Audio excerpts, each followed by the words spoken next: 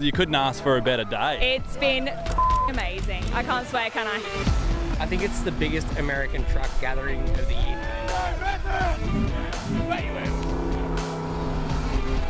We're at the beach, we've got methods all around. Yeah, I mean, you got to get amongst it. It's a day you just do not want to miss. It's so sick. Bloody epic. It's so good to see so many people in the industry coming together under one banner and having such a good day. It's been unreal. The first wheels and the work that they put into them, they're not just there for show. They actually do work really well.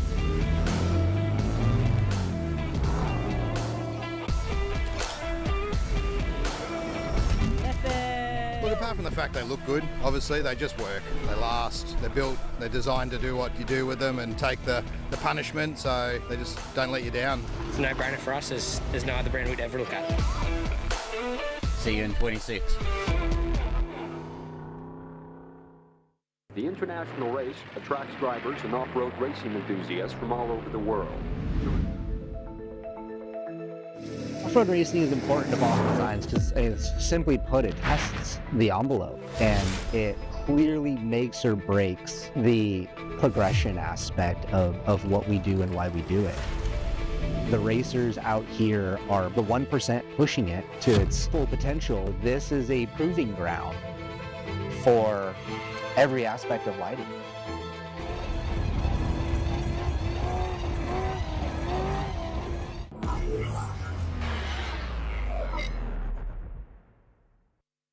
In the Red Centre, high fives go the distance. 5-star service, 5 years of helping families find a home here, and proudly backing 5 decades of the iconic Finke Desert Race. Alice Springs Realty. Locals you can trust. Results you can see. At Alice Springs Realty, we're not just about real estate. We're here to guide you with honesty, care and real local knowledge.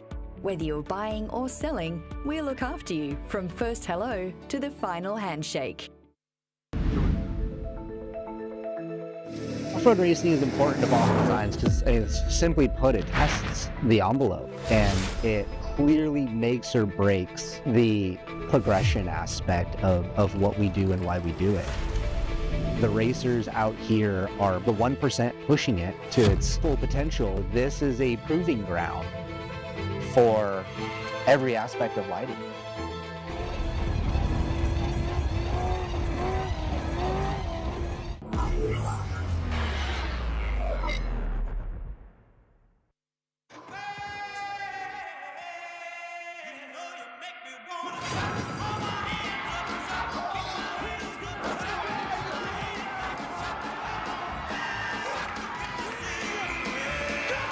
Celebration is a better celebration. Now that's something to shout about. Tab. We're on. What's gambling really costing you? For free and confidential support, call the number on the screen or visit the website.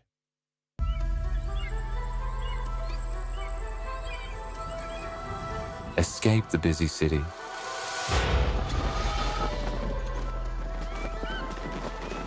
Go where time slows down. Settle down in ancient landscapes.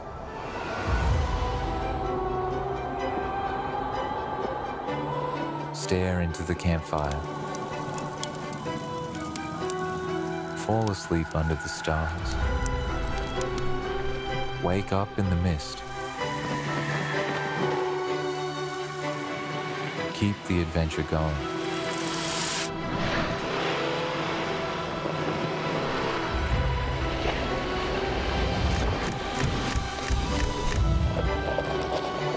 Yokohama, celebrating 50 years in Australia.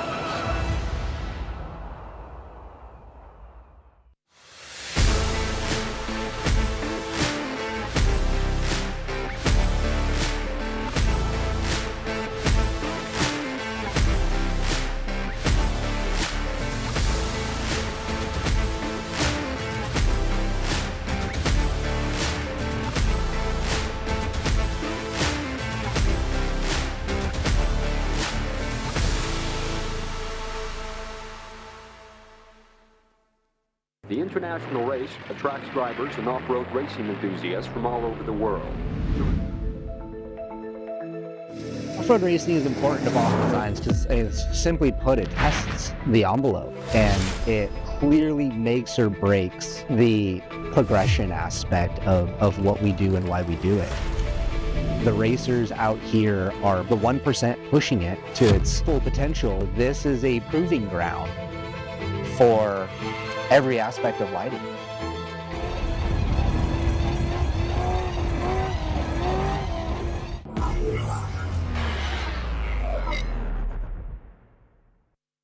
In the Red Centre, high fives go the distance. 5-star service, 5 years of helping families find a home here, and proudly backing 5 decades of the iconic Finke Desert Race. Alice Springs Realty. Locals you can trust. Results you can see.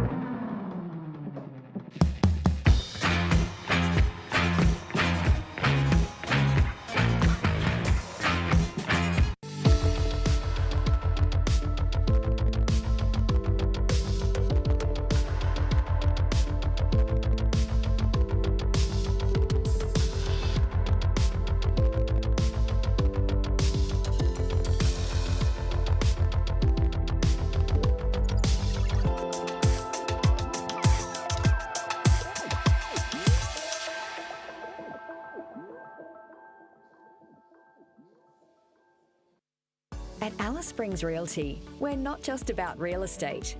We're here to guide you with honesty, care and real local knowledge.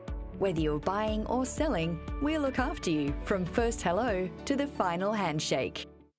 You couldn't ask for a better day. It's been amazing. I can't swear, can I? I think it's the biggest American truck gathering of the year.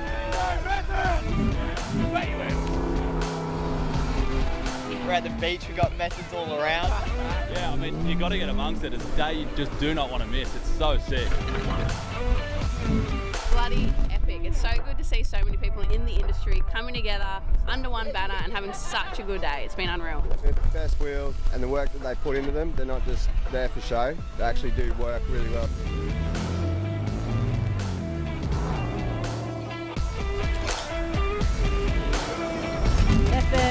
Look, apart from the fact they look good, obviously, they just work. They last, they're built, they're designed to do what you do with them and take the punishment, so they just don't let you down. It's a no-brainer for us. There's no other brand we'd ever look at. See you in 26.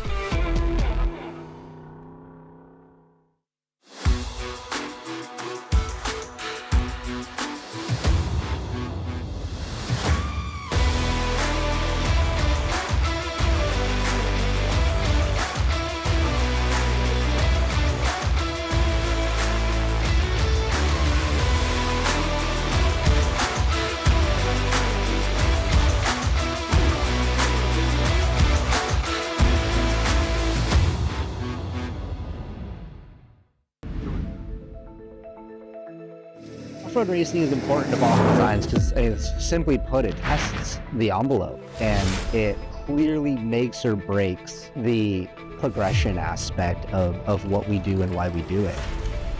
The racers out here are the 1% pushing it to its full potential. This is a proving ground for every aspect of lighting.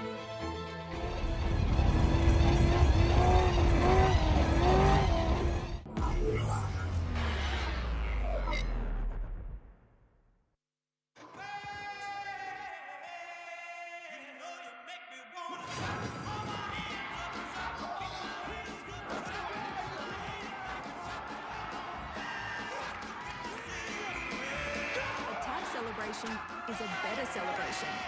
Now that's something to shout about. Tab. We're on. What's gambling really costing you? For free and confidential support, call the number on the screen or visit the website.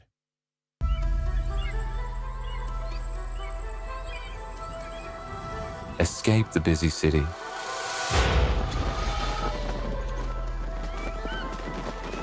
Go where time slows down. Settle down in ancient landscapes.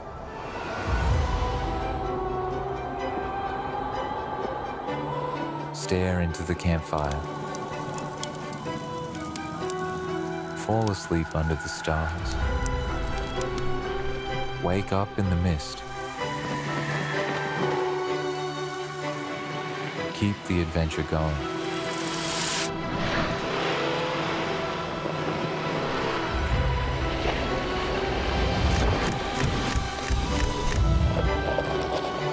Yokohama, celebrating 50 years in Australia.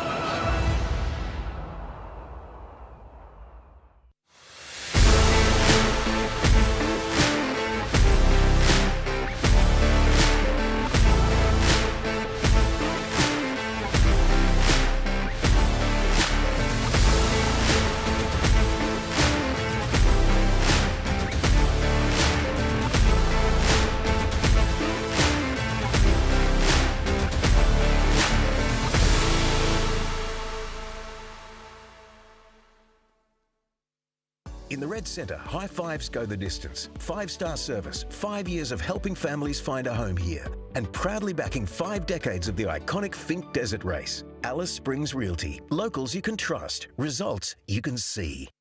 The international race attracts drivers and off-road racing enthusiasts from all over the world.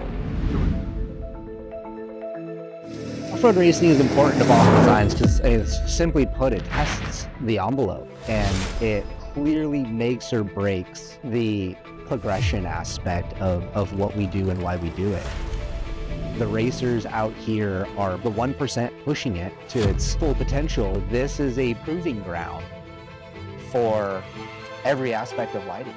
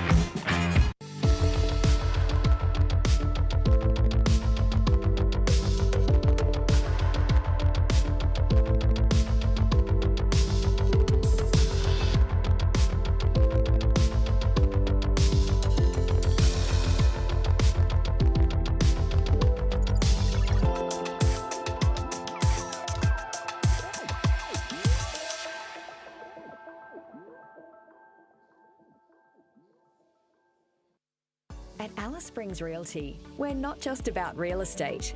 We're here to guide you with honesty, care, and real local knowledge. Whether you're buying or selling, we'll look after you from first hello to the final handshake.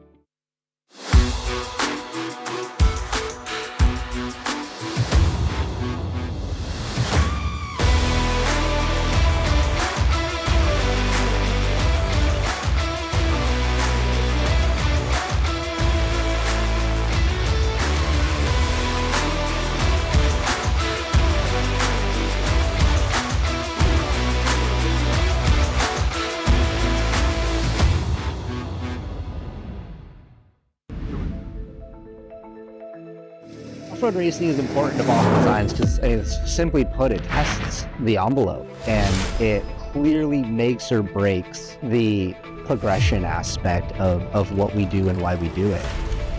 The racers out here are the 1% pushing it to its full potential. This is a proving ground for every aspect of lighting.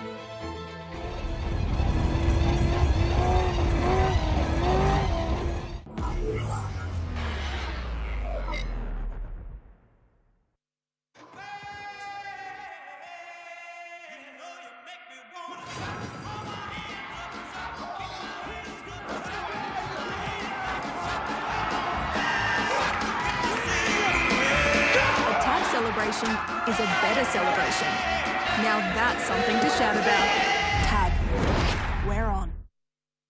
What's gambling really costing you? For free and confidential support, call the number on the screen or visit the website.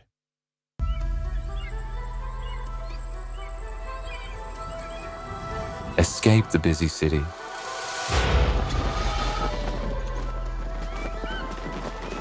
Go where time slows down.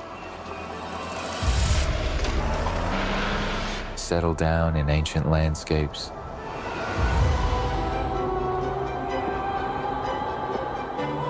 Stare into the campfire. Fall asleep under the stars.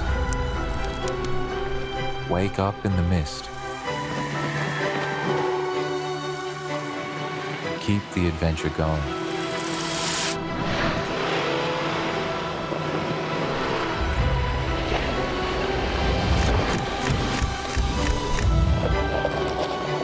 Yokohama, celebrating 50 years in Australia.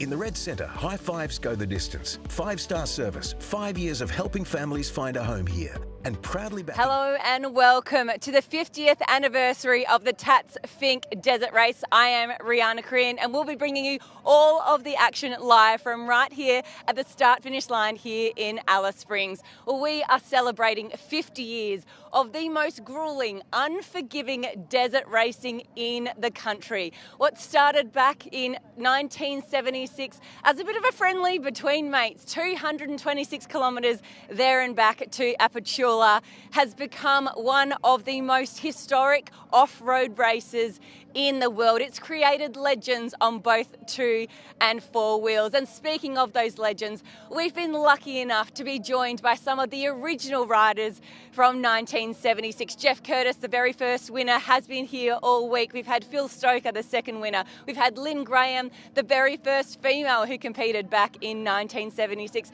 Barry Taylor, the secretary of that original race. They've all been here all week sharing their stories on how the race began and where it has come to today. Speaking of legends of this race, David Walsh is back on a bike, the local legend that everybody will be cheering on this weekend. Toby Price was a late entrant. He is in a side-by-side and took out the Method Prologue yesterday in that side-by-side. So we have got so many huge names that will be joining us here today on race day. It's been a massive week. It started off with the Legends Dinner on Wednesday night. We had the street party, scrutineering, and of course yesterday the Method Prologue, where we saw the fastest car take the outright of Travis Robinson and Paul Curry. Thousands of people have streamed in to Alice Springs this weekend. We've had the largest entry list we've ever seen. Close to 700 bikes took the start line of the prologue yesterday and 150 cars. It's scenes that are simply incredible, and this race really will go down as a piece of Finke history. So many people have got so many stories to tell. Of course, those who are going for outright honours, but then there's all of the people who are here maybe just ticking off a bucket list, sharing some time with mates, and they want to take their own little piece of Finke history and get that spike when they cross the finish line tomorrow morning. We'll be bringing you plenty of action from the Finke end. We've got my co-host Amanda Jarrett. She's on her way down to Finke right now, and she'll be there to receive those very first cars that get down there to Finke. And we've got a huge host of expert commentators who will bring you every single piece of detail of this race. So we're not far away from seeing our very first car. You can see them just behind me. lining up. We've got Travis Robertson and Paul Curry. They'll be lining up first to take on this grueling 226 kilometre track. First cars out at 7:30. First bikes will be out at 12 o'clock later on today. So tune in. We've got plenty of action across our social media as well to keep you up to date on everything that is happening. So I'll stay here and touch base with our cars as they line up, and I'll hand you over to our expert commentators who will bring you all of the detail throughout the morning. So very good morning to Josh Graveling, Josh and Dan Curran. How are you going, boys? Yeah, thank you very much, Rihanna. I don't know about the expert bit, but I was we going to say, love it. Are they coming later? Are they turning up soon? Or no, it's going to be an absolutely fantastic 50th anniversary here of the Finke Desert Race. It is Sunday morning here in beautiful Alice Springs. Have a look at that. Just right on cue, the sunrise shot comes in. It is mint out here. There is nothing better than the cool, crisp Alice Spring air in the morning with a little bit of race fuel mixed in, boys. Oh, yeah, you love the smell of race gas in the morning here in the Territory. The fans are slowly waking up, but that's the great thing about you camping along the fence here is that as soon as you sort of hear the buzz of the start-finish line get going, they know to get up. The fires are roaring, and it's almost time. As Rihanna said, first car is off at 7:30 a.m. Australian Central Standard Time. So if you're watching along at home, that gives you time to get breakfast sorted, get yourself a coffee, or if you're participating in the other kind, the old red cordial at this time of the morning, good luck to you for today, because we've got a heap of action coming to you. The event of, well, the invention of low orbit satellites that provide us internet is going to make this race this year one of the most exciting races we've seen. Finke is always exciting, don't get me wrong, but we have in-car footage and we also have chopper footage. Yeah, it's going to be a big year. There's no question about that. We're going to kick it off underway at about 7:20 with the national anthem, and then first cars off the line at 7:30, Josh. I am absolutely pumped. And as you're saying, make sure you get the multiple screens happening.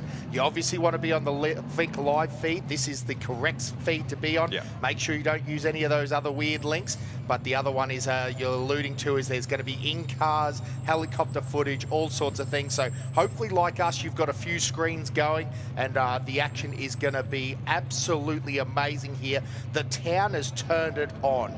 The weather has turned it on. The chicane club's turning it on. Oh, yeah. And I guess what I'm saying is there is no better year to be a Finke Desert Race fanatic than the 50th. It is cranking this year. Yeah, no, it definitely is. Town is absolutely buzzing. When I went home yesterday after prologue, my dad said he snuck into town at around about lunchtime, and he said it was absolutely chaos. So there are still heaps of people here at the start-finish line complex, as well as around about 15,000 people down the track camping. Now, for anyone camping and watching the live stream this morning, reminder, again, we harp on about it every single year, but please, please, please stand 30 metres back from the track. There will be police helicopters going up and down the track surveying, and if you are standing in the wrong spot, they will land and they will tell you to get out of that zone if there's no spectator marshals around. So if there's no signage, there's no bunting, be 30 metres back. If you're going down to a spectator viewing spot, you're more than welcome to be within that bunting there, because they are a dedicated space where people are allowed to watch from. But if there is the no-go zones and there's bunting there that says no-go zone, do not go in it. We're making it very, very clear this weekend. As you would have seen, the safety messages going out all weekend. It's pretty simple. Just don't be a dick. It's very, very simple here this year. Be 30 metres back from the track and be safe this year for the 50th. But it is that time of the morning. I do believe Rihanna has some interviews lined up for us. We're going to have a chat with some of the front-running contenders here for the 50th anniversary of the Tatts Finke Desert Race. I do. Josh, thank you so much. Hayden Bentley, talk to me about how we're feeling this morning. It's nice and chilly, nice and brisk. How are we?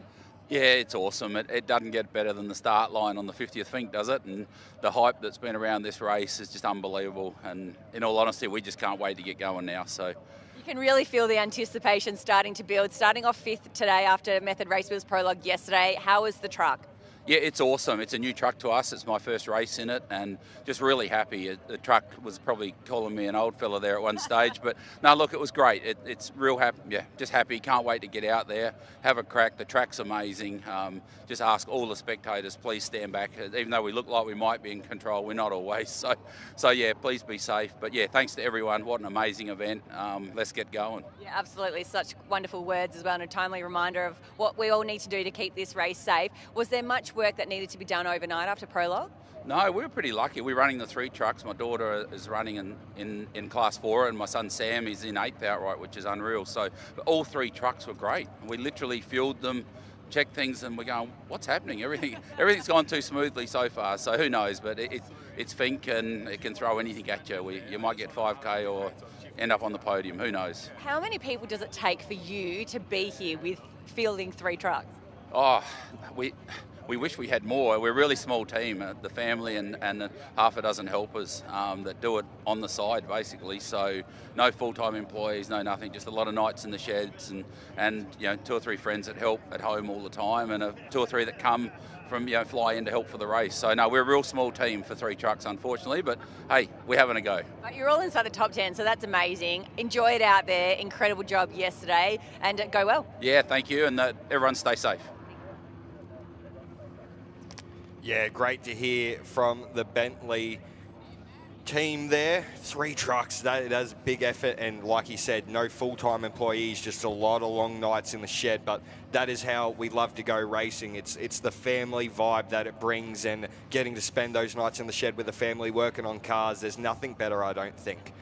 There's a brave man out there soldiering on with just a T-shirt on at this time of the morning. When I got out here, it was... well, my phone is still saying it's 0.2, so we've got some fans braving it out there. It is quite chilly here this morning, but the sun is slowly rising over the very famous ranges here in the Red Centre, and it is getting to fever pitch now. It is, I cannot wait to see the Robinsons off the line 1 and 2, and then Boston. That man, he is wild, and there's nothing more. There was some great footage overnight. That man had a big steer in prologue yesterday, and it's going to be very interesting indeed to see what he can do. But there's big names all down the list, so it's going to be very interesting indeed. But we're going to go back down to the start line for a couple more chats. We've got Toby Waitley here. Toby, starting off 4th this morning. How was prologue for you guys yesterday? Yeah, it was pretty good. Yeah, we just tried to be nice and smooth and get it at the end. We had a little moment, but we got it back on track, and we're pretty happy with where we are. So, was there much work that needed to be done overnight? Nah, it's pretty good. Just a general check over nuts and bolts and stuff like that, and we're good to go. Can you give us a little bit of information about the truck? I believe you guys built this yourself? Yeah, it's a Rush truck that we bought as a kit, basically rocked up as a pallet full of steel, and then we've assembled it in our shed, and basically done most of it ourselves, apart from engine components and gearbox and things like that. What's the best way to get down to Finke this morning? What's the plan of attack? Oh, the best way would be the fastest, but that's probably not going to happen, so we'll just poke down and try and get there safely, I guess, and then assess where we are. Thanks, boys. Enjoy. Good luck out there. Cheers. Yeah, I absolutely love that answer. What is the best way to get to Finke the fastest? Not wrong. Hey, now listen, another side note on this is how many families are involved. You were alluding to it before, Josh, but absolutely amazing. So in our top 20, we've got Trav and Bo, obviously. Then we've got the Bentleys. They've got 2 cars in there. The Gartners have got 2 cars in there. And the Martins have got 2 cars in there. So brothers and families racing together. Absolutely amazing this weekend that we've got so much camaraderie, so much tight racing, and just so many great racing dynasties. Definitely, and they're all sort of in the tip-top part of racing. The pointy end, absolutely. This weekend, so it's becoming fever pitch here now. I just got a sneak peek of the Chief Minister here. She's made her way to the start-finish line. It's great to see her here. A massive shout-out to Leah for supporting this great event and all things motorsports here in the Territory. She's amazing at it. And some of the boys who might be starting a little bit further down the pack, having a walk around the track and getting to see the start of this iconic event. It's It is massive. Like, there have been people everywhere. This start-finish line complex has been absolutely packed in every day of racing. So, well, the other side of that, Josh, is Yoff mentioned they are expecting 15,000 spectators down the course. So this 226k dash down to Apatula, absolutely packed as 15,000 campers are down there. The majority of them would have left, you know, yesterday afternoon after qualifying and got down there. So we'll bring you some great footage down there. Again, you're talking about, you know, internet's gotten better, Starlink's got it better, all of those sort of things. Telstra have been doing a great job. It's amazing now. You go down the track and your phone works. In 2010, it wasn't like that, young Joshua, was it? So, you know, used to be very, very wild down and remote down the track, even 20 Ks out of Alice Springs. Now it's quite a system, and yeah, it's excellent down there that we've got access, and you guys listening down the track, big shout out to you. I know it's chilly down there. Yeah. I bet you there's some changing conditions down there, and it's going to be fantastic racing for you guys here in a minute. There is nothing like being up on one of those ridges or on one of those sand dunes, being able to see a couple of kilometres each way, and you get to see the speed, because that's one of the things you guys probably don't really understand if you've never been involved in the off-road racing. Some of these pro buggies, particularly the pro buggies, they're a little bit lighter and they've got the same horsepower, because we're limited. If you're a motorbike guy and you don't understand the rules here, we are limited to 7-litre naturally aspirated motors or 3.5 turbocharged or forced induction. So lots of these guys are running 3.5-litre V6 twin turbo motors in their buggies. They're pushing somewhere around 1,100 horsepower on full kill. Now, just so we're clear, I don't think this is a secret. Many of the V8s now, the 7 litres, are up over 1,000 horsepower with these 8-stack motors. So it's very interesting. These guys are going to be doing somewhere in the vicinity of 220 kilometres an hour top speed. Absolutely nuts. Yeah, and the average speed will be absolutely up there. It's going to be huge here this weekend. Oh, mate, we are getting set. The formalities are about to begin here at the start-finish line. We cannot wait to get this awesome race underway. We're not too far away whatsoever, but we're going to go down to the start line very shortly for the Australian National Anthem. Australians, oh, let us rejoice, for we are one and free. With golden soil and wealth for toil, our home is girt by sea. Our land abounds in nature's gifts of beauty rich and rare. In history's page let every stage advance Australia fair. In joyful strains then let us sing, advance Australia fair.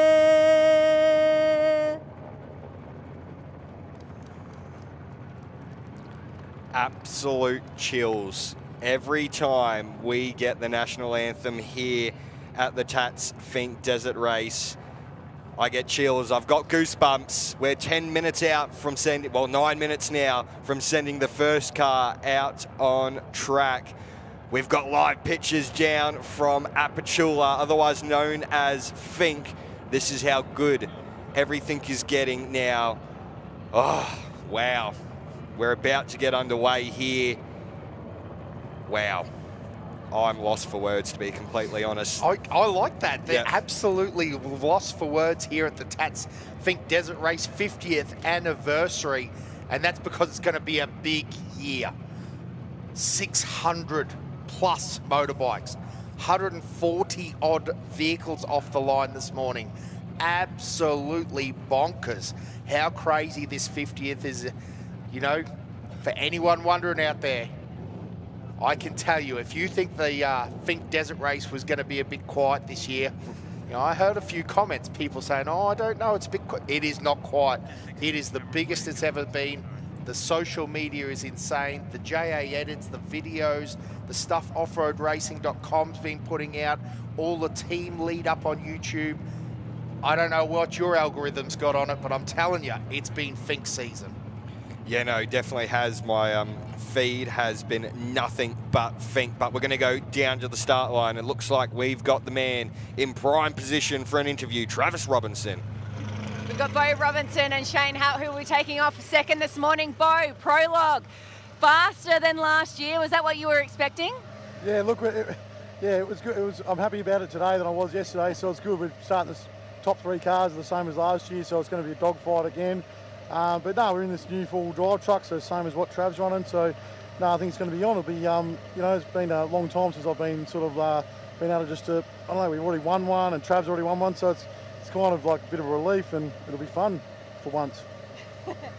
This new truck, how are you expecting it to play out today? Yeah, look, I think Trav's obviously had a year in here, so he's going to be the one to beat. We've got a lot of fast guys behind us. Gartner's back there, Boston's back there. Bentley's got the same sort of truck as this too, so yeah, we can't relax. And but we'll try and control the race a little bit and just play over here. But no, I'm looking forward to it. It's good. It's good to be back here for the 50th, and yeah, excited. Much to be done overnight? No, just the usual stuff. We're all pretty good. The boys have done a good job during the week, and no, we've been just looking at all the 1%ers, and no, it's just no, everything's good. Well, we're looking forward to seeing what you boys can do this year. Good luck out there. Stay safe. Thanks very much. Thank you. Thank you, mate. Yeah, great to hear from Bo Robinson there. We're looking at the man in the box seat, though, Trav Robinson. He's got the #1 plate for a reason. This new Mason all-wheel drive truck is on song. The carbon, it just looks mean. It really does. We cannot wait to see what this man can do. It is, like Bo said, it's going to be a dogfight out there. And you've got the same 3 cars starting off the line in the same order as last year. So, wow. This race just continues to get better and better. But you've got to take your hat off to Toby Watley. He had an absolutely insane run yesterday in prologue, as well as Greg Gartner. He had a really good run. Brent Martin in the pro line in the top 10. Yeah, absolutely insane run from him. And starting behind him, the man, the myth, the legend, Toby Price in a side-by-side. Like...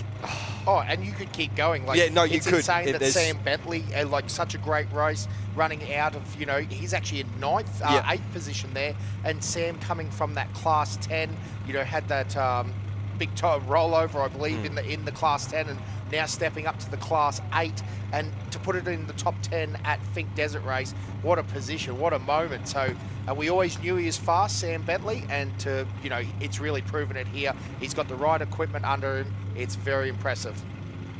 Yep, but we're going to go and speak to another one of our top 3. Boston is down with Rihanna.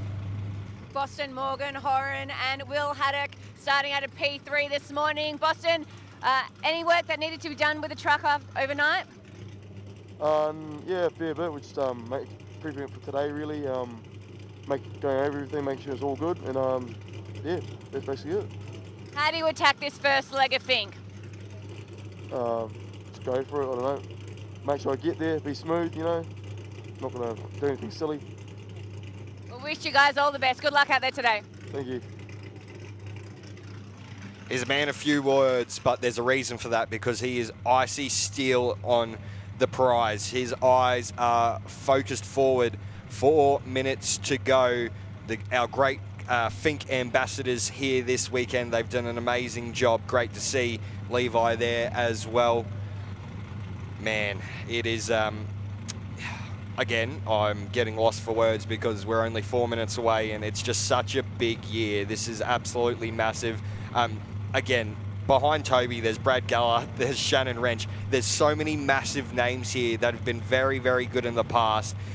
Like you said, Dan, we can keep going down the list because there's just name after name after name. So really, it's still anybody's game. Fink is not one and done on day one. That's the big thing. I will say, though, you're absolutely right. Yep. That's very true. It's going to be an interesting year for dust. There is not an ounce of air movement in the stadium area. So these first fast four-wheel drive trucks, the likes of Boston in that big turbo Geyser Brothers truck, it's going to be very difficult as we start moving down the line because seconds will start adding up very quickly. So it's going to be interesting to see how that goes here. Yeah, we're going to quickly head down to the start line for a chat with Mr. Toby Price. Toby Price and Neil Woolley, the quickest side-by-side yesterday. Toby, were you surprised how fast you could get this Can-Am on the Prologue track? Yeah, a little bit for sure. They're impressive little machines. So, yeah, I didn't think we'd get inside the top 10, but we've got some pretty big heavy hitters behind us. So we'll keep an eye on the mirror and, yeah, we'll pull left to make sure the boys are all good. But, yeah, Prologue was good. Let's have a good day one and get down the other end. How will you manage that traffic? There's a lot of big trucks around you, a lot of quick cars. How do you manage it? Yeah, that's the navigator's job. I think he's going to have to just keep an eye on the rear vision mirror there and make sure, yeah, we're all safe. And when we see guys, the push to pass, we'll just, yeah, move left and make sure they can get by in a good spot. So, but yeah, we'll have a good run, have some fun, and yeah, we'll see you hopefully down at Finke. We look forward to seeing you there. Good luck, mate. Hey, thank you very much. Great to hear from Toby Price on the start line. 2-minute boards are up. Oh, well, ladies and gentlemen, boys and girls, it is almost time. Fever pitch is hitting us here at the start-finish line. Man, oh man, if you are at home watching the live stream, make sure you are locked in and ready to go because otherwise you are going to miss out on one of the most iconic starts here this morning. I've got both Curran brothers out the windows. Yeah, we're hanging out the window at the moment. Get the sights, get the sounds. Wow. What a place 1 to minute. be. Well, there's no better place to be, boys. There is no better place to be down here on the start-finish. Or maybe down the track, actually. Maybe, you know, but listen, what it is going to be a display of massive horsepower here. Again, all three of these first trucks, over 1,000 horsepower of raw, dirt-destroying, maniac driving rigs. It's going to be cool. These two Mason four-wheel drives off the line with the Geyser two-wheel drive right behind it. We're going to be underway here very, very quickly. Here we go, less than 30 seconds to go. The big number one of Travis Robinson on the start line for OBR. We're about to get underway here.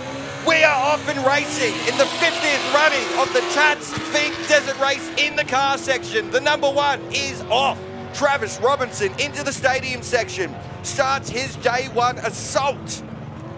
Wow. Great to see this Mason four-wheel drive doing so well.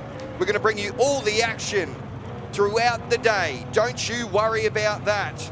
Look at the chopper in the air too, lads. Oh. Get keen. This is everything Finke is made of. This is Finke Dream. So for those playing along at home, quickly, 1 minute intervals for the start time for the top 10. Then we go to 30-second intervals. So the action is going to come thick and fast. Buckle up, hold on. Here we go. Josh, you might even say they're going to be on the bopper. Woo! Straight off the line. They're going to be out through the whoop section before Brother Bo heads off in the number 2 car. For OBR, the number 2 on the line. Builds the revs and is off. The first two, the OBR boys leading the charge. It's the battle of the Robinsons here this morning. And man, do these cars look good. Sound good, smell good. I tell you what, that was, I know that they're talking about that there's, you know, they're going to race as a team, but that was a little bit of right foot there from Bo. I think that, you know, that adrenaline of sitting on the start line for a minute waiting. Here you go. Bo left 0.04 of a split faster. So the time was 7:30.05 off the line for Trav. Bo was 0.01, so he was on the light. Less than 30 seconds for the big 489 of Boston. See, God, I'm losing my words. Yeah, Boston's going to be off the line. And it's the two-wheel drive truck, so it'll be interesting to see the difference here. Big tyres, big horsepower, paddle shifted, turbo VQ.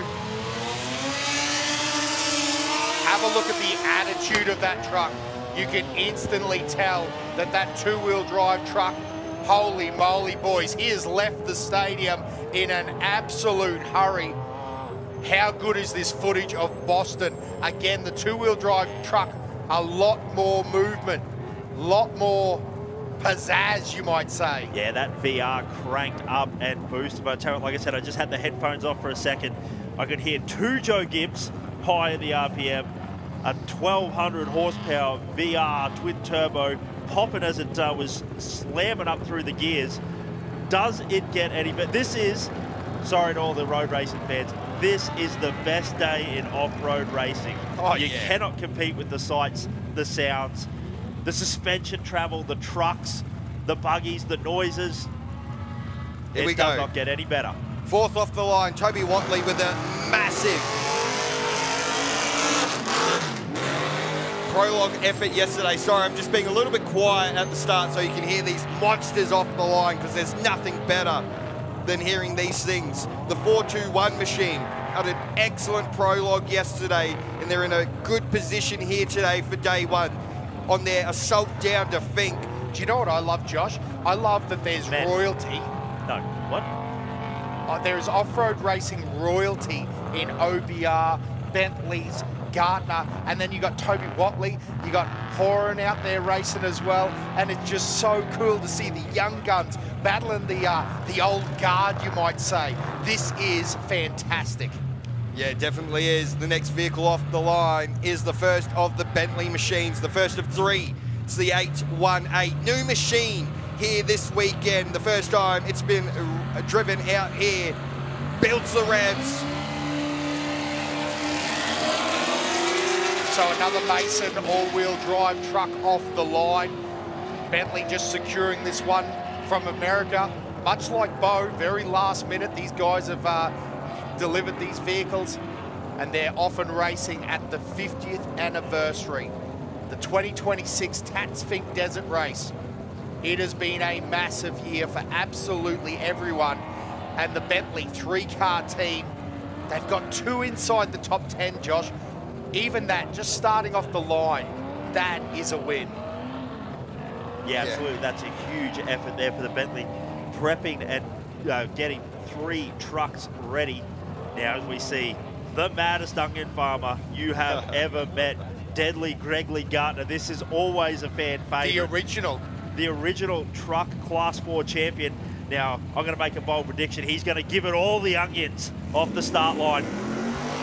And if you're a Ford guy, this is one of the nastiest sounding Fords getting around. The Carrison motor absolutely cranked to the max. Yeah, definitely. And I can tell you, everyone at home is enjoying this as much as we are here at the event live. And Josh, to mix it up in, you know, the Australian off-road racing scene, this is a Tisco truck. Yep. So two-wheel drive trophy truck, brand new again for this event. He's done some testing over in America. But other than that, this is the very first race for this truck. And Greg is going to know how to get it around this Finke Desert Race course. Yeah, next off the line will be the big 479 of Nick Cummins and Ryan Galvin for Westline, the first of many Westline machines here at the Tatts Finke Desert Race. They are on the line. The ambers are flashing, which means they're about to get the green light. Yeah, another team that's just exploded onto the scene. Started with a couple of side-by-sides. Now they're running a full two-truck team, along with other rigs out there racing. They've still got a side-by-side of bits and pieces. So the Westline team and the 479, they've just been going from strength to strength right up here in the top 10. They had a real breakout year last year in qualifying, and we're looking forward to seeing what they can do every time you get new experience, every time you get more, you know, mechanically apt at what's needed to take on this grueling race. Yeah, no, definitely, and it's been an absolute truck assault so far. And the next one off the line will be Sam Bentley in the 819 machine. Now, this is a racer engineering trophy truck. It is the one that Hayden Bentley had for a number of years. Son Sam has stepped up from 10 class into this 8 and proven that he's absolutely meant to be here with a top 10 qualification. Turbo motor in that car. You can hear the difference of VR. So a Godzilla Skyline motor in that one. D-stroked to 3.5. 2 turbos, all the boost. That's what you need. Yes, it is indeed. So the truck assault is finally over. We've got the first of our see, this is the thing. Pro Light buggies. Amazing. Brent Martin, what a run yesterday in Prologue. This man can steer. We'll keep saying it, another one from lineage of off-road racing. Father is an Australian champion, and now here's Brent on the line, and he's run right up at the front in this very Pro Light. Yeah, definitely. This thing is turned out very, very well indeed, and they're not too far away from starting their assault down to Fink. Listen to this thing once it gets off the line. A very unique sounding machine. Yeah, the little V8, V6 V8. Sorry, the V6 with a converter. So that is an NA V6. Probably stretched out to about 420, something like that horsepower, which is pretty darn impressive. But again, the converter, you can see it's a little bit gentler off the line. And now 6104 of Toby Price is on the line. The Brinkman Motorsports, on the brink racing. The big story, Toby flew in, have a look at the Legends dinner. Turns out he got a seat. How cool is that? Yeah, absolutely massive. Went out to the Alice Springs Off-Road Racing Club just for a look. Got the call out, and man, oh man, this man has put himself in the box seat in the top 10. But like he said, he's really got to pay attention to his navigator here today. If they've got to get out of the way, they're going to get out of the way for the bigger cars behind him. But still, it does not take anything away from this man putting this car in the top 10. Absolutely massive from Toby Price. And it's fast, Josh. It's going to be a fast car. It's got, like, look at it off the line, four-wheel drive, plenty of horsepower. Those things have got, you know, 16 inches of suspension travel, 20 inches of suspension travel. They really are a small all-wheel drive pro buggy these days. Turbocharged, you know, it's a crazy bit of gear. Power to weight, that thing's going to be right on point, I would say. And Toby Price, the skill set down the track. Why would you be bothered by that? He's going to know every line, every nook, every cranny. He still knows the trees. Well, we're at the 30-second gaps now because Brad Gallard, also another ex-King of the Desert, is off and racing in his trophy truck. Yeah, not sure if you can see there a little bit of fluid coming out of the back of that car, whether it was just full to the brim for fuel because of the fuel burn for this race, but we'll try and keep a little bit of an eye on what's going there. But hanging out the window here, I can still hear Brent Martin well and truly up at that little VQ on She's the dialed bopper. up. Oh. She's dialed up. There's a gaggle of RPM.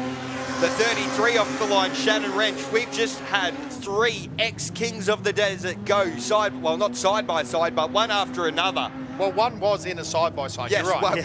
one was in a side-by-side.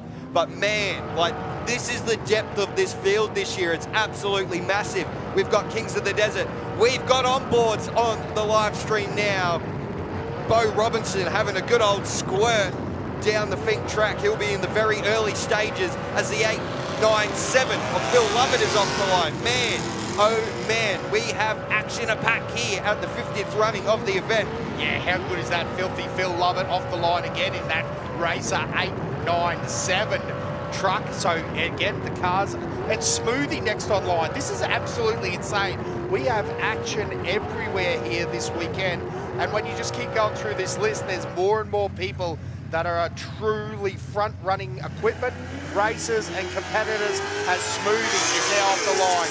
The 847. He's pushing hard there off the line. Now, boys, he's been in podium position a number of times, and then it's just like had a flat tire or had something happen with the brakes. So, you know, he's a guy that knows how to be right up the front. And gee, those 30-second gaps, have a look at this. He's going to catch Filthy Phil Lovett almost in the stadium section. This is going to be a race. Yeah, definitely. He's having a really good push, but we're going to quickly duck down to the start line for an interview with Rihanna. Kai Cavalieri off the line as well. Such a cool story. We've got Jake Williams lining up with Robbie Madison for the Fink, but Robbie's not quite here yet. He will meet you down at Fink. How are you boys feeling this morning? Yeah, no, really good, Robbie, and I've already spoke a few times this morning. He's already tuned in, ready to watch the live, and same yesterday. He was laying there where he was meant to be doing practice, watching the prologue. We had a few mishaps and just an absolute goof on my behalf, running off the track after I got flustered and we grabbed some floods on the start line. And yeah, it's definitely not where we want to be, but looking at the times, you know, there was only 5 seconds or so to be back up inside the top 5, so we'll be on the hunt this morning to give Robbie a good chance to come home. All under control with the track overnight? Yeah, no, there's nothing. As I said, we just found a fouled plug on one of the cylinders, and the boys put the 40s back on and a tank of fuel, and we're good to go. Well, we're looking forward to seeing what you can do down there. All the best. Thank you, guys. Thank you very much, Rihanna. Jake Williams, an absolute legend. Robbie Gordon's not here yet. Mark Burrows is off the line, and Michael Zacher was off the line as well. When does Robbie Gordon turn up? He turns up. He's getting his private jet into Alice Springs. Robbie Madison. Robbie Madison. Robbie Gordon. You're correct. Sorry. Robbie Gordon might be here later, though. You never know. Hey, Mikey Zacher was off the line, though. One to keep a good eye on, because coming out of it, he was right down 45th, 40th or 50th prologue last year. His prologue really good. He got 4th last year. So keep a good eye on the Big Kings Jimco, because it's going to be moving. Again, we talked about Red Nut Racing. Kai Camilleri was off the line. Comiskey, another guy that stood on the podium out of that truck. That's the ex-Toby Price Tisco. So keep it up. Boys, we could just say there's going to be a charging line, because as you said, Jake Williamson said that he's going to be pushing. He wants to get Robbie in a good position, and that would make sense. So we're going to have some guys on the gas. Still the best livery here this weekend is the Comiskey mining truck. This thing looks absolutely insane. The second of our side-by-sides is off the line as well, the 699. That's Lachlan Waters. Watch for him. He'll have a good old charge down to Fink. Man, oh man, they're going through thick and fast now. Ben Gardner is about to get off the line as well. Yeah. Oh my Lord. Have a listen to this truck. This Ford absolutely sings. Sorry, boys, we just went quiet there. There's a little jump there, but he's on the way now.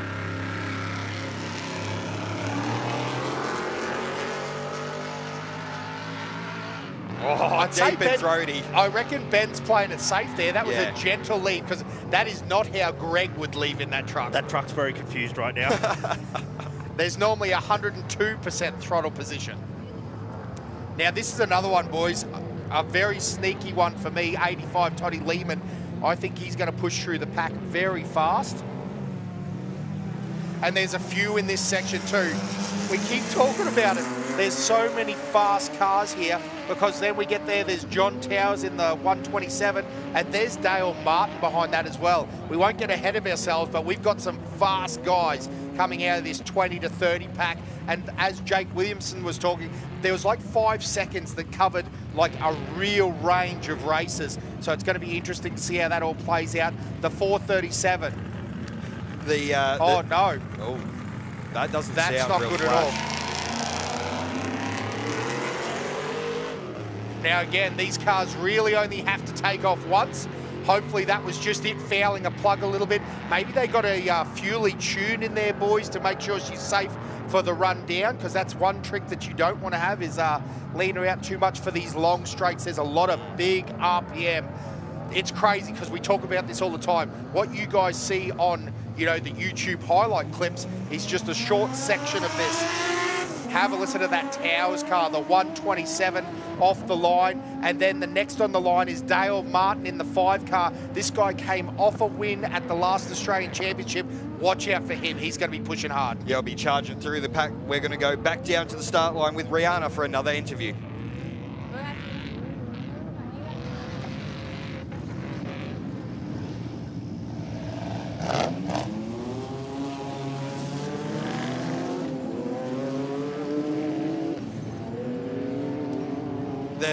The cars are running that thick and fast, so we can't hold them down in one spot. So unfortunately missed an interview there, but that's just how quick these cars are getting let off every 30 seconds. I was going to say, this is a crazy story, Sue. So this is Lachlan Bailey, correct? 622. And Royden Bailey, dad, is in the pro car. Now, Royden's very fast, has won the Don River Dash outright. But how crazy is this when families are running like this? No doubt there's a good chat after prologue. Oh, no. That's not a good start. So the Bailey car off the line and just slowing down there. Yeah, it didn't seem to like to switch up gears. It sounded like it went through the shift cut going up gears, and now it's just in a limp mode. I think usually they need to pull over and isolate it and get it back on. So now we're going to go and check out the Smoothie Chopper Cam. Oh, yeah, you love to see it. So again, the 6140 off the line now. That's the Down South Motorsport entry. And then the 39. Of Darren Aguila, sorry. there on the line in the Pro machine. He's 27th off the line. Not too far away from him getting underway. Oh, look, he's getting ready to go. The Undecided Racing boys. They've switched these cars up a few times. Nice to see a bit of an angry boost launch as well every once in a while. Ready to go. Royden Bailey as well. This is going to be a fast car. Now, this is the Hollinger car, isn't it? It's got an air shift, and the guys have done the D-stroked V8 with a turbo, like 2 turbos. So a very, very cool car. Again, if you're interested in a bit off-road race, and there's a lot of great Australian cars, you'd have to have a look at an Element. The Havey boys know how to turn it on, and Royden Bailey knows how to use it. Yeah, no, definitely does. And then on the start line now, Kevin Murphy and Craig McCarthy. Going to be very interesting indeed to see how this one goes, the 4-3-8. Bit of bitch and sauce. Oh, who doesn't love it, mate? So, we'll see how they go off the line. They are looking pretty good as well. Oh, listen to that thing. Very, very good indeed. And then the 188, the Monty Salvo twins, everyone rooting for the Patriot campers here this weekend. They've jumped up from the Class 10 and they're now in Pro Light. So be very interesting indeed to see how they go here this morning. Oh, and they had a great drive in Pro Light too. Probably that car actually deserves a little V6 in it, being the larger Illumicraft car. Oh, sounds good as well. Now, interesting to note, still persisting with the clutch in that car. See the way it jumped off the start line. Dan was talking about the difference between a torque converter and a clutch car there. Sometimes the little Pro Light cars, they like the clutch. We see like you said, the difference there. Brent Martin still running the torque converter. Now, this is what we see with a torque converter as the 93 builds up a bit of boost. Now, Josh, are we thinking that's Aaron James or Tanner James? Looked quite tall in there. I'm going with Aaron James.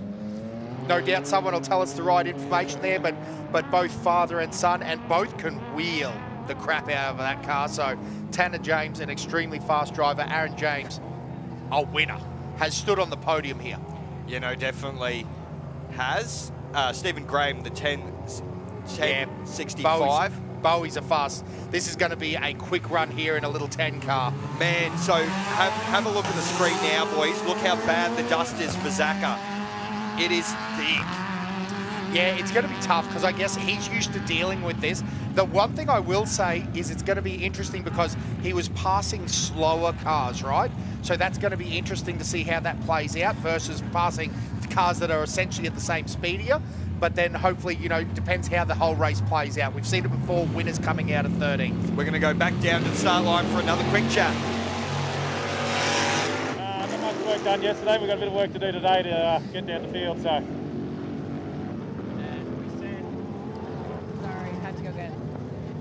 Ryan Taylor and Adam Maguire. Ryan, I just wanted to check in after that incident in Prologue yesterday. You're okay? Yeah, we're fine. Car's fine. Yep. Anything that had to be done overnight? Not really, just the usual checks over the car, and yeah, it's good to go. Feeling good this morning? Yeah, really good. Yeah, gonna have some fun. I can see you're keen to go. Good luck. Thank you. See ya. Andrew Moles off the line, and man, does that thing sound good. Just had to top the fluids up in the 24. Ryan Taylor did make a little bit of a false statement there. They did have to straighten up a roof fin number, so there was a few things to do on that car. Not much, though. That shows how tough. Josh Curran's a bit of an expert at straightening roof fins. I usually go past them. The goes to show, though, how good it's a testament to how safe the safety equipment that our vehicle drivers wear and how good the cage is. Regular inspections on our vehicles as well. Yeah, and I mean, that was if you're going to have one, it was a good rollover for a young fella to have. In Prologue, no damage to the car. Those guys will be charging. The only problem for them now is that they've got to work through the dust. But interestingly, I'll probably make the same statement. Ryan's a fast guy, right? He runs right at the front. So his closing speed on these limited cars, it's probably easier to pass them than it is a vehicle the same speed. So the 601 off the line now, boys. Yep, so we had Brett Rogers in the 95 in the Pro machine off, the 135 of Andrew Moles in the Pro Light, and then the two side-by-sides most recently off the line with Terence Flindell and Glenn Ackred. Yeah, that's excellent. Glenn Ackroyd, a great race, obviously running that one, being the fastest side-by-side in last year's Australian Championship. And then Mr. Diggett, Michael Doolan on the line now. The 4.86 is going to be out of here. That Brenthal truck very well sorted in the rough. Those guys are going to be charging hard from that position. Now the little nickel truck, the 430, these guys built this themselves. I absolutely love this body style. I think it's so good. That classic Ford racer, early F truck. And I can't wait to see these guys haul the mail all the way down the Finke track.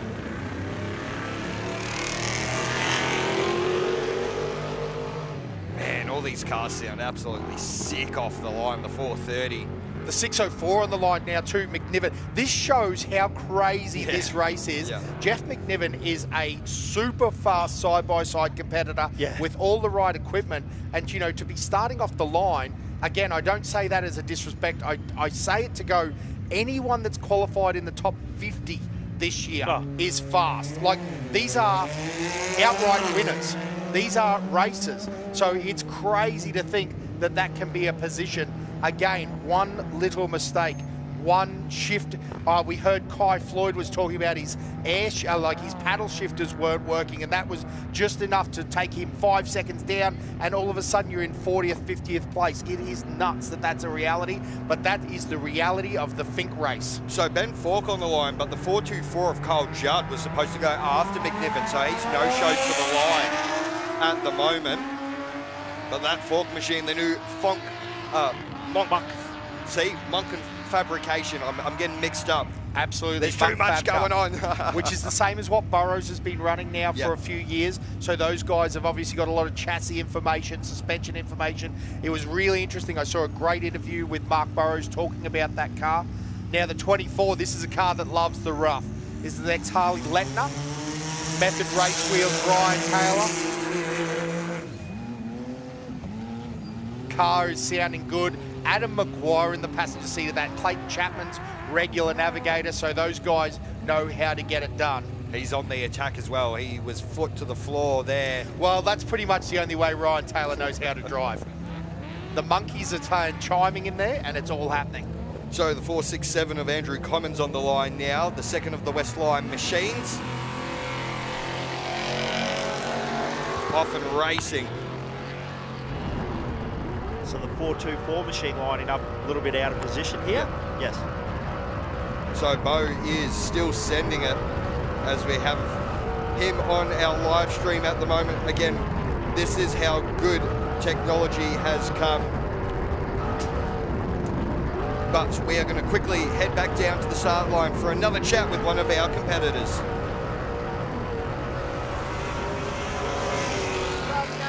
Matt Leonard, look, you boys out of the car at the moment. How are we feeling? A little bit nervous, just want to get underway and get driving, yeah. Much to be done to the car overnight after prologue? No, it came out really well. Like, you know, it's a great car. The boys at Rush Trucks have just done it a treat for us, so we're really happy this year.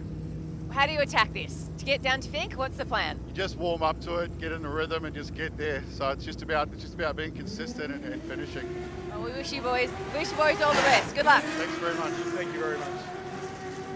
Now, boys, again, I'm not trying to say this to take anything away, but isn't it crazy to think Trav Robinson's 30 minutes down the racetrack, and these guys are getting ready to suit, you know, they're suited up, but they're getting ready to get in the car. And that's, again, this is just the nature of this 160 car field. Like, it's the way it is, but that is nuts to think that guys can be standing there nervously waiting, and Trav is through Deepwell. Wow. Yeah. Kyle Judd, Adam Truella off the line, and Cooper Weston in the 61 machine. Well, I actually believe it's the dad driving down. Okay. Yes, because that's what Chris. they said in the interview. So Chris is going to run down, and then Cooper's going to jump in. So Cooper's actually in the car as a navvy, running down with dad, and then they'll suit up and race home tomorrow. Fantastic way to do it. I tell you what, if we had a spare car, that's the way I'd be doing it. If I even had a car. If Josh let me drive his car, that's the way I'd... already have let you drive What it. a great guy. What a great... 19 off the line, this S&S frame. Scott Schiller, Josh, I've seen a few posts from him. Yes. He reckons that he's back. He's going to build a car for himself. Yes, love it. Scott, a fantastic competitor. Some early footage of him back in the AIC Championship days racing. Little 5.7 LS powered SS race frames car, just plenty of RPM. Beautiful. Wrecker motor. I love it. 646 off the line now. This is the Westside car that we were talking about, the side-by-side. So Sam Cummins off the line there. And again, that was Troy Schoen off the line in that 19 Pro car. Got sidetracked talking about Scott. Should be talking about Troy. I apologise about that. Jay Mitchell now, in boys, the 1-2-1. just out of interest, Trav Robinson is through Deepwell right now at the 7:57 and a 41. So 27.41 seconds down to Deepwell. We'll be keeping an eye for where Boston is, Gardner. There's going to be a few guys right in that mix. Hayden Bentley's in there. The Loveday truck. So we'll be keeping an eye on those splits there at Deepwell. But Hannah Bentley on the line now. Again, Hannah, one of our fantastic female competitors. She wheels this thing so good. She's driving great. Gee, aggressive off the line too from Hannah. I like it. Yeah, plenty of bopper there. And listen, this is one of those things. Experience is going to come. She's in the right family and she's driving very well. She's got a lot of experience now running up and down these tracks, and it's great to see all the girls out here racing. Yeah, the 644 of Logan Gill on the line now in his side-by-side Pro machine. About to get off the line. Pro machine, we're saying? Side-by-side Pro. Side-by-side Pro. Excellent. No, I thought maybe it was but it does have a 6 on the front of it. Maybe he'd done too many modifications and he'd been bumped up a class, but no, he's running in the 644, which is excellent to see. Oh, she's... Logan Gill. No, she's running good. I'd say the sun is very nasty there at the moment coming around that corner. And let's be honest, you've got to get out of the stadium. That's a big key. So many people muck it up in the stadium. The 23, that's Costello off the line now, and we're on board with Jake Williams. Yeah, see, that dust, man. Yep, needs the rag. Suppose the reality here, though, is, boys, everyone is dealing with it, right? We've got the GPS. It's a great shot of the GPS doing 130-odd kilometres an hour running through the dust. The big problem there is for the boys is that would feel like an idol to them. They'd feel like they're wasting a lot of time, and then you start taking risks. That's a worry too. The 153 of Alan Dixon off the line. Bo Robinson through now, 7:59. So he's actually dropped about a minute to Trav at the moment. Alice Local in the 10 car. Shane Greening off the line, the 10.08. Man, new frame for him. Had a very, very successful prologue yesterday. Him and his brother start their assault for Grog Runner Racing. Down to Fink. He's got to be happy with that. Great to see another young lad. And Boston is through Deepwell now. That's got to mean he's made some time. Yeah, not a lot. He's made about 15 seconds up on Bo, so he'd definitely be running in the dust there. And the big trap here, right? Boston has to get around Bo. Yeah. That's the key. If he's going to run with Trav on corrected time, he's got to get through there. So Bo having a good run there. You can see the dust definitely lingering, but I wouldn't call that an issue for the likes and talents of Bo Robinson. Yeah, but you could see, just keeping an eye on it earlier, sometimes there, when they get into that treat section, even with just one car through, there was a little bit of hanging dust, but exactly like you said, they get out onto the open flats, it clears, but it just becomes almost exponentially 1 car, 2 cars, 3 cars through, the dust becomes more and more hectic.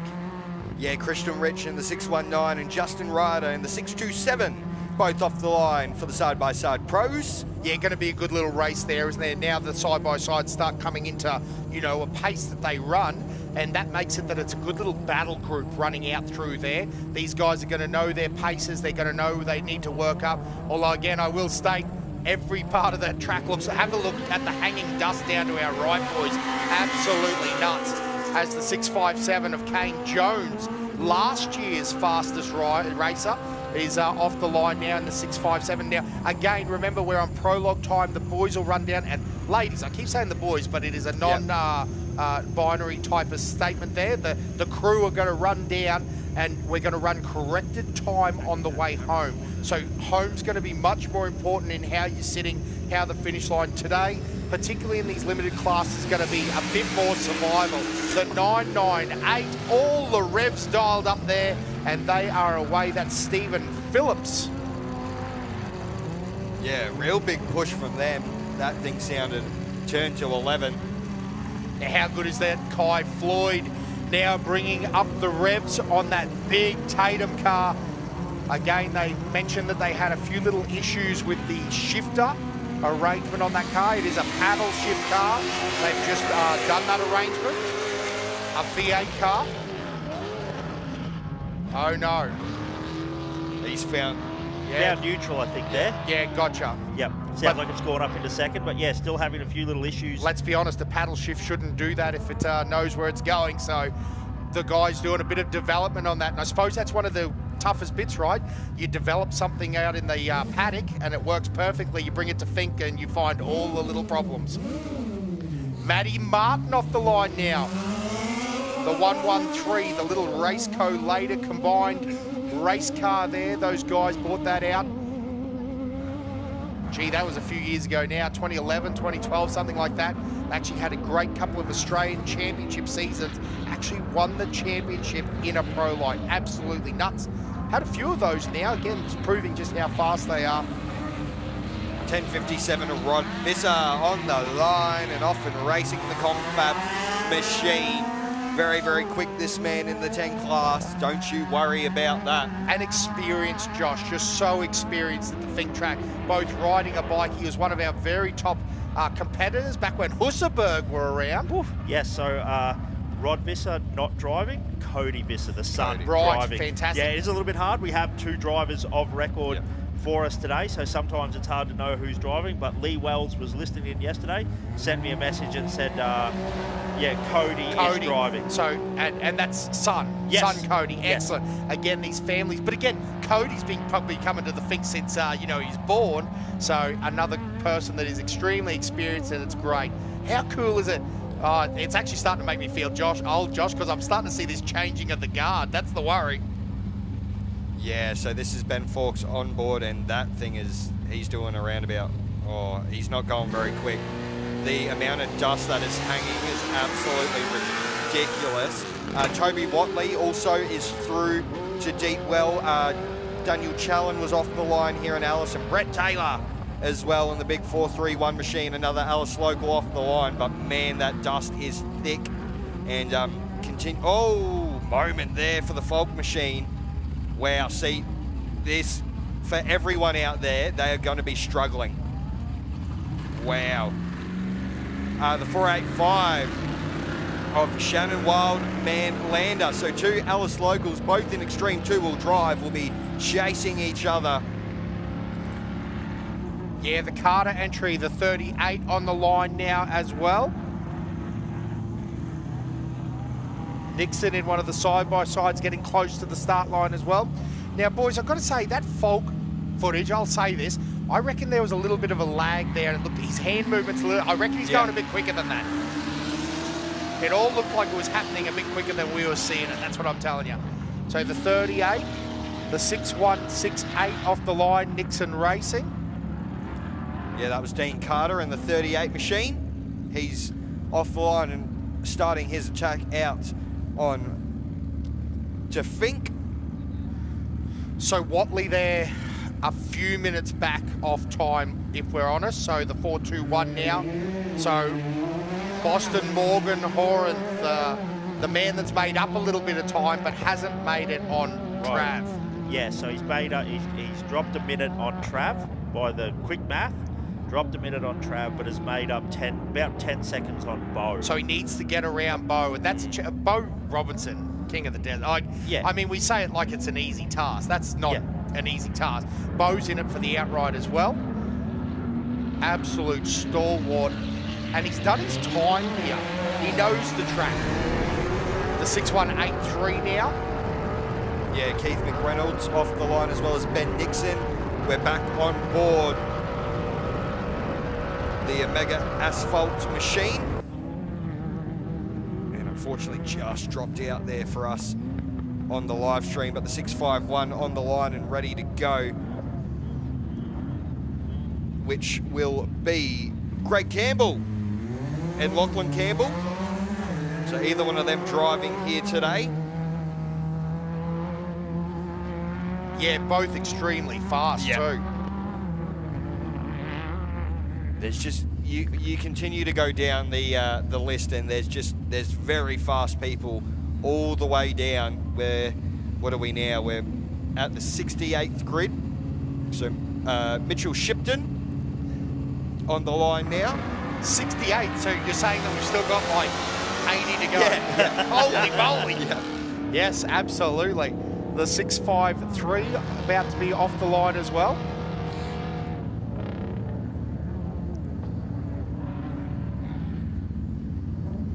So, just having a quick look at the comments. We've got people all down the track currently, and they're saying at the 15K mark, the dust is very thick. Just absolutely insane. Well, it does get thick there at the 15, 20K through the trees there. There's some S-bends through trees. I tell you what, they've caught people like Mark Burrows out before. So when kings of the desert are struggling, you know that it... Now, just to clarify, not this year.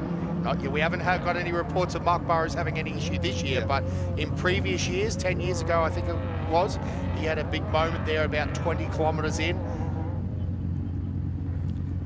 Troy Beshman was off the line here, and Alice, the 653 machine, and the 669 is also off the line.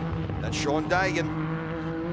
Yeah, Sean Dagan from Blackwater in Central Queensland, not far from us. And shout out to Brendan Foley, listening along at home in Emerald. Worked with Brendan for a long time. He used to live in Alice Springs.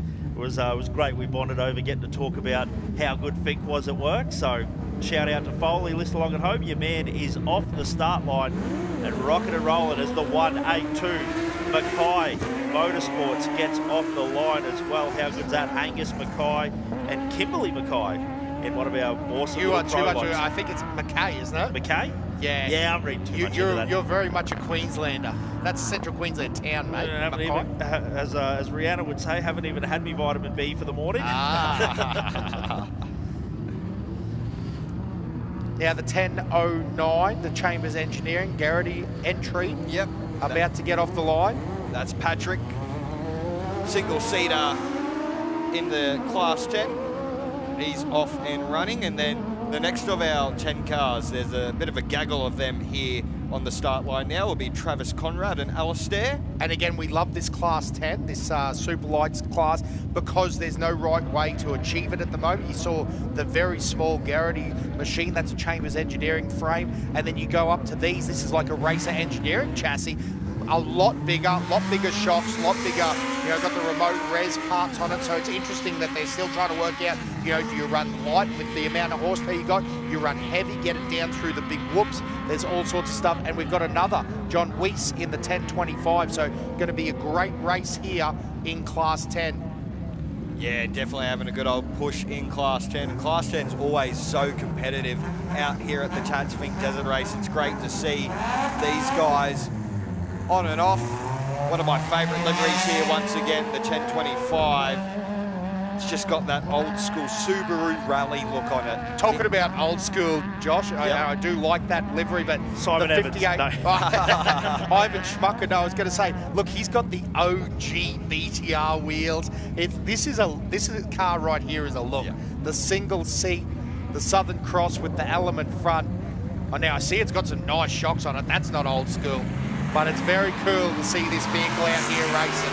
The 58 of Ivan Schmucker off the line, and he runs a good race. So Sam Bentley through to Deep Well, and through Rodinga now, Travis Robinson at 8:11.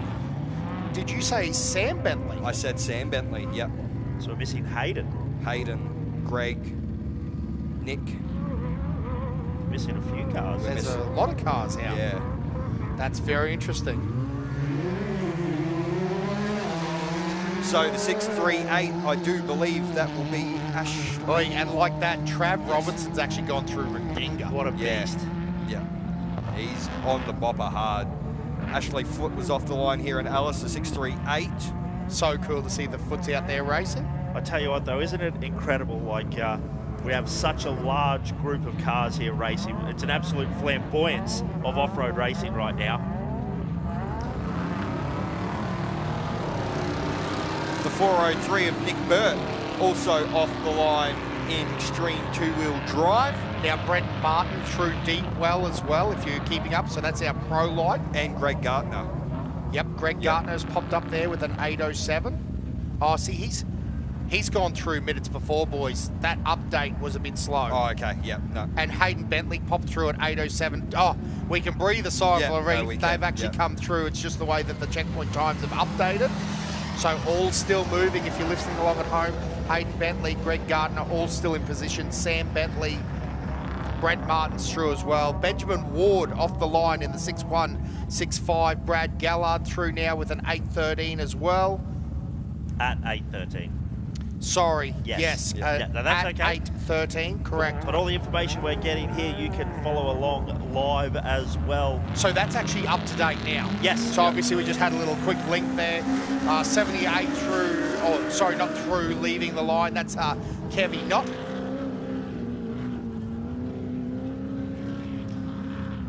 So off the line there in that V8 element. We're going to quickly go down to the start line for another chat with one of our car competitors. Nathan Shearers and Aaron Toppler for your 10th time of taking on this Fink track. How are you guys this morning? Oh, feeling good, yeah. I got my son in front of me in this car in 677 and yeah, looking forward to cruising down the track with him and having a blast. All okay with the car? Yeah, had a drama yesterday in prologue and broke a belt, so they seated me back here, but I'm gonna, have some fun out there. We look forward to seeing what you guys can do. Enjoy it out there. Thank you. Great to hear from one of our side-by-side competitors there. Jamie Harrison was also off the line in the 639, another one of our side-by-side competitors. The big Brenthal truck off the line now, though, of, Matthew Smith, Bo Robinson through Rodinga now. That was at 8:14, and Shannon Wrench is now also through to Deep Well. So Nick Commons is the one we're missing, the 479. There was a bit of chat in the comments of the live stream saying that their live stream, the car was stopped. So maybe an issue for them. They're the only ones that are sort of seem to be out of position at the moment. Off the line though, as well, is Matt Bray, and Phil Lovett is now through Deep Well as well. So thick and fast, coming quick into Deep Well. Yes, Bo was through Rodinga. Toby Price through Deep Well as well before Phil Lovett, so he's still hard charging there as well.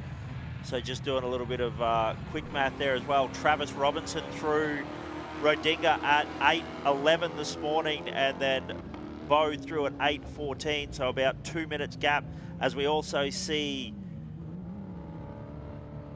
Boston through at 8:15 and 30, so Bo's dropped a little bit of the hammer there, going off corrected time, but this is how close it is.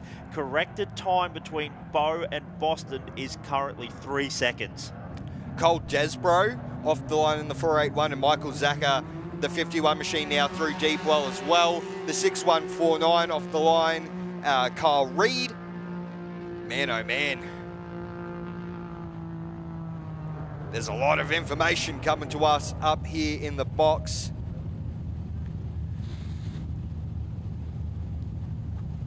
.431. Who is that? Commons. Oh, Loose Cannon. Oh, no. Mate, what are you doing? That's one of your local boys That again, is and one you of dogged my, him. That is one of my locals, and absolutely spewing there. I don't know why they've stopped. Something's gone a cropper for Brett Taylor for Loose Cannon Motorsport. The 1055 of Adrian Gardner off the line as well there, guys, just in all that action. Yeah, no good for Loose Cannon.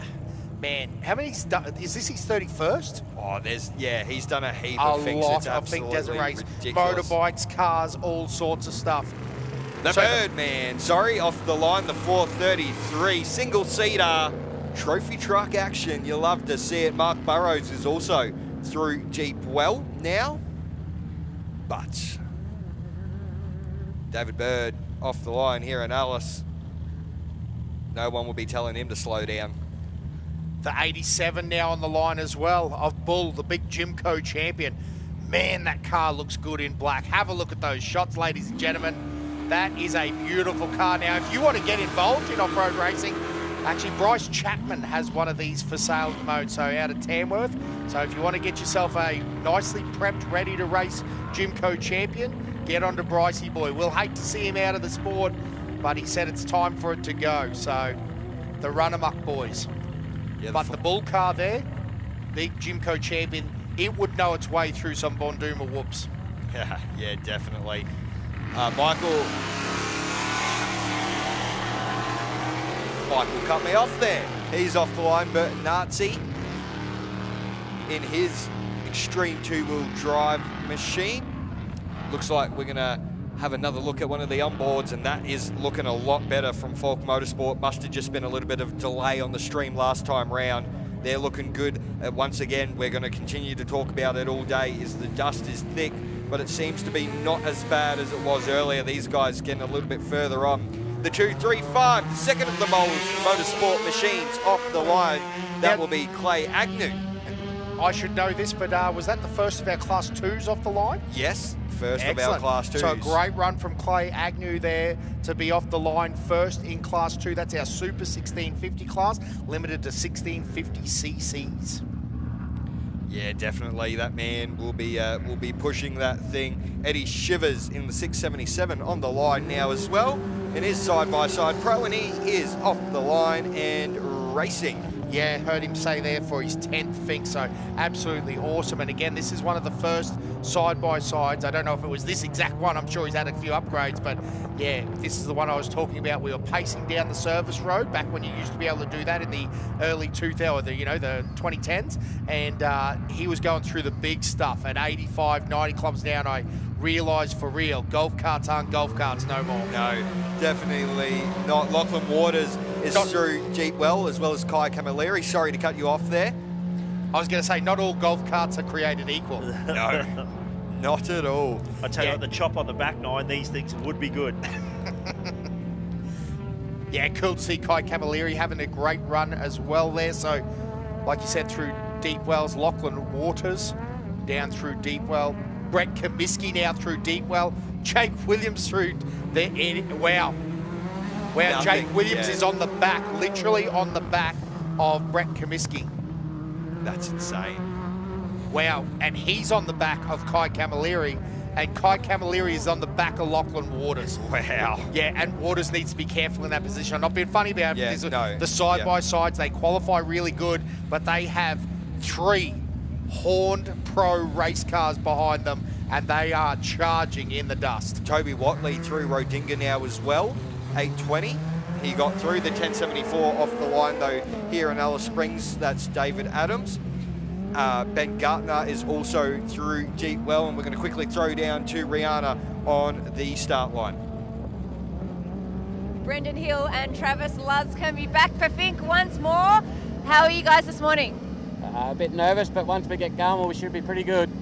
How is the car overnight after prologue? Good. We had a good look over it. We'll see how we go and just enjoy the ride back down. What's your plan of attack this morning? Just take it easy and make it.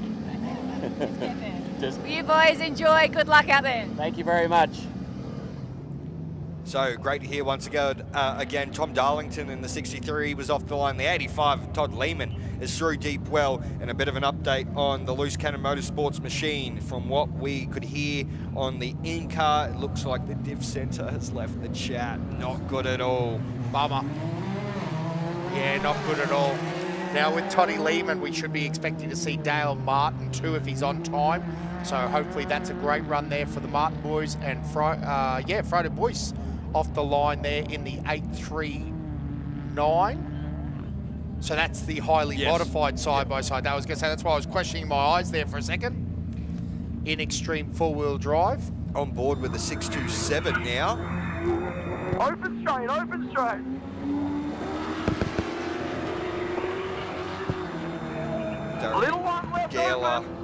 through deep well. It's open. Richard Haken off the line here. Are these the absolute legends we rode along in prologue with that were having that time of their life? Yeah, I don't know if you guys can hear that, but he's saying it's open, it's open. These boys are pumping in this side-by-side here. The Navi is very keen. Now the 89, Richard Hakoon in that pro car off the line. The 612 of Matt Deck off the line here in front of us as well. Again, I hope you've got multiple screens going. Royden Bailey now through deep. Well, that's good. They're starting to charge along there. Well, again, might have missed it. I wonder where looking for Dale Martin. I'm pretty keen to see him get through as well. Hayden Bentley now through Redinga. Kevin Murphy in the Extreme two-wheel drive is down through Deepwell as the 650 leaves the line in front of us. That is Matt Stanfield. Having a good run in his side-by-side pro. Next off the line is another one of our side-by-side competitors, the 654. That's Joshua Ward. But it looks like we've got a Bathurst legend down on the line with Rihanna. Craig Lowndes and Dale Moscott. Well, the day has arrived. Fink is here for 2026. How are you, boys? Yeah, really good. Had a good night's sleep. The boys had a good look over the truck and looking forward to it. I think we're seated further back than we did last time, but of course being the 50th anniversary, there's a lot of good cars and buggies here. There is a lot of cars, so how do you feel this is going to change the attack getting down to Fink for you guys? Well, I think we're going a little bit later than what we did last time. I think hopefully the wind picks up a little bit. There are some, obviously dust is the biggest factor, but and also the cars going 30 seconds apart. That's closer than what we had also. So, look, we'll drive to what we got. Dale will call the notes, and hopefully I don't make any mistakes. Anything had to be done overnight? No, it was just a quick general look over and everything else. So, no, all the guys are good. It's great to obviously have the GM support again, and we'll see what we can do. Well, enjoy it. We look forward to seeing you down the other end. Yeah, thank you. Absolutely great to hear from the legend Craig Lowndes, the first of our production four-wheel drive competitors who will be off the line. Greg Gartner is through Rodinga. Christian Montisalvo is through Deep Well. Off the start line here in Alice is Joshua Ward in the 654, Jack Weir in the 155, as well as Scott Garver in the 647. Aaron James through Deep Well as well as Stephen Graham into Deep Well. So they're starting to go through thick and fast. Next off the line should be the it is the 1020, I do apologise, of James Wallan and Trent Norris in their 10 car. Yeah, Bowie Graham absolutely cranking in that 1065 down there at Deepwell now. Great run down there. About 34 minutes to get down to Deepwell as James Whalen of JMW is off the line in the 1020. The 924 next on the line. Oh, 925, sorry. I apologise. Which will be Andrew Shepherd. That thing sounds mean off the line. Brett Rogers now through to Deep Well. Looks like a mid-engine car, that vehicle there. So, in fact, looking at the rear cage now, is that also running no spare on that car leaving the line? Yeah. I was just having a look at that. I could not see a spare. I was a little caught off guard. So he's so confident, he's like, nope, we're running light, we're running fast. 210, the next of the Garrity machines for Chambers Engineering off the line. They are Alice locals. I do apologise about my muck-up yesterday. Bradley Garrity in the Super 1650 off the line with daughter Courtney. Hey, now on screen, a bit of legendary status here. Ronnie Wilson running this car with Brad Zacher. So the King crew, unfortunately their first option of running a little beam car, Jimco, one of the Cosworth car, the original ARM car that come into the States with from the Wilsons, but they're running this side-by-side instead. So awesome to have Ronnie Wilson from Wilson Motorsport out here. If you guys are listening along at home in sunny Southern California, hope you're having a great time, and we're absolutely pumped to have Ronnie out here.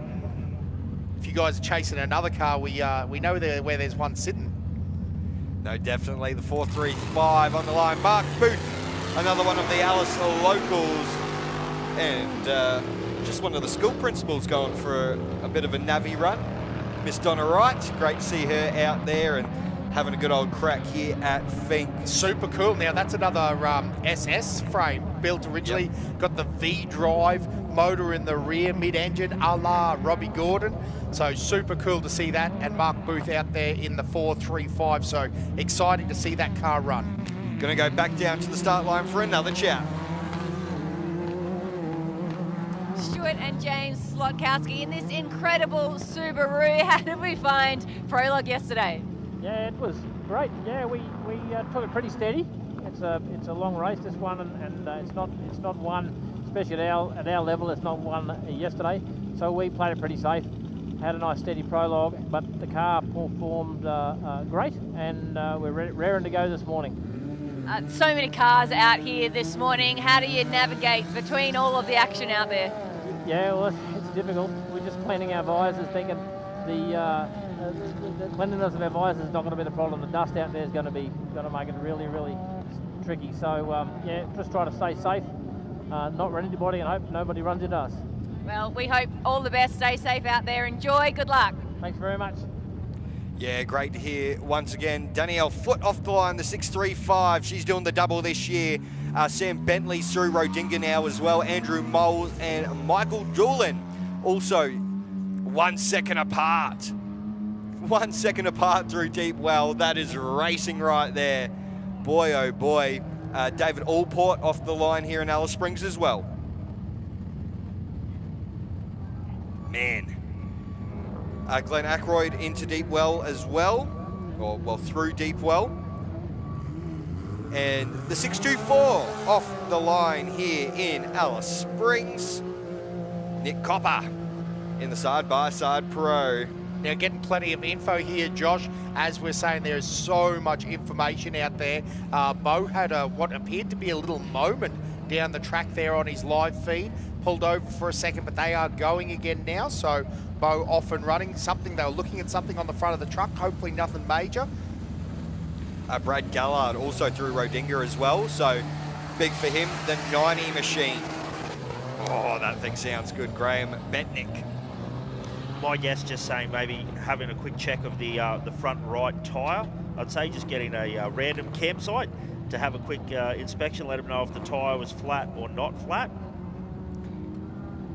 But the boys back up and moving. If you are not running multiple screens this morning, what are you doing? There are live feeds, live streams, YouTube channels happening every which way. 296, another one of the Alice local machines. Gary Coop and Tanya Coop off the line in the class. That is Super 1650. Travis Robinson through Bunduma at 8:30. Wow, that man is on the push. Shannon Wrench is through Rodinga as well. Man, now it's going to be interesting to see where Bo and Boston come through there at Bunduma. Craig Lowndes, though, on the line. Off and running is the 715, the Supercheap Auto entry. Bathurst multi-time winner racing in the red centre this weekend. Ben Falk is also through the Deep Well. Jeff McNiven right on the rear of him as well in the 604 side-by-side pro machine. So everyone is pushing out there, and the Solid machine is going to be next off the line, the 1063. Yeah, it's probably such a trap out there for the racers, Josh, now that they've started bunching up. Honestly, for the likes of Jeff McNiven, if he can get on the back of Falk, you know, you can see those dust lights and run with them, versus not being able to even see the lights is crazy. So just having a little bit of a look on the live feed there as well. Looks like Bo has slowed a bit. I'd say that initial drama that they had there wasn't really a moment. Just looking back through the live feed, it was almost like a little bit of a steering issue as well. So now it looks like they have they've slowed a bit, and the car definitely not turning like they were expecting. So we'll try and keep a little bit of an eye on that. You can see Huddy viciously pointing at the at the steering wheel there. They pull over into the camp. You'll see, you'll wave some crowd over. They're having a bit of a look. You see the tree stuck in the above the driver there.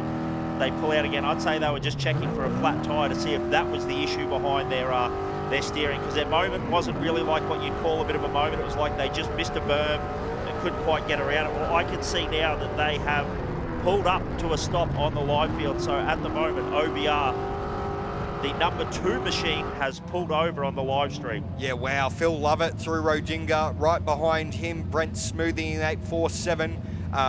The 637 of Paul Colgan was off the line here in Alice Springs. Ryan Taylor through deep well. Michael Zacher right behind Smoothie as well, only around about 19 seconds through Rodinga as well. The 961 is off the line. Boys, you know what this does mean though? Is that, and it's going to be hard because Trav is pushing very, very hard, but that means if Bo's pulled over a couple of times, surely in that 30 or 40 seconds, Boston must have clean air and it's in front, surely. Also, Andrew Commons now, the 467, I think, is the one that had stopped. He's back on the road and is through Deep Well, as well as Kyle Judd in the 424. Adam Spicer was off the line, the 611. Here in Alice Springs is off the line. Brendan Hill, that is. I feel like a racehorse caller at the moment. There's so much information coming in. And then the 4112, Timmy Button is going to be off the line. I know he's got a fan crew following along on the YouTube, so I'll make sure to give him a nice rev up. Also a part of Grog Runners Racing here, but Fink or forget it is the page. This man has built this car in a year. It's a rush truck, and it's great to see him out and racing here at the Tatts Finke Desert Race. We love to see it, Timmy. All the best for you down for the downward run down to Finke. Mark Burrows in 21 also through Rodinga now as well. And he was actually in there before. No, he wasn't. I'm reading times wrong. He's still behind Michael Zacher, but it's very close indeed. Oh, wow. This is live.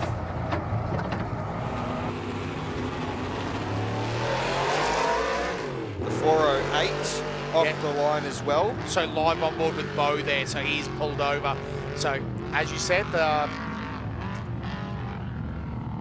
guys are out of the, 408 is off the line as well. So that's the guys are leaving the stadium area. Let's get an update on the name of that one. That's what tricked me, boys. I was about to read Timothy Button. I knew it wasn't Timothy Button. Wayne Batson off the line there, as well as the 457. I love the Baja Bug look on that thing. Very, very cool indeed. So Paul Boscott in that one? Yep. Yeah, it is awesome. And it has a lot of RPM there. So going to be very interesting. So now we're throwing over to Bo's on board of where something happened.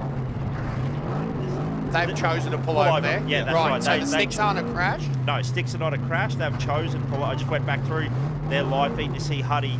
And Boston Morgan Horan is now through Monduma with a 4:34.58. So basically a 4:35. Therefore, yeah, they're pushing now, and he'll have a little bit. Well, he'll have quite a bit of clear air. He started 2 minutes behind Trav. Yeah. So Jason Gibbons as well. Off the line here in Alice Springs in the Pro Light machine. See, this is the thing that we were talking about at the top of the program here when we started, is Fink will decide your race, not you decide what race is going to happen for you.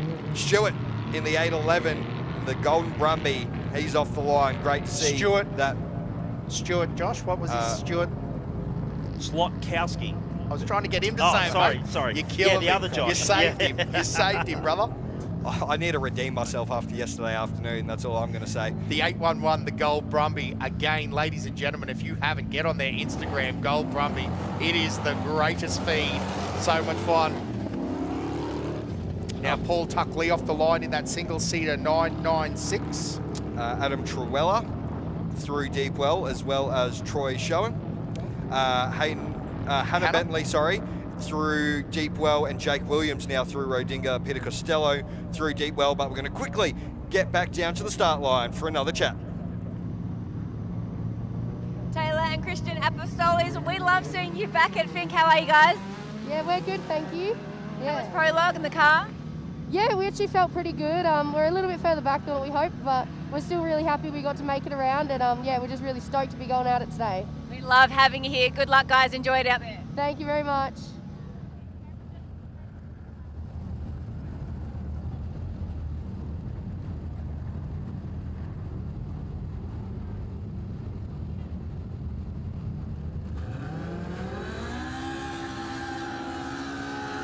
Sorry, ladies and gents, we all went a little bit quiet there for a bit, but... Well, we're doing a bit of quick math. Yeah. So we were just saying, at the moment, Travis Robinson has run 1 hour and 5 seconds to Bonduma. That, I don't know the splits, but that's completely insane. That's what I'm saying here. Yeah, that man is on the hard charge.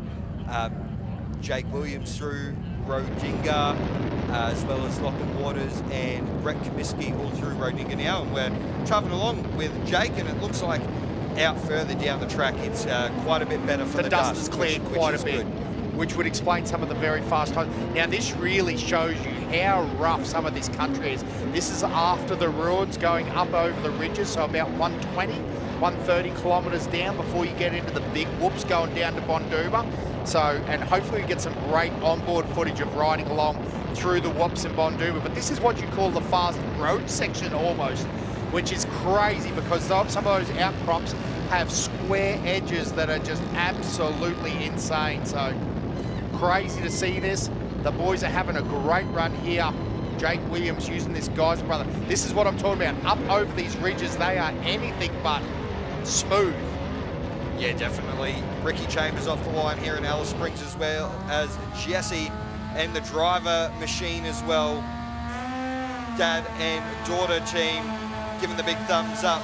Great to see them back out here racing again. We had Sam Commons into Deep Well. We had Kai Camilleri through Rodinga and Justin Ryder through Deep Well as well. So Ben Gardner through Rodinga now as well. Yeah, plenty happening down there. Now we're keeping an eye out for Toby Watley, Hayden Bentley, Greg Gardner, Sam Bentley.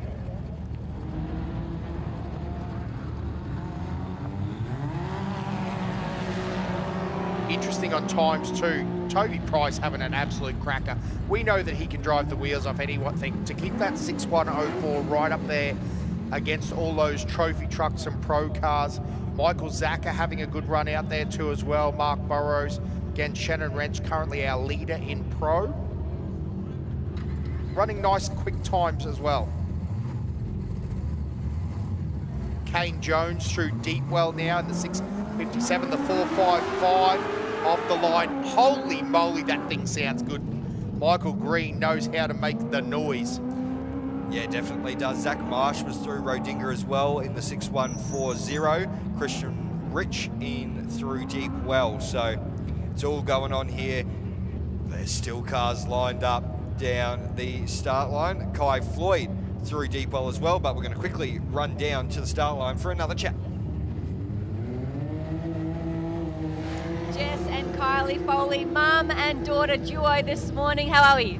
Ready to go. Excited or nervous? Bit of both. How was prologue for you guys yesterday? Made it good through there. Good to test the car though. It was the real first run we've had. Did you guys need to do anything overnight? Just make sure everything was still on the car, really. Mum, how are you? I'm so excited. We wish you guys all the best. Good luck and try and enjoy it out there. Thank you. Great to hear from the Foleys once again. Another group of Alice locals, daughter and mum.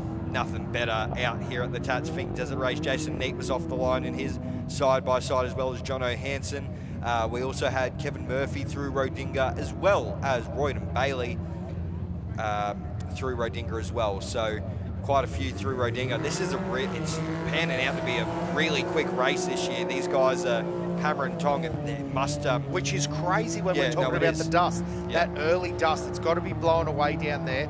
Toby Watley through Bonduma now in third position. That is what we would expect. Now what we're really watching is Hayden Bentley, Greg Gardner and Sam Bentley. That pack there having a stonking run. Yeah, definitely. They are absolutely flying. Matthew Martin through Deepwell, and another one of the side-by-sides off the line. Glenn Howe is off the line here in Alice Springs. It's also cool to see Shannon Wrench right up the front there. And again, I'm interested in that Michael Zacher, Mark Burrow race for the pro buggies. Michael Zaka. It's interesting, turbo buggies, V8 buggies, the 7 litres have definitely clambered back up against the turbo cars, so that's a kind of cool thing, and it's cool to see Mikey Zaka having a run in that Wilson car. Christian Montesalvo, the 188, the Montesalvo twins there through Rodinga, as well as Aaron James, as well as Darren Aguila. So boys, am I missing that? So Brent Martin, I haven't seen his name through Rodinga, so does that mean that Montesalvo's at the moment the first Class 1 car? Yeah, I believe so. If I'm... Yeah. If we're getting that wrong, I apologise again. We do say there's lots of stuff coming at us. Could also be the update times. Update times, we have seen that before, that's right. Stephen Graham through Rodinga, as well as Brett Rogers. They're all coming through thick and fast. Peter Blouch was off the line here in Alice. Bowie Graham right behind the twins too. 8:41 for them, 8:42. So there's a real good little race going on there. We're against, and again, different classes, totally understand that, but two very similar cars. Bowie with the limited 2.5, the Montesalvo twins with the Pro Light motor in there, but still just a great battle is what I'm saying. The 607 of Taylor Apostles, I know she's got quite a few fans on the live stream watching for her. She is off the line. Clint Broomhall also off the line, but we're going to go back down to the start line with Rihanna for another chat. We've got Dad and Jordan duo, Chelsea and Bernard Gwynn. Chelsea, how are you? I'm good, getting keen. We've got 3 cars left for this morning's Fink. How was Pro Luck for you guys yesterday? No good, bad luck. We, our isolator switch was playing up, so we had to pull out, so DNF, but we're up the back of the field, but we're just gonna try to have a nice clean run and hopefully get to Fink end in one piece. So the good news is you're here this morning. We wish you all the best. Good luck. Oh, cheers, thank you. Oh, exciting there. That's not just anyone, that's off-road racing royalty there with the Gwynns. So Bernie Gwynn in the passenger seat there. The Gwynn boys renowned and well known in the area for the finish line jump in the old Chev truck. Billy Geddes then owning that, and you know where that led? That led to Slippery Muldoon. Absolutely massive run from Travis Robinson in the number 1 machine. He's through Mount Squires at 8:43. That man is holding it flat. Through Bundumo's Hayden Bentley as well. Off the line here in Alice was James Hagan and Paul Good, as well as the 108 just getting off the line now as well. We also have Greg Gartner only 20-odd seconds behind Hayden Bentley at Bumduma. So it's all happening. Peter Appleby was off the line here in Alice Springs. Michael Doolan through Rodinga. Daniel Challen, who's doing the Ironman here this weekend, through Deep Well. Man, oh man. So 1 car through Mount Squires, 5 cars through Bunduma, 29 through Rodinga, 52 through Deep Well, and 138 cars have started. The 701, Hank the Tank, is off the line in his Land Cruiser.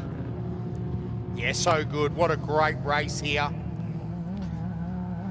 So like I said, I'm just keeping a bit of an eye on some of the live feeds as well. Just tuned into the Zaka live feed as well. Car 51, I see he just got around Toby in the side-by-side. So Mikey Zaka still moving forward there.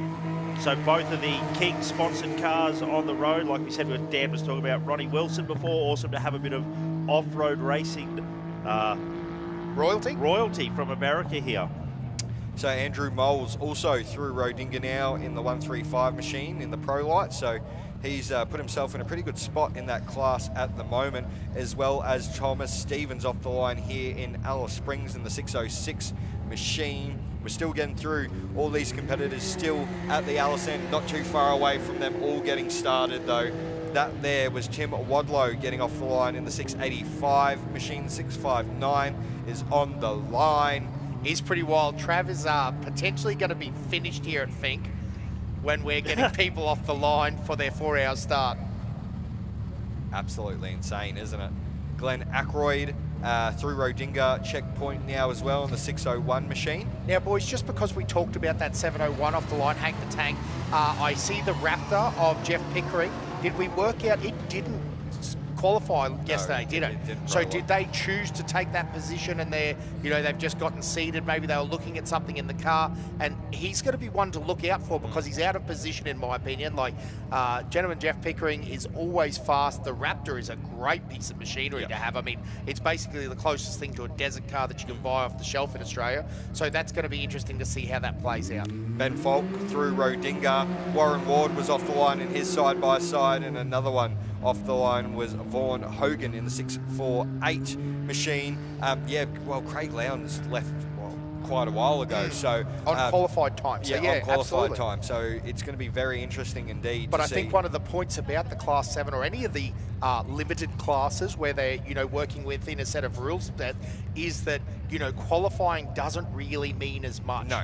Honestly, it's the race down and the race back and conserving that position. Now, Craig knows that. Craig knows how to make this work. So, but I guess what I'm saying to you that it is interesting once you start going into, say, Class 7, Class 2, Class 10, it doesn't necessarily mean as much qualifying. Now, if you're going to win outright, we've seen right here, qualifying is everything. Yeah, no, definitely. John White off the line in the one and only side-by-side sport machine.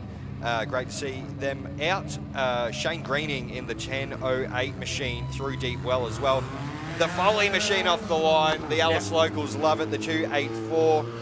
Jessica Foley. Now, boys, I was going to say I'm hanging it out here, but I'm looking at my watch at 8:48, and I'm expecting to see Boston Morgan Ora through. Boys, you're on fire. Oh, there you go. Mate. It's like it's got to happen. It's got to be there. So 7:48.15, but that does mean he had a 2-minute gap, so he's about 3 minutes behind. So marking time, I think we worked out he was about 3 minutes behind at the Bonduma checkpoint as well. And there's all those things, right? The two-wheel drive truck trying to drive out of the corners. That four-wheel drive would just be so fast in some of those sections. It's actually spread out a little bit, I think. So for, like you said, 8:43. So then add 2 minutes, 8:45. Yep, 3 minutes 15. So Russell Cullen off the line here in that amazing production two-wheel drive machine. Bo Robinson also has just made it through Bunduma, so they're back on the road, ladies and gentlemen. That's excellent. Number 2 is back on the road. The 658 off the line, which is Stuart Lung.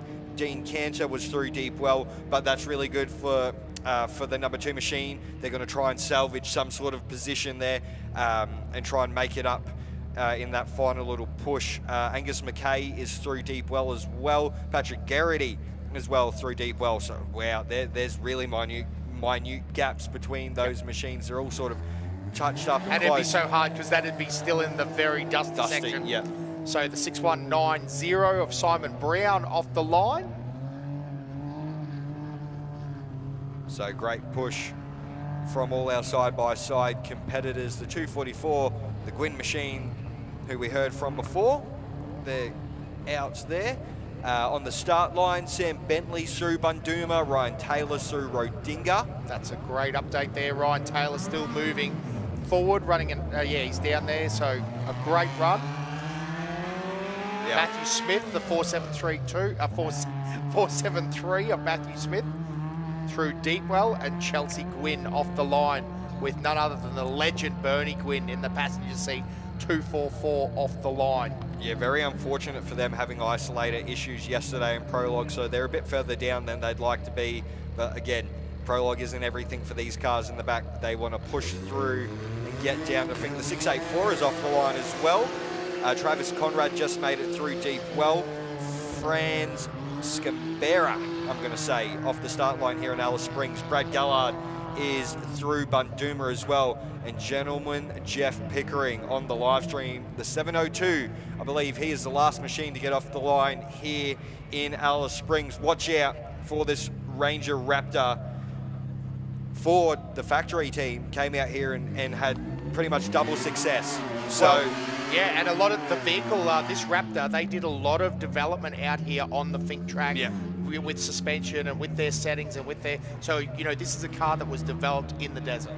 Yeah, definitely. Shannon Wrench is through Bunduma now, right behind, well, not right behind, but pretty close to the back of Brad Gallard, who made his way through Bunduma as well. So, man, oh man, this race is, it's turning into an absolute monster here. And our observation vehicle, the official sweep machine, the Jeep, is out on its way. Massive shout out to them. They're going to have a good old fun ride down to Deep Well in that. Brand new. This thing literally arrived here 3 days ago and they're taking it out on the Finke track. So you got to love it. Massive shout out to Michael driving that machine.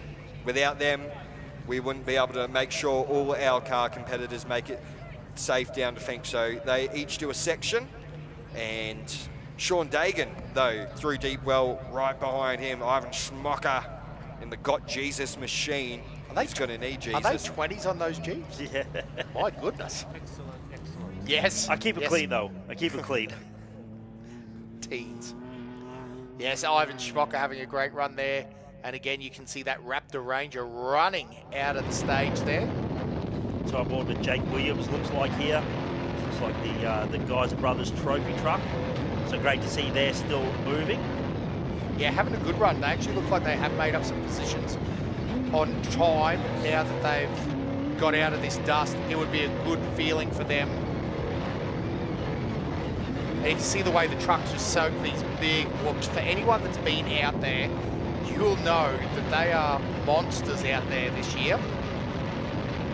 And that's been all the talk. Further down the track is really, really rough. Phil Lovett through Bundooma now as well.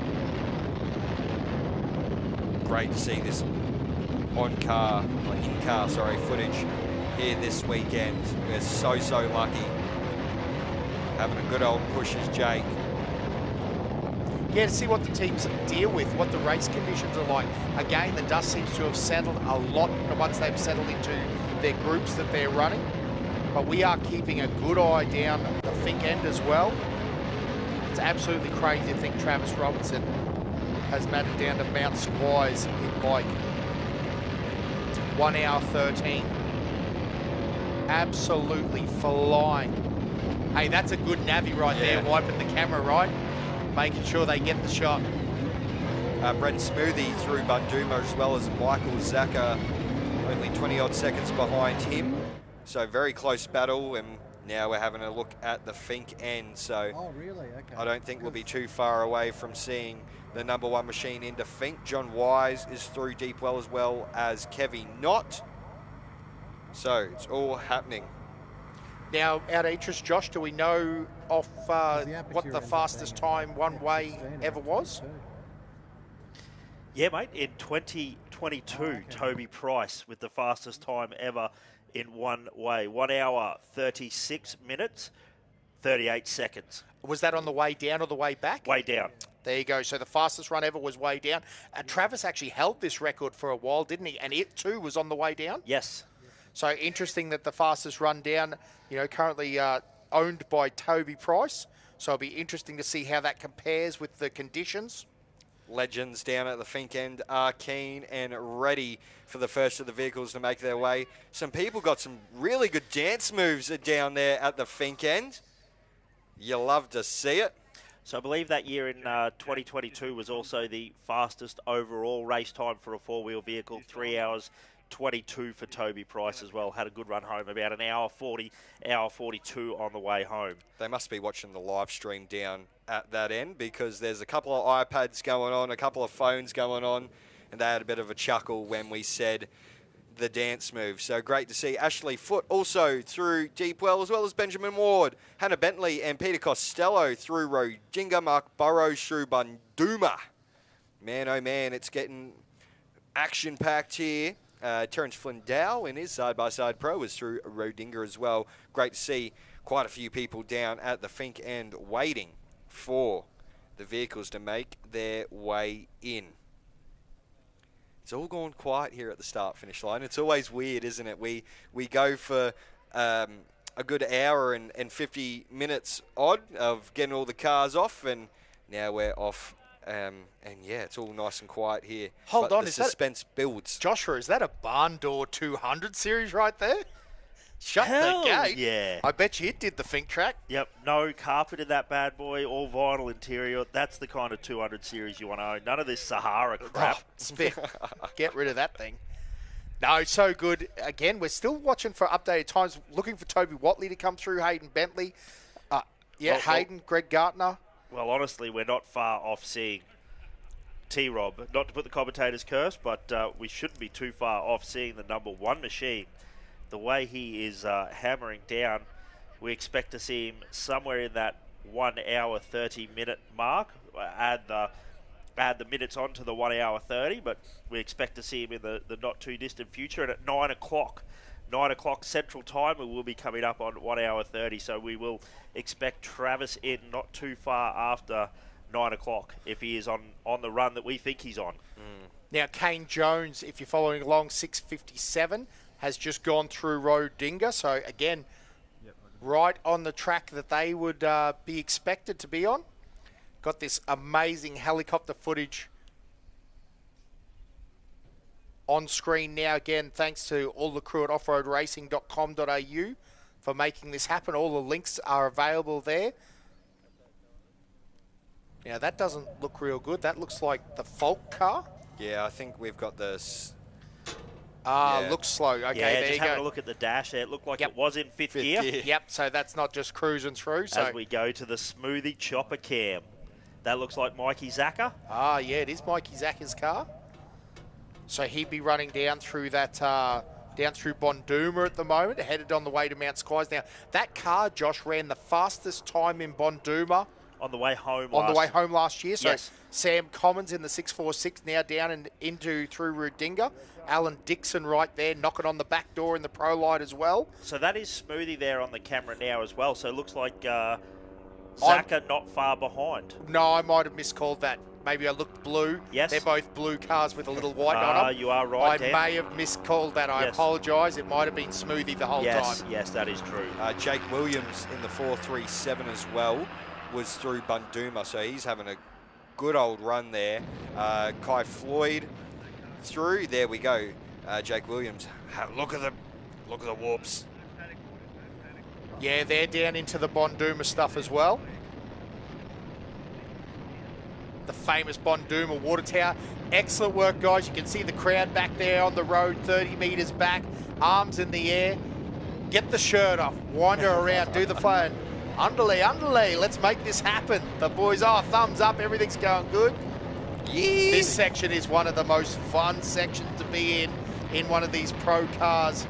It's absolutely mind-blowing that they make it through this. They are knee-deep rollers spaced. What do we think, boys? Something like maybe 8 metres apart, and you get up and get the chatter, and it's just all happening.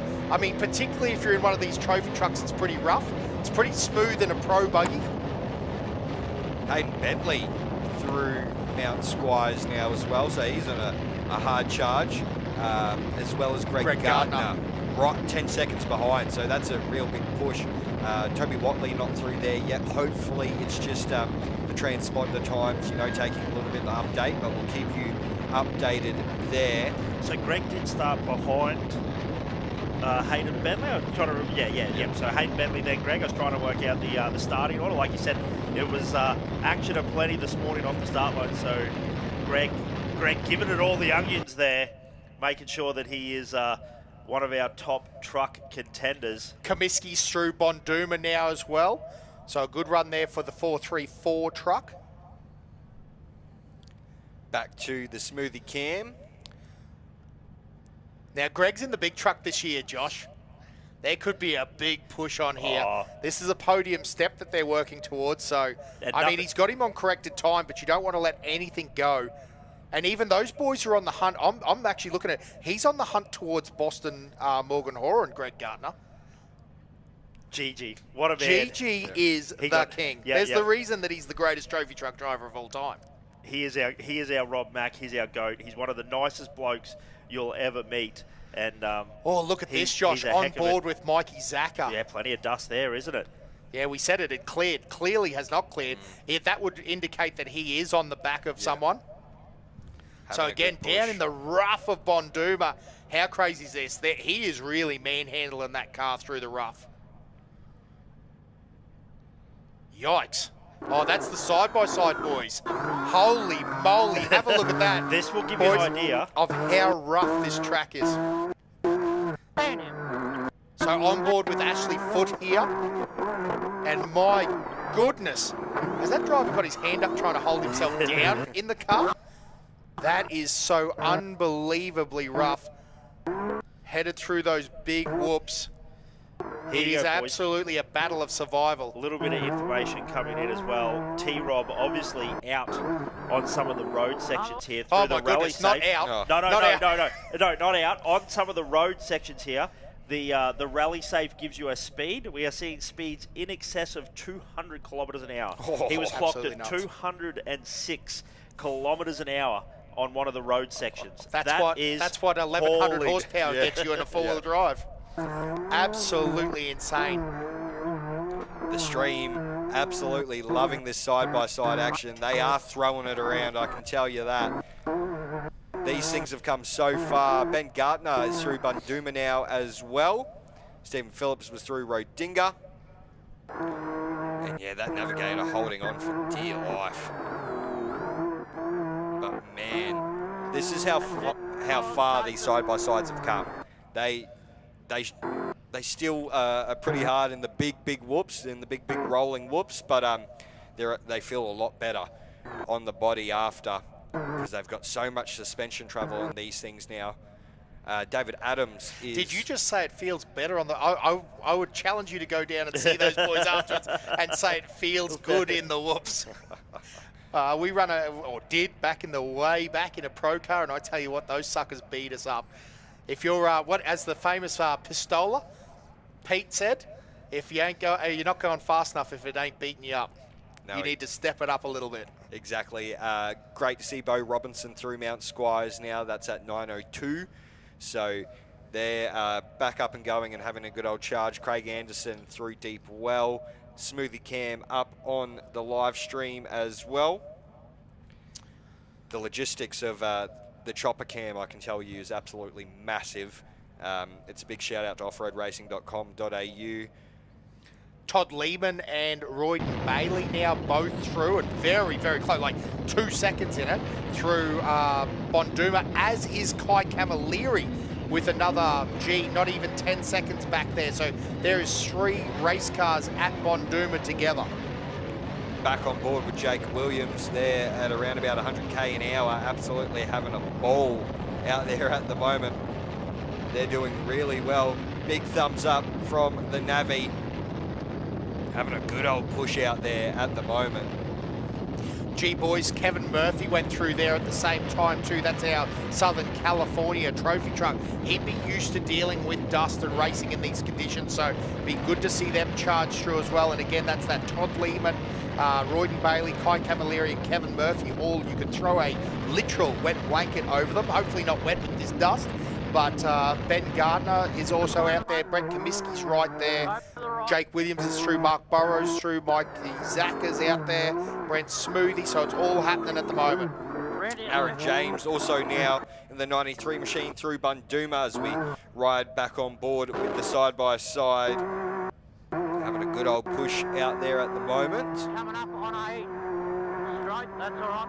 Don't know why that went like that. Some of the in-cab here is just absolutely brilliant, boys. Glad we got these boys biked up. But again, keeping a good eye towards Fink, because it must be getting close now. Trav Robertson right there. Boston, Morgan Horan, Hayden Bentley, Greg Gardner, Bo Robertson, Toby Watley. Now he's missing, so unfortunately we were expecting to see him through Mount Squires. We're looking for Sam Bentley, Shannon Wrench, Phil Lovett, Brent Smoothie, Michael Zacher. How does this play out? We saw Mike Zacher in the dust. Maybe Mike Zacher was in Smoothie's dust, because that footage definitely showed that he was deep in it, trying to find a way around. Sam Bentley. Just through, so the 819. So I just saw on the live feed, Zacher passed the 160 board just there. Yeah, okay. Yep, so keeping an eye on his live feed. Mikey Zacher passed the 160 kilometre board.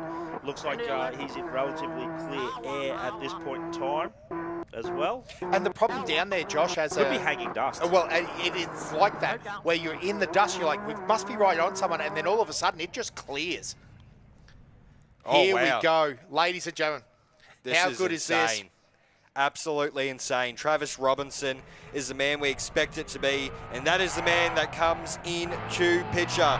The #1, the OBR machine, that Mason 4-wheel drive, absolutely sending it over the finish jump. That 7 litre absolutely singing down at Fink, and he does it in a time of 1:36.25. Wow. Travis Robinson, what a run. A commanding run down to Fink. Woo, 1:36.25. That's insane. Yeah, that is insane. A very quick run there. Still sounding very cranky, that truck. So, boys, he cleared that tabletop. That was a very committed drive there from Trav Robinson. Truck definitely aired out for quite a period of time. And that is a great run there. Now, what we're looking for is Boston, and also where Hayden Bentley and Greg Gartner come in. To work out corrected for tomorrow. Correct. That's going to be very interesting to see how. I reckon Greg Gartner has had a great run and could have a charge on the way home tomorrow. Now, listen, the flip side of that is Travis Robinson. This is another year, and again, I don't want to put no commentator's curse. I'm almost nervous about saying it, but what a run he's had in the last couple of years. He's controlled the race from the front. Top qualifier, ran all the way down in clean air, run the fastest time. Absolutely brilliant. Trav Robinson is putting on a clinic, and it's so amazing to see, because back a little while ago he was the young gun, right? He was the Boston. People were schooling him, and now the guard has changed, and the Robinson boys just, well, particularly Trav, can do no wrong. Yeah, no, definitely. Josh, what was the record down to Fink? 1 set hour by Toby? Previously 1 hour 36:38. So we're Wow. looking at approximately, quick math, 13 seconds faster. Yeah, that's insane. What a run from Travis Robinson there. I'd love to know the average speed on that. Once we get that, we'll give it to you, because that thing would have been absolutely hooking. And I guess we know a corrected time too. So across the finish line at 9:06:30. So that means we need to see Boston across the finish line at 9:08:30 to be marking time with Trav there. So we'll keep a bit of an eye on our time, but we are currently at 9:08 now. Yeah, just ticked over to 9:09. So Brent Smoothie, well, it was Phil Lovett through Mount Squires, then Brent Smoothie, and then Michael Zacca around about 19 seconds behind. So very, very close indeed. Mark Booth, the 435, is through deep well as well. We're having a great time here at the 50th running of the Tatts Finke Desert Race. For everyone here at the stadium section, I hope you're having a great morning. The sun is out. It's lovely, lovely weather here in Alice once the sun comes out, and you guys are enjoying the big screen action. For everyone at home, once again, you need to like, you need to subscribe to the YouTube here. Make sure the algorithm gets this out to as many people as we can, motorsports hungry people. There's a lot of motorsports going on around the world this weekend. You know, you've got Monaco for the F1, you've got Baja. There's a lot going on around the world. There's even MotoGP. So a lot of people are around everything. Huh? What's that stuff? I know, exactly. Never heard of them This is the one you need to be tuned into all weekend. But man, oh man, there's a lot going on. Travis, once again, for anyone who's just joined us, 1 hour, 36 minutes and 25 seconds, around about 13 seconds quicker than Toby Price when he set the record in 22. Now we're waited a bated breath Yeah. for who comes in next. Boston. Now we've had a few texts. Mickey Taylor's big shout out to the Race Wheels Australia boys, the Method Race Wheels. They are down the track and they are yelling out that they reckon Boston came past on the pipe. So he was charging. Yeah, getting to look at this great footage once again of the side-by-side. Having a good old push. And again, where does Greg Gartner fit into this? Where does Hayden Bentley? Greg Gartner, you know, coming out of that position, he's actually made up correct time based on that. So don't get me wrong. Just so we're really clear, ladies and gentlemen, my pick, Travis Robinson is going to be first on road tomorrow. There's no question. That is an absolutely It's just going to be time. interesting conundrum as Where to where who's the behind, puzzle pieces can fit then in. Greg Gartner move up into second on road and get a clear? Yeah, of course he Will. can. That's what I'm saying. Greg Gartner will. I guess that's what I'm saying. I'm telling you it's happening. We're going down to Fink to have a chat with Travis Robinson. Well, I tell you what, the 50th Fink, and we have a brand new record, the fastest time, one way to Fink. Travis Robinson, Paul Curry. Oh my goodness, mate, how you feeling? Oh, that was rough. Definitely the roughest it's ever been. But yeah.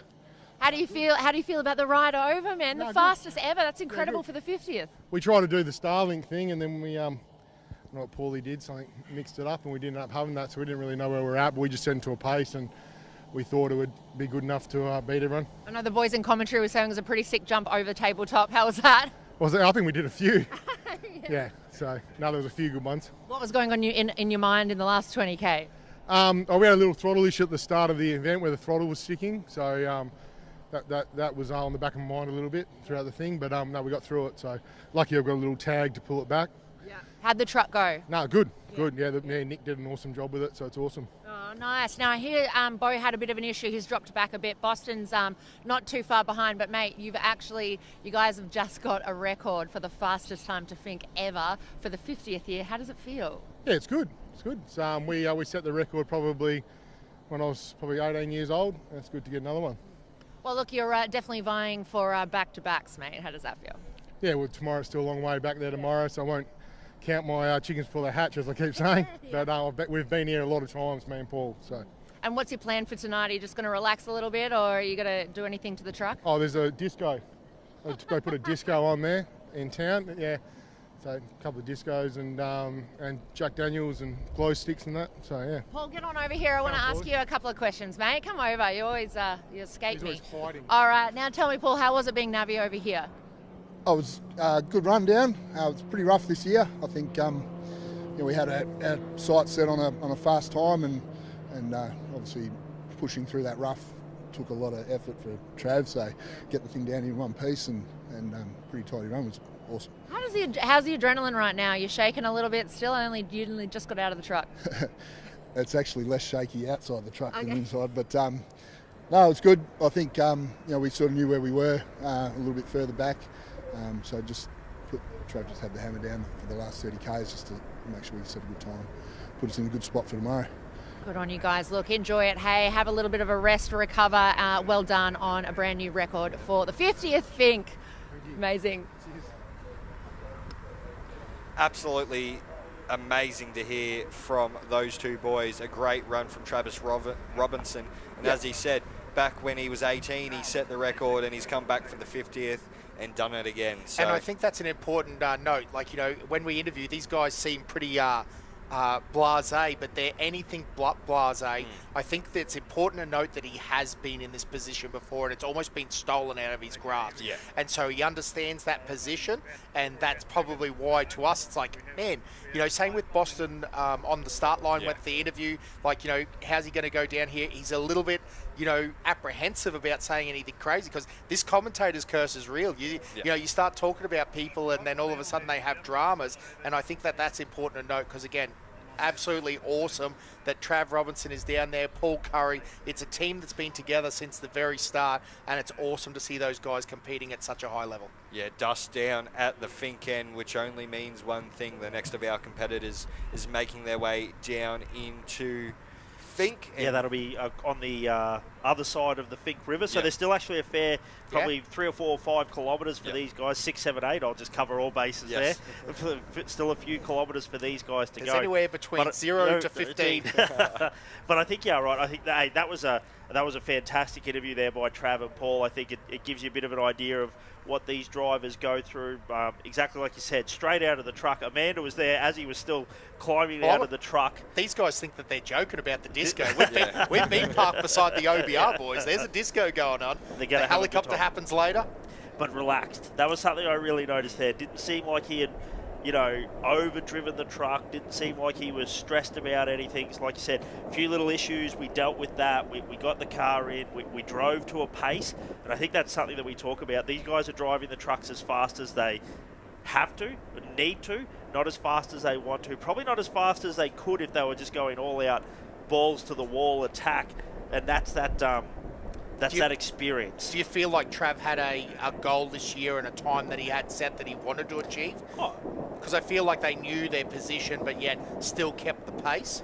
Yeah, I think probably coming from last year's experience, they had a bit of idea of how the truck performed, last year being the first time in that Mason, and I'm guessing they probably knew a few little places where they could improve, pick up a little bit of driving style, can push in a few extra places like that.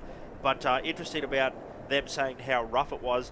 You know, in the lead up to everything, there's always talk about the grader, and they've graded the whole track. I even know, talking from Jeremy from the Dirt Bike Burrito podcast, he said, have you guys been down to the 160? He said, they are monsters down there this year. So it's going to be a heck of a race as we cut to some onboard. This is Ashley Foot again, I believe. Yep, and she's just come. They've just come through Rodinga, so this is the big stuff. And just an update as well through Mount Squires was Brett Comiskey. So, but here we go. The dust has come thick and fast, and who is it going to be? Who is going to make it into Finke in second position? Waiting. I don't want to call it early, but yes. Oh, flat tyre. Boys, yeah, he's got no back tyre on. Wow, that's why he's so far behind Boston. Wow, Boston Morgan Horan with a flat left rear, if I'm not mistaken. Crab crawling that thing into Finke. Now, boys, even worse than that, no spare on the back of that truck. It left with a spare, so does that mean that they've done 2 tyre changes? Wow, so 9:17 is their official time in the Finke. 1 hour 45.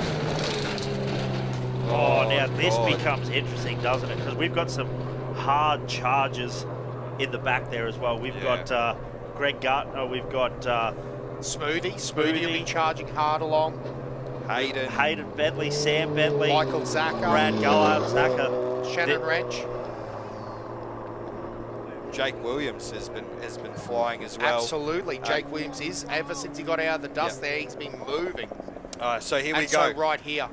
Here we go. We should be expecting Hayden Bentley would be the logical next choice. But it could be Deadly Gregley. Yeah. Boys, I might officially just jump out a window of pure excitement if this is Greg Gartner. If this is Greg Gartner, I don't even want to know. Josh has just gone silent up here. I was getting ready to make some very bold statements. Yeah, far out.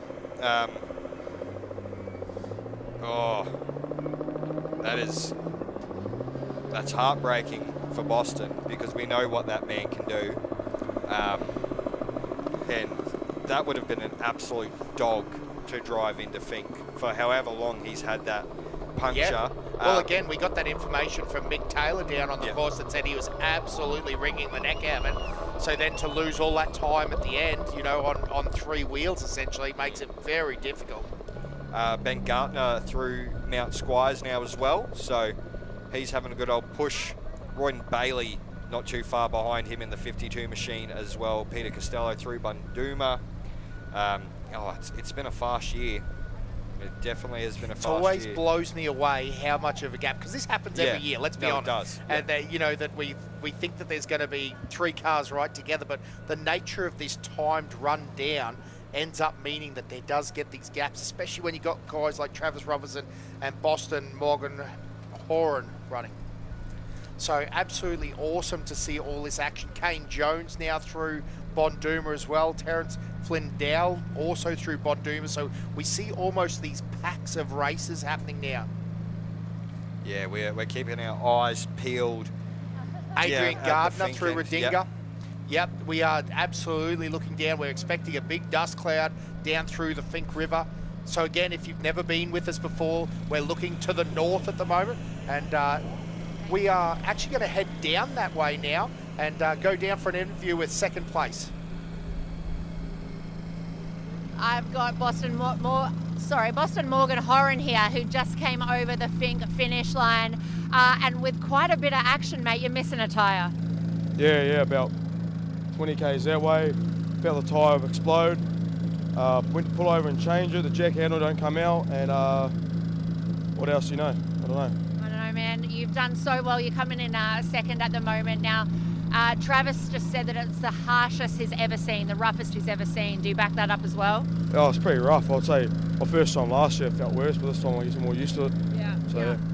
Okay, so what was going on through your mind in sort of the last 20k, or I guess when that tyre popped, what happened? Well, I don't know whether I keep going or change it, but I decided to keep going then change it.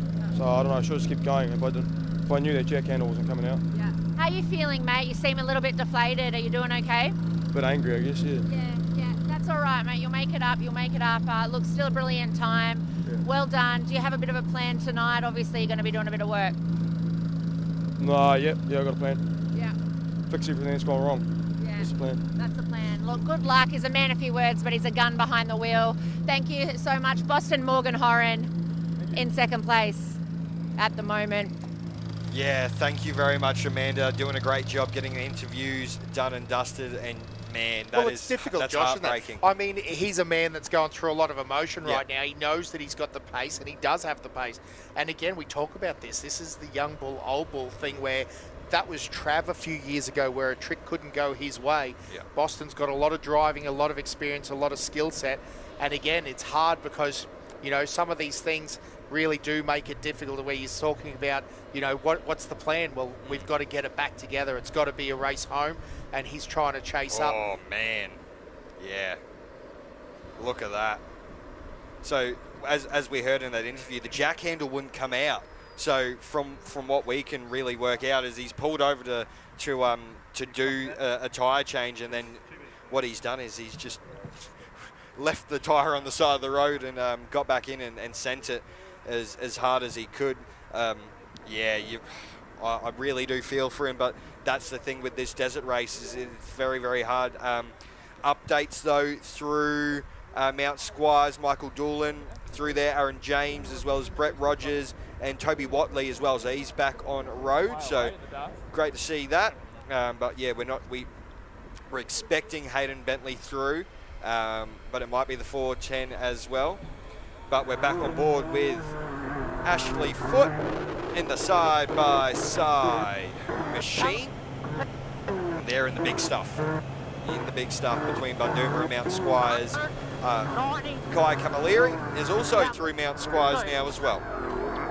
So just getting a few updates from legends out on the track as well.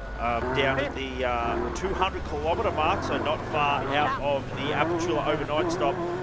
Mickey Taylor sending through the good goss there. The race wheels, Australian boys, they live and breathe the Finke Desert Race. Sam Bentley, Brad Gallard and Shannon Wrench all through in very close procession to each other. Yeah, there you go. We got Smoothie Cam back up on the screen as well. And from what I can hear, third place is making their way towards the finish line down at Finke. It will be interesting to see who it is. We're expecting Hayden Bentley. But here we go. Dust right there coming through.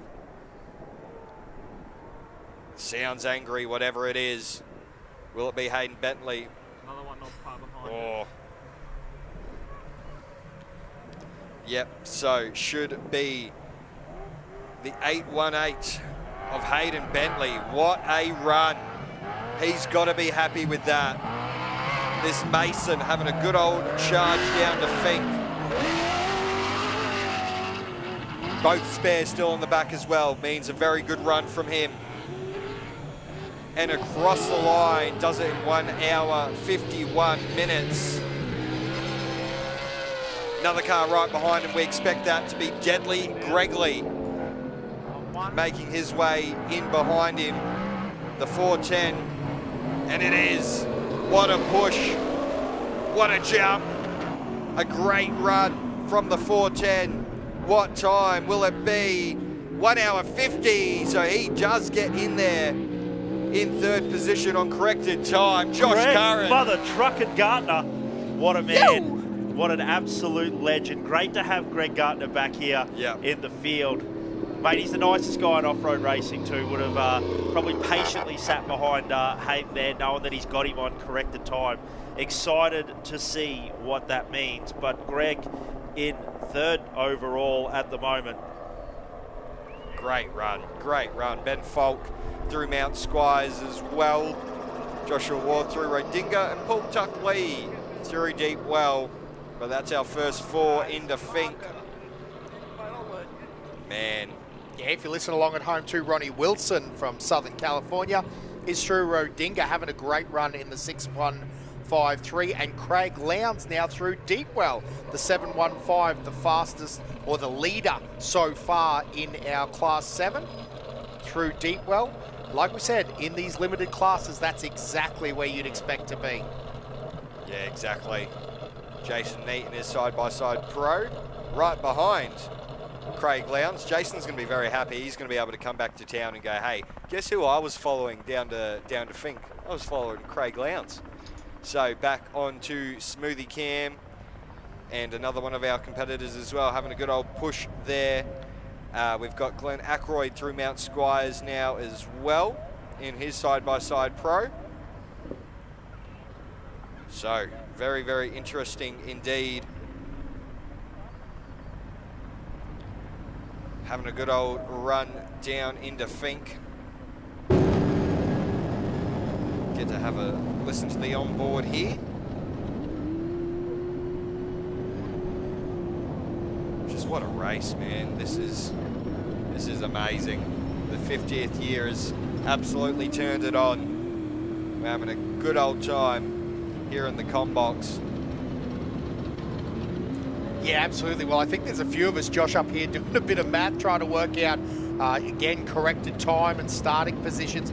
You know what's crazy is Trav was so fast that there's going to be quite a number of people that are not starting on corrected time that honestly should be. It's just the fact that Trav is so damn fast. Like a 1:51 was a winning time a few years ago, like an outright winning time. It was a fast time. And now, like, well, 1 hour 56, Dan. You've got to be in 1 hour 56 if you're not to start running on a 1:56, you're starting on 20 minutes. Yep. That's insane. Holy moly. Yeah, so like it's only going to be like our top 5 or 6 cars that Yeah. start on corrected. Yeah. They're going to have to change the rules just for, it's going to be called the Trav Robinson rule. Well, and that's, everyone else starts up to 1:45. That's the thing. I reckon Bo's going to miss out on corrected time here. Well, Travis has nearly a 10-minute start. Yeah. On the way home. Yeah. That is insane. And well deserved. Listen, I'm not telling you, like, Trav has done the work here. Trav has put in the effort. Trav has got, like, he's such a great racer. I'm really enjoying his interviews at the moment. Yeah. It's a relaxed Trav we're seeing. I love it. It's a happy Trav. It's a relaxed Trav. There's a real good vibe. And it's interesting because, again, I'm not trying to be, but, you know, Boston's a great guy. And it's interesting because we're seeing Trav a few years ago in Boston, aren't we? Yes. It's such an amazing dynamic to watch. Yeah. How good is this? Hayden and Greg Gardner, you know, parked side by side, races that have raced together. Absolutely cool stuff here. Hopefully we get an interview with both of them. But again, it is actually Greg on corrected time. So there it is, Hayden and Greg shaking hands. Both in brand new machinery too. Yeah. Yes. That's an interesting story. 2-wheel drive, 4-wheel drive, Tisco, Mason. 2 that are both kings of the desert. What an amazing story there for that run. Duking it out. Yeah, definitely. It's just amazing. Like, you would not think of it, but it looks like we're going to go down to the Finke end to have a chat with Hayden Bentley. Well, a very familiar face here. We've got Hayden Bentley. I think you just cleared 1:51 to Finke. How are you feeling? Yeah, glad to be here. I can tell you that track's brutal. I don't think I've ever seen it that rough. We're hearing that. Yeah, no, it's pretty wild. Yeah, it's just good to be here. Not a thing wrong with the car. Just hope the kids are doing all right. I haven't heard anything on them yet. Of course. Now tell me, what parts of the track is the most scary, the most tricky? Oh, I think the fast whoops are harder or bigger than they've ever seemed to have been, I think. But no, just the whole track's pretty rough. And look, as a whole, too, most of the spectators did the right thing, and it was fun. That's a fun track. Well, you were just telling me off camera, don't lie, Hayden. He goes, we're too old for this now. But I really don't believe that. I think you got plenty more years in you. No, I weren't lying. No, it knocks you around, but credit to these guys, you know, Trav, Boston, Greg, holy crap, everyone's having a go. It's it's pretty wild shit what we're doing out there. Yeah, So well, you weren't too far behind them. Now, Hannah and Sam, how do you think they're going to go, your two kids? I just hope they stay safe. Look, Sam's one hell of a driver. It's not going to be long and he'll be up here in front of me, I think. So, and I just hope Hannah stays safe. She was a bit upset with herself yesterday, had a bit of an off, but she'll make up for it today. She's a tough bugger too, so she'll get into it. Yeah, I know you've been coming here for years. So, what do you love about Fink so much? It's the 50th one, Hayden. Can you believe it? I can't. And I think it was my first was around 91, and I look back, where did that go? How has this event got so big? And just the people, the coverage. I remember people in America texting non-stop, and just the coverage is unbelievable. To do it with my kids is special. I just hope, like all heck, we get the other 2 trucks here and have 3 trucks here tonight. I don't think 3 trucks have ever done it as a team. And I just, if we get them here, that'll be special, even if we get no further. All right, good on you, Hayden. Have fun tonight. Enjoy it, and we'll see you tomorrow. Thank you. Yeah, no question. That would be super special. And just right on cue, the 819 of Sam Bentley. And I'm confident Hannah's going as well. So right at this point, they are all having a great run. And I bet you that's a great feeling. 3 trucks, never been done before at this size. And 3 competitive trucks. So awesome to see. The old family that races together. Brad Gallard in the 454 machine as well. The old geezer truck, a past winning truck. So in 2012, this was the 2nd truck to ever win Fink overall. And great to see he's got it back in that sort of style livery, back in the black. And given her a bit of a birthday and got it back here racing to celebrate the 50th. So mega run from Brad Gallard as well, 1 hour 53.08. So beats Sam Bentley on corrected time with a 1 hour 55. Very interesting indeed. Those guys were very close together. But we're going to head back down to the Fink finish line for another chat with one of our competitors.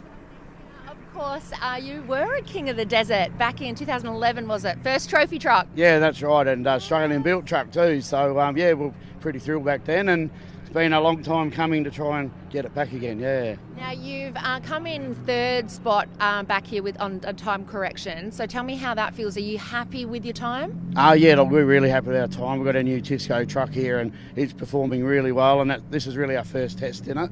Yeah, look, we got held up in Hayden's us there for a fair while, so we had a lot of offs, and just to try to.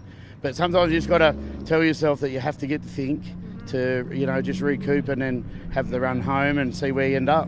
Is there going to be any modifications to the truck, or are you just happy with how it went? Oh, we've got an electrical issue with a paddle shift, so we need to check that out tonight, and then just service it up and go again tomorrow. There you go. We got a good position for tomorrow, so all the best. Thank you very much. Cheers.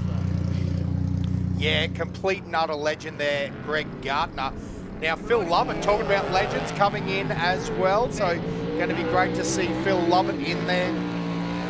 Sam Bentley, so a number of 4-wheel drive trucks in there now. And again, great chat to Hayden Bentley there. Very excited to see how this race plays out. Again, I was confident that Greg Gardner was stuck there. And again, that's not a chop. Hayden Bentley would have been flying down through there as well. It's just that Greg is a weapon. That 2-wheel drive truck would work very well in there. There you go. And the fastest of our pro cars coming in now, Mikey Zacker. Big push from him. But Phil Lovett's coming in a time of 1:53 as well, so he's jumped up a little bit in the order as well. It's all happening here down at the Fink, and 1:53.01 for Michael Zacker. So, boy, oh boy. What a Fink. What a Fink. These guys on the way home tomorrow, it's going to be crazy. Yeah, there's very minute margins in that. So Zacker's actually come in quicker than Brad Gallard by only, 7 seconds, around about. No, yeah. Yeah. Okay, so we're going to have corrected time here. Yep. Yeah, gotcha. So, Far Michael out. Zacker. So the buggy is faster than Brad Gallard and Phil Lovett and Sam Bentley. So Mikey Zacker with a 1:53.01 is actually going to be starting out of 5th position on corrected time in the morning. Burrows as well. coming through now. So Mark Burrows has had a great run. There must be something going on. No, mate, the buggies are just fast, those trophy trucks. Oh, yeah, we all know that. They only win if they're up the front.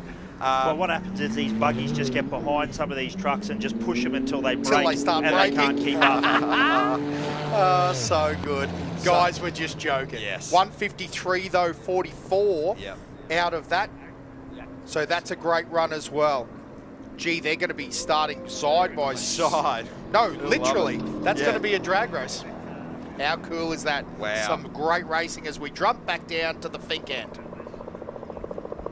Well, it's official. We've got 2 Bentleys that have crossed the line over here at Finke. Sam, you must be pretty happy with your time, mate. Yeah, very happy. That was unbelievable.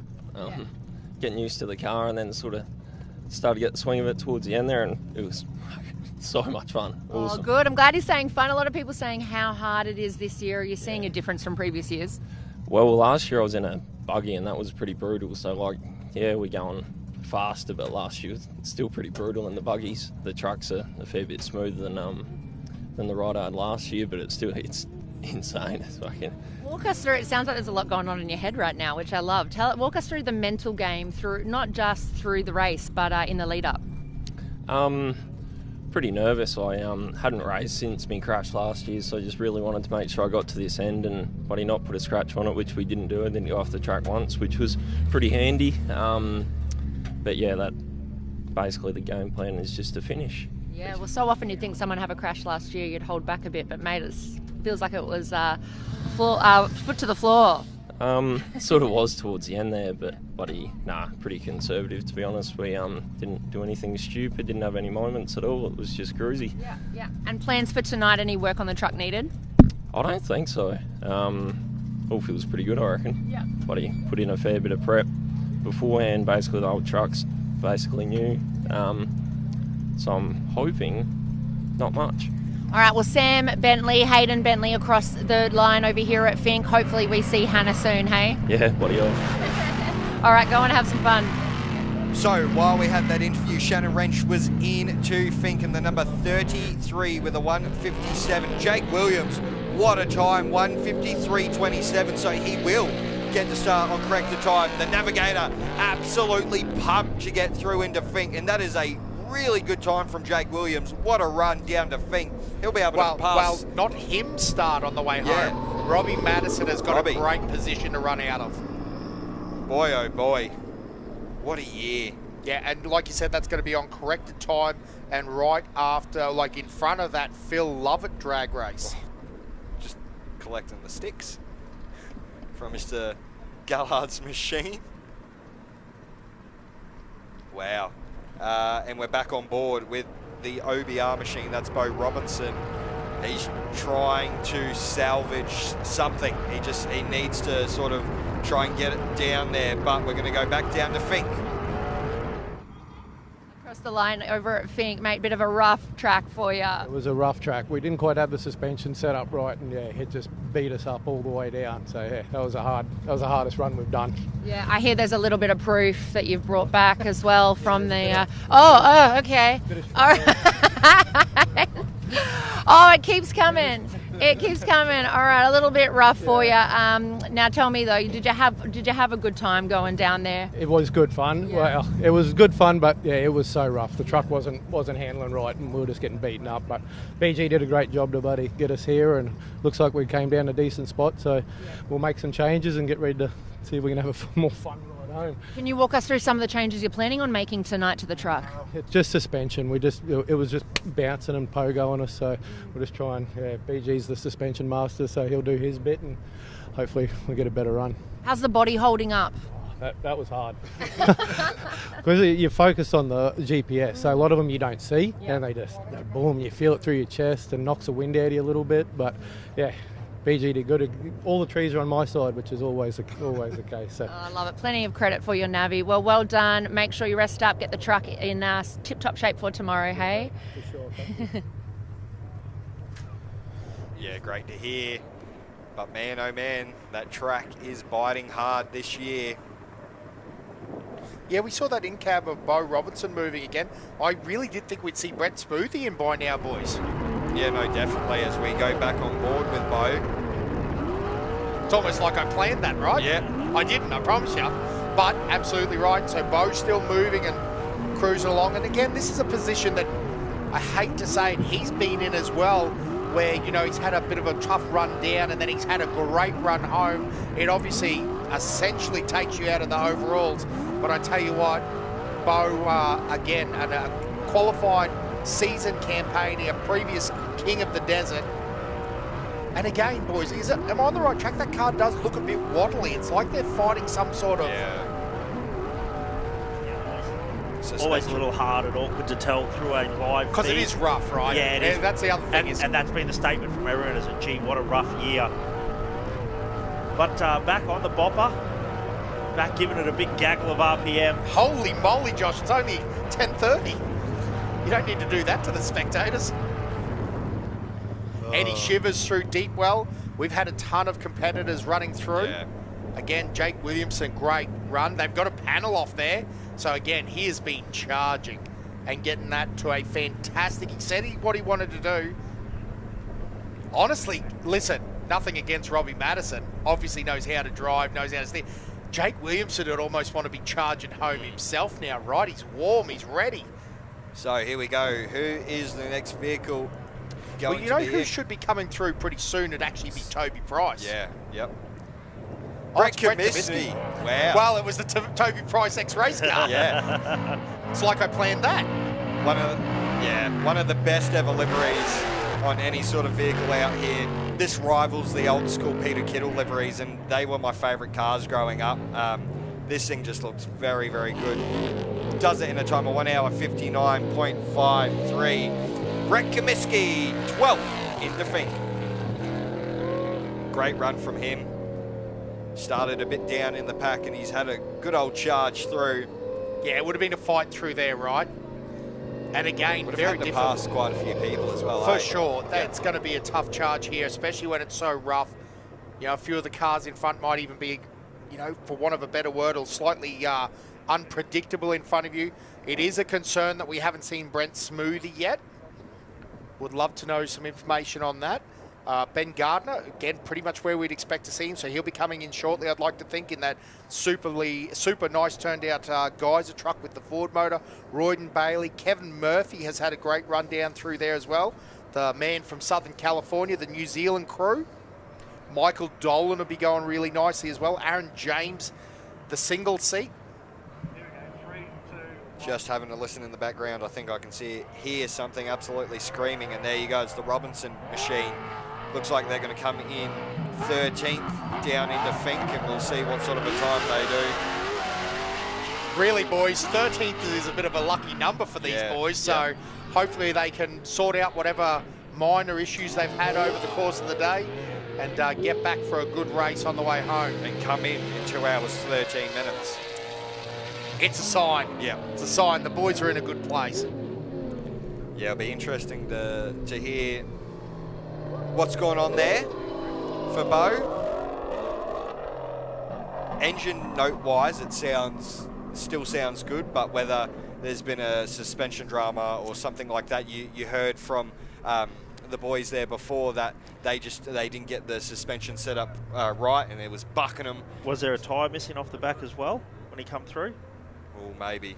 Good eye, Josh Curran. We'll have to wait to see if we can get another shot of that. And one of the differences between Trav, Hayden, they all run 2 spares on their four-wheel drive, whereas Bo just runs a single spare all the time. So we'll see if we can find any information down there. But come in not bad pace there, so we'll keep a bit of an eye on what's happened there, see if we can get any information on the ground. Yeah, definitely. Running a few other people, Jordan Bull through Bonduma now. Nathan Shivers also, David Bird, Kyle Reed through Bonduma. Ricky Chambers is through Redinga. So a good run there. And again, that's great shots down at Apatula. That is on the finish line jump, which, as a side note, for anyone that doesn't know, isn't the finish line. Bit of a trap for young players. So, but that's where we see that big jump, and then it's about 1 kilometre to the finish line proper. And we do have to to say, since last year, the finishing line actually has been brought forward, like as in timing wise, down at the Finke end. So yeah, it's not down past as they go past the old the setup there for timing and HQ down at the Finke end. Clay Agnew through Bonduma now. First of 9:46. our Super 1650s through there as well, I do believe, if I'm not mistaken. Jeff Pickering having a good old push. Yeah. He's made it into deep well, so watch the hard charge from him. Boy, oh boy. Yeah, Jeff Pickering is honestly one we'd expect to push through the dust a little bit. He's always very fast. He was the last off the line, but I don't think he'll be the last in. That's my opinion. Yep.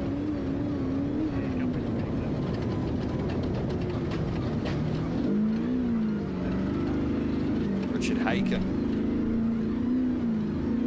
on board. So that's that great Element car. The very unique green and orange livery, and man, it sounds good. But gee, it gives you an idea of just how rough this track is. Plenty of dust on that camera, that's why she's probably a little bit out of focus. Looks like it's a bit blurry, but sometimes it's pretty hard to remember to give the camera a wipe. Yeah. So shout out to the navvies that remembered to wipe the cameras. Huddy in the OBR car, see the Navi and the Jake Williams car as well, giving it a wipe as well. So credit to these guys. You know, hey, just so you know, these aren't sponsored. These aren't paid for by anyone other than the teams themselves that are doing this. They're putting their own money on the line, their own cashola to make this happen. So shout out to all the teams that have gifted us their live stream to put inside their cars as well. Here we go, eyes locked on the Finke end. Who will be the next machine to make it into Finke? And it looks like that's Ben Gardner. Ben Gardner. So very interesting indeed. Big old jump down the Finke end. So a couple of families through now. Again, this is son of Greg Gardner. So absolutely awesome to see that.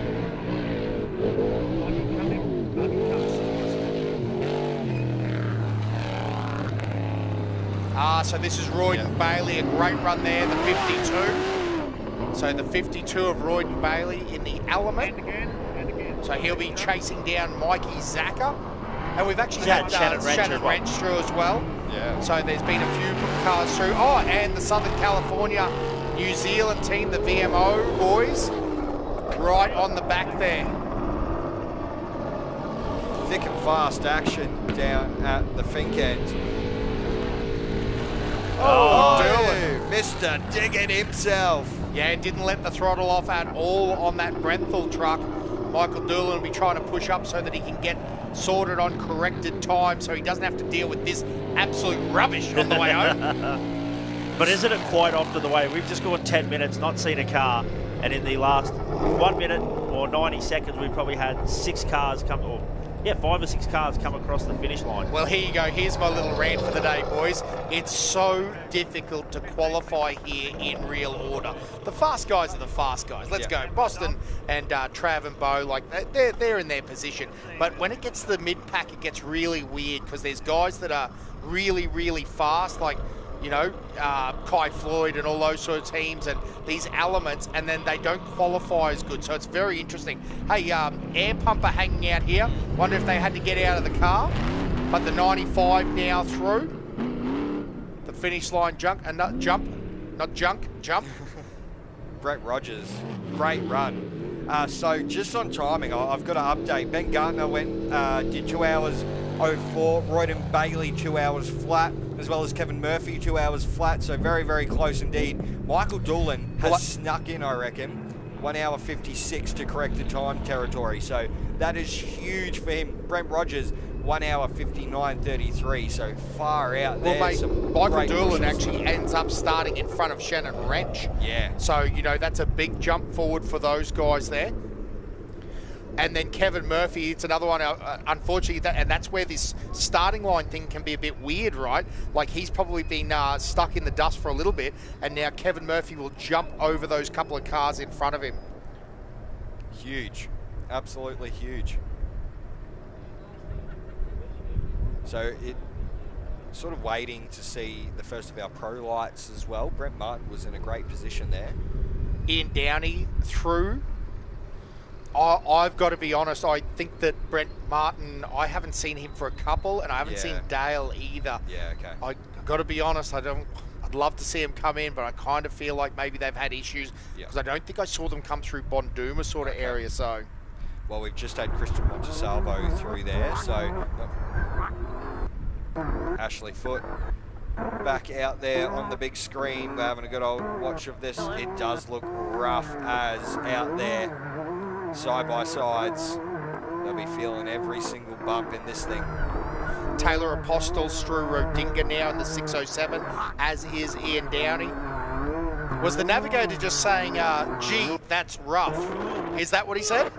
Oh, that's a bit, that's rough. That one hurt. Yeah, I don't know if you guys can hear it in your ears, but we can tell that there's a period of time there when your navi goes quiet that you've got to understand that it's tough going. Still well and truly upper though. It says 20, but it's gone again.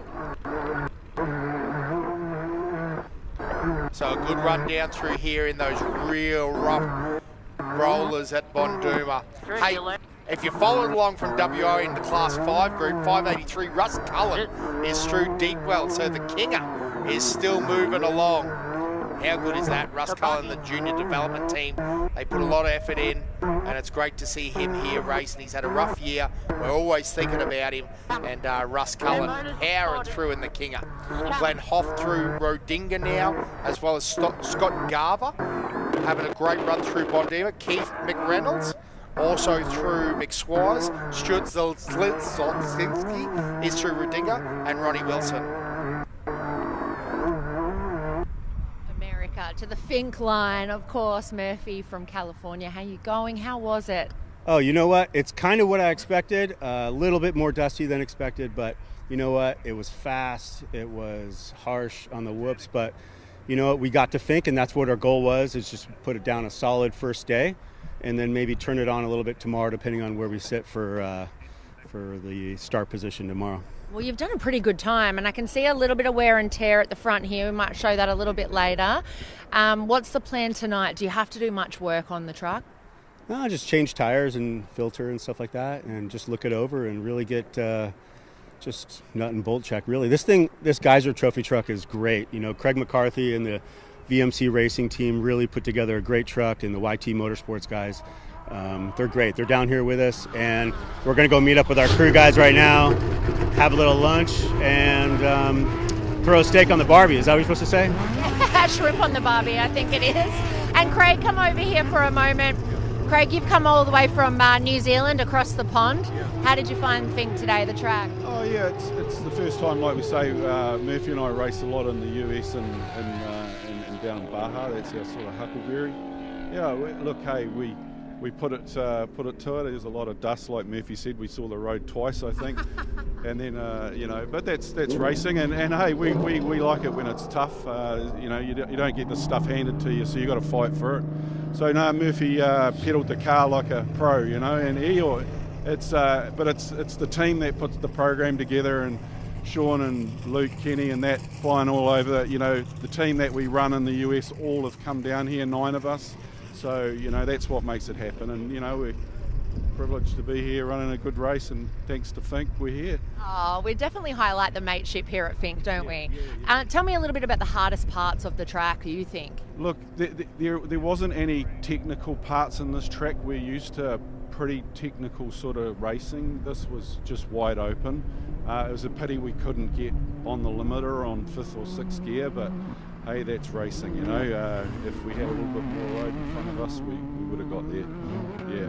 Well, look, all the best for tomorrow, okay? And rest up tonight. Yeah, we will. Okay, thank you.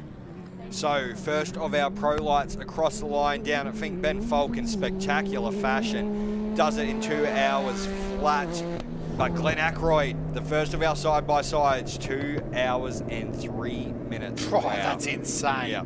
Absolutely insane. Glenn Ackroyd can wheel a side-by-side. Now, important to note too with Ben Falk, he's going to be quite up the list, right? He's going to start in front of, it looks like Royden Bailey. And that crew there, so running that 2 hour and with a 7 second. So that's great for him. And the 2:03, that'll be a good run for Glenn Ackroyd. It'll actually get him starting in front of Ben Gardner. So a good starting position there to run out. Yeah, Glenn's had a great run, put himself in the top 20 into Fink, which is absolutely massive for a side-by-side. So we love to see it, but here we go. The dust starts to fly again down at the Fink end. Hey, Josh, I just got a message there from Clayton Chapman, none other than the 2J King. He said, even without a turbo, those 2Js are fast. You're dead right, brother. Did you hook him up with one of them Wrecker motors or what? No, just a casual 700 horsepower. Sorry, low boys. boost. I'm getting very, very happy here. Andrew Moles, the 1:35, the second of the Pro Lights. What a run for the Alice local. Andrew Moles does it in 2 hours and 5 minutes. Boy, oh boy. Great run there for the Moles Motorsports machine. Oh, there's... Yeah, I think they were just stopped though, so that's all that was going on there. They gave them the thumbs up and they kept moving, so, but yeah, you're absolutely right. Andrew Moles in that Pro Light with a stonking run down there in a 2 with a 5, 2 hours and 5 minutes. So a great run there, and we'll be charging hard to try to chase down Ben Falk tomorrow. Again, that Monk-built Pro Light, absolutely fantastic. So great to see that. Also, if you're following along at home, you'll see in the bottom left-hand side of your screen all the updates that we're getting up here in the commentary box. So you're very, very lucky indeed. And we've also, when a vehicle finishes, you'll get the total time. So as you can see there, Andrew Moles, 2 hours, 5 minutes and 55 seconds. A great run by him. But it looks like we're going to have a speak to Glenn Ackroyd, the first of our side-by-side pro competitors down at Fink. One of the first buggies here. Glenn Ackroyd, how you going? Yeah, good self. Yeah, really good. How did you go over the track today? Yeah, it was good. We just drove pretty smart as we could, and yeah, it was good. Good fun. Yeah. Nice. And how'd the buggy go? Anything you need to do tonight to get it ready for tomorrow back to Alice? Obviously, we'll check it all over it and go through it, but yeah, it was, buggy seemed fine. Yeah. So it was great. All right, excellent. No worries. Well, good luck tomorrow. All the best, okay? And to your Navi too. Thank you. Yeah, fantastic. Glenn Ackroyd, another one of those guys that had come out of racing side-by-sides in that series that Sam Beck used to run, the Side-by-Side Australian Championship. Used to race on a motocross track with 8 side-by-sides at once. It was absolute bedlam. But because of that, a few of the guys had done Fink and moved through. Cody Crocker, Sam Evans, those sort of talent was around, and that side-by-side category just really grew.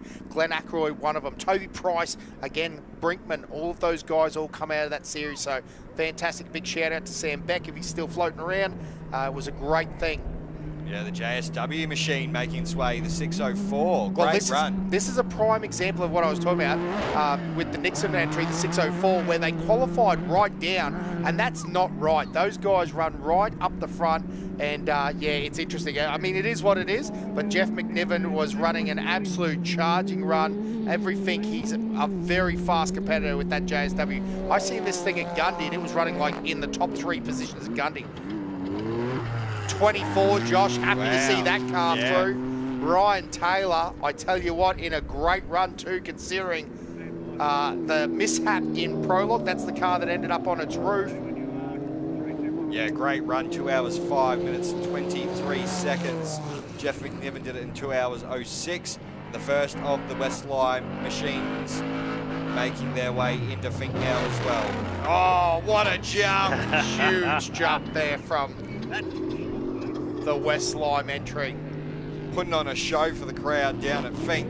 And there you go, Andrew Commons, 2 hours, 05. Is it wrong that I'm already starting to get hyped for Greg Gardner the other way, off the Fink? It's the coolest thing you'll ever see at Fink. Hey, now an interesting development there, the 61 of Cooper Weston. It's actually Chris Weston driving down, has only just gone through Redinga, so that's very out of position for them. I'd say they've had some time stopped on the side of the track. Jamie Harrison, fantastic story there with Jamie. Make sure you go along and follow along. But the 639 is down through Mount Squires now, so they're having a great run. Almost finished, one section to go, boys. And Brad Garrity is also down through Bonduma in the 210. So again, all of those people are exactly on pace where they need to be. They're having a great run. Tom Darlington coming down in the 63, down through Bonduma now.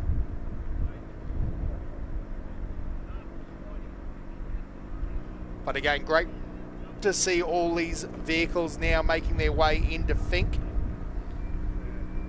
Andrew Commons will be very happy with that. The West Lime entry in the Geyser truck. Ryan Taylor in that position with a 205.23. Jeff McNiven a 206, absolutely stonking. Yeah, big push there.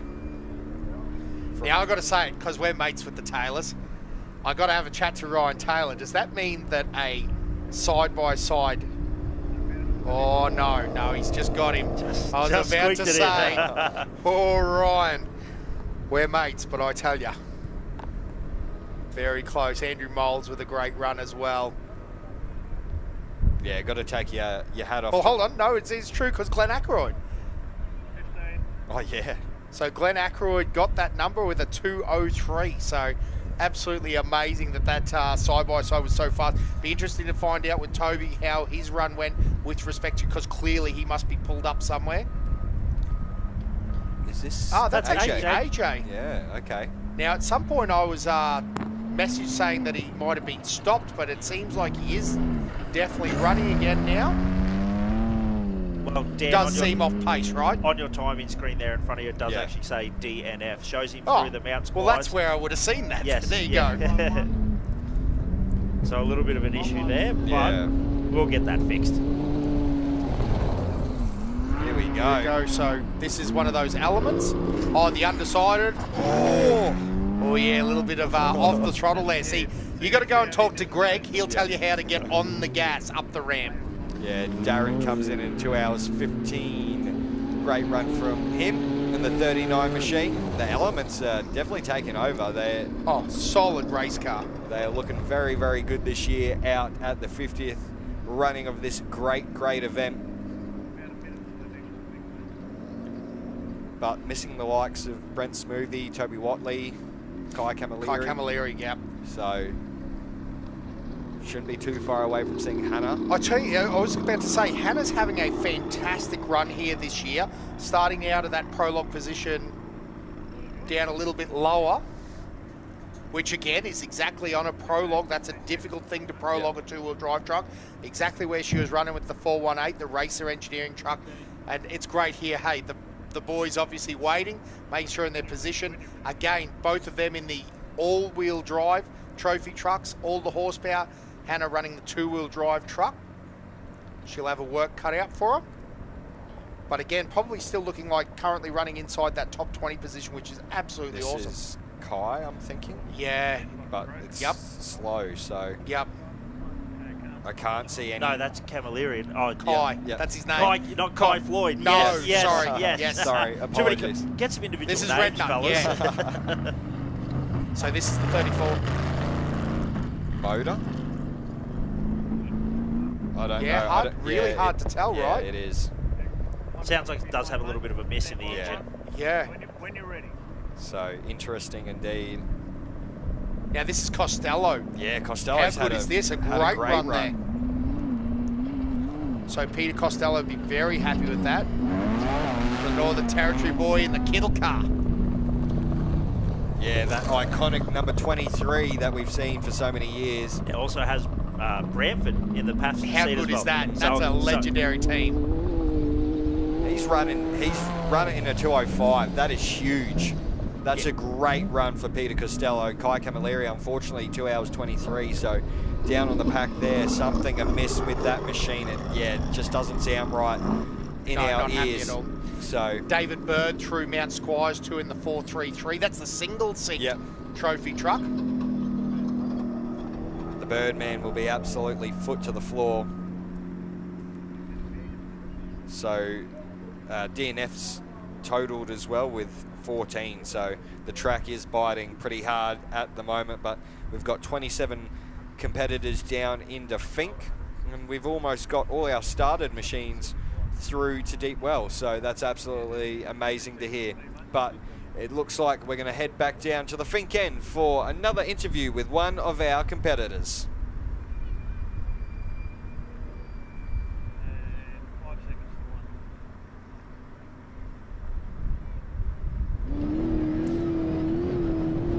One of the tough bits, obviously a little bit of audio down there. Hopefully we can get that sorted pretty quickly, but wow, we are moving on board here now. Yep, so that'll be the, yeah, that's the orange and green element. Sorry, my name. Yes. Hakoon. Hakoon. Wow, and in the background there, the Mount Isa boys. Yeah, the on the back porch. The first of the sports lights, the 10 cars, Bowie. 2 hours 16. Yeah, Bowie Graham through there, absolutely stonking there. That is absolutely huge. And that was great footage there. That Richard Hagoon has gone through Mount Squires now, so having a good run down. This is Kai Floyd. Yep, there we go. Great, that Tatum. So those boys will be very happy there, having a charging run. We're a bit nervous about the air shifter or the electronic shift off the line, and they've obviously got that sorted.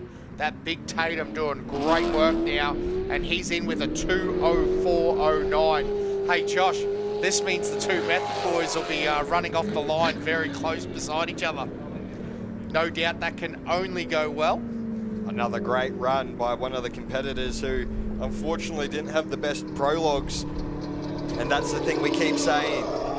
So Kai actually used to navigate for Ryan. Yeah, wow. Josh in the in a Tatum. So they've built two very similar cars, one V8 car, one turbo car, and again they've got plenty of time as best mates and racers. Yeah, huge run. Clay Agnew through Mount Squires, as well as Brendan Hill through Bunduma, and Andrew Shepherd as well. Back on board with one of the element machines here. Yeah, they're having a great run there. That car working really well in the rough. Fighting the dust a little bit. So it's obviously once we get back through the list. And again, this is what we were talking about, where we've got to be a bit careful, is the closing speed between this type of car and maybe someone that's qualified a little bit further. And you can come up on the dust. Now, probably what they can see that we can't see, and it does really stand out, is those high flashing lights. All of these cars have got high lights, and it's pretty important to be able to see those and make them work. So this is great footage. Sorry we cut you off there, mate. Now, tell me, what do you have to do to the buggy tonight to get it in tip-top shape to head back to Alice tomorrow? We'll just run a spanner over it. We'd like to find that speed that we've lost, but it's there's not a rattle, there's not a bang, the thing's going unreal. So we don't have to change any of the specs of the car suspension-wise, but we just need to find that speed that we're missing. So. Yeah. And have you got much of a crew here at Finke tonight for you? Oh yeah, they're all on the way down. They're on the long road, so they'll be they'll be about as beaten up as we are by the time they get out. Well, thank you so much. Enjoy, you guys. Enjoy the rest of Finke today.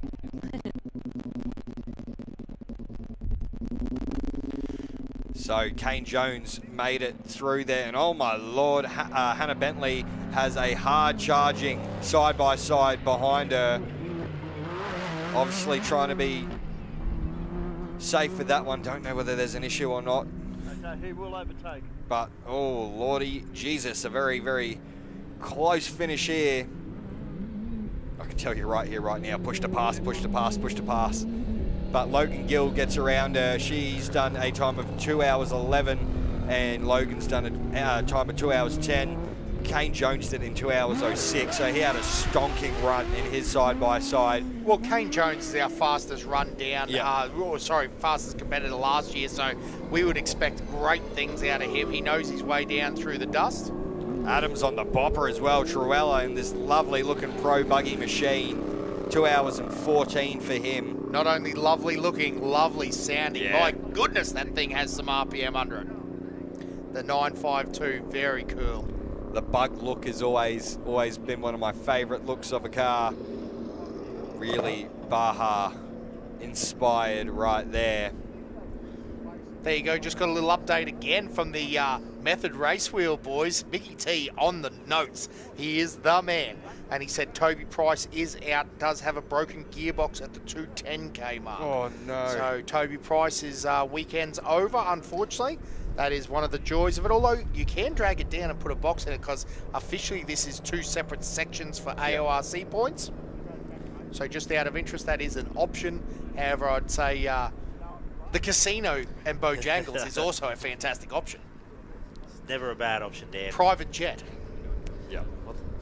Well, there is one flying in later this afternoon that you might be able to get the get on Webjet, see if you can get the return leg for a cheap price. As we see Hannah come in there, How good is that? 3 Bentley Motorsports machines. That would be a buzz right there. No, definitely would be in the top 50. They're all quick cars. That's what we were saying earlier this morning. A great run from Hannah. Yeah, a 211, and again, guys, this is no joke. A 211 a couple of years ago was like a 3rd or 4th position. So absolutely crazy, and on a rough year when it was extremely rough, and she's obviously had some type of issue there with coming in. So I'd say they're looking at something or working something through, but as a driver, as a racer, absolutely awesome as the family congratulates each other. They'll get that sorted and she'll be charging on the way home tomorrow. Yeah, great competitor. Absolutely great competitor indeed. Dad right there to greet her and help her get out the truck. Absolutely amazing. These pictures, not so long ago, we didn't even have cell service down at Finke. Now we're getting live pictures from this end, so it's absolutely amazing, isn't it? Well, you are right. It wasn't that long ago that those that have ever been down the Apachula end would remember the Method Race Wheels F truck with the gigantic satellite dish on the back of it to be able to get phone reception. And they actually used a phone and live streamed some video footage from the Apachula end to us so that we were able to see what was going on down there rather than just a bit of information. So how incredible is technology? Like you said, Starlink, stuff like that. We get to see this. We see the dust rising. You know, it's a clear enough shot that we can make out what vehicles are coming through. It's a heck of an awesome time here in Alice Springs for the Finke Desert Race. The 6, 7, 8 through now. Doing our finish line jump and on its way to the finish. That's Terence Flynn-Dow. Great time there with a 2:22. And again, that's one of those earlier Mavericks, so not with the crazy arms on it. So, you know, a couple of year-old race car out here having a great time. So don't forget, you can always find yourself a cool race car, marketplace. Get yourself into Class 1 or Class 10, or heck, buy yourself a trophy truck if you're in that market. I'm about it. But definitely keep that in mind, as there's plenty of great options to get you to Finke. And now we're jumping down to Hannah Bentley. Officially rounded out the Bentley family here at Finke, and we've got Hannah here. Hannah, I saw you roll in, mate. You didn't look super happy with yourself. You still made 2 hours 11 though, which is pretty darn good. Yeah, we had motor issues started 60 k's that way, so we were getting close, but it just started overheating and it was weird to drop and then it'd heat. So we dawdled for a good 50k, so pretty disappointed but happy that we're all here. You're all here. Tell me, what are you going to change up for tomorrow? Well, to be honest, we don't know what's going on yet because it's a bit strange. So we'll have a look at it, see what's going on, but I haven't heard how Dad and Sam's cars are. I assume fine. They both did well. So yeah, they are. Yeah, no, both seem tip-top actually. But look, I really just hope that you're not too deflated. You should still be so proud of yourself. The Bentley family are all here now, and we've got all 3 of yous lined up here behind us, which is such a cool sight to see. I know your dad's proud of you. Sam's super happy with how he went, which is good. He had an amazing time. But even, you know, talking to Paul Curry before, he was saying he has never seen the track like this, ever. He said it's the toughest it's been, so... Yeah, I mean, obviously I haven't been doing it as long as Paul, but I thought it was really rough, actually. And the dust, I have started further back previous years, and the dust then was worse. Really? Like, yeah, it was ridiculous. Yeah. But, yeah. All right. Well, look, all the best for tomorrow. What's your plan in the morning? Just get home now. Yeah. It was to try to do a good time, but now I just want to get home. Yeah. All right, mate. All right. Well, good on you. Hannah Bentley, that does round up the Bentley family. All three are now back here and check out their cars all lined up here. Hayden, Sam, and of course, Hannah Bentley. Well done, fam. Yeah, great to hear from Hannah there. The Bentley crew have all made it down into Finke, and that is an amazing run by all of them. In the background, we had Terence Flynn Dow across the line in his side-by-side pro, and Matthew Martin making his way in the 113 Pro Light machine into Finke. Yeah, and we've also had David Adams through Mount Squires and Josh Ward through Mount Squires as well. So those guys having a great race there. Only a couple of seconds between them, so they'd be battling. Again, different classes, but in the overall, you'd be chasing everything you can get. Now, the other thing that was interesting is the Class 7 battle, guys. Everyone down to Deepwell in under an hour, but they're all very, very close. Obviously, all the times you can have a look yourself, but there's no clear winner there. Crag Lowndes, Hank the Tank, and gentleman Jeff Pickering all having a fantastic run in 7 all through Mount Squires. So very cool to see. Yeah, no, definitely is going to be very interesting indeed to see who makes their way down to Finke first in that class. Craig Anderson also now through Mount Squires as well, as we continue to have a look at the shots that are coming to us live from the Finke end. Great to see. They really are. It looks like we're going to head back down to the Finke end, and we're going to have a chat with Logan Gill, the 644 machine from Side by Side Pro. I've got Logan Gill here and, of course, Lee Vander all the way from Western Australia. How'd you go today? How was the track? Very rough, and we actually went pretty well, given that we haven't really gone up the track before, and no, it was good. You've done fantastic, mate. Now, tell me about the buggy. How did it pull through? Probably was better down the other end, but it's in one piece here, so I think we'll be right. What's the plan for tomorrow? I think we're in an all-rightish spot, but as far as the plan, it's just to finish at the moment, because I need the points for the championship. What's it like being part of the 50th Finke? How good is it down here? It's a pretty special feeling, especially being able to come down here and join the camaraderie, or whatever that word is. Camaraderie? Camaraderie. And speaking of camaraderie, who do you sort of have down here? What kind of crew do you have Finke end? We just have one of my dad's friends, Alan, who drove the truck down for us, and we're going to park up with Greg from GRC, I'm pretty sure, and should be good. So we'll make sure you get a good rest so you have a good start for tomorrow. Okay, guys? Well done. Well done on your time. Hey, how good is our camera vehicle here? They recognised we were just literally talking off air about that left rear on the Can-Am as it made its way in. We said that suspension looks like it is absolutely toasted.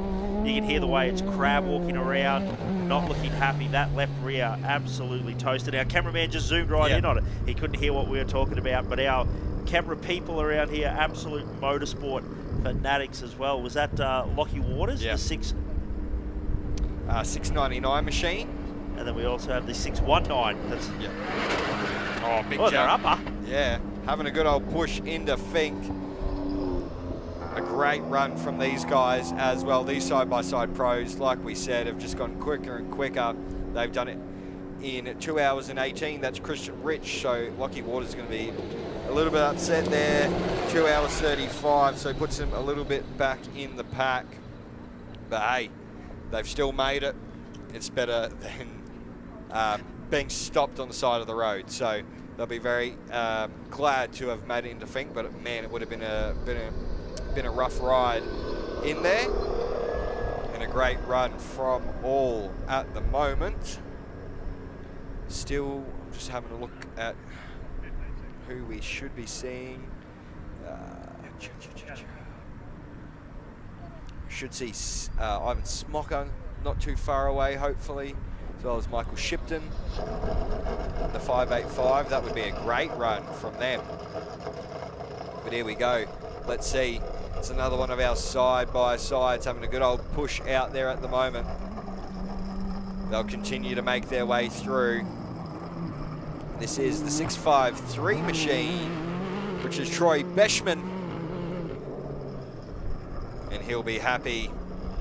Gentleman Jeff Pickering through Rodinga now as well, so great run from him.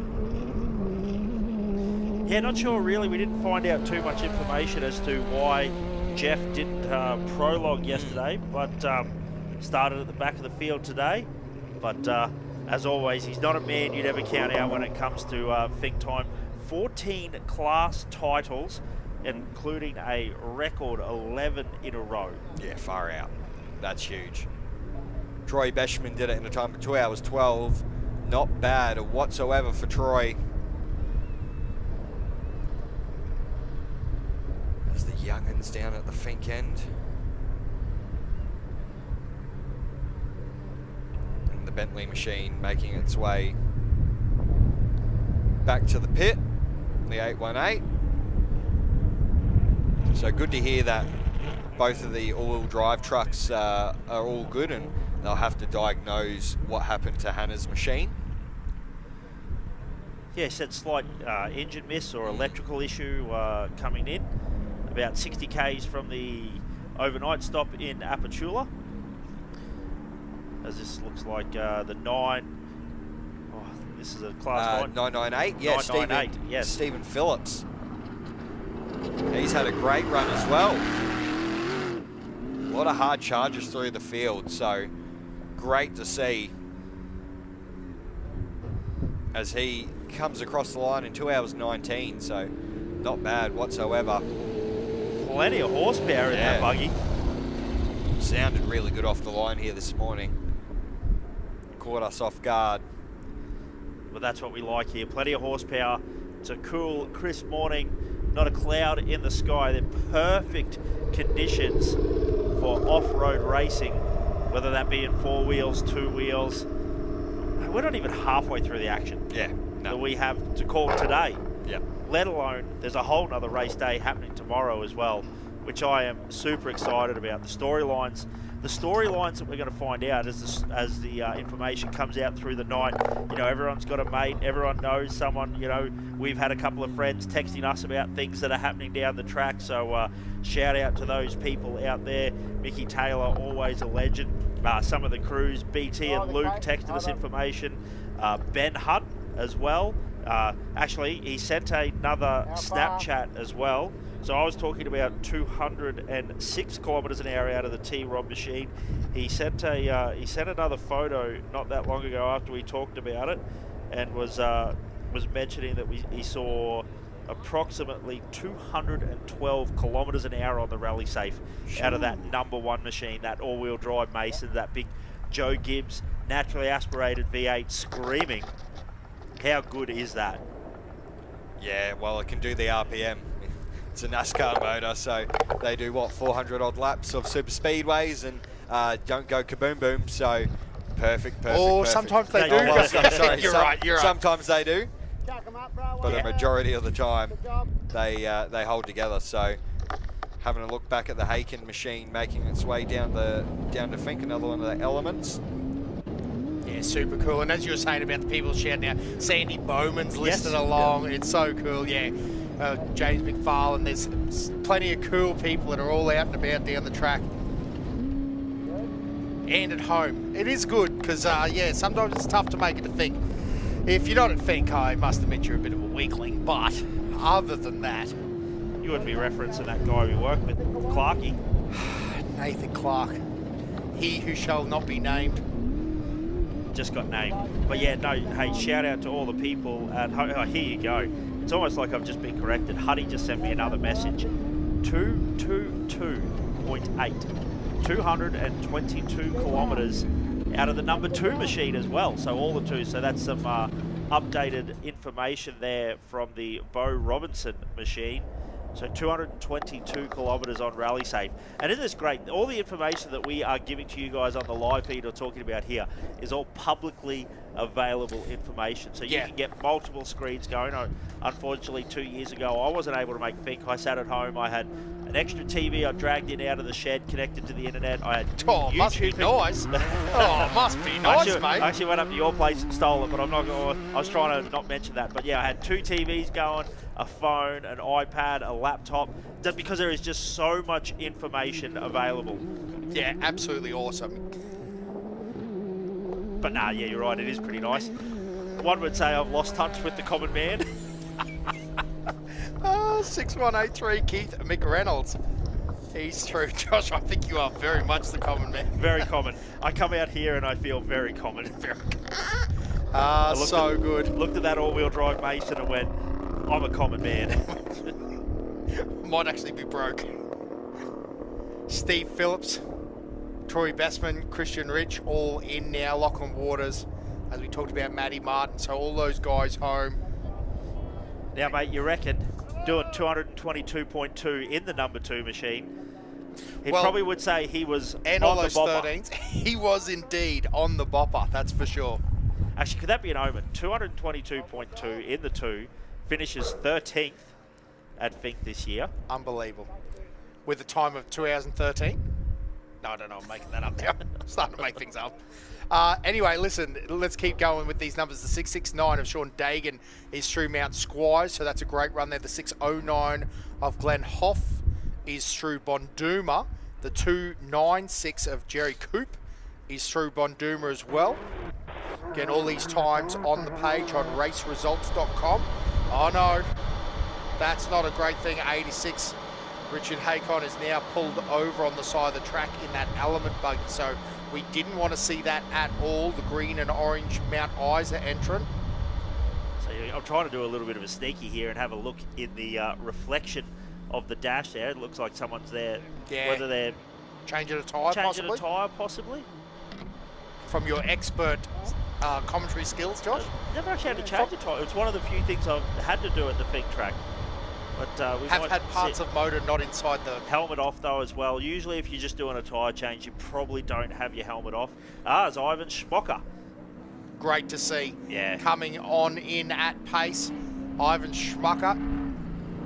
It's a great run.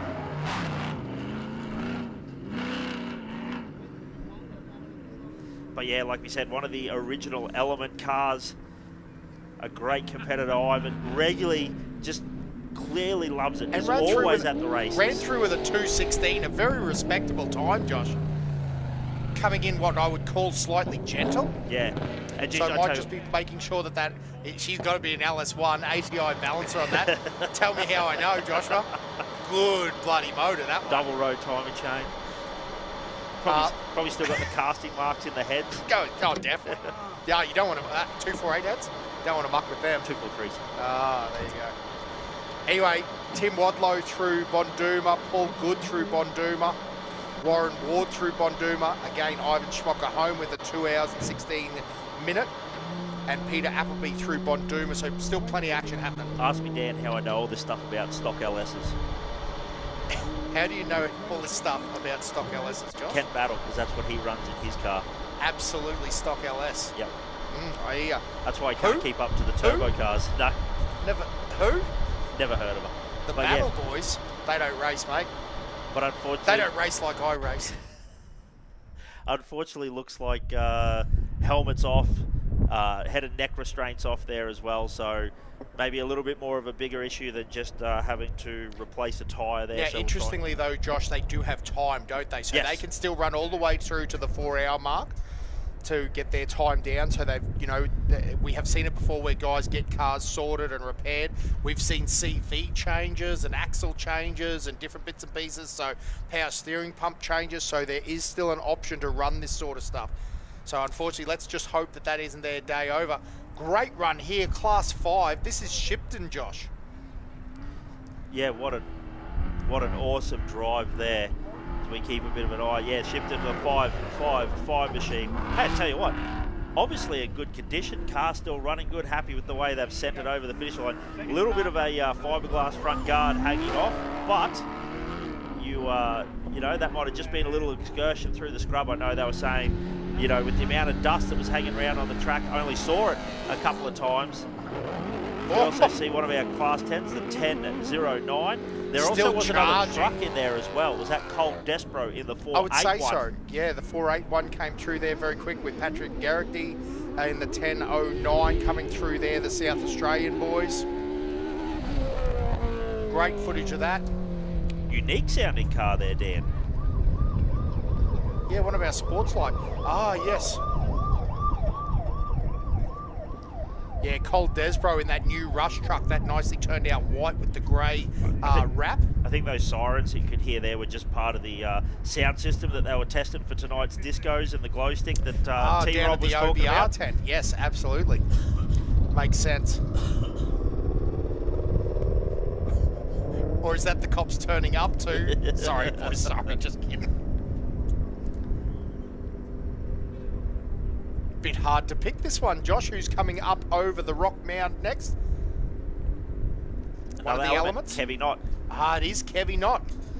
Yeah, fantastic drive there from Kevy, the KJ and electrical team. Gone through a few different combos. Had the Razorback, had the element with the turbo. Now got the V8 element and seeming to have a really good run here. Ah, Mackay. Yeah, Angus Mackay. Not Mackay. Definitely not in Mackay. Learned that mistake early on in the day. The 182, a great drive there from that Pro Light car.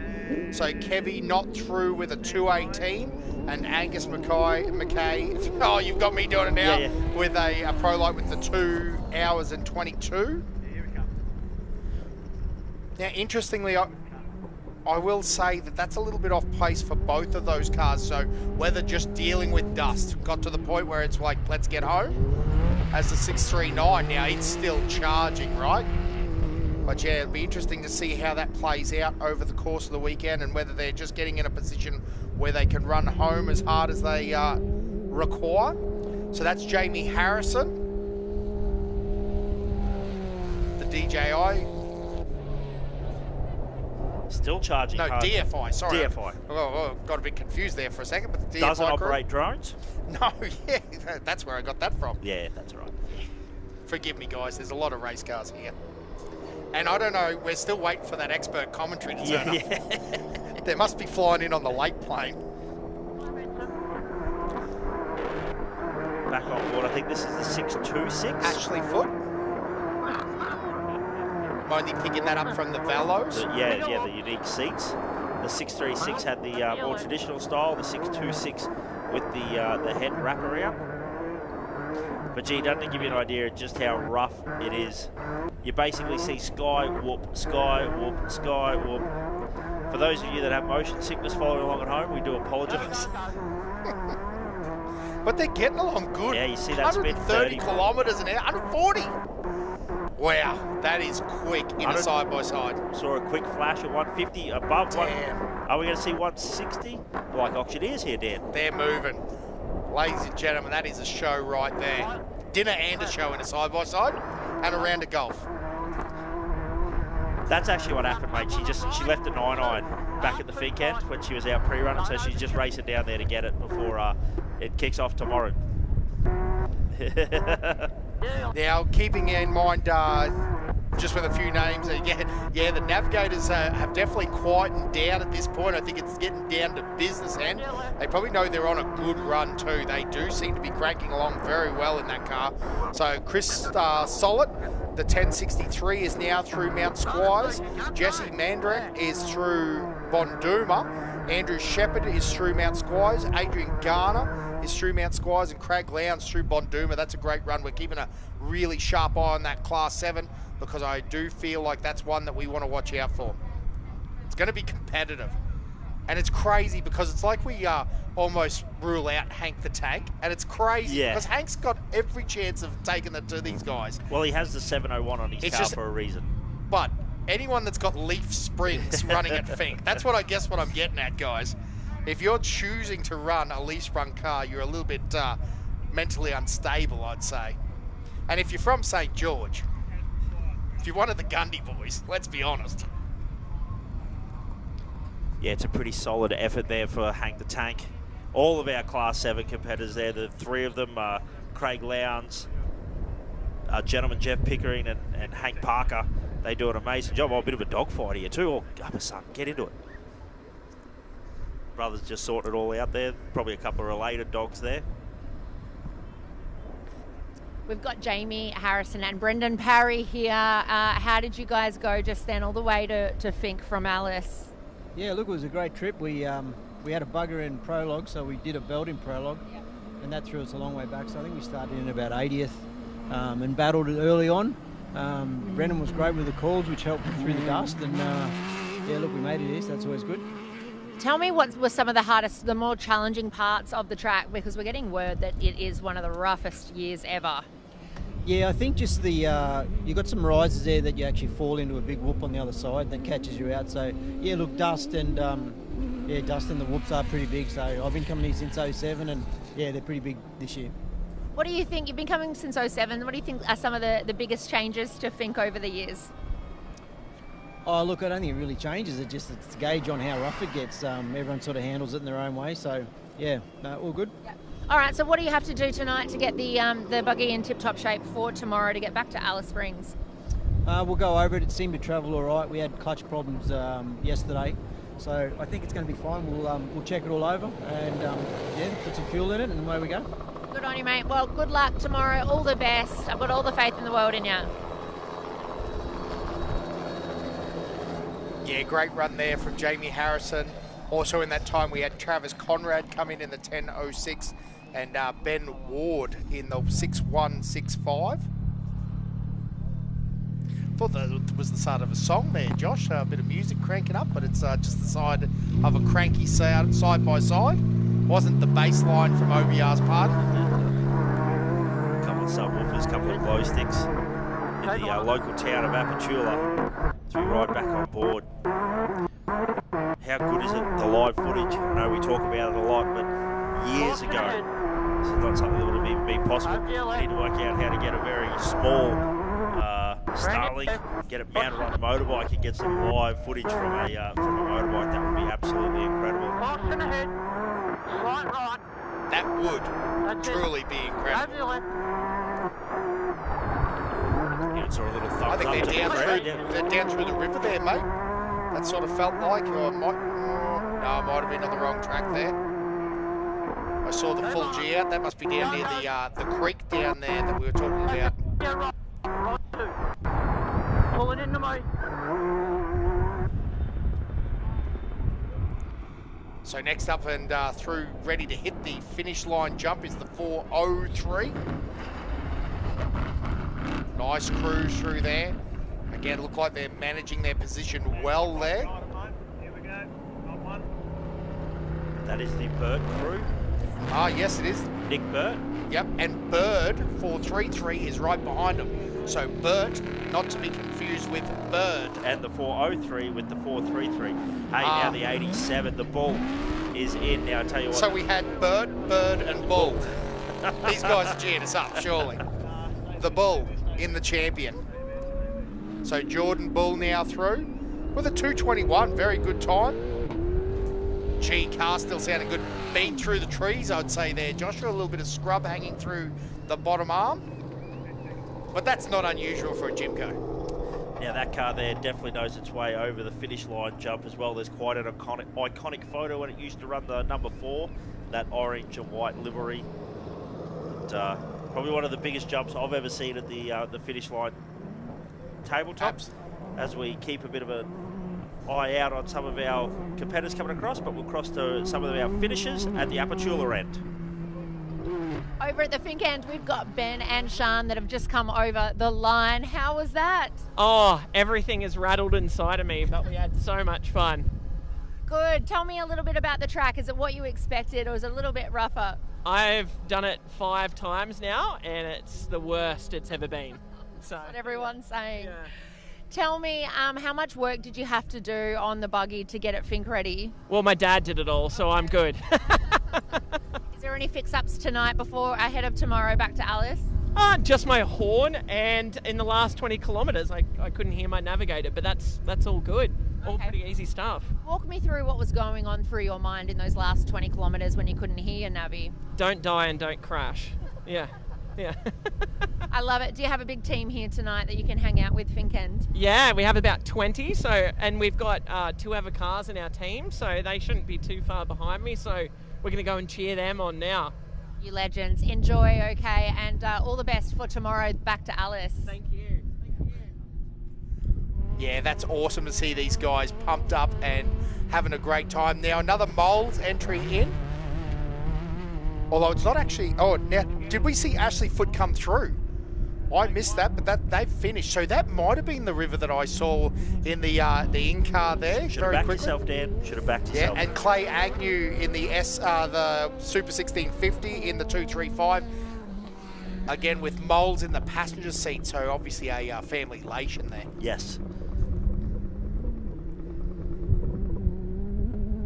But gee, always the way that we talk about not much action for a little while now. Like you said, the 612 is in, so that is... The 612 or 632? Or maybe the 6... Either way, I've got no times for it, mate. No, little transponder issue there, so haven't seen it pop up yet. But like you said, the 235 is in. Ashley Foote, the 638, 2 hours 27. Clay Agnew in the 235 in 2 hours 22.23. 2:22? Yeah. 2 for 22. Richie Beto would be a very happy man right now.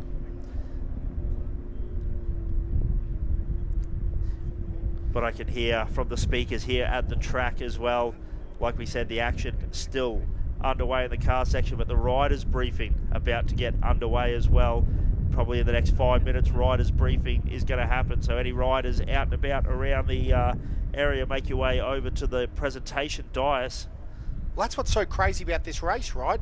It's such a, I'm looking for the word, but it's such a huge experience. There's so much going on, and we're 226 Ks away. There's riders briefing happening here. There's finish line. Oh my goodness, that got very loose for the 6149. Oh my goodness. That was no throttle off for Kyle Reid. So that's probably a good little thing there for all the bike riders that are over in front of the big screen. That finish line jump can catch you out. She has caught many out. She's Listen a bit of a doozy. Heed our advice, ladies and gentlemen. So the 6149, that is Kyle Reid. 2 hours 26 and 37 seconds across the finish line there. Now this is a true story for the commentary box. We've once seen a dude on an RMZ jump the fence to the left. Yes. Don't be that guy. Take your time, line up the jump. Don't jump the jump. He's got plenty of footage on the live stream. He though, did Dan. make the live stream. Don't be that guy. Rick Chambers down through Mount Squires now. John White through Bonduma. So these are all vehicles making their way down towards the camping area at Apatula. So when you go to Apatula, you don't actually go into Apatula. You turn left sort of near the airstrip, don't you, Josh? So the airstrip on your right. Turn left before that. You'll see the area. Follow the crowd. There'll be plenty there.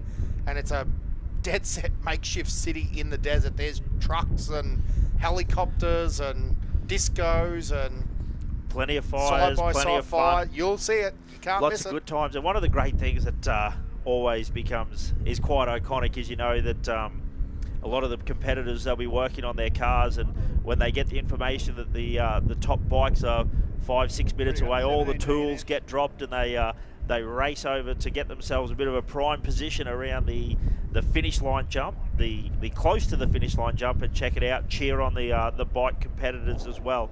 So there is an excellent atmosphere down there. It's Finke. The cars love the bikes love the cars. It's it is a excellent atmosphere down there, and I can tell you we will be cheering.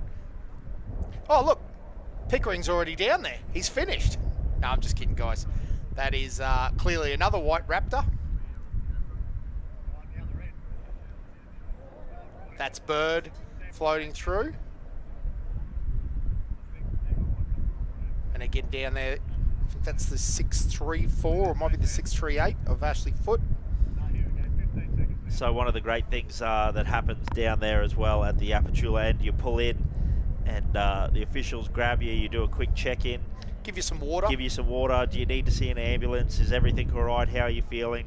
So there is safety concerns. They check in as Ronnie Wilson, our American competitor, one of our American competitors, off-road racing great, is in the house as well down at Apatula. In that iconic blue and yellow too, Josh. They know how to get it done here. Geez, would have been a little bit of an adjustment for Ronnie, come over here sort of thinking he was going to be driving a buggy. They had a few little teething issues with that car and weren't quite able to get it ready. And then they stepped up and decided to jump in the Can-Am and race it as well. Last minute vehicle swap for them. So not sure if Ronnie's had much experience in a four-wheel drive side-by-side as well. Used to racing big unlimited buggies in the States. 219, mate. You'd have to be pretty happy with that. Got to be very happy. It's a great run there in a side-by-side pro car. And as you said, hadn't had a lot of time in that. He's got Brad Zacher in the passenger seat with him. I actually think the other young Zacher fella, is it Ryan Zacher? Might be in the passenger seat. I believe is navigating for him as well. Excellent. But what a great way to go racing here and to come over and experience the Finke. Again, there's lineage of Wilson cars over here in Australia. Number of, I'd almost say most of their cars end up coming to Australia through the Zacher connection, through the King's connection. For want of a better word, Wilson's would be classed as the factory Kings team over in America. So this is Hakoon back going. Yeah, that's excellent. Yep, so that's good news there. The Element back on the road again. Back on the road, up and running. And interestingly, they probably look like they're just a little bit off the gas now. I wonder if they're just nursing something. They know that they've got something, maybe a CV clip or something like that hanging, or a boot. Still moving along very nicely. I'm not trying, but you know, not up on that rev limiter like we saw them earlier. And interestingly, he's starting, the navigator seems to be more so not reading the terrain, reading the terrain, not looking at the GPS as much. So I wonder if the boys are just making it happen now. Yeah, it does sound like through the in-car can always hear a little bit of an engine miss, maybe. Yeah.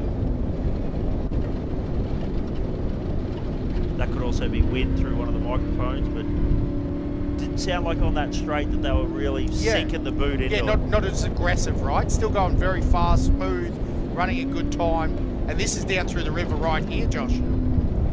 So down through the river, jump out of the river. Yeah, so it won't be long until we see the 86 entry. Yep, pop up into our finish line jump. That might get with an outside camera, might give us a little bit of an opportunity to have a bit more of a listen to what we think's going on with this motor. But this is a cool section of track as well. Quite sandy, quite whooped out. Yeah, big berm corners. Yep, absolutely. Yeah, listen, this is what I mean. It's probably, there's this weird thing with Finke where it's just brutal enough that it's a challenge. As in, it is a challenge, it's brutal. But then it's fun enough, like it gets a flow on, it gets a swing, and all of a sudden you start feeling like you're Superman, up on the berms, making it happen, dust flying, RPM up in the range. And it's just one of those things that keep dragging us back.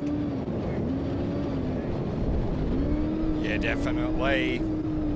Sorry, fellas, had to go do some family duties there. Say hi to the supporters out here this weekend. Oh, it must be hard when you got a crowd wanting you, mate. It is, mate. Gee, it is. Josh Gravely. Nah, they're great. They look after me here in Alice, so a massive shout out to them. They normally run me and Josh out of Alice. That's what happens. Listen to our commentary, say time to leave, buddy. Oh, God. Nah, they're very impressed with you two boys, I can tell you that. Don't you worry. The 654, though, another one of the Can-Ams making their way through, having a good old push in the side-by-side. Great to see so many of these vehicles making their way through. Good push over the finish line jump. A bit of local news as well. Brett Taylor did have a diff sensor go kaboom on him. So Josh Ward across the line there in the 654 that we just saw then. And I do believe the Haken machine will probably be there, as well as the Wise machine, the 1025 making its way. Well, he overtook, there you go. You'll love to hear it. Richard Haken across the line, 2 hours and 27 minutes. Not bad at all. Yeah, I would definitely say a little bit of an engine issue there for the Hakoon machine. He wasn't just upper like it did sound when he left the start line. Quite a healthy sounding V8 in that Element off-road car. So hopefully they're able to get it patched up and fixed. get back racing tomorrow. Yeah, definitely. And this track is very, very rough. I just got word on young Jimmy Button. So unfortunately for him, he cracked the fuel tank just outside of Deep Well, which is very unfortunate for him. But that car has been picked up and is going to make its way back to Alice Springs. They're going to weld it overnight and weld it this afternoon and get it back down to Finke so they can attempt to make it from Finke to Alice. Another one of our Class 10s, I do believe, the single-seater machine making its way towards the finish line as well. The 1074, a great run from the Class 10s. They're having a good old push now. And to make it in there in around about 2 hours and 40 minutes is a great big push. The 651 machine also making its way in. Another one of our side-by-side competitors, the GRC Motorsports entry. So that was David Adams in the 1074 Sports Light. He did it in 2 hours 30, so a great run from him. And this side-by-side, maybe right rear. Looks like it's moving around quite a bit. Maybe another issue with one of the trailing arms there. Doesn't look to be going full tilt is Greg Campbell. So yeah, absolutely right. Nursing something there. And Greg Campbell, one of the guys that really preps and runs an awesome team, that Greg Campbell Racing GCR. If you ever want a Can-Am sorted out properly, definitely worth a look. So Campbell, a great name in off-road racing. So it'll be interesting. They'll get that sorted overnight. Suppose I've got a prefix as long as it can be fixed overnight. We've been talking about it. Toby Price out with a gearbox issue in the Brinkman Motorsport vehicle, so showing just how hard they're pushing along here. 22 did not finish us here today so far. Only 62 cars down at Finke. 132 started. Yeah, we'll continue to see the side-by-sides make their way through. A big gaggle, and these Can-Ams are sort of the way to go, aren't they now? Yeah, listen, the Pro R's a great thing. The Talon, not so many Yamahas running anymore. They don't run, they're sort of a smaller unit, probably a bit more suited to local racing type stuff. But yeah, you're absolutely right. These new the Maverick R's with the upright arms that we're talking about, very unique design. They can run a big tyre, a 35 now. It's a pretty amazing thing. Look at that sway bar. You can actually see the torsion bar style sway bar on the back there. And here we go. They're just going to continue to make their way through. Craig Anderson was the last side-by-side of the 6144 to make his way into Finke, as well as the 6108. And another one of our side-by-sides, I do believe. But it looks like, because we've been riding on board with the Haken machine, we're going to go have a chat with them. I've got Richard Haken and what was his Shane Hartnett. Shane Hartnett, of course. Look at these bearded fellows. We just saw some incredible footage of from inside. How was all of that? Yeah, it was good. It's a new car. We're trying to learn out how it moves and goes, but it's been a great ride coming down here. It's been a learning experience. We think we got faster and faster as the day went on. So. Now, we did notice that you were out of your car for a bit. Did you have some engine issues, or what was going on? Yeah, we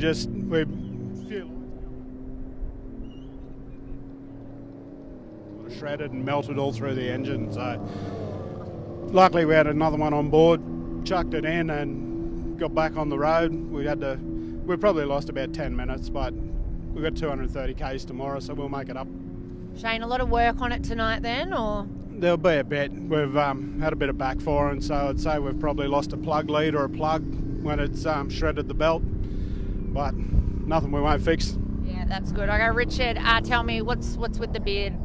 Oh, we just started out just to get noticed. It matches the race buggy, so my wife wouldn't agree with it. But other than that, it's just to match the race buggy and stand out a little bit.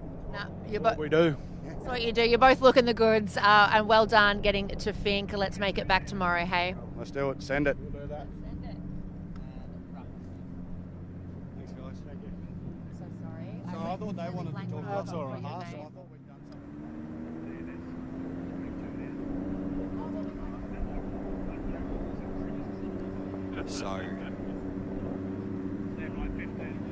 bit going on here, just down at the Alice end. I'm trying to make sure my voice isn't going out to venue at the moment, just because we've got our riders brief going on. So more vehicles continuing to make their way into Fink at the moment. Looks, oh, big push there from one of the pro cars, I do believe, the 63, making their way out over the jump. A great run from them. Definitely still on the bopper down at the Fink end, having a big old push.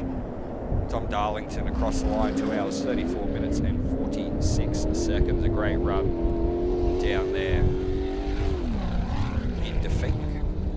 Still got the spare on the back as well, so they'll be pretty happy with that. A great run down into Fink. So 66 cars now into Fink out of the 131 starters. 23 confirmed did not finishes, but 100 through Mount Squires and 117 through Bundooma. So a good push, a good amount of numbers making their way down to Fink this year, which is absolutely amazing to hear. Fink still pumping with energy and people down at that end. Some crews getting some footage and some shots of all the vehicles making their way down into Fink, which is great to see. We're having a good old time here at the 50th running of the Tatts Finke Desert Race. The car section's still underway at the moment, and then I believe, if I'm not mistaken, from 12 o'clock noon we'll be getting the bikes underway. So still a heap of action to come today, so don't you go anywhere. Make sure you refill on whatever you need to refill on and get back to the action. We're going to continue to bring it all afternoon and for the rest of the morning here from the Alice end. Choppers above. A couple of competitors doing the Ironman class this year, so I think there'll be a couple of choppers and a couple of chartered planes getting their way between Fink and Alice this weekend. Another one of our competitors, one of the locals, the 210 machine, the Garrity machine, making its way down into Fink for Chambers Engineering and Thinkwater. Very good push from the 210 machine.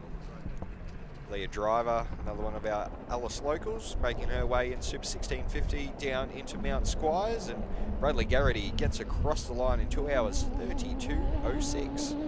Yeah, no doubt the Gundy crew will be pumped there with the 63 of Tom Darlington through in the Mendiola. And as you said, the Alice locals pumped. Bradley Garrity is through in the 210.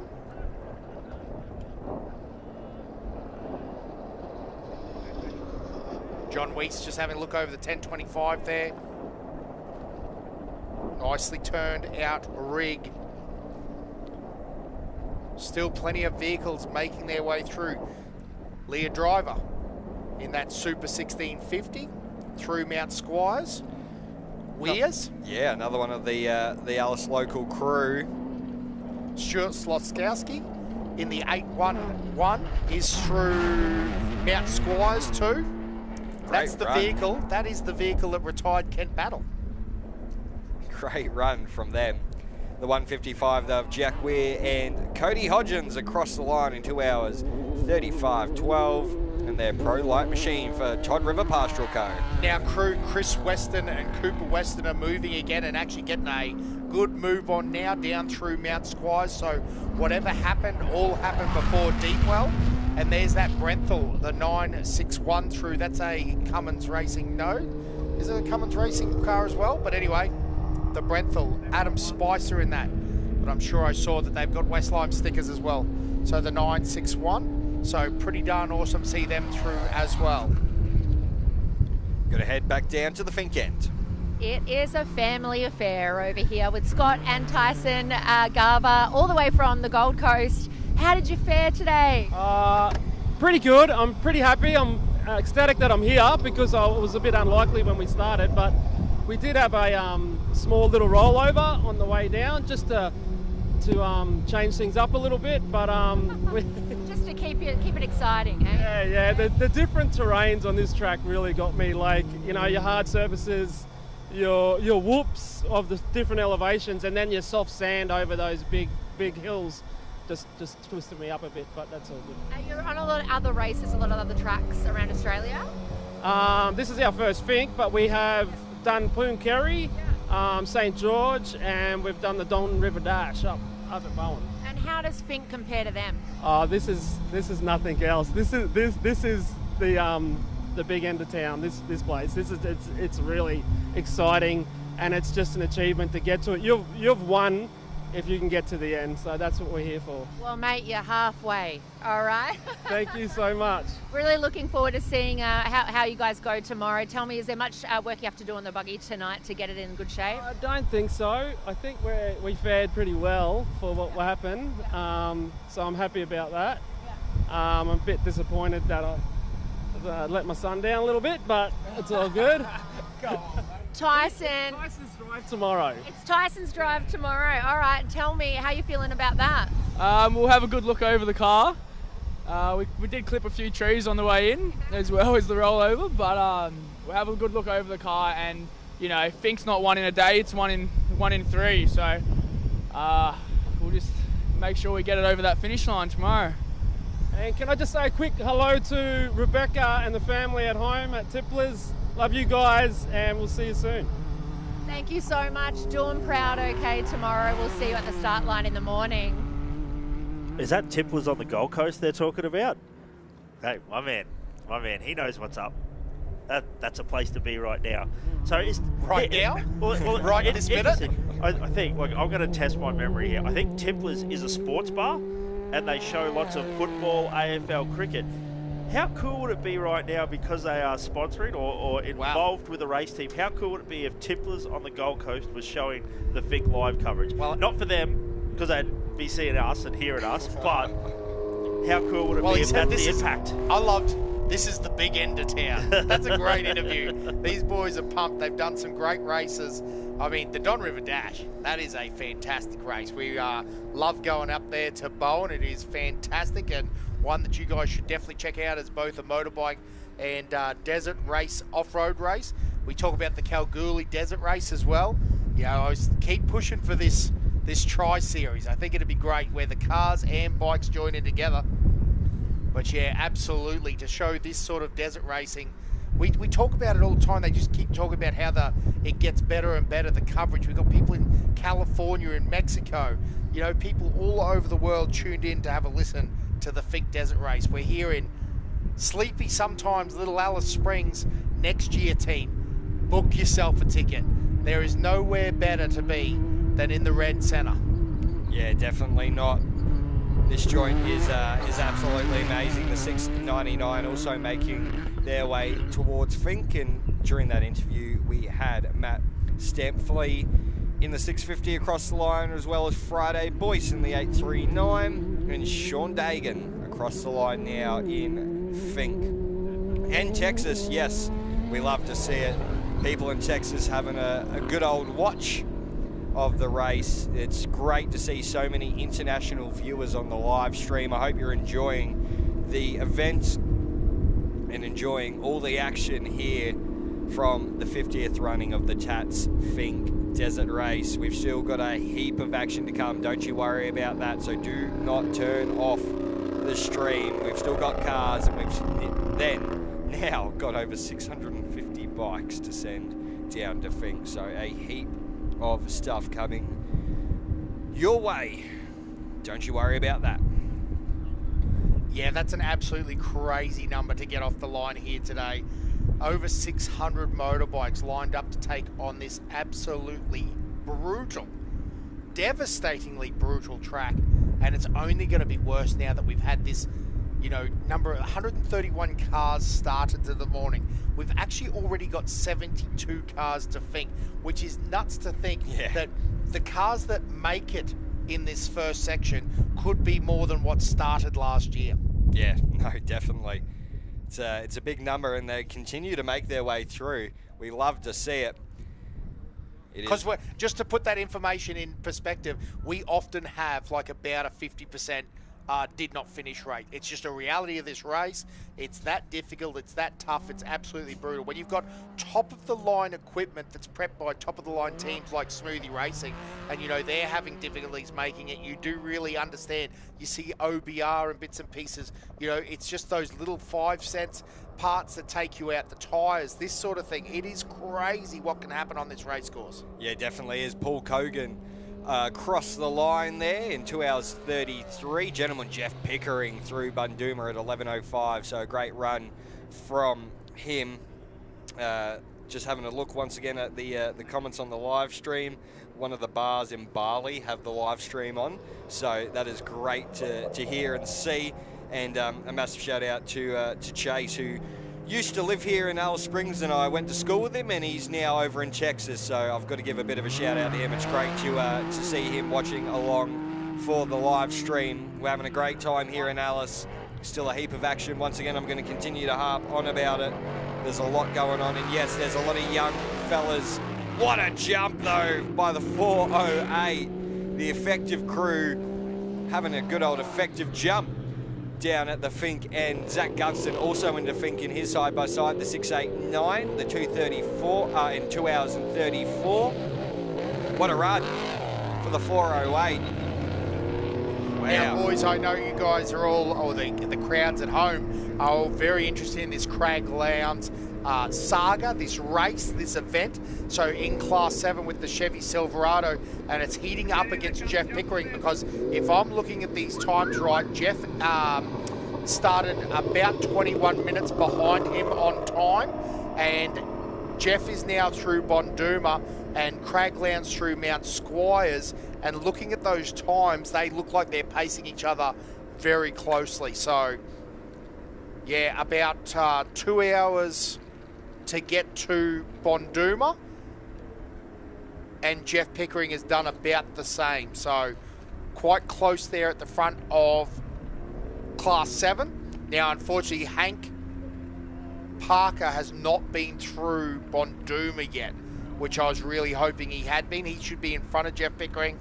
But the crazy bit about that Class 7 is it's really just a tyre change. Yeah. There's like, it's all so close, and really making it and surviving is 95% of the war. Yeah, no, definitely, and that's the thing. You have one little mistake in that class, and it sort of it personifies. It gets a lot bigger when it gets to them. So it's going to be interesting indeed to see who makes it down to Finke first in that production four-wheel drive class, as we continue to get these awesome pictures in from the Finke end. And we are not too far away from a very special moment.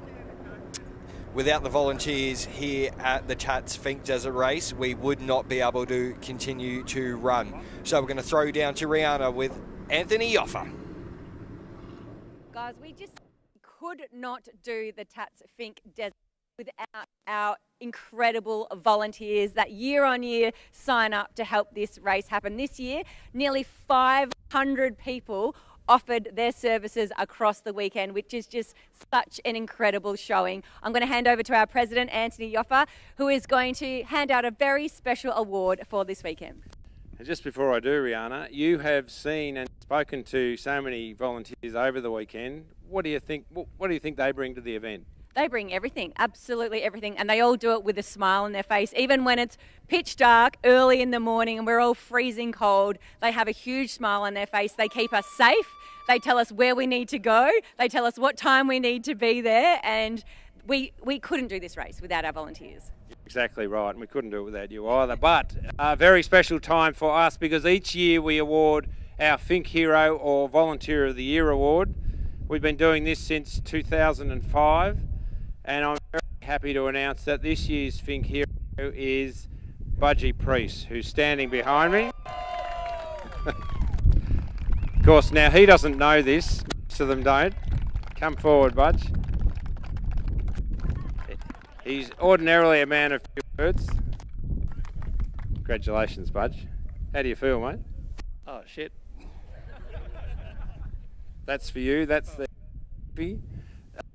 just tell everyone a little bit about what you've done over the years. Budge, Philip's his real name, but everyone calls him Budge or Budgie. He has been a starter for the bikes and the cars. Prologue day, start day. He's a veteran at wearing earplugs because he knows what it's like, and wearing a dust mask. But more than that, he helps build the site for weeks and months before, and with a wife who's a former president, and with extended family that are committee and staff here, he gets roped into everything. Tell me what you do. Tell everyone what you do. Well, it's Kelsey's problem. She started this. Giving back to the community is great, and like I do with other sports. And but this is a special event. The whole family's an event. They've got a young bloke from WA here. Yeah, it's good. Should tell everyone that Budge is really senior, a life member of the Alice Springs Basketball Association. I think Basketball NT as well. He has been giving back to sport for 50 plus years, although he's only 55. This is not your last year, is it? No, it's definitely not. Yeah, I'll be around for a while yet. Yeah. He's also a chippy, so if anyone's seen the little blue hut, don't talk about the blue hut, the IKEA hut that sells programs, because he put it together and painted it, thought it was going to be a few hours, it was a few... 4 days. So he's either a slow painter or it's a difficult little... But what brought you here initially? Kelsey again. I asked her if she needed a hand here one day. I got no idea how cars work. And she said someone will give you an idea what to do. I've been here ever since, so thanks, Kels. So Budge is referring to Kelsey Bramford, our event secretary.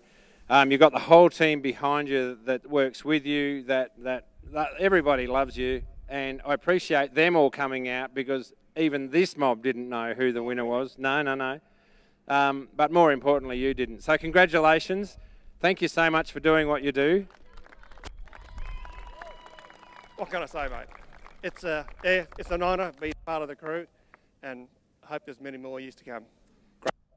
Good on you. So thank you to all our volunteers that are scattered around the start line and all the way down the track to the finish line at Finke overnight. Sweep vehicles, checkpoints, recovery vehicles. We've got people in aircraft. We've got people as spectator marshals. We have a lot of people throughout this event, and it's people like Budge that make this event happen. So, yeah, great story, and we love our volunteers. And thank you to the crew behind me. Yeah, Josh, absolutely awesome to see all those volunteers, and I completely agree, mate. If you see somebody out there with an orange vest, give them a pat on the back, give them a bottle of water, thank them very much, because this event cannot happen without the crew, and it is a huge number, 500, and that includes all the ambulance staff, all the local constabulary that put in time down here as well. We really do appreciate all that you guys do to make this event happen, and the 50th running of the Tatts Finke Desert Race, it doesn't get any better. Yeah, we're very thankful to all our officials and our volunteers. Without them, we would not be doing what we're doing out here. So, a couple of people down someone down the track threw a hammy. Yeah, I think someone. She's done. So during that, we had Christopher Sollett through down at Finke, the 1063, Andrew Shepherd in the 925, Jack Livingston in the 6138, and Wayne Batson in the 408, all making it down to Finke during that presentation. Great to see everything that is going on. So, having a good old time here at the 50th running of the Tatts Finke Desert Race. A bit of a lull at the moment. Sorry, Josh. Well, I was just scrolling down to have a look at some of these things. Now, they've got Toby Price's time and Toby Watley still counting, but we believe both of those guys are out. Brent Smoothie I don't believe he's going to keep going. Christian Montesalvo got listed as a DNF, so no. unfortunately made it all the way down to Mount Squires, was right in, because again, all of these cars are in that Mount Squires area, Yep. so they're very close to home, but it's one of those bridge too far type situations, I believe. So we've got a few cars down in there. Again, a lot of these guys will still be racing as I scroll down. And again, ladies and gentlemen, you've got the same information I do on raceresults.com for the event. So there's information there. Now, I'm also looking at Todd Lehman, unfortunately, with a DNF. Again, one of my fast chargers. So, unfortunately, he didn't have that happen, didn't go for him. Nathan Shivers there with a DNF as well. Zach Marsh, Dean Carter, Shane Greening, Mark Booth, unfortunately, boys, in that SNS race frames. Yep, unfortunate to see there. Hank Parker's still moving, and again, I reckon they'll get that fixed and keep racing, but going through, Brett Martin is now listed as a DNF. Kyle Judd is listed as a DNF. Damien Nickel, heartbreaking, that truck. Really wanted to see that, but I hate to say it. Timothy Button listed as a DNF, no good. Michael Green, Eddie Shivers is still running at the moment, but needs to keep moving forward. Nick Commons, John Towers, Dale Martin, Lachlan Bailey, Jay Mitchell, Rod Visser, heartbreaking. Brent Taylor we talked about. Shannon the Wildman Lambert. Wow. Unfortunately, marked as DNF. James Whalen now, he was going well. They talked about Danielle Foote. So Danielle Foote unfortunately had a broken car. That car's limping a little bit too, that 611. Oh, steering, look at that. She's very pigeon-toed in the front. But they're now they're getting their way back and then trying to work out, because I hear that they have some sort of motorbike issue going on for Danielle Foote, so not the one that they want. And unfortunately, another one, Chelsea Gwynn, DNF there, so don't want to see that. Did not start was Kyle Tucker and Brett Lewis, which we knew about. So we're still racing cars through, still updating, and that's a finish. Brendan Hill in the 611, they'll get that fixed if it's only steering related. Someone will have a rack or something that they can get sorted, and we'll be racing again here tomorrow. Tomorrow's going to be a long day. Yeah, definitely is going to be a big one, but a lot of people will, get their vehicles back to Alice if they're close enough, or they'll get them down to Fink, and they will get those machines fixed the best they can, and they'll give it another go for day 2. The 90 machine making its way into Fink now as well. The turbo car. Across the line, Graham Betnick in his pro machine, 2 hours 48, so a good push there. But yeah, these machines still making their way down into Fink. That's 81 now.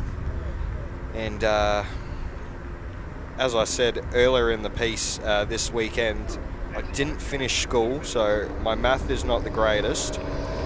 But we've got around about 56 cars, around about 54 cars that we're still expecting into Fink. So still quite a few, don't you worry about that.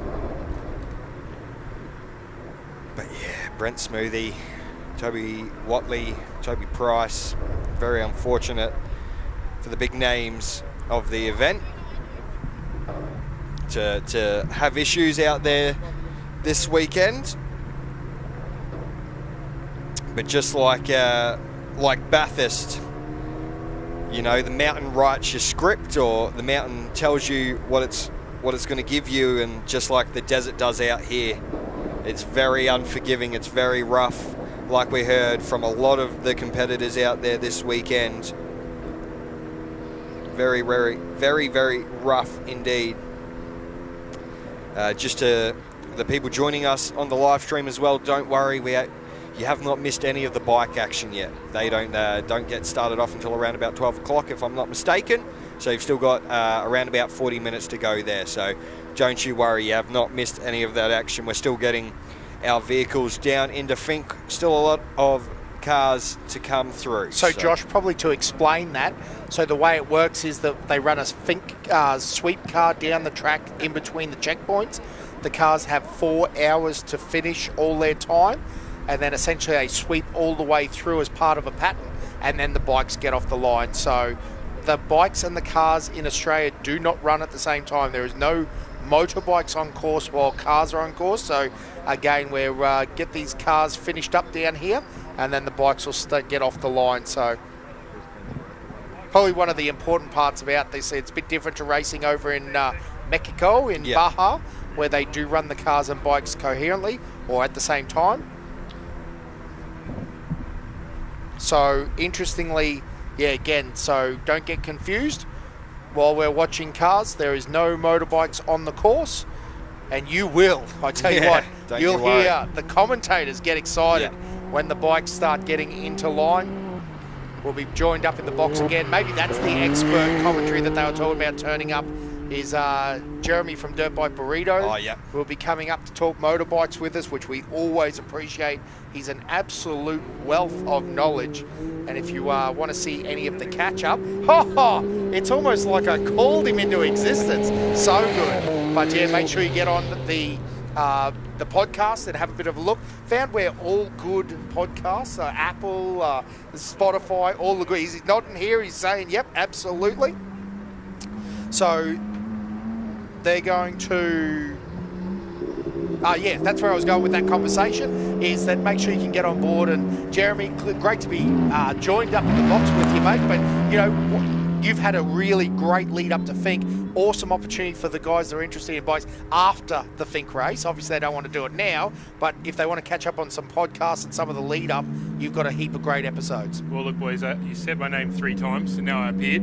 So I'm here with some goodies as well to help us through the weekend. But yeah, no, we have a podcast that kind of captures the spirit of all dirt biking, whether it be from Finke or Hattah or anything like that. We try and get riders from all levels and kind of share their stories, show that riding and the struggles of it is pretty much universal. From the top guys all the way through to me at the bottom, we all kind of struggle to get there. So no, it's great to be here up here talking and hopefully share some knowledge.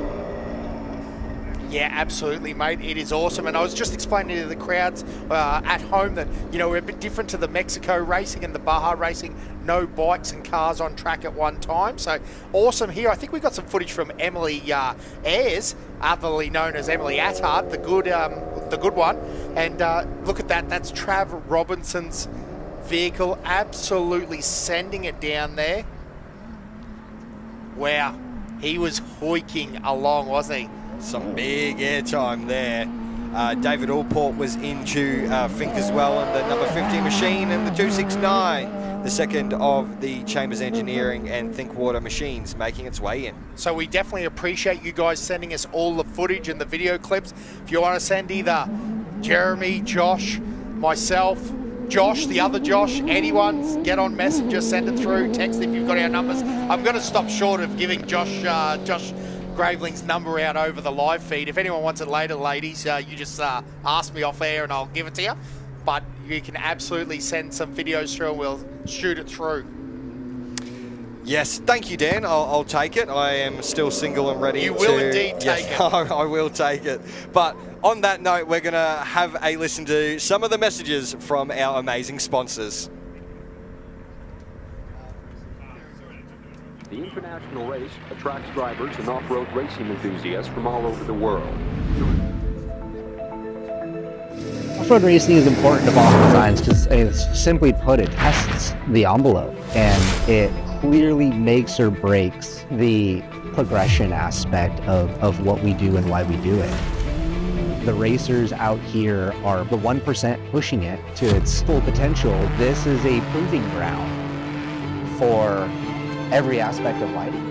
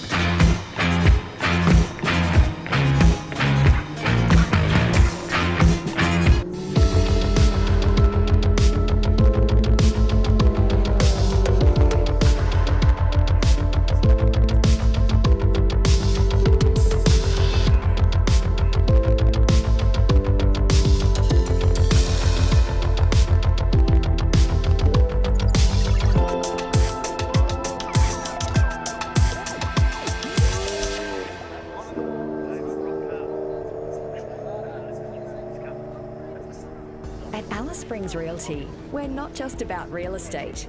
We're here to guide you with honesty, care and real local knowledge.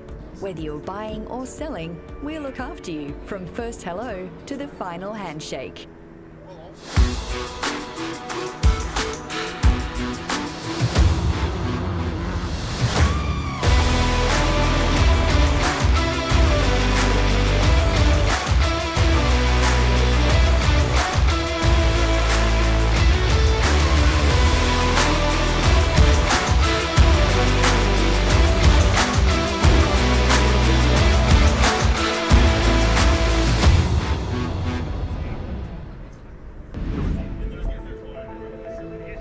Off-road racing is important of all designs because, simply put, it tests the envelope and it clearly makes or breaks the progression aspect of what we do and why we do it.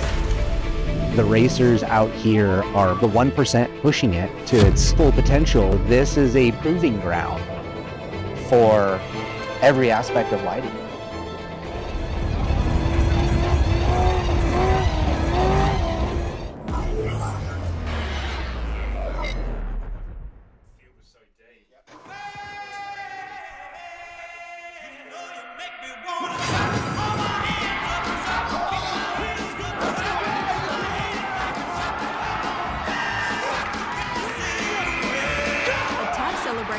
Is a better celebration. Now that's something to shout about. Tab, we're on. What's gambling really costing you? For free and confidential support, call the number on the screen or visit the website.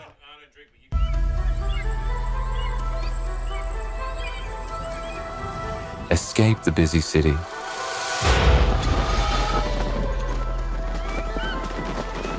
Go where time slows down. Settle down in ancient landscapes.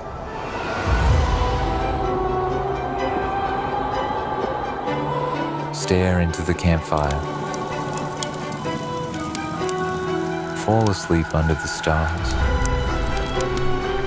Wake up in the mist. Keep the adventure going.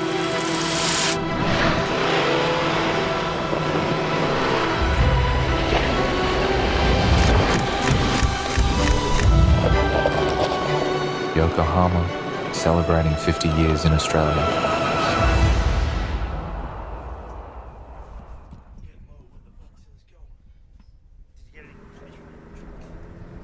Righto, beautiful shots there.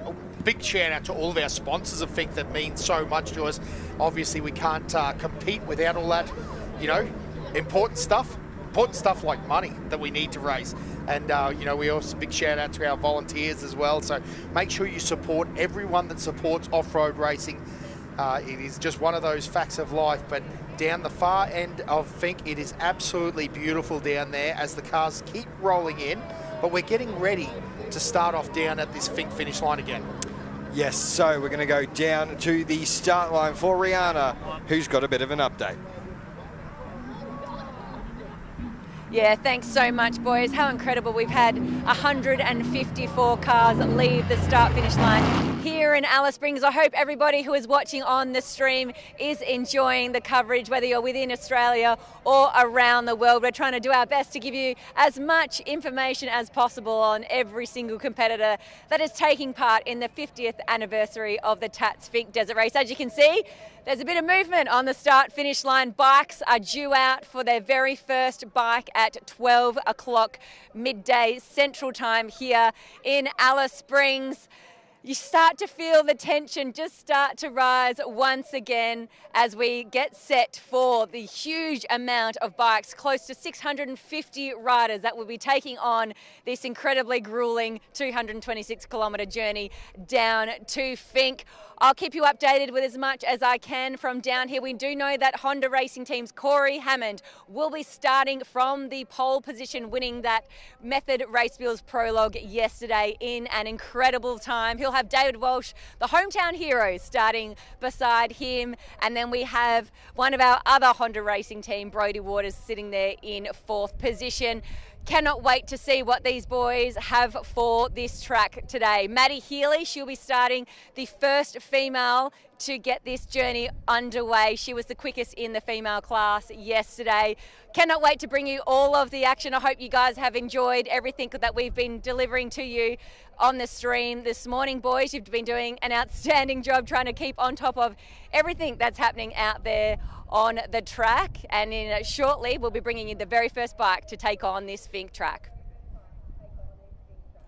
Yeah, thank you very much, Rihanna. You're doing an amazing job as well down there, getting all the interviews from the people starting off their journey down to Finke, and I can tell you right now she'll be speaking to all the front runners here this morning. Not too far away at all, less than 30 minutes until we see the bikes make their way off the line. But I'm going to quickly run through our finishes down at Finke. Thomas Stevens in the 606, Ian Downey in the 696, Gary Coop in the 296, Taylor Apostles in the 607, the 996 of Paul Chuck Lee, the Tim Wadlow machine, the 685, and the 613 of Jono Hansen, all into Finke. 91 cars into Finke, what a number, and we've got another one making its way in. Yeah, Josh, I was saying before that is more than we've had start previous years. Yeah. And they've made it. So the race line coming home tomorrow is going to be absolutely insane. The 659 through there. Running the siren too. Yeah. Always good doing it for the crowd. They're having a great time. It's so difficult because I've no doubt it's been a tough, challenging thing for them. But sometimes you get into that mode where you're having a great time with your Navi. We talked about how good this section is. You get up on the berms and start running it through. See that finish line jump. The 609 through as well now. So that was the 659 of Warren Ward before. Not to be confused with the 609 that's coming through. Yeah, the 609 will be Glenn Howe. They came 135th off the line, so they've made up positions. They'll be happy with that. A great run for them, and these side-by-sides are coming through thick and fast now. We still shouldn't be too far away from seeing production four-wheel drive either. We should not be too far away from that, so just waiting on them coming in as well. I was about to say, quite literally thick dust down there and sitting, so still haven't got a crazy breeze. Often we've seen a big breeze, and that'll be interesting to see how that affects, you know, our top. Obviously, our first motorbikes will be good. They've got plenty of time to settle, but, you know, running in between that top 10 to 100 sort of position, how they're battling through the dust is going to be very interesting. Yeah, definitely is, and from all accounts, from our four-wheel competitors, they've said it's very, very tough, so I can't imagine how tough it's going to be on two wheels with all the square edges and the amount of dust that's going to be getting around. Hopefully the breeze continues to pick up here. Yeah, when a guy like Hayden Bentley, you know, multi-time champion, and man, what a competitor, when he's a bit concerned about how rough it is, you know it's got to be a rough year down there. The 50th turning it on in every which way. More dust, more races, more whoops, more everything. Yeah. Hopefully more at the Chicane Club too. Oh, there's plenty of people down there. I went and had a look at that before, and everyone's having a fat old time down there. It's great to see. Peter Appleby, though, in his Pro Light, the 108 machine, has made it down into Finke. As Vaughan Hogan as well in the 648, having a good old push as well down into Finke in his side-by-side machine.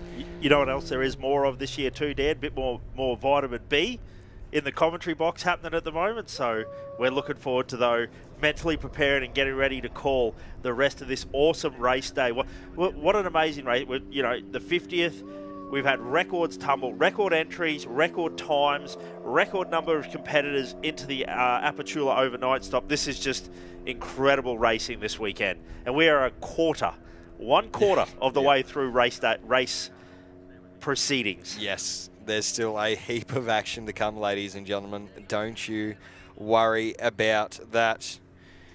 Absolutely huge here this year. I just cannot believe how many vehicles, how many bikes are getting around here this weekend. 95 competitors into Finke. That is absolutely massive. And there you go. You can see here at the Alice Springs end, our amazing volunteers are getting ready with the grids. We're not too far away whatsoever from getting the bikes underway. 12 o'clock, noon, Australian Central Standard Time. So if you're anywhere but the NT, you'll need to do the old conversion. Also worth noting on the start line there, Josh, is that the crew have indeed done a little bit of work to that and then watered the stadium area. So that is going to be, they've cleaned it up for the motorbikes. They do a tiny bit of just stadium track work. It is the same for essentially everyone, but those first bikes are going to have at least a good bit of traction and don't have those crazy car ruts in it. Yeah, definitely. The 678 also making its way to the line. We'll give you an update on that number once it makes its way through the timing down there at Finke, and we'll give a shout out to whoever's behind the wheel down there. 678 across the line. Great run from them. Great to see the continuation of these competitors making their way into Finke. And it's crazy. We've still got some cars out on track and we're not too far away from starting the bikes, but that's just how many car competitors we have this year. It is massive, but don't you worry. We've got sweet vehicles down along the track to make sure everyone is all A-OK down there, whether they've had DNFs or stuff like that, just to double make sure that everyone is all good. So again, the tension builds here. Like, that's the great thing. We get to go through all the emotions once again in a little bit for the bikes. Jeremy's done a great job for us here with our little fact sheet. I'm very, very thankful up here. I'm gonna point that out, is that I need it. I can tell you that. He is an absolute legend, that man. This is the first time I have had the pleasure of teaming up with Jeremy, the Dirt Bike Burrito podcast. Dan has had the pleasure of meeting him a couple of times, doing a few gigs with him. Always fun, always entertaining. I'll give you the hot tip, though. When if Jeremy's on the mic with you, don't make a mistake. Don't get a word wrong, because it'll be the death of you. It's death by 1,000 cuts over here. It is Cooper Weston, the 61 machine. Aluminium, all right. Yes. Aluminium.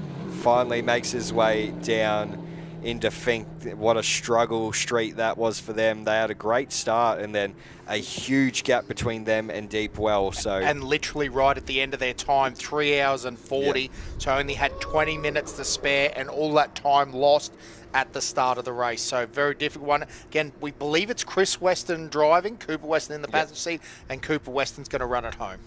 So Jess Foley's just made it down through Mount Squires. I know she's got a couple of people wanting to know how she's going. The 284 machine has made it into Mount Squires, so one more stop away from making it into Finke. But if I heard that correctly, I'm not going to speculate, but I do believe something with a Chev motor is making its way towards the finish line down at Finke. We'll wait for it to cross. Yeah, I was spewing about that, Joshy Curran. Very, very upset for my man Timmy Button.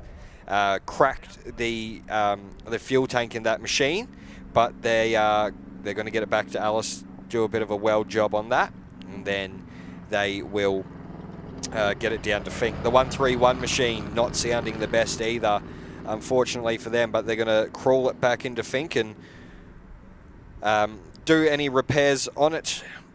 Well, yeah, hope to get the vehicle repaired and be able to make it back down into Finke. We'll see what sort of a time they've done. And yeah, for a lot of the people joining us at the moment, Jason Gibbons, not bad at all actually, a 304. So he's done well there.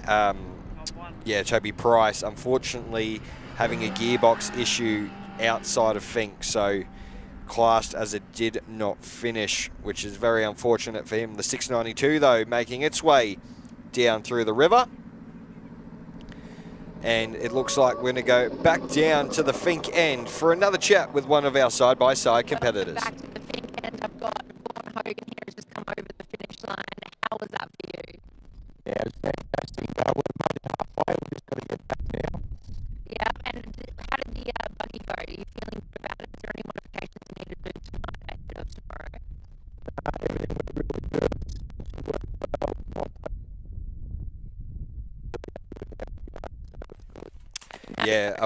apologies there, just a couple of audio issues there. It is still quite hard to get everything sent back down to us here at Alice Springs. So, yeah, we do apologise about the crackliness of that one. But, gentlemen, Jeff Pickering has made his way through Mount Squires, and the team drivers are making their way through another one of our Alice local competitors. They've had a great run, it looks like, down into Finke, and they're looking very, very good indeed. I do believe Wayne is behind the wheel at the moment, the 242. And I'd say Leah will be driving it back here to Alice tomorrow. But a great run from the driver racing team. They'll get the car into Finke in 3 hours and 2 minutes. Not bad whatsoever for their Super 1650. Awesome run. Again, not so long ago, if you're going 3 hours, you know, that's a good run. And in a Class 2 car, beam front-ended, excellent run there. They should be very happy with that. Yes, definitely will be happy. I think they had complications on the way to Finke last year, if I'm not mistaken. So looks like they had a clean run this year, and they'll be very happy with that indeed. Continuing to welcome drivers, yeah, well, there you go, drivers into the Finke end. 99 vehicles into Finke. You got to love it. Shouldn't be too far away from being done and dusted here, really, when it comes to the cars. Done and dusted? God, now Josh is paying me out. has been, no, but it has been a very dusty year, that's for sure. Yes. Some of the videos that we've seen, it hasn't been looking too good, that's for sure. Saw some video footage before of the second and third car, so Bo and Boston passing through the same section that Trav was in, and the amount of dust, it wasn't like it was the second and third car, it was almost like it was the 10th or 15th car, the amount of dust that was just lingering. There was no breeze, it was in those trees, so, you know, had their work cut out. There's a little breeze sneaky here at the stadium area now, which is actually fantastic for us riders. I'm acting like I'm riding now, but no, for the riders. Yeah, it's actually great. The flags are starting to fly again. It was extremely still, probably one of the most still mornings that I've seen for a long time here in Alice Springs. We've had beautiful weather. There is not a skerrick of, and I'm being serious, there is not a single mark of a cloud in the sky. It is blue. The gap is looking gorgeous. The red colour is turning it on. This is a magic year. Alice Springs always turns it on for the years, don't they? Like the 40th was a brilliant year. The 50th, my goodness, that is banging. Yeah, definitely. It sounded like in our ears someone absolutely sent it. Yeah, past the jump zone. Yeah, Alan Dixon, obviously it was. There you go. I was going to say, we can hear that too. We can't see any more than you guys can, but Alan Dixon charging hard all the way home, 153. Now, Dixon's quite fast, has been fast in the past with a 343. I'd say they've had some time on the road somewhere, right? Yeah, definitely. And there's a V8 truck of some sort, or maybe a buggy. Side by side, you reckon? Yeah. Actually, at the end, it did have that tinge of side by side. Yeah. I think I heard the golf clubs falling off the back. Clint Broomhall, yep, you were correct, side by side, 3 hours and 1 minute. So a great run there from the 6159. But our eyes and our attention is locked to the start finish line here at Alice Springs. We are watching intently. The choppers are buzzing around. You know what time that means. We're almost about to get underway. Ladies and gentlemen, also the 583 of Russ Cullen, you can see it. First off, Stuart Zielinski is in. He's finished 3 hours and 9, so that's the 811. Great run from him. Great run. And then Russ Cullen is through Mount Squires, so the 583 down and through Mount Squires, which is a great run in Class 5. So guys, I've decided what my new personal challenge is going to be after I, humble brag, after I got Bojangles reopened after indefinitely shut down. thanks to the people out there that got on and supported my cause. I think I'm going to petition Motorsport. The owner of Bojangles is going, what are you talking about? I'm going to start. It was my petition. I'm going to start petitioning that we need to make Class 8 great again. With the disparity between the original design of Class 8, I think when Class 8 was first envisioned, no one expected that a thing called a Mason all-wheel drive truck would come into existence. And I want to see either Class 8 rules and regulations change so that the all-wheel drive trophy trucks are in a separate class, or they're just moved in with Class 4. And Class 8 back to being modified four-wheel drive. So like the Subaru Brumby, Sandy Bowman so is you're another suggesting great... like we go to like an 11 class? Like something like that? Something along those lines and now that will be all four-wheel drive tube cars. That's what you're saying? Yeah, so like say Andy Brown's Illumicraft in the class as well. Gotcha. But I'd just like to say that I think we need to get Class 8 back to its grassroots. So V8 Patrols? Yes, V8 Patrols. Land Cruisers? Turbo Brumbies, all the good stuff. I like that a lot.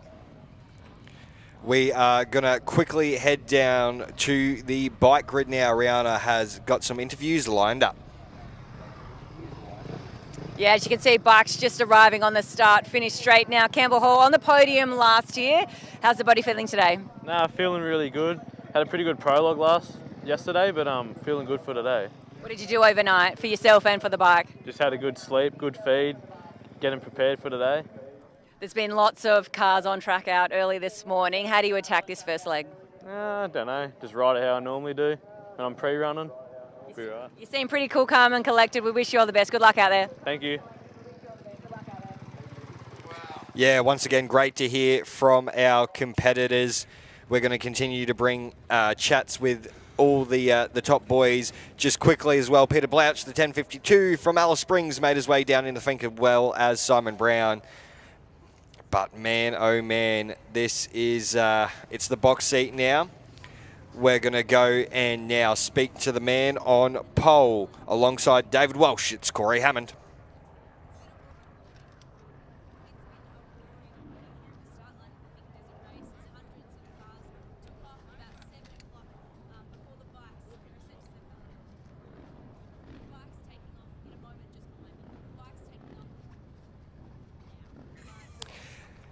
Sorry, just waiting there. The boys are trying to get the suspension done up on that bike. Can you? No, that's a whole shot device. They're trying to get that whole shot. What they're going to do, if you can see right underneath the kind of the front. Oh man, my brain's gone to shit. If you look right under the front fender, you'll be able to see a little ring. What they're trying to do is engage that into a little whole shot button. What that does is it lowers the front of the bike.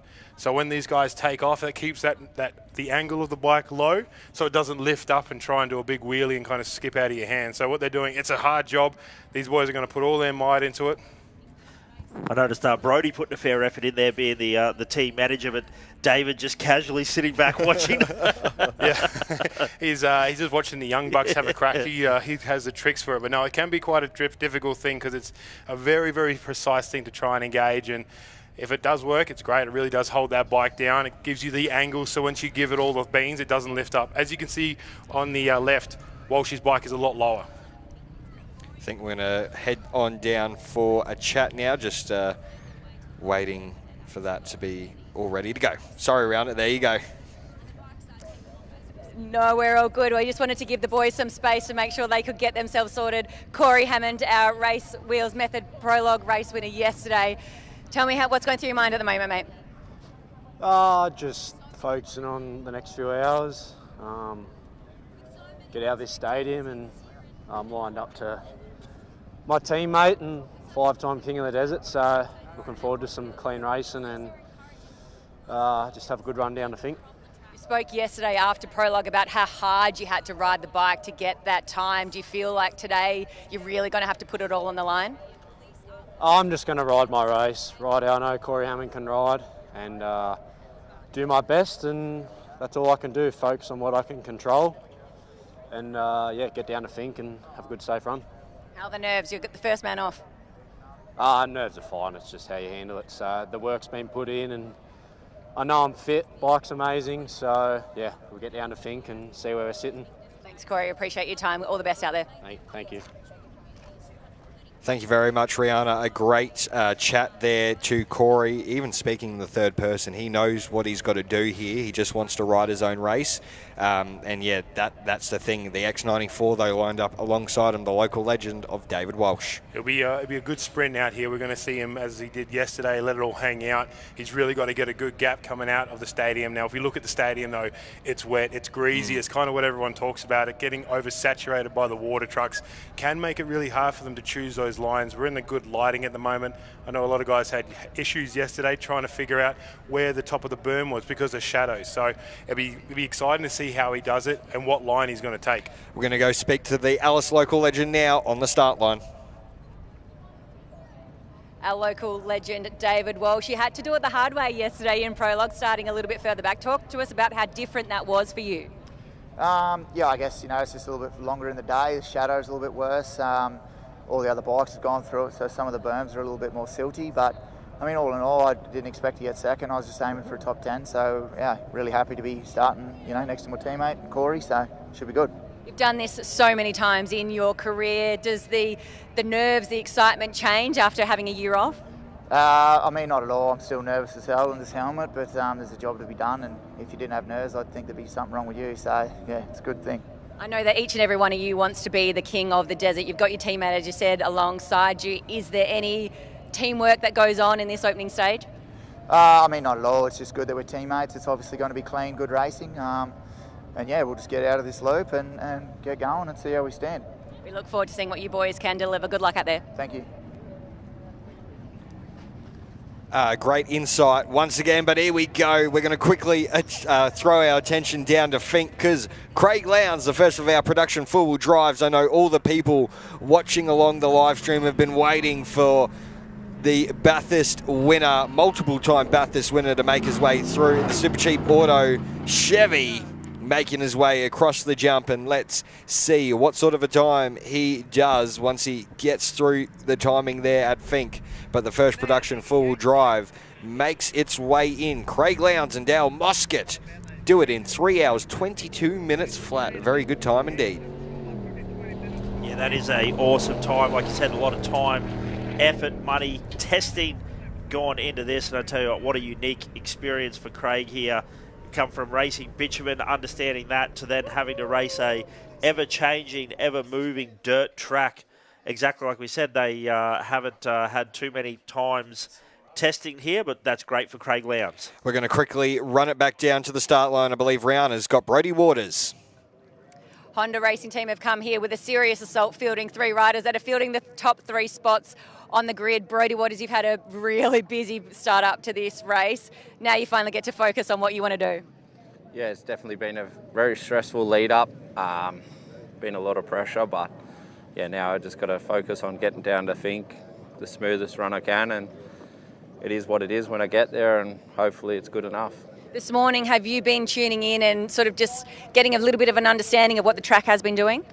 Yeah, for sure. I jumped on the OBR live stream page and watched their in-car footage and watched them the whole way down, and obviously they helped me out a fair bit, so I've had some phone calls backwards and forwards from them to just give me a few insights.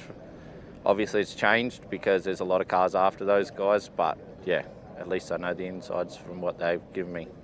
Is this the bit you're looking forward to, just having the helmet on, goggles down and off you go? I look forward to tomorrow afternoon when it's all finished, so yeah. We wish you all the best, mate. Go well out there, stay safe. Thank you. We'll just quickly duck over to Ray Cole, who's lining up alongside Brodie Waters. Ray, that was an exceptional effort for you yesterday in prologue. Yeah, it was a good run. Just tried to stay smooth and not make any mistakes, so it was good to break up these Honda boys. How do you attack this first phase of this race? Just got to get through the first 60 really, just try to stay calm and not pump up too much, and yeah, just get to Finke and yeah, see how we go. Everything under control with the bike overnight? Yeah, change the back wheel back, and yeah, it's good to go. So. We wish you all the best, mate. Go well out there. Thank you. Cheers. Absolutely amazing to hear. Once again, we're very, very lucky that we get these interviews, this insight into what the riders are going through before the race gets underway. We're 5 minutes away from starting off. The two boys on the front grid, Corey Hammond and David Walsh, two Honda boys side by side. And there you go. So this is what you were talking about yesterday, Jeremy, is Corey Hammond doing the push-ups. Yeah, that's it. I mean, it's kind of iconic now. That photo will circulate for another year, but it's what these guys do to try and get that blood flowing in their arms, and a lot of different techniques to try and help with that arm pump. Obviously, there's no 100% cure for everyone. A lot of people are different, but most of the time it is just riding, trying to get those Ks on the arms to try and help it out. But Corey's also one of those guys who is very routine with his workouts. He's a really kind of dominating when it comes to working out, kind of healthy living, those kind of lifestyles. So he is one of the guys to really push his body as far as he can, and push-ups are just one of his things to kind of get in the zone. Yeah, it was really good actually. I went down and saw some mates of mine, and a big shout out to Brody and Dale for having a convo with me earlier. But that your great talk about how the riders, you can see the moto riders. It was great insight, and from a moto fan on the fence there, they said it was great insight. Well, we've got heaps more to come, mate. Yes. I'm a bag of very useless information, so don't worry, we'll be able to open it up. No, great to hear. We're going to get the formalities underway here at the Finke, at the Allison. Sorry, I'm in Fink mode, but we're going to get the formalities down here at the Allison back underway very, very shortly, around about 4 minutes. And there you go, a text message straight away. We're famous. Good on you, Dale. Hope you are enjoying it. He's going to really be enjoying the bikes. Get off the line here very shortly. But man, oh man, you got to love this event. This is what we live and breathe for. We've had the cars. Now it's time to get all excited, get all the goosebumps, goose pimples, whatever you call them, back out here, because we're about to get the bikes underway. Less than 3 minutes to go. But we're going to go down to the national anthem now on the start line.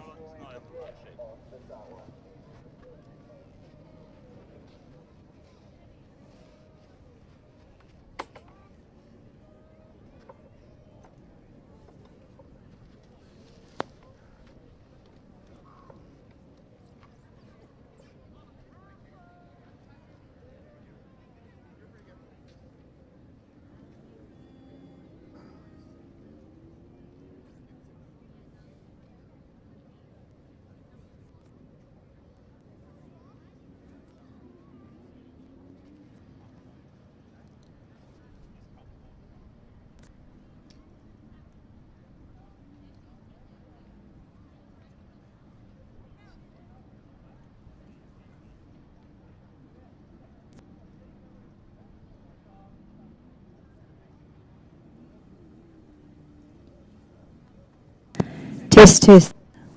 1, 2. 1, 2. Yes, that's better. Take 2.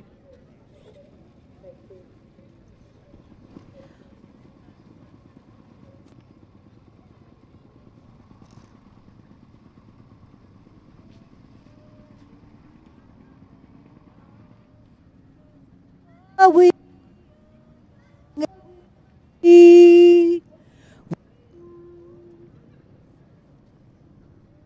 for a hope I see our land about gifts of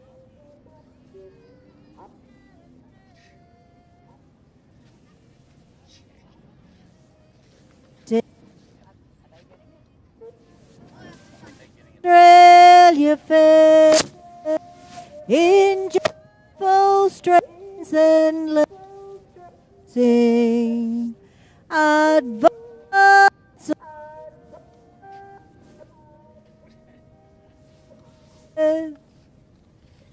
The joys of live TV and live production, live YouTube. A few little technical dramas there, but that is still a great rendition there. Hands on heart, we were singing it up here in the box. We were trying to unmute our mics, but the sound guy just kept them muted for some reason. Well done to him. He deserves a pay rise. But now, the formalities underway. Here we go, everyone. Let's get excited. I am out the seat. I love this. Less than 1 minute to go here, ladies and gentlemen. We're here for the 50th running of the Tatts Finke Desert Race, and we're about to get underway in the bike section. Feel it, feel that, yes. feel it. Feel the energy. Feel those bikes just trembling through you. Feel that chest get full of that 4-stroke power. Hear the bopper, because it's getting hit. Let's go, boys. Let's get this done. So, the two factory Honda bikes. Let's watch him that first corner. First corner. Let's see who's going to get to it. Who will get the whole shot? Hungry? Oh, it's very close. It looks like Corey Hammond's got it, though. Walshy's just going to try and sneak in behind. What a run. We're going to go straight to the big screen to keep our eyes on these two boys. It's still Corey Hammond out in front, but Walshy's closing the gap. Absolutely perfect technical skill straight through that river crossing. Watch how they're standing up, one sitting down, really trying to ride those ruts through. It's going to be an absolute fight all the way through. Once they get out of the stadium, that battle really sets in. We're trying to watch them. Here we go, Brody Waters, Ray Cole off the line, and Brody's got a good jump. It's very close indeed, right though. Wow. Look at how they slide into that first corner, straight through that river again, absolutely hanging it all out, didn't back off an inch. No, not at all. What great racing this is. But at the moment, it stands Honda 1, 2, 3. Levi, Campbell, that's it. We want to see this one. Listen to those valves. All the power, boys. Oh, wow. Off and racing. That's it. Oh! That's it. That's what we want to see. Wow. Campbell holding that line so strong. He was not backing off. You really saw that back shock take that massive whoop in. He was doing so good to hold it. Here we go. Lukey Hayes. I'm not going to get it wrong. Come on, boys. These two are absolute dogs as well. They'll go for a big fight now. The T88 versus the 5 on the line. Come on, big Lukey. Come on, Mitch. Oh, what a run. Lukey. Get him, Mitch. Get him, Mitch. Oh. What great racing through the river. They're just not backing off. That first chicane, they're not backing off. You're watching those big power slides, big sprays, elbows up, heads down. It is absolutely awesome. The number 4 machine up against the T98 this time round. Liam Walsh, Mitchell Outram. Let's do the this. line. That's it. Oh, he got the front wheel up. He's hovering it. Oh, Walshy. Oh, they're side by side. They're side by side. Oh, that was close. That was great.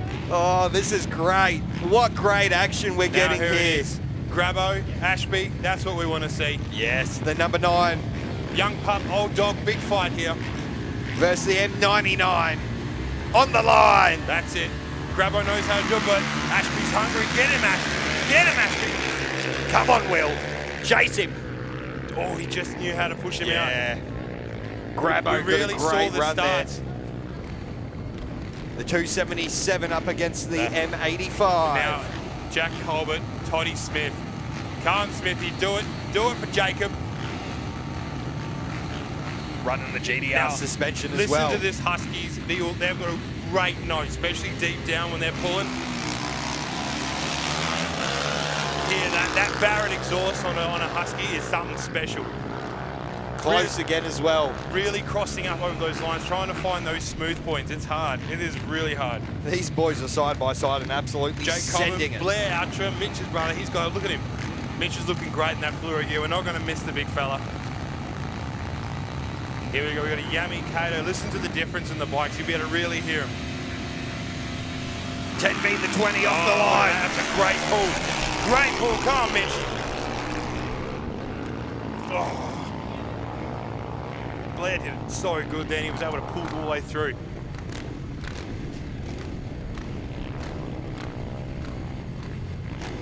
Yeah, great run indeed. Chris and Dooley are going for it now. The 500s, they're going to battle all the way through. The gases and the Katos. Oh, the roar. Steps out a little bit. Keeps it straight through. That first chicane is always interesting to see how they're going to go. Yeah, Jack, Dooley McDonald and Chris Condon on the line there. Next up, Nathan Trigg up against Danny Lean. The 283 up against the 689. The final grid of 2. Then it starts to get hectic. Great run off the line. Oh, he's done so good to pull that one. Sits down through it. Oh, he squats through the second chicane as well. He has pulled a great hole shot there. Here we go. Absolutely awesome. Grid 11. Now we're going 5 deep. Oh, here wow. we go. This is going to be good. This is going to be chaos, team. Yeah. 5 deep. Lots of great riders If you in can here. see him in the first 2 or 3 corners in the stadium, watch them there. This is where the bars are going to be bunged. Carl This Tuplin, is going to be pushed. Josh Tilbrook, Look at Ashton him go. Hansen, Kate Taylor, Wayne Burke. Bar on bar. Finding lines, that dust is starting to kick up real hard there, so it's going to be interesting to see exactly what it's going to be like when those boys leave the stadium, how high that dust is. You can see right at the very back, right at the end of the stadium, you can see the dust really starting to fill, and we've only had, what, 10, 11 riders, so now we're really going to start seeing. Yeah, we've seen them 20 riders off out. the line. It's going to be crazy. Oh, yeah, those ones that have gone into the kind of the back section. Thomas Livesley, Jet Hicks, Brock Parker, and then Ethan Paul, look at Alderton, Paul. Taylor. Yeah, boys. Heberman off the line there for grid 12.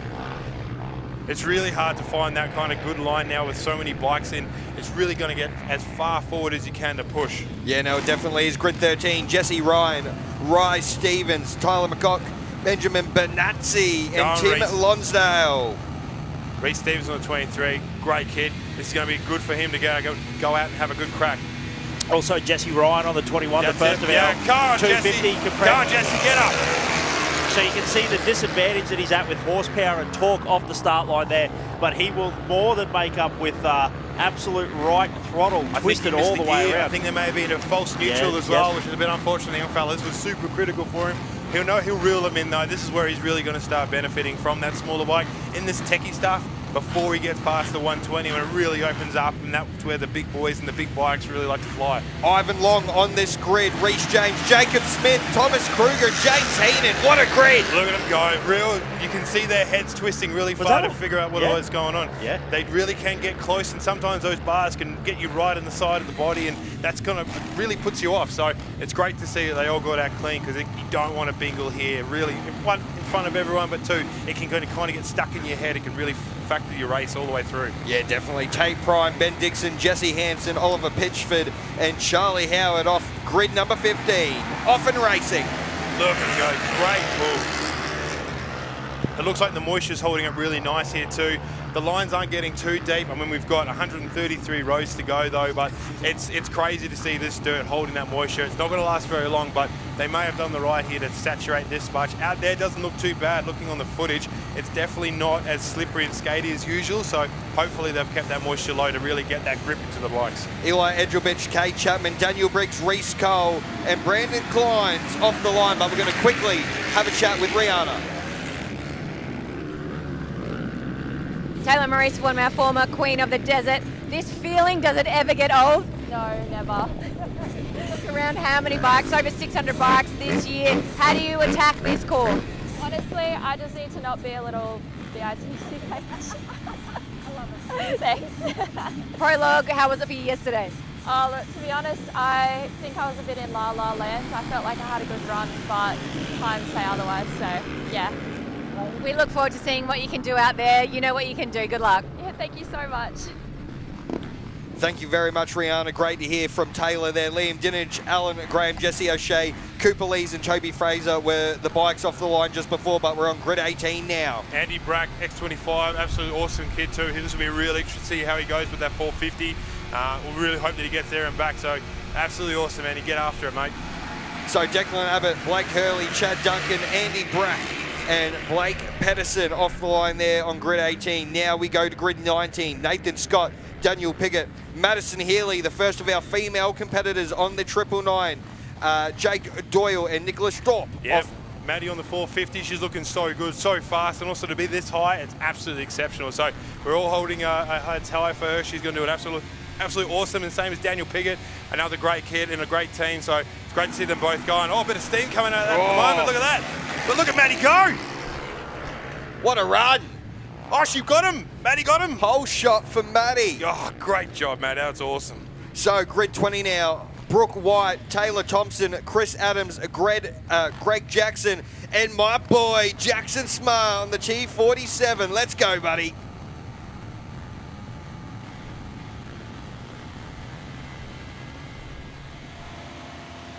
Here we go. Go, Jacko! Get that whole shot. It's great to see him back, isn't it? It is. Oh, he's going to push. Oh, No, he's he just didn't gonna push miss it. out there. He backed off. You could Yep. hear he just backed off that throw a little bit, and it gave them an extra little inch to get ahead. So good work, Jacko. He's going to be battling now to get through. He will. Grid 21, Jet Bryan, Corey Cooper, Mark Blake, Aidan O'Callaghan and Gilbert Paxton off this next grid. And we're going to quickly throw down to Rihanna.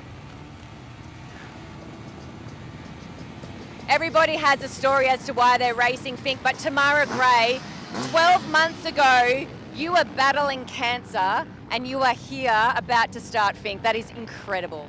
Yeah, just a little over 12 months ago. It was about a month before Fink last year. We came up and we did a pre-running trip. I went back home and you know, found out I had leukemia, acute myeloid leukemia, a really aggressive, rare type of blood cancer. So I underwent 6 months of chemo, and that fortunately put me in remission. And then it's given me 7 months of rebuilding to just be back here. And I'm just so grateful to be able to do it. And this time around, it's a bit of a redemption, and also I want to raise funds for the Leukemia Foundation and support that. Your strength, resilience, your courage to be here on the start line is hard to put into words. Just tell me, what emotions are you feeling as you're about to take off? There's a lot of nerves. This is my second Fink, so at least the first time jitters aren't here, but I've got a whole lot of other hosts of things to stress about this time. I did a great prologue yesterday. I'm happy I'm going to be riding with people of my speed, and from here on out, my goal this time is just ultimately to finish. I've just got to manage my effort on the way down and have a solid ride. I just want the finisher's spike this year. It will mean so much. It is incredible that you're here. Good luck. Try and enjoy it. Stay safe out there. We look forward to chatting with you when you're back home. Thank you so much. So here we go. I'm going to have to do some wrapping here. Brad Luff, Jaden Turin, Kenneth Hicks, Will Tatani, Zoran Elliott, Liam Thompson, Matthew Blindfield, Eddie Johnson, Sam Perkins, Danielle Foote, Thomas Foster, Seth Bell, Luke Nixon, Ben Adamson, Stuart Martins, Will Turnbeck, Jaden O'Connor, Tej Freeburn, Harley Turner, Kane Macquarie, Harry Steele, Jack DeFew, Kevin Brown, Mitch Van Vliet and Thomas Winter all off the line. And now we go to grid 26.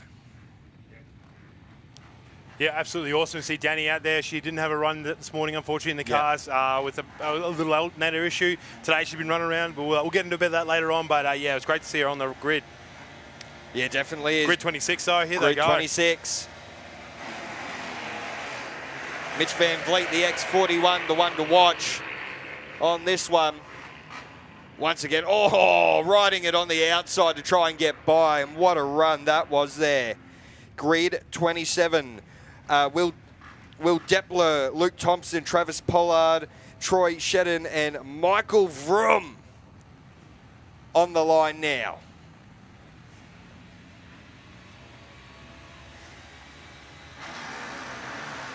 Oh, that was close. Almost pushed him into the fence. Yeah, poor Vrummy getting pushed out wide there. Those ruts in that first chicane are really starting to get deep. You can see them bouncing through, trying to get that rebound to squat them into there, but it doesn't always work. You're in on full power. It's always going to kind of push you around a bit. So it's kind of great to see them try and struggle as best as they can to get through. Grid 28, Joshua Knights, Riley Fletcher, Thomas O'Connell, Tyrone Marcus, Lachlan Wilcock.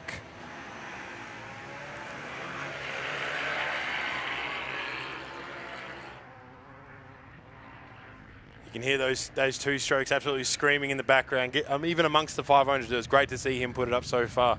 Massive grid here. Grid number 29, Jackson King, Daniel Newsom, Rick Hall, Brett Ray, and William Cool. 25th running for Rick. That's amazing. So it's great to see him out here. Yeah, absolutely massive. Hasn't lost a bit of edge though. No. Oh, not the start that he wants, but watch him pull him. We'll watch him pull him in. Around the outside. Oh, those ruts are getting big. They're really getting pushed around out there now. It's going to be very interesting indeed to see where that goes. Grid number 30, Corey Ops, Jai Cosgrove, Dion Ninganu, Regan Smith, and Brandon Rose.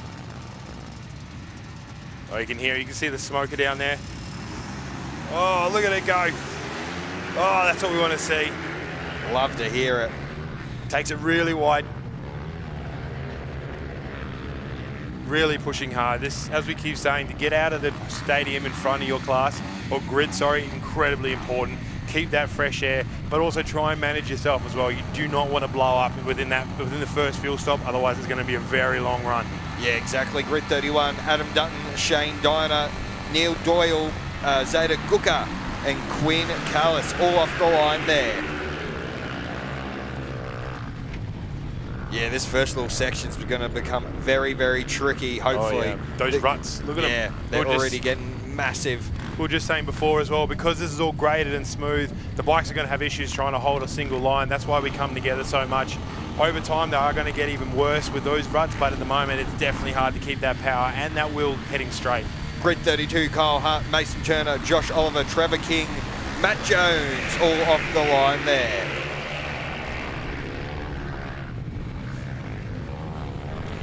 Grid number 33 now on the start line. Kobe Boyd, Ben Stevens, Jesse Broad, Clayton Snelling, and Scott Fuller all on the line. Big Ben Stevens, absolute legend, one of the KDR kind of OGs. It's great to see him out here. Take a deep breath. He hasn't been riding very long back on the bike, so it's good to see him. But let's see what the guy on the outside can do. Come on, Benny, let's go. That's it, Benny. Hold it down. Hold it down, big Benny. Wheelie from the 565. Oh Lord, that could have ended badly. Oh yeah, Benny got the whole shot. That's what we want to see.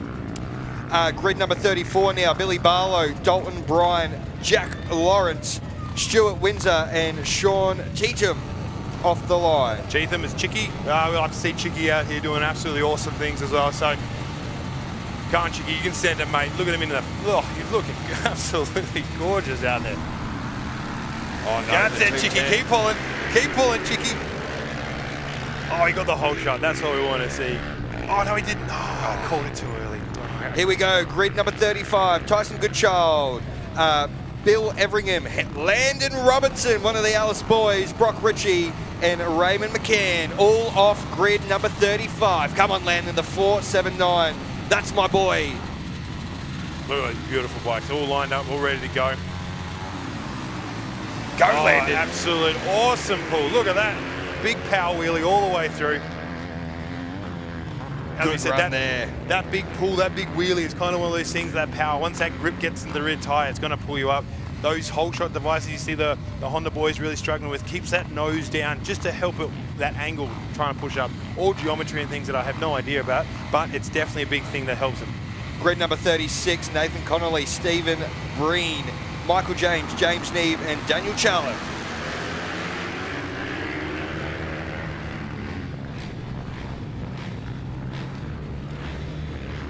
Grid number 37 now on the line. Jack Pengelly, Phil Dunlop, Bradley Swan, Jordan Stewart, and Justin Lord, all on grid number 37.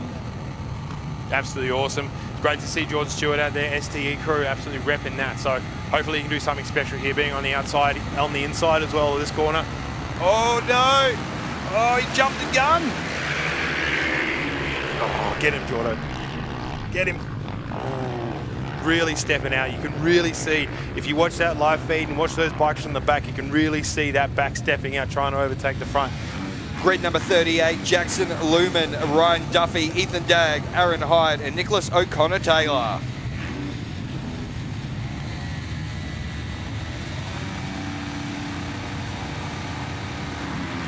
Build the Rams and off they go. Absolutely awesome. Great battle into that first one. Yeah, look at them, really, it's real kind of, get that bike squatting into those corners. It's hard to hold those kind of lines when you really want to get the power down, because the bike's going to want to step up. It's all about commitment, getting that weight as far forward as you can to hold those lines. Grid number 39, Warren McKenzie, Jack Reading, Murray Spark, Sharman Bond, and Daniel Allen. Sharman Bond from West Australia, the young girl, that she is doing absolutely awesome things. So get up there, Sharman. Come on, get up. Get up. Or having a bit of a bar bash there. Oh, she's holding her own though. Look at her. She's taking the inside. Good job. Great run. Next grid is grid number 40. Max Fultrin, Jamison Snelling, Ian Ellis, Samuel Buckrill, and Taylor Maurice, the 993. Oh, Tay, do it. You can get it. Watch that 993 bike. Come on, Kayla. Oh no, Taylor. Oh, a lot of wheel spin there. Lot of wheel spin. Oh, and you can see her turning away because she's getting absolutely peppered. That roost hurts. If you look, some of the guys who do a lot of pre-running, the front of their forks will be stripped because that sand is absolutely nasty. So that's the other point, trying to get ahead, because once those people do and that sand starts spraying, it hurts. Grid number 41, Cougar McGrath, Riley DeBulks, Tony Knott, Daniel Dietrich, and William Willis. Grid 41. Oh, big wheelie from the 219, far out. Big air time for that front wheel. Absolutely insane, the control these bike competitors have. But now on the grid, number 42, Nathan Keeble, Josh Griggs, Thomas Jacobson, Jason Mitchell, and Curtis Smith. You can see now they're starting to spread out, how they want to clump together for kind of the start, which is important, trying to find that line. Sometimes it doesn't work, but other times you can find all the grip in the world. A lot of times if you watch the top runners, they'll kind of let their back wheel spin a little bit. So that what that does is that takes that wheel and sets it into the fluff that's the top, finds that grip. So as soon as they take off, they don't lose a couple of milliseconds, if anything, for that tyre to slip through that fluffy dirt and get onto the grip stuff. So it's a bit of a game, and you know, sometimes it's third gear, sometimes it's first gear. I know Grabbo run first gear, but that's his flat track kind of speciality. Here, it's really up to you and what your bike is and all the time you put into it. Grid number 43, that was just off the line. Jake McGrath, Jake Knight, Joel Park, Mark McDonald, and Justin McMahon. Now we go to grid number 44, that's on the line. Aaron Pasela, Harrison Lees, Angus Smith, Paul Kleinberg, and Joshua Scott. As we were talking about before, it's great to see so many different types of bikes out here. Oh, we got a bit excited. Oh, a bit excited. He got himself out of the rut now. You can see he's moved forward a little bit. He's now pushed himself, and see what I'm saying? That then gave him a couple of extra seconds, unfortunately, to dig that new hole. So that's why setting these tyres in one of them ruts can be critical to make sure that you kind of get those great starts. It's not always best to start on top of the rut sometimes. Also, with the boys with the bigger tyres, the 140 width tyres, they have a lot more side grip. That can help as well go through the ruts. It can hamper them, but also can help them a lot. Grid 45, Jamie Luss, Ross Staines, Corey Janasek, Bonro Catalini, and Blake Nalda.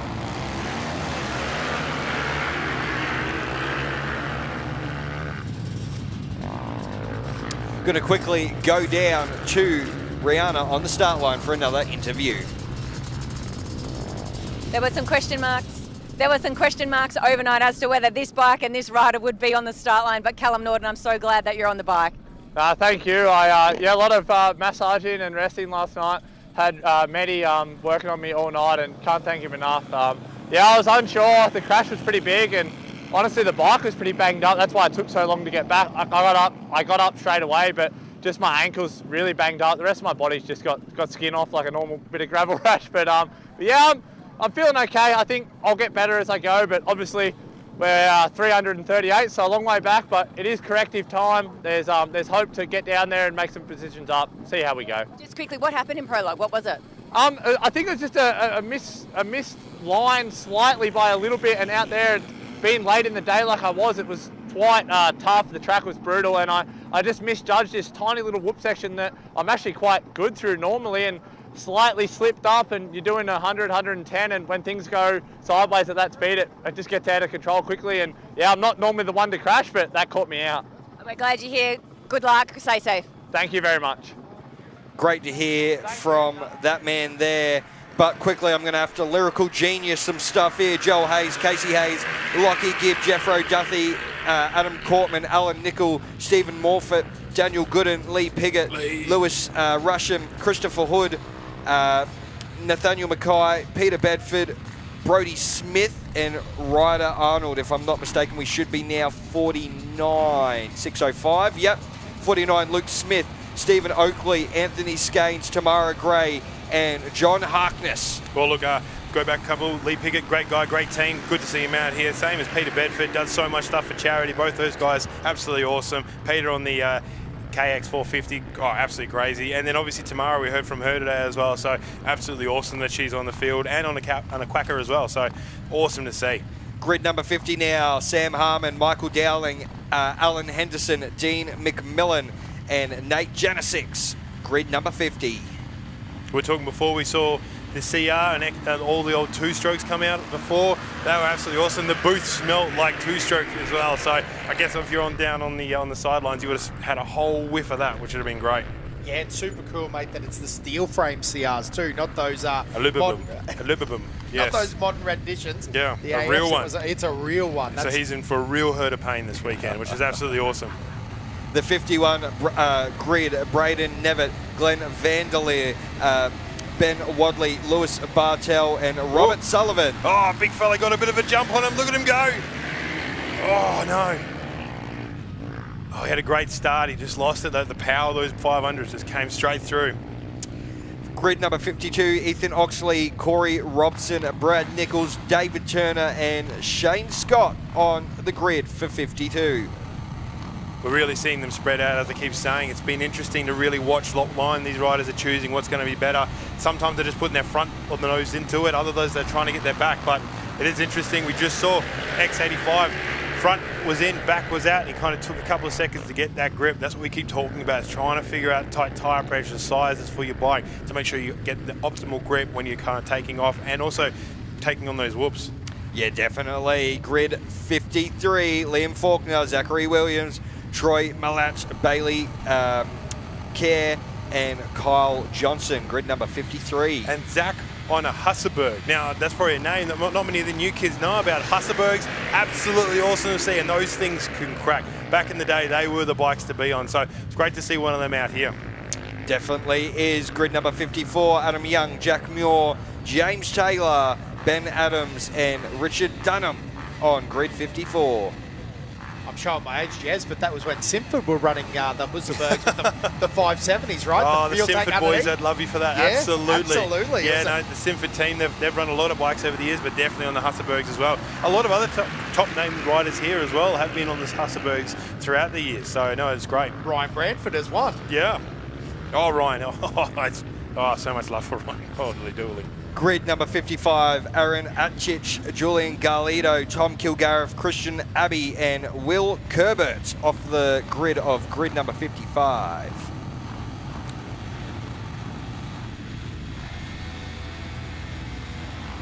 Oh, Aaron, he jumped it. Oh, Aaron got too excited. He jumped it a bit, though. Good work, Aaron. That was awesome, mate.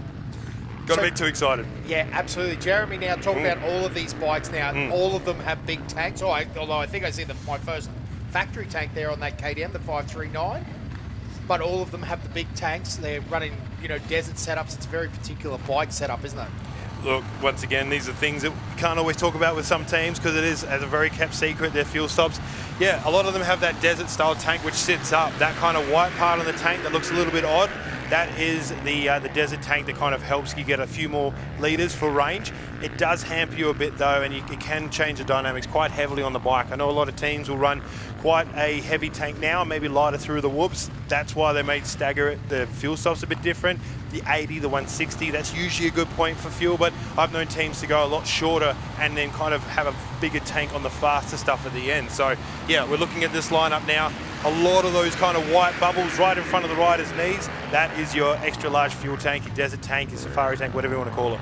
Yeah, just something we wouldn't see on a normal trail ride, motocross type bike. And again, the other one that's always interesting is the big seat, right? That's a very desert-orientated setup. Once again, that is a desert thing. You can kind of see, especially let's point out the is it X65 bike. I mean, look at the size of the seat between that and the top of the rear fender. That is a thing, but a lot of people don't like that because what that does now is that sits you up a lot higher, which can change kind of the geometry of the bike and how you're sitting. You can't lean into a bike as much now, or you can't kind of help rail those corners. So Lyrical Genius once again, Bradley Pollard, Peter Ten Brink, Brian McCabe, Jay Smith, Anthony Carrera, Ashley Fatling, Clinton Shredden, Anthony Blackley, Zachary Era, Jack Fraser, Benjamin Richards, Jack Oliver, Mark Maidman, Thomas Maloney and Noah Hart all off the line there. And we should be on grid number 59 now, if I'm not mistaken. The X36 are part of that one. Yes, grid 59. Thomas Newhus, Isaac Dawson, Kyan Brooks, Brad Sisson, Zach King, all on grid 59. Now, boys, I'm setting you up again as a fan, but anyway, Josh, I appreciate that you yelling everyone's name out. But Jeremy, safety gear as well. We're not running motocross gear, we're wearing protection packs. camelbacks, bits and pieces? What's different for the desert versus a normal trail rider? Well, that's a good question. You can see some of them wearing neck braces. A lot of them, they'll all kind of wear the same kind of things. They'll wear knee braces, body armor, mainly for what we call peppering, for all the dirt that gets kind of shot up from it. Because we talk about the dust, but we don't actually talk about the sandblasting that these guys will get. If you have someone in front of you or two people that you're trying to overtake, the sandblast can be a real thing, and it can strip, paint or fork. So a lot of guys will wear body armor. We actually spoke to Jesse Ryan, the young fella. He's crashed. He said his airbag off, which is a big thing now in racing. A lot of these riders will have an airbag system in some way that will inflate as soon as a crash. They are very, very sensitive, and it is a bit of a shock, but they're a great new protective device. I'm going to give myself credit there. I did 60 grids of bikes, and ladies and gentlemen, I am done and dusted for calling out every single name. I do apologise. No, that's a good run. Listen, because then, sorry, Jeremy, my other question, I'll get to calling out names, but my other question for you, so new goggles, new gloves, new water at pit stops, or what are they doing at pit stops? What are they changing? Look, that's a good one as well. Yeah, water is difficult because usually they have a hydration pack, whether it be USWE or Camelback or something along those lines. So when it comes to hydration, it is difficult, but it's also a very difficult system to drink. You can imagine these riders are holding on with both hands. Sometimes it's not as easy to take your hose off and stick it in your mouth. We'll run a system where it'll go into the back of the helmet and feed their mouths, but it is quite difficult. There is a company called Soulstream. They're absolutely awesome. They're a hands-free system, but we'll get into the water changing bit just after this. Yeah, awesome, mate. Now, listen, we're going to throw down. We'll catch up on a few of these names like Hamilton DeBoss, Ian Ellis, Rhett Gibson, Robert Lindsley and Matt Willis all off the line, but we're going to throw down to Rihanna for another interview. Hey, Brian. Yeah, third time from Perth, so long drive and got the titanium sponsorship. Yeah, so looking forward to doing it proud. Yep. Got some family or friends supporting you? Yeah, I got my partner and kids over there, and yeah, heaps of people. My mum and dad as well, yep. Stay safe out there, enjoy it. We might see if we can bump into another couple of riders here. Buddy, what's your name? Have you done this before? No, mate, first time, Sam Kilpatrick, 532. Don't even laugh.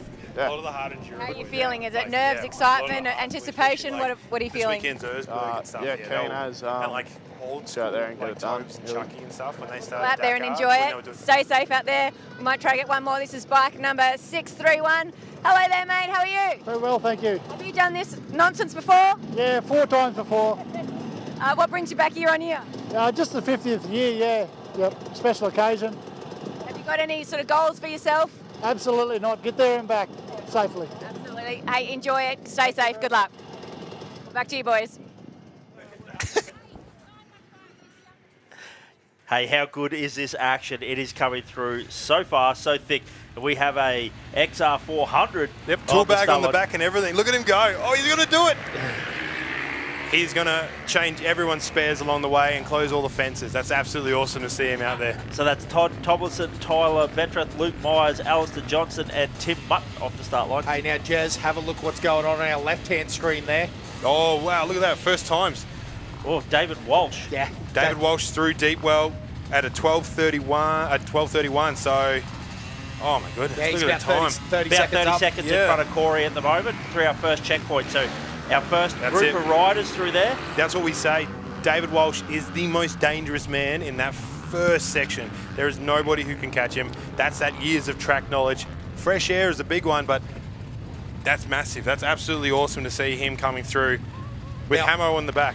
Yeah, unreal. Now off the line, Thomas Fletcher, Jared Tyne, Jake Vernham, Paul Cosgrove, Archie Campbell, and yeah, Campbell Hall is now just straight there behind through as him well. Unreal. What a race we've got happening right now. So far through Deepwell, we have David Walsh, then Corey Hammond, then Campbell Hall.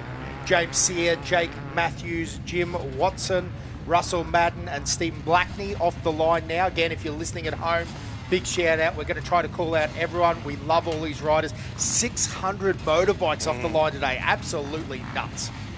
Yeah, there's a heap of competitors off the line, and we absolutely love it. Just a couple of minutes between them as well, and then we go back. That is Brodie Waters through fourth, deep well there. Yep, Simon Molly, Nicholas Boyd, Claire Schmidt, Cameron Higgins, Steve Ralph off the line. Boys, Brodie that is coming crazy. through, that's all great. four, they are powering. Yeah, Brodie coming through too on a strong number. It's looking good. It's looking great for him. You have to remember these are all going to have corrective times, like you guys always say.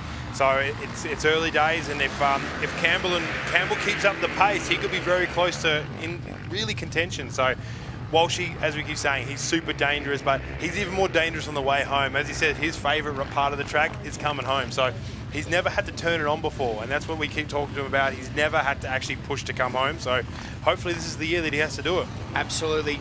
Now, Jason Chastain, George Dick, Joshua Granger, Nick Anderson, Matt Powell, and now Levi Stevens through Digwell as well, boys. Levi Stevens on a charge. Yeah, far out. This is fast. This is fast. This is very, very fast indeed, and they're all sort of jockeying for position as well. So great to see. Essentially 34 minutes to Deepwell. Smoking. Yeah, 31 for David. Unreal. 31.08 from here to Deepwell. That's crazy. Unreal. John Hansby. Cody David just Mack, came through. Joshua Hill, Benjamin Gore, and Nicholas Gotti. They're also off the line now. But you can see they're still in the leaving order as well. They haven't really moved out of their pack. They must be having some intense battles. As we said, when we get to our first kind of fuel stop, Liam Walsh. Oh, wow. Walsh, he's just come through as well at a 12.36. Oh, that's a good ride. That's awesome. So once we get to the first fuel stop, that's where it's going to really start pushing. That fresh air is going to open up so much for all these riders. We can see a lot of them start to push. Walshy would be in his own little zone now, and Hamo will be so hungry behind him to prove himself after last year. Yeah, and awesome coming off that injury, Liam Walsh last year too. So Zach Heath, Denny McMillan, George Ruggles, Tony Hardman, and Rick Avery, all off the line now.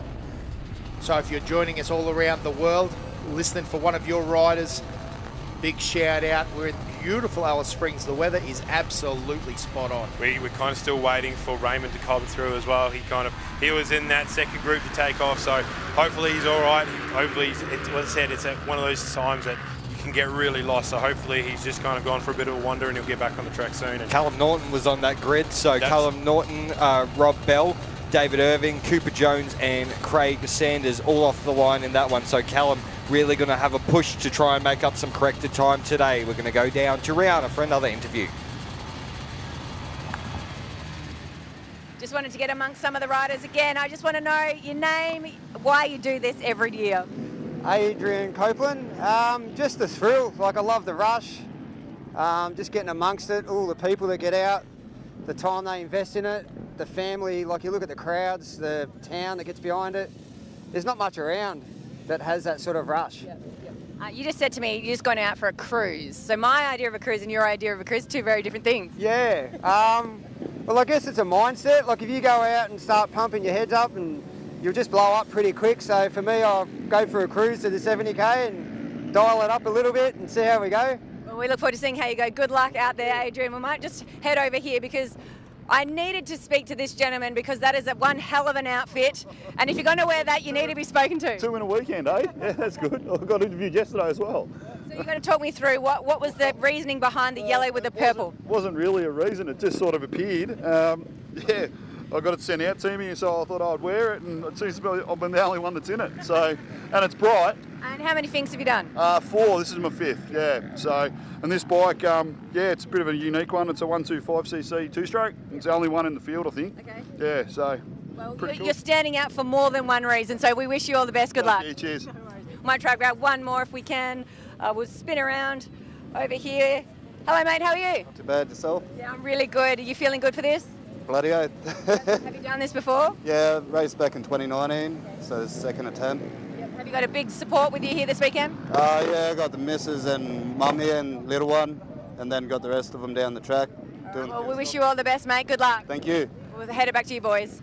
Right, I'll run through some names here. We've got Rob Bell offline, David Irving, Cooper Jones, Craig Saunders, Caleb Winter, Terence Conway, Matt Morton, Daniel Hayes, Simon Boyd, Gary Burns is off the line, Matt Evans, Mark Miller, Danny Forrester, Ben Johnson, Scott Barlow, all off the line.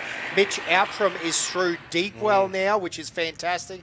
Henry Burgess, Joshua Lambert, Tyson Clark, Jordan Fairley, all off the line, as Will Ashby came through Deepwell as well. Trent Reeve, Phil Peterson, John Castani, Lucas Draper, Cooper Wigman, And then we had Jack Colbert and Ben Grabham come through deep well. You could throw literally a blanket over them, 4 seconds. Then Cam Abbott, Todd Stewart, Damien Jones, Peter McCormack, Todd Smith came through deep well as well there, boys. Very exciting. They are close. Very, very close. Casey Larkin, Rowan Hindle, Cody Elliott, Glenn Veham.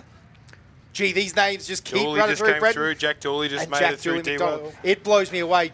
Jeremy, we were talking about this before. Julie McDonald was 19 when I first started coming out here. And they're like, and he's in the Masters class now? Yeah, Trips me out. absolutely. I mean, so was Todd Smith, same thing. I mean, Ben Grabham. I mean, look, these are names that have just been here forever.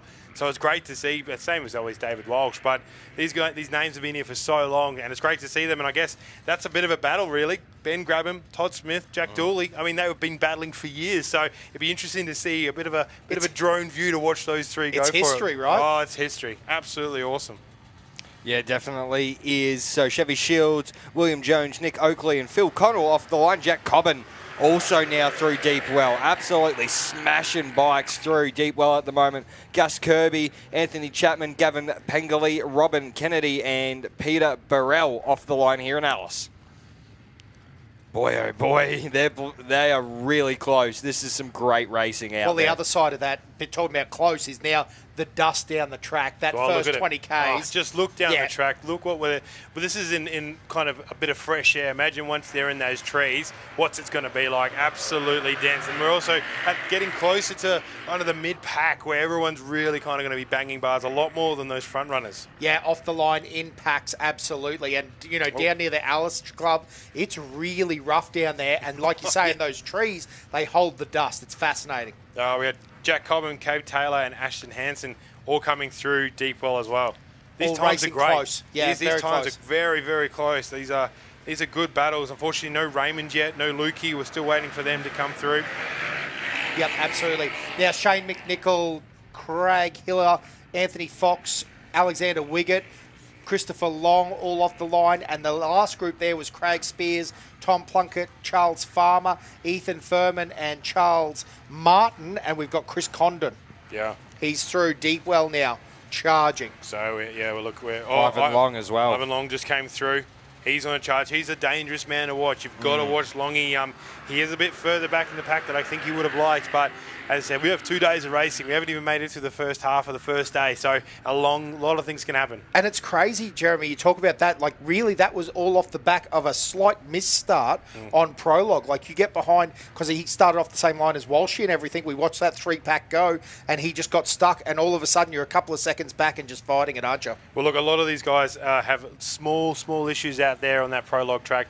With a lot of the comments were not having that kind of siding lap really did mess with them. They couldn't judge the size of the whoops or the size of the berms as well. We just saw some footage of a rider get taken out in the berm. That siding lap can be incredibly important because you can feel exactly how solid, how hard those berms are and how high the whoop actually will go. So it is quite important, and these little mistakes can absolutely wipe your race out. Yeah, unreal. Blair Outram now through deep well as well. And Billy Grimes, Mitch Downer, Brody Cook, Ben Fogus, Nick Arthur, all off the line.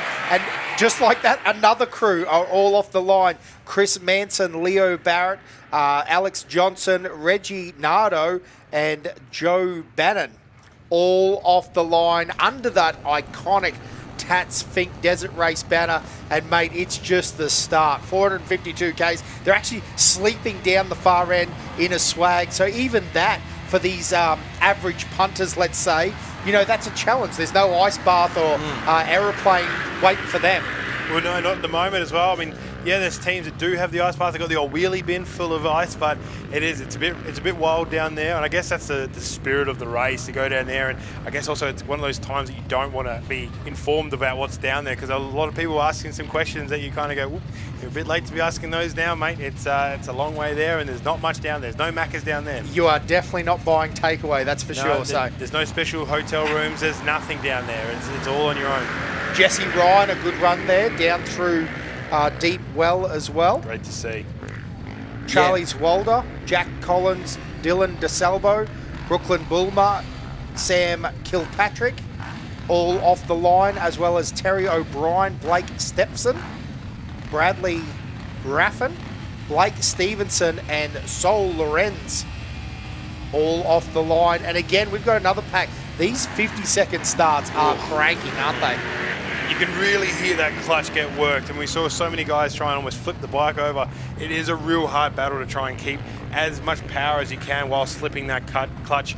It doesn't always work. We see him get caught up, and unfortunately, if you've never practiced these starts, it's a very scary moment to see how much clutch you can give and how much grip you've got before you take off. Boys, just an observation from the tower here.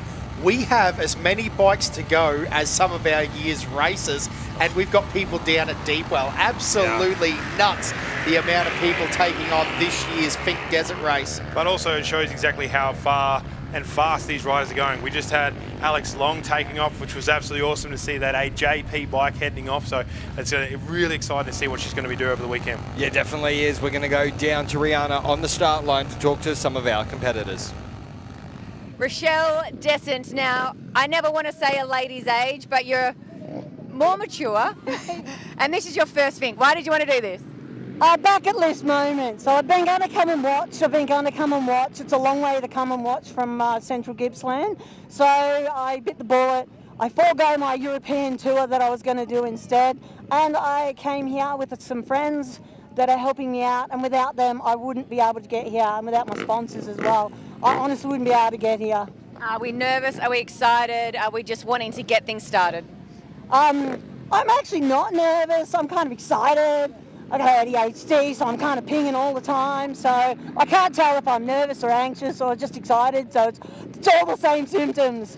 But yeah. Thanks for chatting with us. Enjoy it. Good luck. All the best for your very first Fink. Might head over to here. Hello there. How are you? Good, thank you. First time, or you've done this before? Nah, second time, 3 years ago. I got myself and my lad here. He's just about behind me, so we've got a bit of race on between us. That's awesome. What's the plan for you just now? Well, try to hang on, like I thought, yeah, keep out the dust, basically, and get down the other end and meet my mates down there. Well, wish you all the best. Enjoy this one. Thank you very much. Back to you, boys.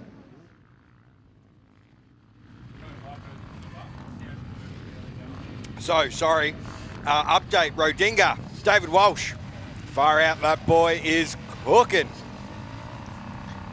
That is ridiculous as the next set of bikes get off the line. A gaggle of bikes through Deepwell as well. Brock Parker, Thomas Kruger and Liam Dinage off through Deepwell, sorry. Scott Miller, Sam Hunt, Nathan Ers, Stephanie J. Willis and Michael John Burns all off the line here in Alice.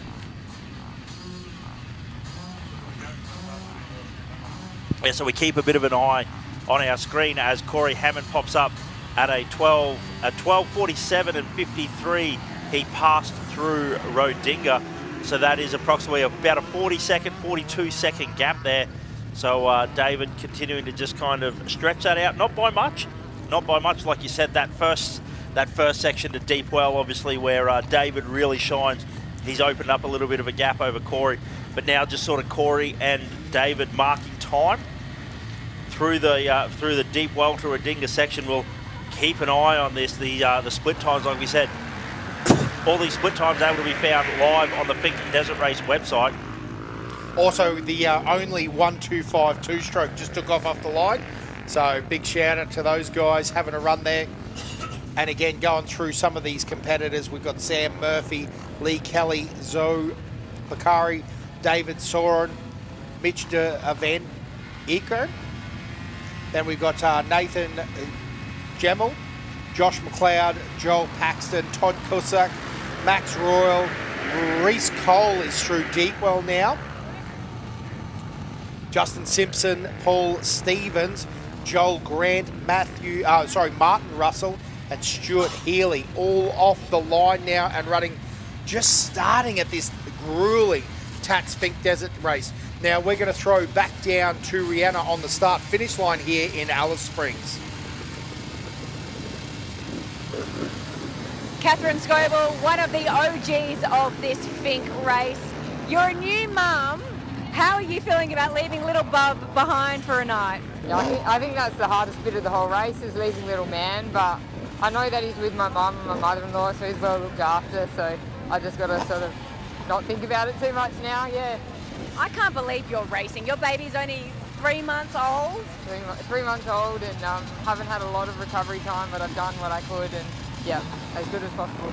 I know you've been busy this morning. You've been helping others try to get their bikes fixed. Is that right? Yeah. I was trying to find some stems for Danny Foot and stuff because I have a spare bike. So hopefully she got going, and yeah, it's good. Catherine, I can't believe you're here. You're a hero. Good luck. Enjoy. We look forward to seeing you back here in Allen. Thank you so much. See you tomorrow. Thanks, boys.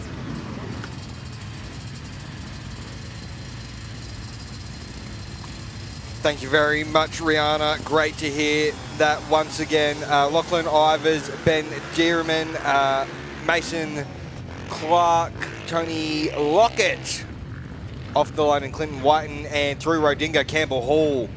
Yeah, just got some word back that they're doing good. They're feeling good. The feedback from the fuel stops at the moment is that these boys are pushing hard, but they're feeling comfortable.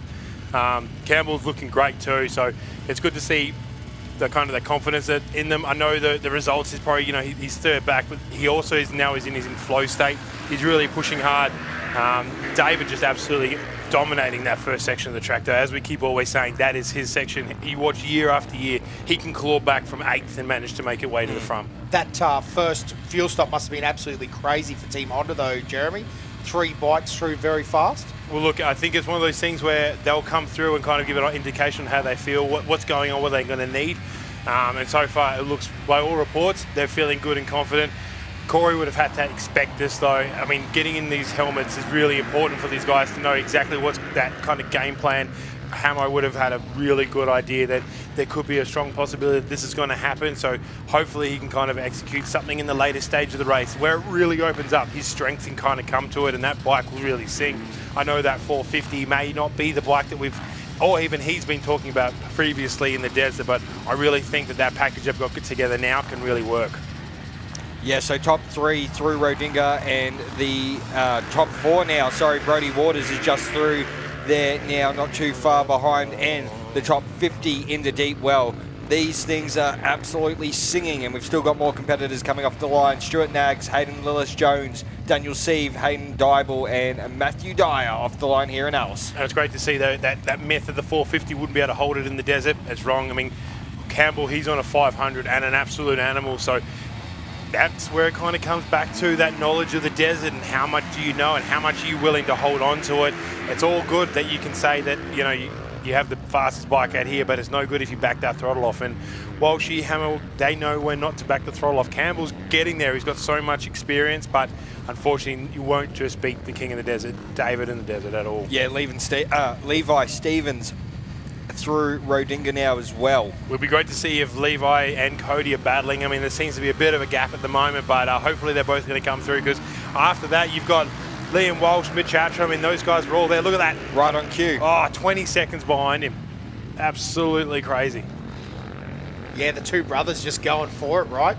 And only 40 seconds in front with Brody, right? So they're all very close. Yeah. Oh, no, it's a little bit more than that, but yes. Look, to be honest, and if you think about it, that's probably the amount of time is for the dust. Yep. You have to think that any closer than that, you're going to be started browning out. I mean, as I keep telling everyone, look out past the stadium. You can really see that dirt. And another 24 seconds. Look at that. Liam's right in that dust. He is getting hungry. These lines now are going to get absolutely blown out. I've shown you videos, and we post a lot of videos this morning, especially of the new lines that have been forming over the weekend. It's going to be interesting to see exactly where these guys will be running. Also, Healy, first female into deep wells, having an absolute cracker of a race so far. Absolutely, and off the line, Matthew Graham, Alex McGorman, Liam McKenzie, Andrew Dunlop, Susan Coop was off the line as well, so that was all good. And Lindsay Flood, Jordan Glover Smith, Zachary Trabakis, Tony Clark, Rachel Descent, and then Nathan Scott, so he's through Deepwell, and Jason Matthews, Blair Shearer, Peter Harding, Ryan Legg, all off the line in that last pack. Jake Doyle is through Deepwell, Brendan Luff, so we're going to start seeing a lot more bikes starting to come through Deepwell.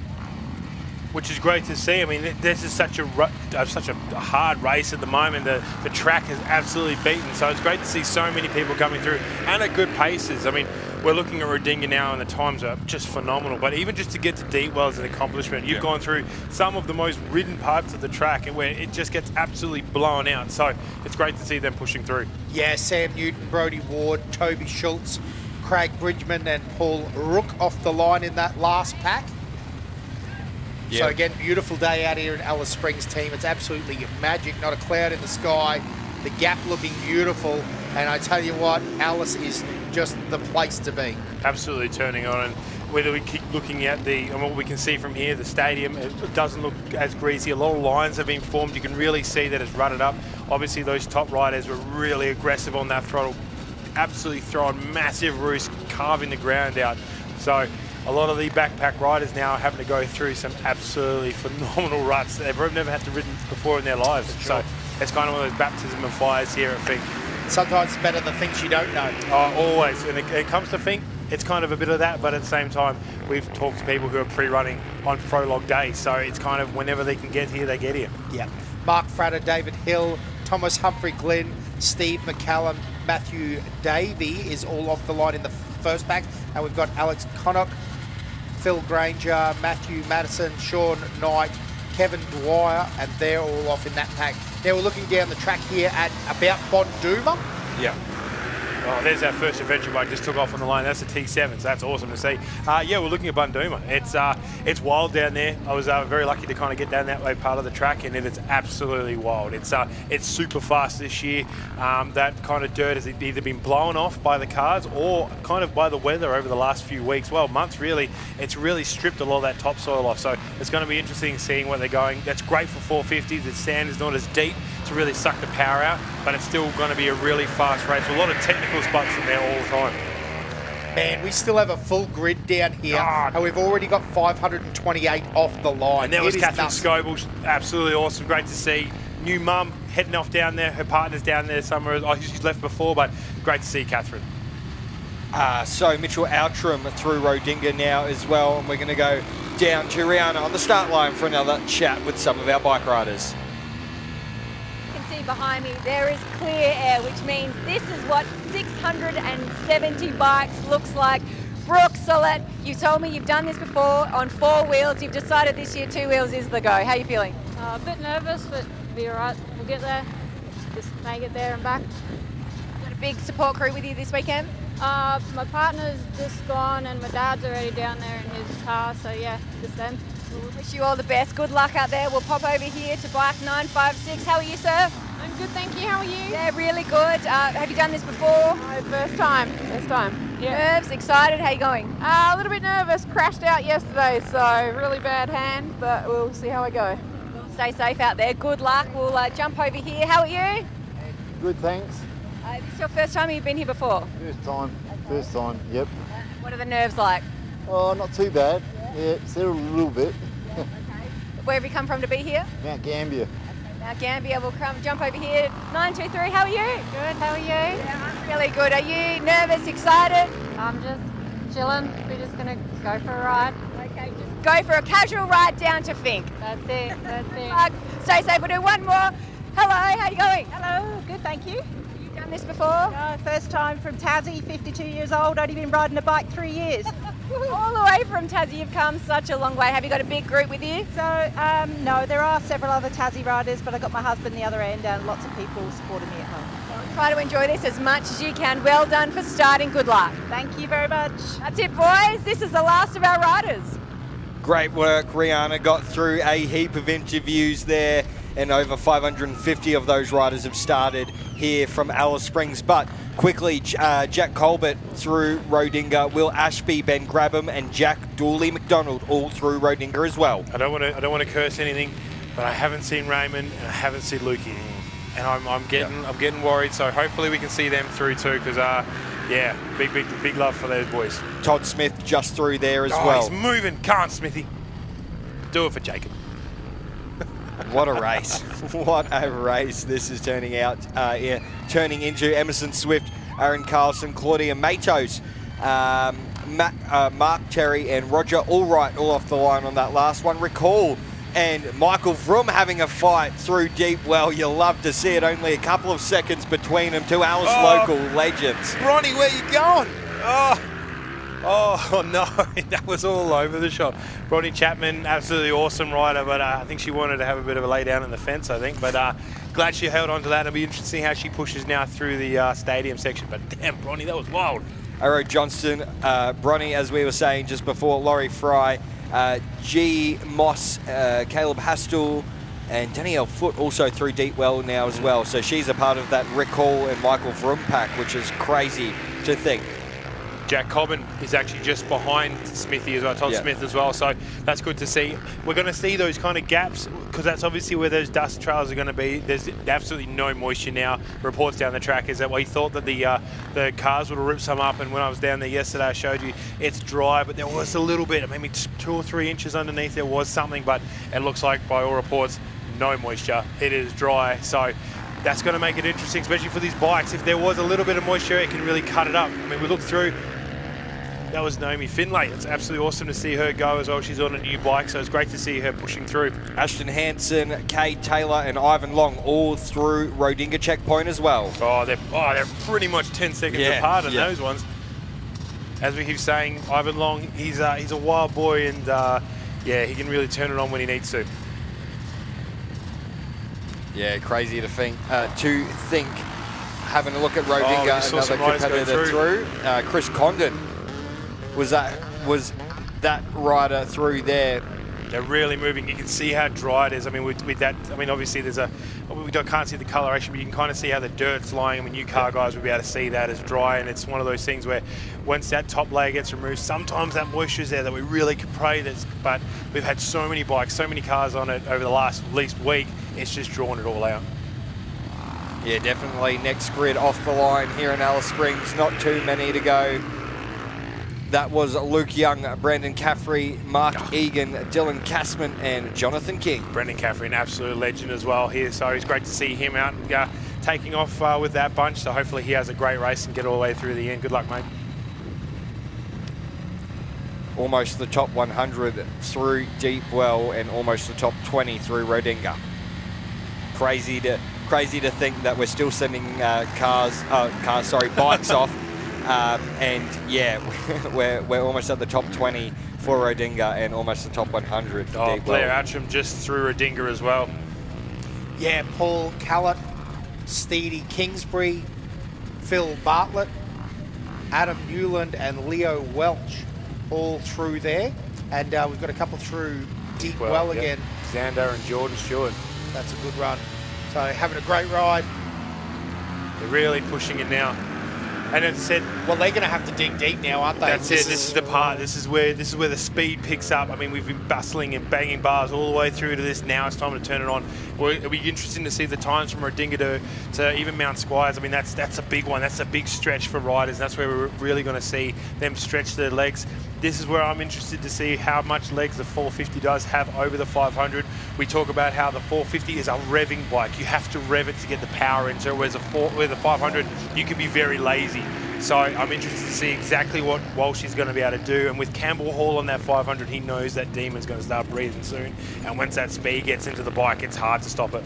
Yeah, Thomas Livesey through Rodinga now as well as Jesse Ryan. Jesse Ryan comes through. That's great. That's a 250. That's a massive effort for him on the 250. He was so devastated with that crash yesterday in the stadium. And, you know, as he said before, that bike was stuck on him. He couldn't get it up. It's a, you know, if we think of a 250 as small, but for him, that's a big bike. His airbag went off. It was a whole thing. So it was great to see him be able to kind of get his helmet back on, shut the noise out and go. And actually Miles Nichols, another great rider that I've been very lucky to ride a lot with, so it's great to see him here. I wouldn't have to say, maybe this is his fifth Fink as well, so that old fella knows how to go, and sorry Miles for calling you old, mate. Matt Jones, Landon Robertson and Neil Doyle, as well as Ben Stevens, all through Deepwell now, and Jet Hicks, the number 18 bike through Rodinga. Oh, Ben's having a great run. It's great to see. That's awesome. That's a strong time for Ben, so good on you, mate. Air-cooled old Yummy out there. That's it. There it is. That was is that the 1978? Yeah, that's it. The absolutely 250 amazing. Eve, yep. Oh no. Oh, we've had a bike on the side. Oh, that's not what we want to see. Quick, mate, you can push it all the way to the end. If you get over to Grabbo's 10, he might hook you up. That's a beater, mate. That's a beater. No. I'm just saying, now's a great time to lay down your money. That's what I'm suggesting. Oh, the BMW's on the start here we go. line. Ah, there you go. Yeah, absolutely. Trent Giles, that thing is absolutely massive. Massive. He had a bit of a lay down yesterday. I caught up with him and said that it's he actually had hurt his leg a couple of months before, and that riding that has kind of triggered it. So I mean, that's your choice, Trent. Good work, Gilesy. Good luck, mate. And you mean he had to lay down after doing the prologue in the motel room, he wondering what he was doing? He found the special motel room. He had to lay down on that, and then I think he's seriously contemplating his life after doing all that. How did I get here? Yeah, why did I get here? Benjamin Benzanazzi and Jesse Hansen also through Rodinga now. Now we had the 2 females in there as well. Vicky Cox, Natasha Skye. Vicky, absolutely amazing lady to be out here racing for kind of her first ever Fink, but then also Natasha, she's a sidecar girl. She races sidecar motocross, which is absolutely awesome to see. She's had a long kind of run into this Fink, so it's good to see her out here. So her and Vicky are going to have an absolute ball all the way down. Big wheelie. Power, all the power. Yeah, And whoever talking was about on our that ladies, bike. Katrina Fry was offline there, off the line there as well. Lockie Hamby and Grant Matthews, Sean Bond, and Shanae Brown off the line as well. So, and I tell you what, these riders, you have to take your hats off to these ones because they're going to have the longest day. They're going to be riding through every rut, every whoop that's been taken and burnt. So massive, massive, massive achievement for these riders.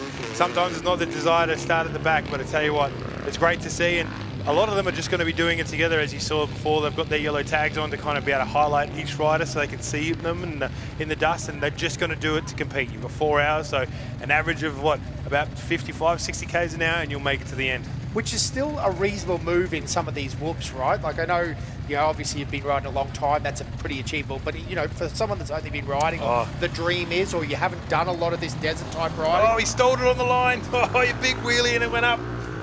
I guess what I'm trying to say, Jeremy, is that it's not going. Oh no, this is bad. Oh, it's not a Yamaha. So Yamahas have a tendency to not start when they're hot. So it's luckily he had it. But you're right. 50 k's an hour is actually quite difficult in some whoops. In some of this rough stuff. Yeah, very, very difficult. They'll make their time up in the latter part of the track, and through this first section, it is quite hard to keep the 50. And then those 110 whoops, as we all know. Yep. Oh, 50k an hour. It doesn't sound like much, but it is a lot. Yep, and like if you've ridden forestries and bits and pieces, this terrain is very different to that. There's That's nothing what I'm like trying it. to get at. There's nothing, and you're right. There's nothing like it. And we just saw the beater take off. So there was a big cheer for him. Obviously, he had a bit of an issue. I'm not going to speak badly of beater because I've got one, but yeah, sometimes they're just not the best bike to be to perform at the time. The 4.94, one last bike to go. Give them a round of applause if you're here Watch this in start. Look at Alice him. Springs. Head over the bars. Front brake up. Ready? Here we go. Now, while we're watching him, if everyone can look at his steg pegs. Look at that steg peg design. See how there's a top and bottom bolt mount at the moment? Remember that. Oh, he's going to shoot that piston out the top. Poor thing's waiting. Oh, he's creeping. He's creeping. Watch it. Oh, no. There we go. There we go. He's upper. He's upper. In some ways, he's probably got a fantastic line there, Chase Gibson. He's got a little bit of a dust gap, and again, he's going to be... he's having a tough weekend, sorry. As a whole. But what I was going to say is sometimes it's better to be able to pass someone that's not necessarily riding at the same pace as you. Is what I'm saying making sense? Like, I know he's going to have to work. No. Not at all. It's just going to be tough. No, not at all. It may look like that, but in fact... Oh, look at that. David Walsh through Bunduma. David Walsh through Bunduma. Just missed it. Oh, that was awesome. Look at the dust. That's interesting because in a car, it's much easier to pass a slower car with a fast car, if that makes sense. If right. you're, like almost to the point I'd say that if you could start out as 60th in a pro car, it's not necessarily as big of an event. Like trying to beat 19th with a 20th place car. Does that make sense? Yeah. You really struggle to come up. But what you're saying is dust just sucks on a motorbike. Well, look at this one. Look at that. Give him the uppers. Get after it. And we can see here now, quickly watch that image. Watch that dust dissipate really quickly. It's gone. As you can see there, and that's the air that we're after. That's that section of the track, which is super fast but open. There's no trees anywhere. It really gives you a nice clean run. Now back to what you're saying, it may sound like being that far in the pack is easy, but it's not. That gap is getting big. It is. That gap is getting big, and this is where I guess Walshy just knows that part of the track and where to hold it on. So to go back, overtaking is even harder, and that's I guess why Callum Norton got pushed so far forward, because it is incredibly dangerous. The dangerous part comes from these unexperienced riders don't know where lines are. They don't know how to hold lines. So they can dart out of nowhere from left-hand side of the berm to the right-hand side of the berm, and you don't know. And so if you're coming up with pace and someone behind you doesn't know, or someone in front of you doesn't know, all of a sudden they dart. If you're holding a line at maybe 90, 100, 120 k's an hour through a whoop, oh, there we go. That looked how good he was there. That was Corey going absolutely, oh, he's smoking it. If they cut in front of you at on a whoop doing 120, there's nowhere for you to go. That makes tons of sense, absolutely. Yeah. And you're absolutely right. I totally understand. Sometimes you're just holding on for dear life if you're just trying to survive and moving across that track, trying to find your line. Sometimes you get in the way of someone else's. Not only that, but the bike that you may be on may not be set up for it. So you kind of get that whoop whoop where you kind of go into it, go into the bottom of the whoop, you kind of get seat bounce, and all of a sudden you're another 2 inches off your seat. And then that can deflect you. The square edges, the ruts in the berms, in the whoop, can push you over. With these riders getting fatigue, things like that, they can really start losing control of the bars, and it pushes you all over the track. So it is a difficult one, and you really want to be kind of at the front with the riders that you're capable with. Prologue does not set that out. Prologue does not give you an advantage, only in the fact that you are going to be in hopefully faster riders. But there are sprint-style riders, there are endurance-style riders, and unfortunately Prologue always kind of has those sprint-style riders come to the top.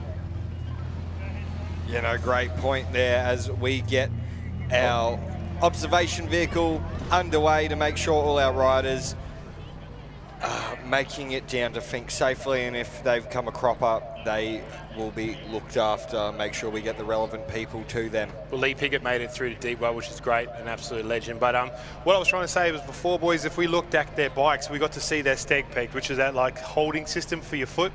Now, this year has been the first time in a long time where we've gone to a single bolt system in the steg peg. Before, there'd be a top and a bottom bolt in your chassis, or even to your engine, kind of where it was.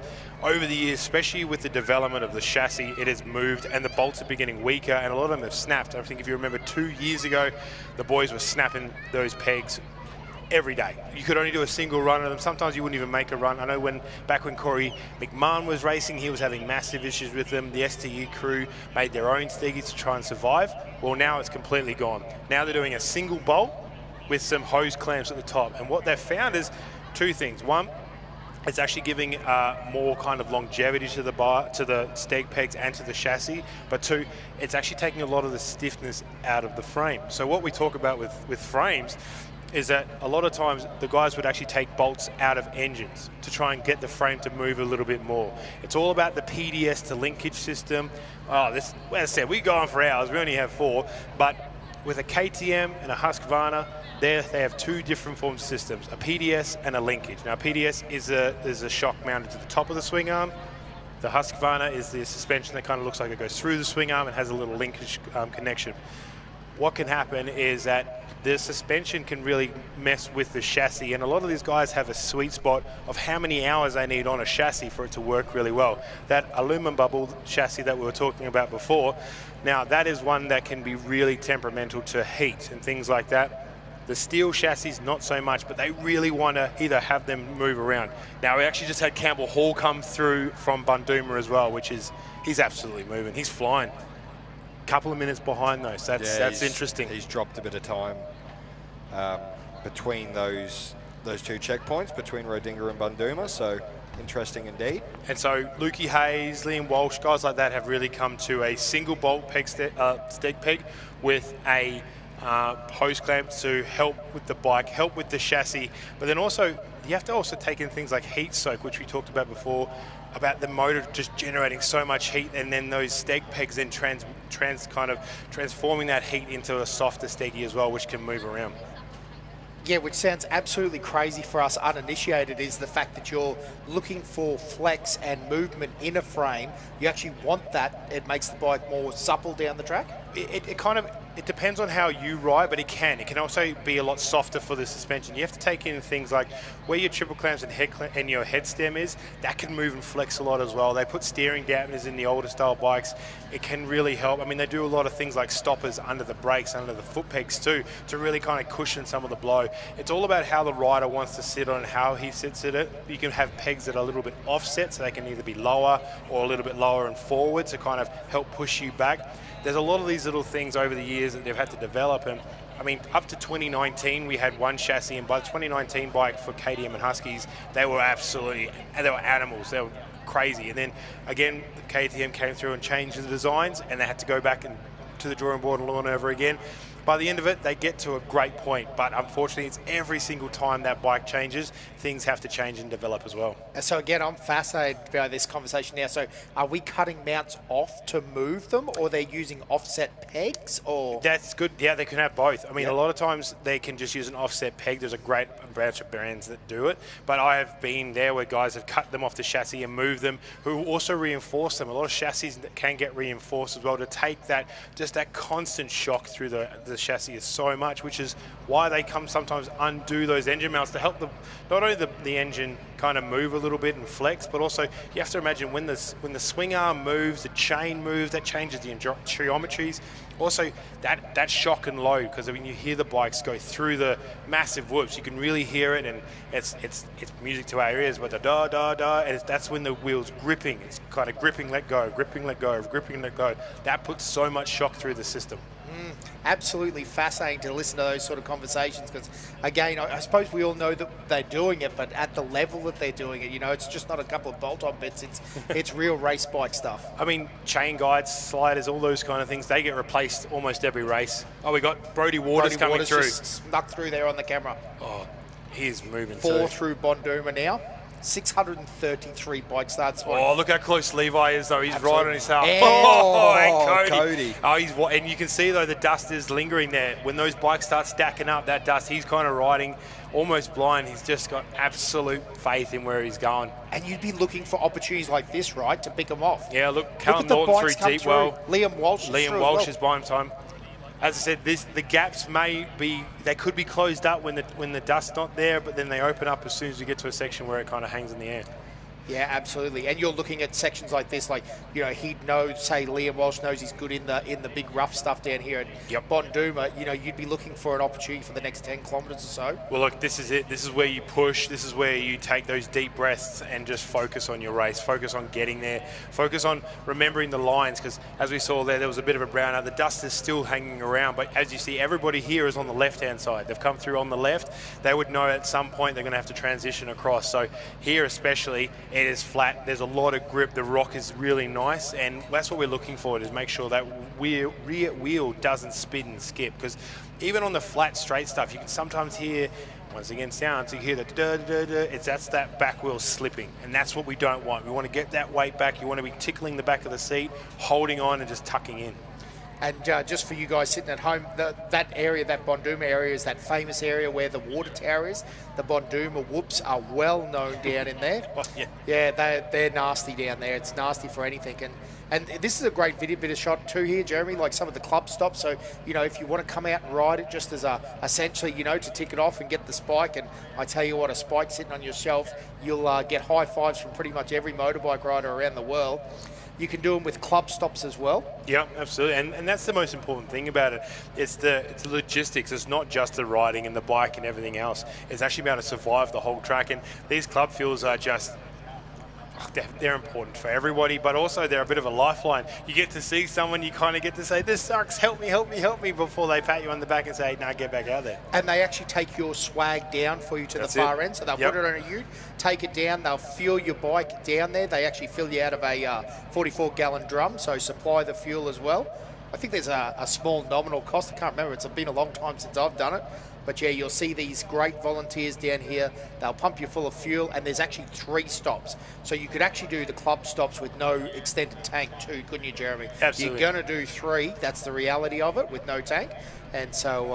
and look, I mean, you probably do 1 on these big tanks, but I like to think and like to explain to people that 3 stops is sometimes just what you need. A little break. It's also just to center yourself. It's also one of those goals. I mean, the whole track can be daunting, and to think about every part of it, really scary. So if you try and break it down into sections, that's what's going to help. And if you haven't done a full run to Finke, it's hard. It's hard to know what's ahead of you, and you can say going blind sometimes is the best thing, but if you have... Well, I don't know if it's the best thing, but it's an option. It's an option. It's an option, and it's one of those things where you really need to have that time to know exactly where to push, where to pull, where to stop, where to go. And I guess that's why we have, David Walsh with, almost a minute lead. Like it's unbelievable, it's right? crazy. I mean, they all start at the same time, him and Hamo, but as we keep saying, he's so dangerous. Hamo's done really well to hang on, though. I mean, I think last year he was 4 minutes. I want to say 4 minutes ahead, I think, at this point. So Hamo's doing a great job holding on. They've got great bikes to do it with, and obviously these 450s, they're doing it. I mean, everybody was talking about it. I want to see, though, how hot the thing gets. I'd love to see the data from it, but it's good to see them they're making their way down now. Well, here you go, Jeremy. I know you can't tell us any super inside secrets, but what about, there was a period there where they were like doing things like rebuilding 250s overnight, and KTM were doing like, because you're not allowed to change the motor. That's the rules. That's it. You've got to run the same engine casing number, same frame number, those sort of rules. There is rules surrounding that. But there was guys, I'm sure it was when Steve Hengefeld come, that Honda rebuilt that bike overnight to get it back. I think that was all the way up to the 450 era too. There you go. I mean, back then the 450s, that transition that Grabo made to the 500s, and even kind of before him, those 450s would just melt pistons. It was just known, I mean, to sit on the high revs, to have that deep sand. And you have to remember the track was different back then too, a lot deeper. It was kind of one of those tracks where, I mean, it was fast. It was wildly fast. And that we could go back to it, that load, that kind of on-off load from going through whoops, really put strain on motors, and they just got super hot. So you're right, 250s, 450s. I mean, there was a reason the 500 became the king of the desert. It was because that longevity, and that's what we keep talking about. Yeah. Well, even when the 500s came out, right? I remember that great story about Roger DaCosta. He said that he goes, "What are you guys doing with these things to be blowing up these 500s?" And they sent over a race motor, and then they sent him a data log. Do you know this story? Yeah. Sent the data log story, and they looked at it and they said, "Oh, right, we might have to make some changes to our plan here," because he just had no concept that was a thing, right? No, and that was. I mean, you speak to Grabo about it too, because he was kind of in that era of when the 500 was getting developed. Those KTM could not believe what the 500 was getting made to do, but then also what it could do, and that's kind of the development of the 500. I mean, Australia and especially Finke was so important to the development of that 500. So I guess that's why the 500 was always the king of the desert. It is interesting going back to the 450, but I think the 500 just lives out here. It's one of those bikes that is iconic now. Same as the 500 two-strokes as well. Even go all the way back to the 250s. I mean, they were the bike of the day, and I suppose we just go through eras where the KTM 500, that was it. That's the bike that everybody wanted. Yeah, absolutely. Yeah, and those guys put in just mega work, right? I even remember in that era they were talking about, they were training with the same guy that does all the training for the Storm, the football club, and the physical aptitude and the what those guys were doing back in the day with Pricey and Grabo when they were battling it out, and they had heart rate monitors and said that for those 2 hours that they were running at, they'd never seen numbers like it. These are guys that are trained with Cameron Smith and all these Storm guys, so it's absolutely amazing to think that this desert racing, the way that it was just, it had a real explosion. Now, don't get me wrong, that's true all the way through, but what an explosion we had when Grabo came in, and man, he made it super professional, didn't he? Well, he did. He also brought, as you said, a level of professionalism, but also a level of understanding for us to really get a grasp on what the race was. We talk about the bikes, but we don't really get to talk very much about the people in the helmets. I mean, there's a thing you need to get in is your race eye.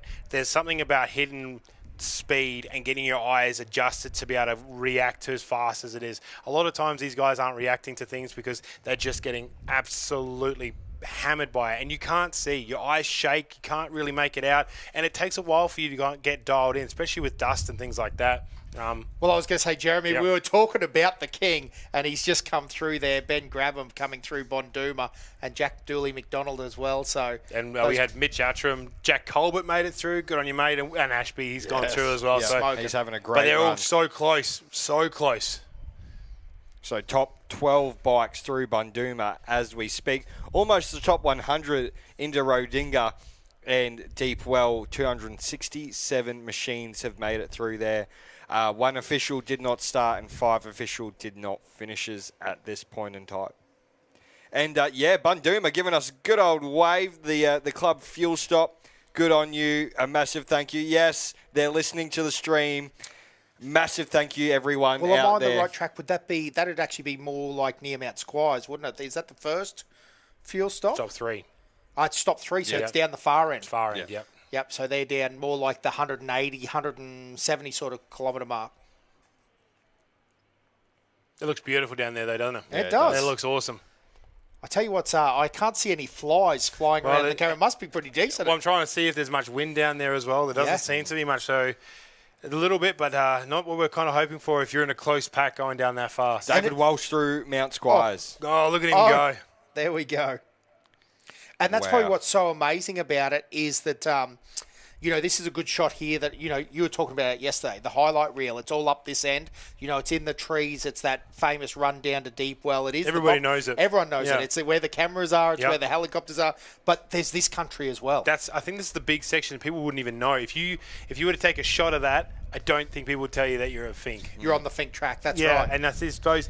A lot of people don't know that the track goes for past the 110. What the 110 looks like, or even the kind of the 180 to 200 section, which is horrible. It's fast as all hell, but it's got that white shaly rock all through it. People wouldn't even know that kind of stuff. They'll know the famous trees and the red sand and the dunes and the huge jumps, but this is the part of Fink that people need to prepare for because, it's all sketchy through the first section, but here is where you're going to be holding it absolutely wide open. We often laughed about it after you get past those ruins and at the section you're talking about with all that white shaly rock. There's guys that wouldn't drive their 200 Series Land Cruiser up.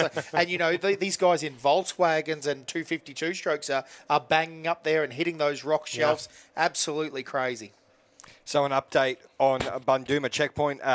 Jake Cobbin, Todd Smith, Cade Taylor, Ashton Hansen, Ivan Long, all through there now. Lukey Hayes has made it through. Oh, no, that's Luke Myers. Sorry, I apologise. Yeah, don't get us excited, mate. No. I mean, starting to worry. The messages are coming through. Everyone's looking for him. So, hopefully we can find Lukey Hayes and Ray as well. Well, the other side is it feels like eternity, doesn't it? David Walsh is through Mount Squires. Helicopter there, going past, but... So that's in an hour 24 he's at Mount Squires. That's... Hauling. Holy dooly. Yeah. Yeah, Holy dooly, he's doing it. Oh, he's got his head down then. And he's checked out too. Would they know where, whether the gaps are? Yeah, as soon as he gets to a fuel stop, they'll tell you. Kind of all the WhatsApp feeds at the moment are going a bit crazy, just telling you where everyone is. So for Walshy to be doing an hour 24 to Mount Squires, that's moving. And he's got his head down, I tell you what. Got to give a quick shout out to Landon Robinson through Rodinga, the 479. I know Mum is right here at the stadium section, so I want to make sure I get that one out for her. But this is also, as we said, keep saying, where Walshy will really start to thrive and push. If he knows that he's only got a minute break, he's going to push hard because he'll want that gap tomorrow to really be able to set into his flow, which we've seen not very many times for the big fella. He's never really got to push it on his way home, and every time he has, he's always kind of had that space to come home. So this year he'll want to get the same thing. He kind of never had that experience to push hard. So Corey is, when we're still sitting here waiting for him, it's always that kind of that heart in the mouth moment while we wait for all the times to come through. Yeah, it's definitely hard. That's the one thing about Fink that really is hard. Jesse Ryan through Bunduma now as well. Blair, Jesse and Blair must be having a bit of a battle. Yeah, they're literally 5 seconds in between them. Which is crazy because, Blair's on a big bike, Jesse's on a little bike. Yeah. So insane. We go back to this and we go back to kind of that 250 may be small, but if you're in the right pilot's hands, it can be absolutely devastating in the tight stuff. This is unfortunately where Jesse may run out of legs. It's going to be big. It's going to be open, as we can see on the screen now. It's just big, wide, and open and flat. It's 450 but 500 territory. We're going to have them absolutely flying. We've got... Corey Hammond. Wow, Corey Hammond coming through. 4 minutes. Far out. Yeah, it's tough. Maybe David Walsh is just flying. Yeah. He might be on a stonker run. He's got his head down. Yep. There's many times that you can know when Walsh is going for it. When a couple of years ago, he was racing with Jacob Smith and Callum Norton. He managed to put his head down, and he took by the 120, I think, he managed to catch him. And that's a huge feat and some of the most technical riding you can get out here at Fink. So when Walshy puts his helmet down and gets into it, he's... he must be hungry. Yeah, and the 450s, again, it's showing it that they obviously have got the power that they require. Those bikes are charging. Stu Windsor, he's got through Rodinga just then through. Michael James through Rodinga. Josh Oliver. Yeah, Oliver. Yeah, he's through. And James never. So a good ride there. It's good. I mean, these are great times as well. These guys, Chicky, he's just come through. I mean, these are great times for these guys. These are veterans. I mean, Chicky's been done. Chicky's another one that's going to go over to Baja with the 627 crew, so it's great to see him pushing hard. I mean, I think this is the only race before he goes to Baja. Jet Hicks Just a little through warm in. Bunduma as well. Yeah, I mean, there's nothing like it. But now that you can really start seeing, we've obviously seen Walshy come through Mount Squires, Corey Hammond 4 minutes behind that, Campbell Hall still not there yet. Yeah. And I mean, if we looked at the first timings, we were only kind of split by seconds, then minutes, and now we're looking at more time. Yeah, bigger gaps as... And we had a few come through Bonduma as well there, guys. Thomas Livesey and Jet Hicks, Jesse Hansen. So good riding there. Those guys through Bonduma. It's interesting to see because, I mean, we're going through fuel stops now. We're going through kind of those times where people stop, try and get as much as they can. And you were talking before about water and nutrition and things like that. There we go, Campbell Hall through Mount Squires. Yeah, right. So another 2 minutes on that. Yep. No, 1 minute. Yeah, because we'll have one. one. Yeah, corrected timing. So it's about a minute behind, which is Yep. good. He's holding on. He's on his tail. Yeah, and then we're going to have a bit of a pack come through together, right, from what we saw at Deepwell. We will. Well, yes and no.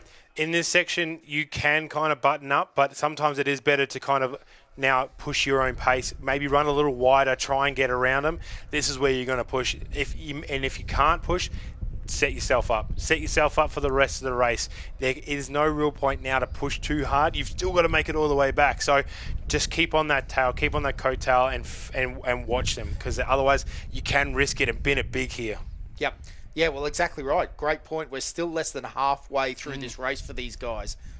So they've got the overnight to recoup, refine their centre of balance, and just make a charge. There's no reason to blow out today when you've got a big push tomorrow. Yes, you don't want to be too far behind, because obviously that's going to stagger what time you're going to leave tomorrow. But it is important to remember that tomorrow you still got to race. You still got to get on that bike and push. And you now have to push twice as hard to come home, which can work because the dunes do form differently coming home. So we have to now start talking about kind of how the terrain forms. The dunes coming home are a lot different to the dunes going out. The whoops form differently as well. So that's all because of wind and things like that, which too smart for me. But the whoops coming home can be a lot faster than they are going in there. Okay, very interesting. We're going to take a quick break before we expect the first bikes down into Finke. We'll be back shortly after a message from our sponsors.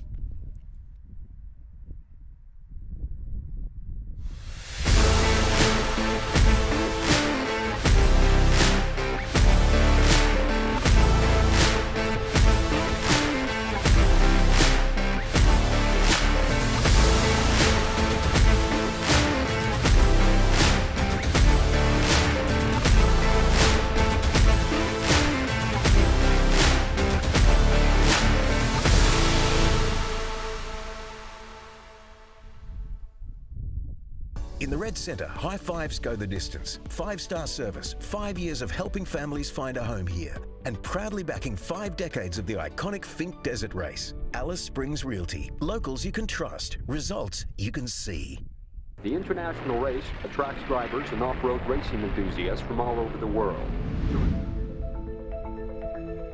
Off-road racing is important to Boston Designs because, simply put, it tests the envelope, and it clearly makes or breaks the progression aspect of what we do and why we do it. The racers out here are the 1% pushing it to its full potential. This is a proving ground for every aspect of lighting.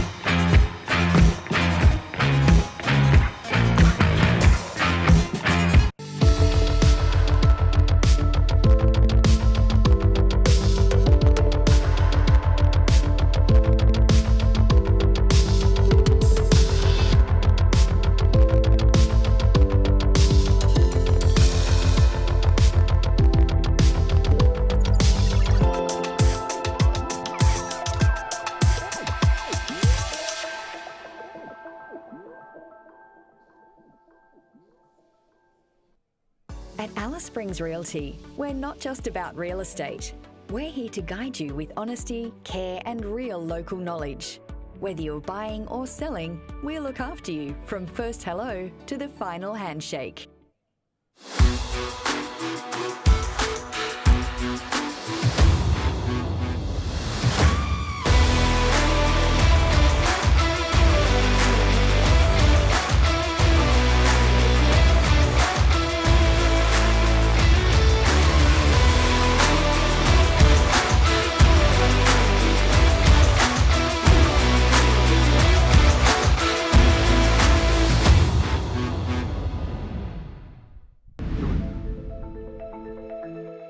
Off-road racing is important to Boston Science because, simply put, it tests the envelope and it clearly makes or breaks the progression aspect of what we do and why we do it.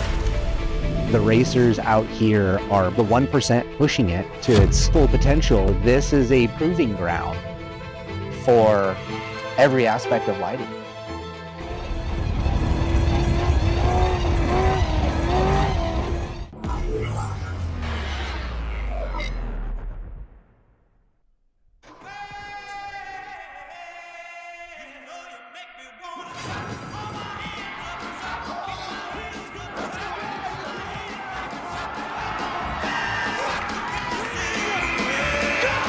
Celebration is a better celebration. Now that's something to shout about. Tab, we're on. What's gambling really costing you? For free and confidential support, call the number on the screen or visit the website.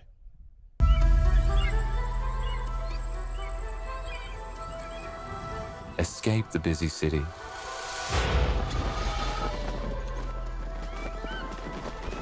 Go where time slows down.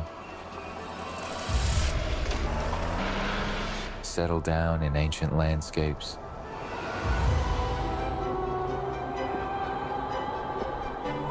Stare into the campfire.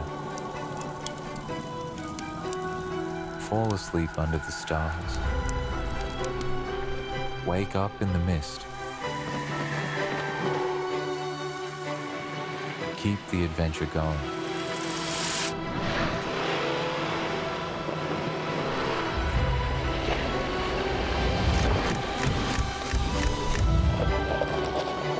Yokohama, celebrating 50 years in Australia.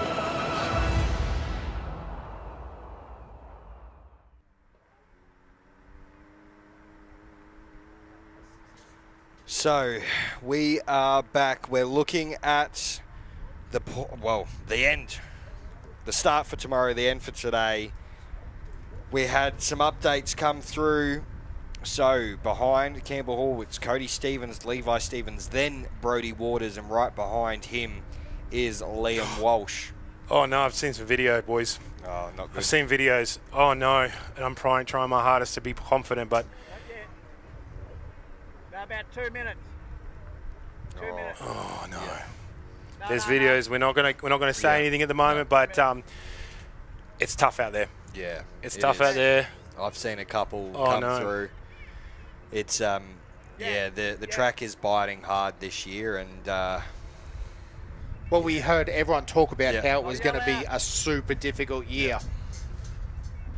But yes, as you were saying, Josh, down at Apatula, down on the hill, the famous jump, the crowds are packing out because I know all the car guys love coming up and watching the fast bikes come through. We got a number of bikes down there. So again, we were talking about Liam Walsh is through, Brody Waters, Levi Stevens and Cody Stevens, both through Mount Squires now. So we've got 7 through Mount Squires, 36 through Bundooma, 133 through Rodinga, 384 riders through Deepwell, 635 started off the line this morning. What a mad statistic for the 50th anniversary of Finke. Yeah, it's absolutely amazing, isn't it? It is huge. So hopefully there it is. Well, we've almost got the top 10 through Mount Squires at the moment, almost the top 40 through Bundooma, and well into the top 100 through Rodinga. Some great pace out there here today by all competitors. Toby Fraser through Bundooma as well. So shouldn't be too far away from seeing the likes of Outram, Colbert and Ashby through Mount Squires, hopefully soon. We talked about this before, and you know we laugh about this section of the track doesn't get as much eyes on it. It only gets eyes when the race is on, and you know, even for me, every time I've gone down there, I find that's the hardest part of the track, which is a bit of a laugh, but it's because that sandstone really gets washed away. Those holes get opened up. How many times have we seen absolute crazy near misses on those sections of tracks? Also cartwheels. I mean, people come in, they're tired, they're fatigued, their face is full of dust, their mouth, their lungs are just like expelling red dirt. That last section, that jump can really catch a lot of people out because they've never seen it. They've never been on it. There's boulders on there the size of cricket balls all the way to basketballs. Well, Jeremy, Josh and I were talking, we were down there back when we used to race a car. We were down on the back, the hill back, and we saw an RMZ jump off the dune, cleared the fence on the left and landed down off the side. Literally did a 45-degree jump off the side. Somehow made it out. Had to get back through the fence to get back onto the racetrack. Craziest thing I've ever seen, but that's Finke, isn't it? Well, I mean, I'm glad you were able to see it. It means you had enough fuel for the race. So congratulations on that one, mate. Plenty of fuel in the race car, mate. You are known for it, but it is a part of the race that no one gets to see. No one gets to kind of see exactly what goes into that section, and to keep race pace in there is incredibly difficult. So massive congratulations. We've had Jack Colbert's come through Mount Squires as well with Mitch Outram. These boys are moving. These moves, they're absolutely killing it.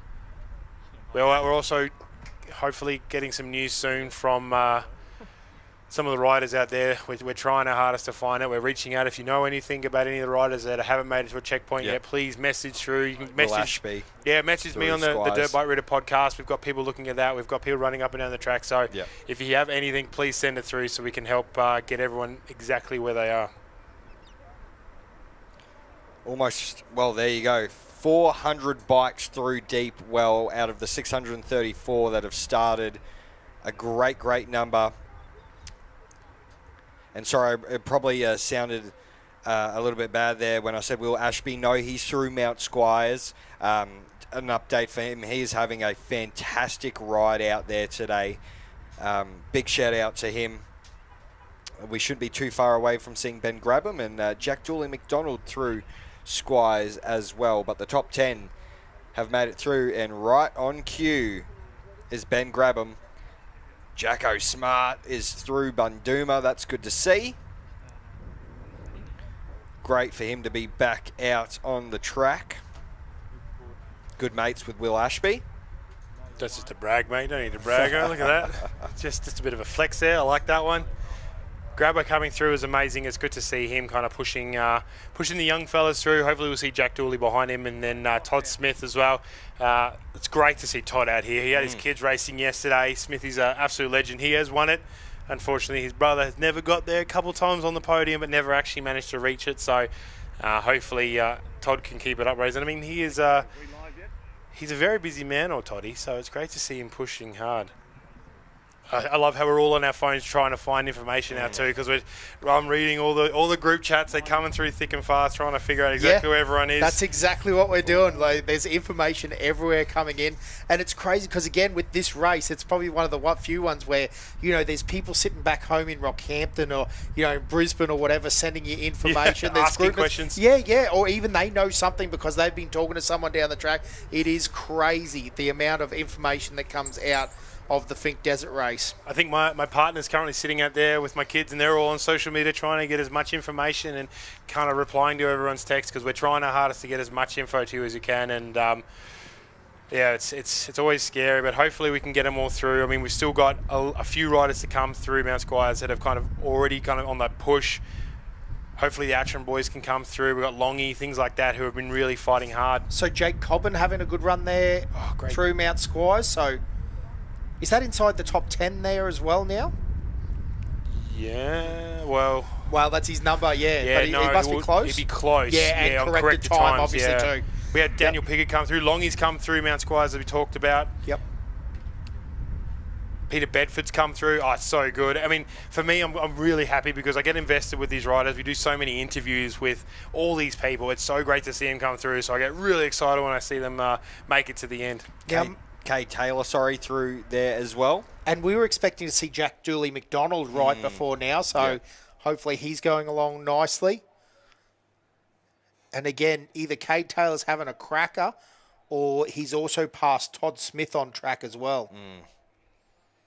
There Just you go. like that, There's Todd Smith. Todd Smith through. That's great. I'm glad to see that name through. So we hopefully shouldn't be too far away from Jack Dooley McDonald make his way through.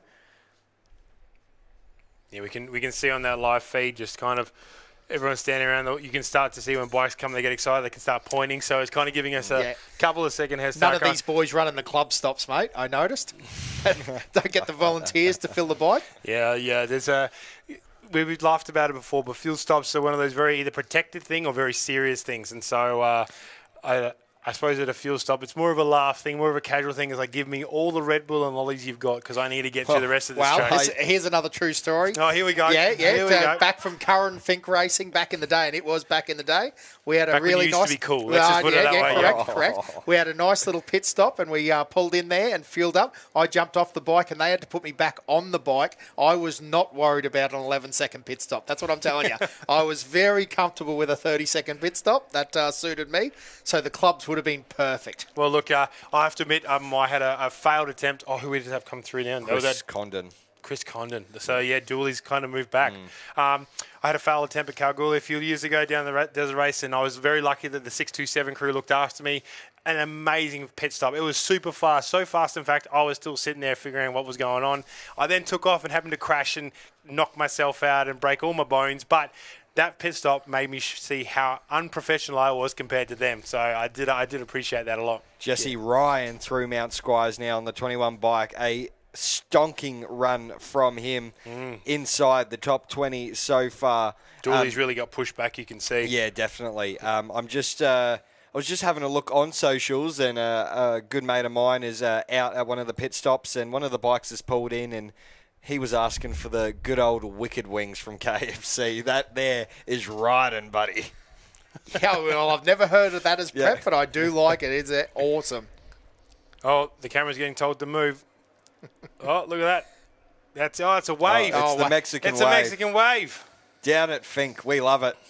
Oh, we are not worthy. You are the dedicated ones down there to the track. We're lucky that we can go somewhere nice.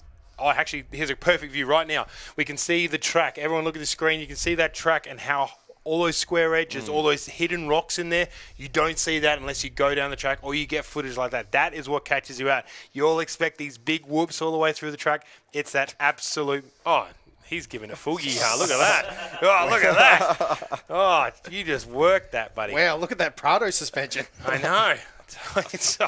Something's getting worked out, I tell you that.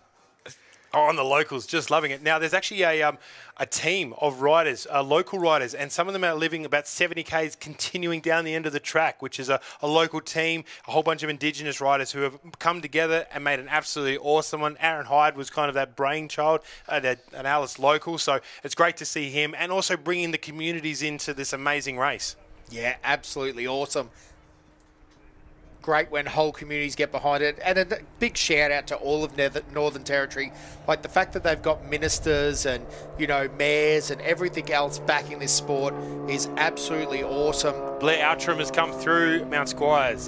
He's definitely pushing. I hope Dooley's okay because he's kind of, he's lost a few spots, but it's great to see Blair Outram. Jesse Ryan obviously pushing hard. That 250 must be singing. Absolutely singing. To get through that section that fast, that's amazing. Yeah, Thomas Livesey through Mount Squires now as well, not too far behind Outram. So another great view here. You can see the track, and as we said, it doesn't look that bad. It doesn't look that scary, but if you start looking at it harder, it looks like that track is really soft. There's going to be some deep sand in there, but then if you look right at the top, kind of top right-hand of the screen, you see that white-ish part of the track. As we all know, that's where those big holes get pushed out in the dust.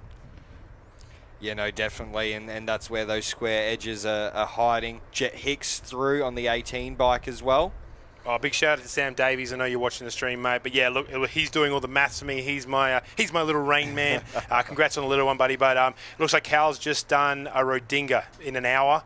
It puts in the same time as Reece Stevens, around 25th. So he's worked his way up. Keep it coming, rain man. Love you, Sammy. So, yeah, it looks like Callum has been pushing himself up hard to get to that spot, which is absolutely amazing. Yeah, Jesse Hansen through Mount Squires now as well on the 299. Now, that would also mean that Callum is in an absolute... Oh, he would be in the zone. Yeah. Which gets you to a point as well where you're riding past that 90% to the 100%, which is where mistakes happen. And we're talking speed now. He would be absolutely making that Ducati fly, which I'm quite jealous I'm not down the track this year, because I would have loved to hear the Ducati come through. It'd be a different sound. It's a different note. You can hear it at the start. The Yammies, they all have different kind of sounds. So that Ducati coming past would have been something special. Yeah, no, it definitely would have been. And just the evolution of that bike as well. It's only been out for, what, a year now, and they've in Australia. In Australia, absolutely, yep. So, and it's great to see Joe Rascal getting him on that bike and really looking after him. So we're zooming in down the Finke end. So it's a lot of faith. Yeah, it's a lot of faith to go to a new bike. Yeah. I mean, Alex Long did the same thing, jumping on the AJP. Oh, here we go. Sorry. Oh, we got a chopper. We've got a chopper. We've got a chopper down there. One thing.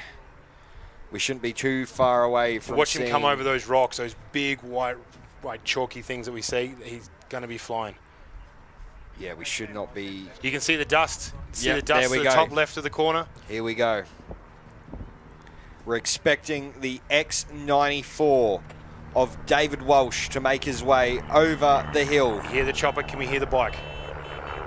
It is David Walsh. You can hear the tooting. You can hear. Ladies and gentlemen, David Walsh. Oh, sends it on the jump as well. Walshy. Look at the bike move. Look at it dance. It doesn't touch the ground very much because it's just so rutted and eroded. Oh, he almost did it. Oh, David. Oh, it is so sketchy through there. David Walsh, the first man into Finke, and he does it in 1 hour and 51 minutes 18. The mighty Honda. The mighty Honda. The Honda 450 first to Finke. And look how comfortable he looks. He looks so good. What a run. That mighty Honda made it all the way there. There were the doubters. There were the people who said the 450s would not make it. This is 500 territory. He has stuck it to him today. Yep. Absolutely phenomenal. What a massive 1 hour run. 51. Is that right? Yep. Is that what? An hour 51, ladies and gentlemen. Oh, what? Crazy. In what could arguably be said the worst track conditions ever. Yeah. That was what everyone was saying. I mean, that's what everyone was seeing the track as the worst. But, I mean, at the same time, that just shows David. That shows what he can do. That shows him what he's looking at. Damn. Insane. David Walsh. But saying that, since then, we've had Thomas Livesey, Jet Hicks, Jesse Hansen, and, Benjamin Bertonese all come through Mount Squires. Yeah, Tom Lonsdale through Mount Squires just then as well. This is crazy. This gap now, we're looking. This is what we talked about before. This gap where he opens up in the area, he can really open that bike up. He's opened it. We can't see dust at all at the moment. Yeah, we're expecting... Walshy. We're expecting him in around about a minute per the Mount Squires checkpoint time. Well, I tell you, the other guy that's cranking along very nicely is Liam Walsh, right? Yeah. What a great ride from him. He's had a big push. So, far out. This is insane. The Stephen boys, Yeah, Campbell Stephen Hall. boys, it's absolutely like killing it. all of them are just going so well. They've got that flow state on. Their racecraft has really been developed over the last few years, which we talk about and really emphasize, because there's something special is once that kind of flow state gets into your helmet and you can really move the bike around, it just becomes an entirely different race and almost unfair for the others. Well, out of interest, Jeremy, now I'm throwing it out there. Now, has it almost been like you're talking about the flow state, which I totally get, great shots of Walshy down there, but like the Stevens boys probably pre-run together, I would assume, right? So has it almost become like they're side by side on the track, they're having a great time? Like, I know they're racing. Yes and no. You kind of have that thing that you're not only racing yourself, but you're also racing, everyone around you. I guess for them, we actually see dust. We see dust on the horizon. You're right. They would also know how to feed off each other and help each other through. They would get to a point now, especially because they're so up. Every time they would have gone through a fuel stop, there would have been that, come on boys, you're together, let's go. You're just outside the top 5 or whatever it is. So, yes, there would be that competition, but I guess they would also be helping each other. They'd also know the lines that each other want. So at the same time, they're racing, but they'd also make sure that they keep each other lined together so they can finish as close together as they can. How cool would that be? Just it would race be with your brother. amazing. Yeah. Oh, it would be absolutely phenomenal. Not only that, I think it would make tomorrow more interesting, kind of the understanding, and you'd learn off each other too. They'd probably be really close to be able to see exactly what lines they're going to take and help each other out, and then hopefully use that to progress next year as well. So we're expecting the number 1 bike of Corey Hammond to appear not too shortly. Or not in. Once again, once these bikes come through, make sure you watch their wheels. Make sure you actually watch how the bike handles and how it settles. This is a great shot of Walshy, but you see the hand movements. Well, we could be talking about anything there. Yeah. He could just be talking about how he's just telling Hamo to get out of the way. Yeah. So at the same time, Actually, I think it was what direction do I take to get to the OBR party tonight? The disco. Oh, he's probably saying, have the other boys even started yet? What's going on here?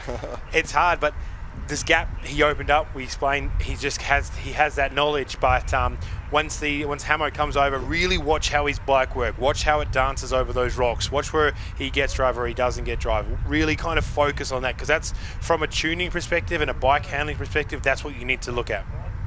Yeah, no, definitely. I don't think we're too far away from hearing from David Walsh whatsoever. And we're going to go to him. Hero and 5-time King of the Desert has just done it. He's back and he's better than ever. David Walsh, how was that, mate? Not going to lie, it wasn't too easy. It was good fun at the start. Me and Hamo got locked into a bit of a battle, which was cool, racing with my teammate. And then, I managed to get past him and, just focus on me and what I had to do. Yep, you got past him that first checkpoint? Yeah, we sort of battled through the first 10 Ks or so, and then I just managed to get him because I knew I had to stay on him in that dust, and I think once I got him, I must have just dusted him, and that would have ruined his run. But that's the way it goes. You mentioned before the hard edges. The track is as hard as it's ever been, you think? Yeah, it was. I don't know. It's like as if the sand was really, silty, and you couldn't see the lines, you couldn't see edges, and there was just holes everywhere. So she was pretty gnarly. How did the bike hold up through it? Honda, it's amazing. Suspension's been great. The bike was amazing. So really happy with everything the team's put together, and that's why we're here. And how's the body? Yeah, look, I'm an old man, but we put in the work, so I don't feel too bad, so I'm pretty good. Yeah, all right. Well, look, we're so happy for you. You're the first into Finke, and for the 50th, we're so happy that you're back. You had a year off. How does it feel to be back on the bike? Yeah, look, it feels great. It's kind of spewing. I wasn't in camp with my family, but anyway, we've got to come do these things. So, I feel great, and the Honda was amazing, and thanks to JVR suspension. Now, you are a local legend, so, what does it feel like? You grew up on the sidelines here, camping as a kid, and now you are definitely one of the absolute best desert riders in the world. How does that feel? This race is Christmas in June to me, and it always has been. So, I never thought I'd be lucky enough to win it once, let alone 5 times. And, here we are again, but we still got a lot of desert between me and the finish line, so we just need to be smart tomorrow and try to get home. I know all of Alice is behind you, so well done, hey, and all the best for tomorrow. We'll chat to you then. No worries, thanks heaps. Great to hear from David Walsh down at the Finke end, and here we go. I think we had a bit of phantom dust before. Might have been one of our... the kids running across the track. Yeah, kids running. Oh, the number 2, Campbell Hall. Number 2, that's... Oh, wow. Okay. Now watch the bike dance still. It's great to see him. Oh, that sound. Oh, the sound. Who doesn't love a 500? Oh, watch him. Watch it. It's so hard through that section. So, Campbell Hall, the second bike down into Finke. Yes, Campbell, yes. 1 hour, 57 minutes and 19 seconds. Oh, no. It's so hard to not get excited when you know that there's a rider missing, and we've got a couple of riders now missing that good friends of ours. So, Hamo, whatever you're doing, mate, I hope you're all right. Hopefully you've just... Oh, no. Great job from Campbell Hall. Amazing job. Absolutely awesome to see him come across the line. He's really worked hard to deserve this. Hopefully this isn't any sign for Corey, though. Yeah, that's a big ride from Campbell Hall there, second last year, and now backing it up, second on road into Finke. started off the second grid and then also lost a bit of position off the start line there to Brodie Waters as well. So that's definitely been a battle for Campbell Hall. I'm saying he's probably for the first 100k he's battled a fair bit of dust. Probably for most of the race as well, because he's had to get around Corey Hammond as well. So that's a mega ride from Campbell Hall there, the little nugget. But that is a great ride. Absolute awesome rider. I mean, he spent so much time developing that bike as well. His family have created that HTR racing, Hall Transport Racing, so it's great to see them all behind him. Not only that, it's great to see kind of all the time that he takes. I mean, look at these poor little GoPro on the front there. Look, it looks kind of a bit beaten, but that track would have been absolutely amazing. Now, actually, quickly, if you look right down behind his legs, that Steggy, single piece, single bolt. It's kind of the way they're running now instead of the double bolt. So we'll try and get a better shot for everyone back home, but it is interesting. That's second place. I mean, he would have had to been pushing the chopper is circling. So hopefully we did see a bit of dust. Maybe Hamo just had a bit of an off, and now he's just decided to sit under a tree for a little while and kind of remember why he's doing this. But hopefully we're going to see him get up and get across the line, because that's what we need from him. That's what we need with a big fella to do. Yeah, definitely. Well, I think like you talked about yesterday, the fact that there is so much pressure on these guys with needing a good result this year to set themselves up for the 2027 Tatts Finke Desert Race as well. If these guys have a bit of an issue this year, it is important that they dust themselves off, they fight through, they get themselves within that top 30 finishing group for that all-important single prologue lap that they to have the prologue track all to themselves rather than starting in the group. Well, that's it. I mean, we look back in the pack though. Naomi Finlay just through Deepwell. We've got Jason Whittington through Deepwell, through Deepwell as well. So good on him. It's great to see that 250 flying as well. So good on you, Jason. Well done, mate. Now we're still just waiting. Everyone just watching that screen, seeing exactly what's going to happen. I mean, we've got a bit of a wait. We had a bit of a wait between Corey and Cody, but at the same time, there could be something where the Stevens have stopped to help Corey to see what's going on. We get that kind of compassionate time if something was to go wrong. So hopefully there's just some people there helping them out. Yeah, no, definitely. Also, another shout out quickly to Landon Robinson through Bundooma now. So a great run from the young lad here based in Alice.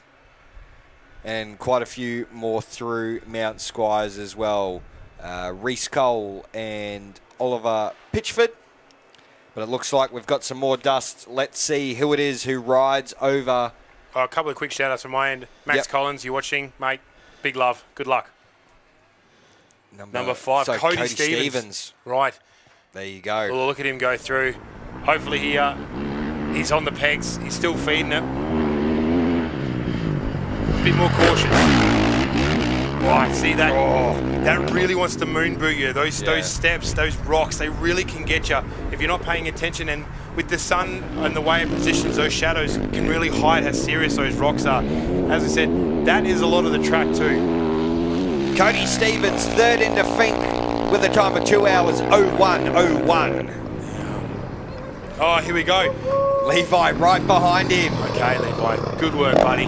Wow. Now, you can see his feet are a little different as well coming in. A lot more aggressive. His feet are really pigeon toe putting in. He's absorbing the bumps. Look how that bike then dances. Because he's got more speed, he can kind of take those hits and really move over it. Fourth into Finke. Oh, it's skipping around. Good work, buddy. Levi Cody and Levi. Good job, boys. 2 hours, 2 minutes, 2 seconds. Oh, great timing. We're talking 2 hours. I mean, that's amazing. Absolutely amazing.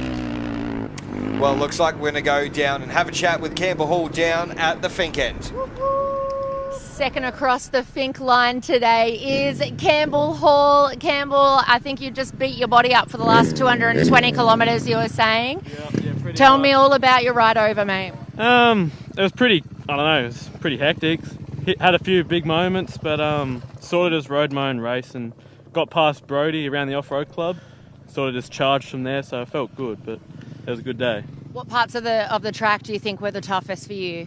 Probably the whole lot, pretty much. That's about it, yeah.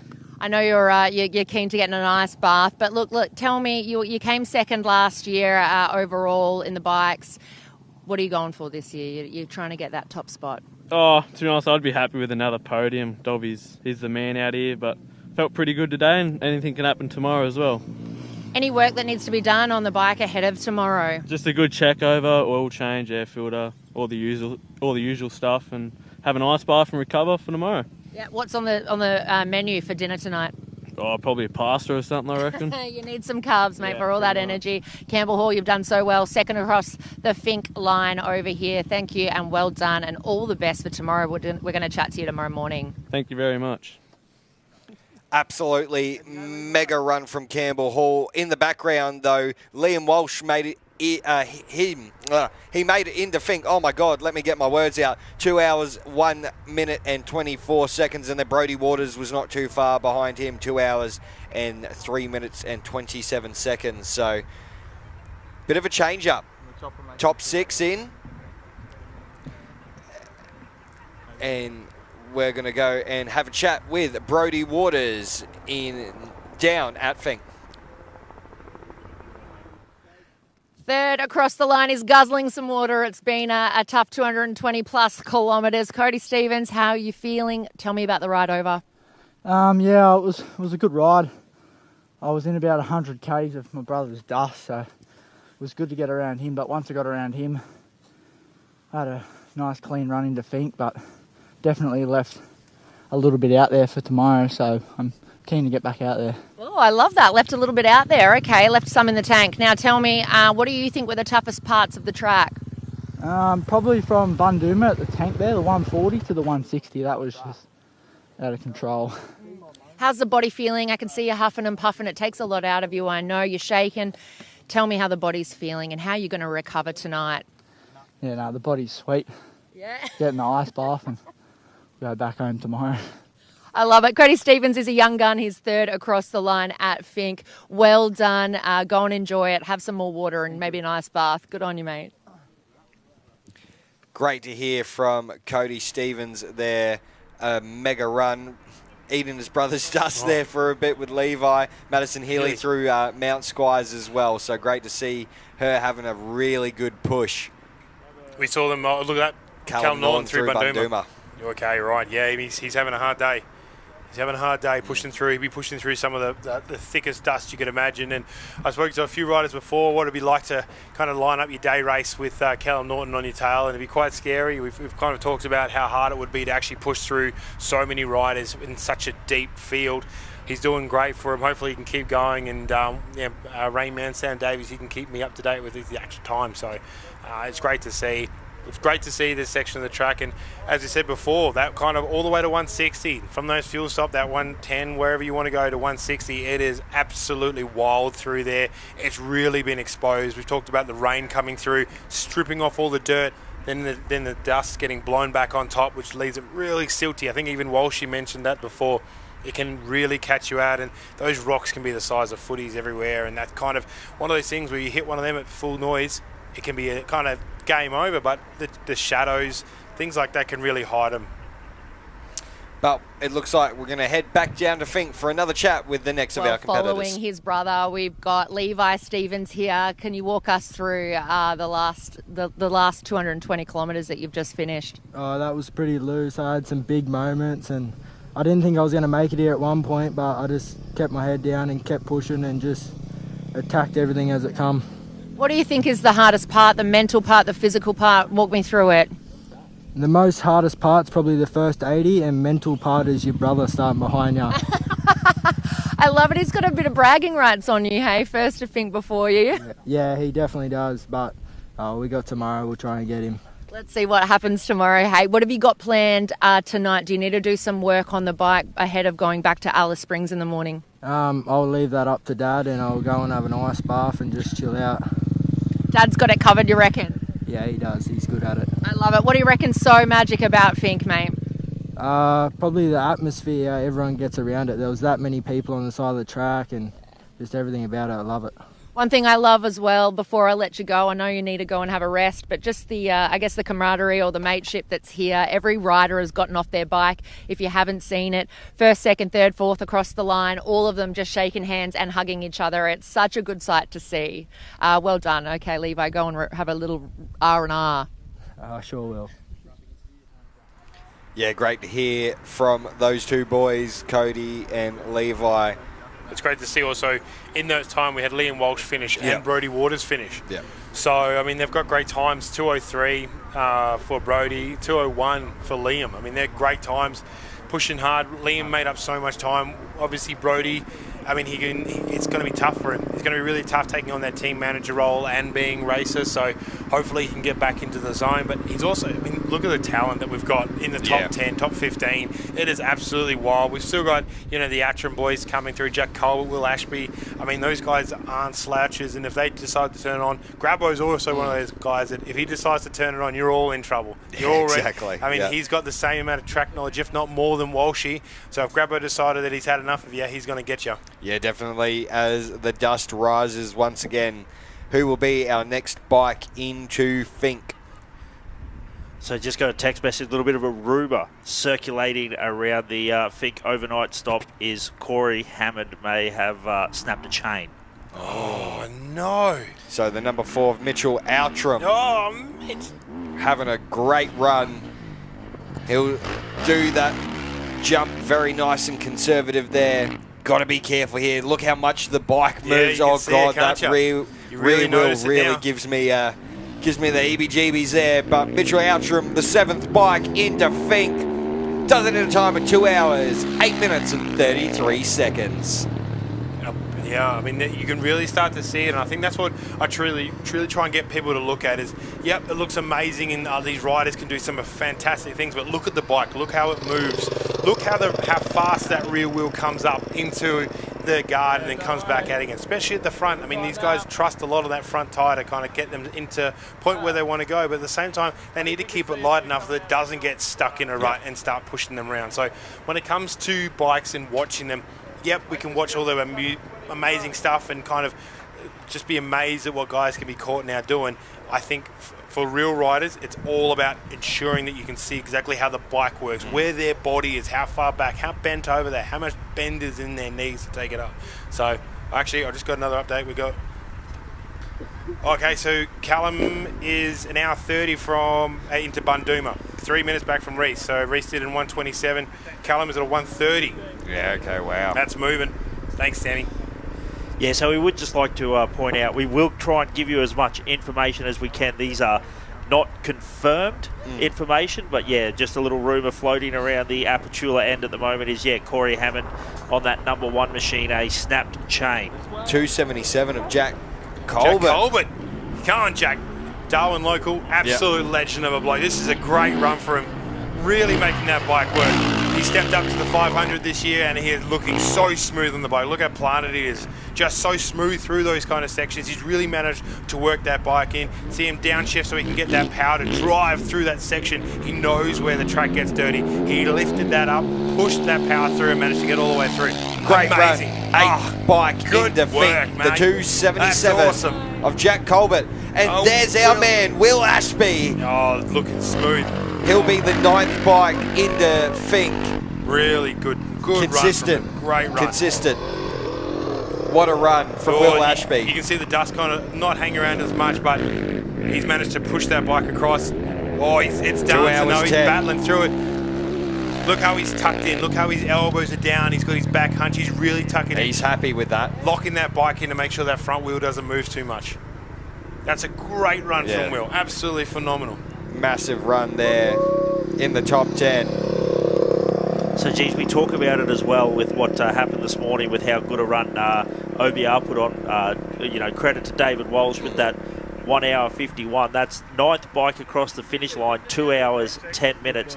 He's just snuck in on a corrected time start tomorrow. So we're only going to see 9 or 10 bikes off the start line for a corrected time start tomorrow. What a, just goes to show there's levels. Yeah, it's levels, and it's kind of one of those things where... The M99, so that's Grabbo. Grabbo is here. Yeah, it's Grabbo.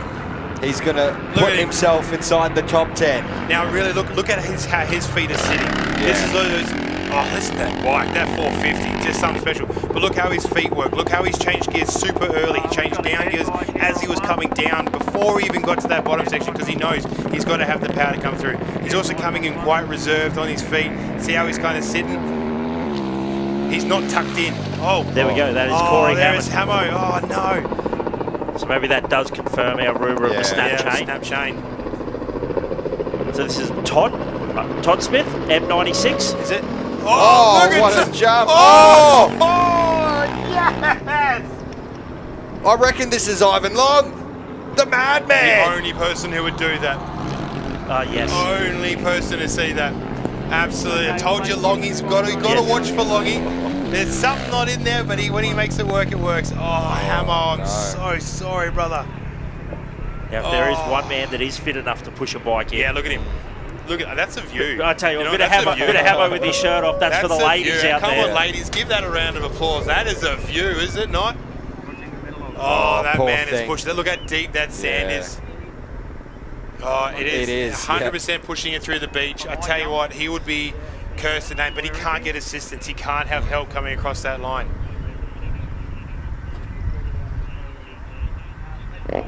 Oh, we've got Katrina Fry through deep well as well. That's great to see. Josh Scott, he's come through to do. Oh, poor big fella. That bike would never feel as heavy as it does right now. So Kate Taylor having a great run. Oh no, but in the that's top dedication. 20. Look at him. Yeah, it is. That's the Fink spirit. That's the Fink fight. He's still got a long way to go. So it doesn't look like long because we talk about it on the bike. It takes me kind of seconds to get through. He's having to go back and push. Man, these. Look how wide he goes. Oh.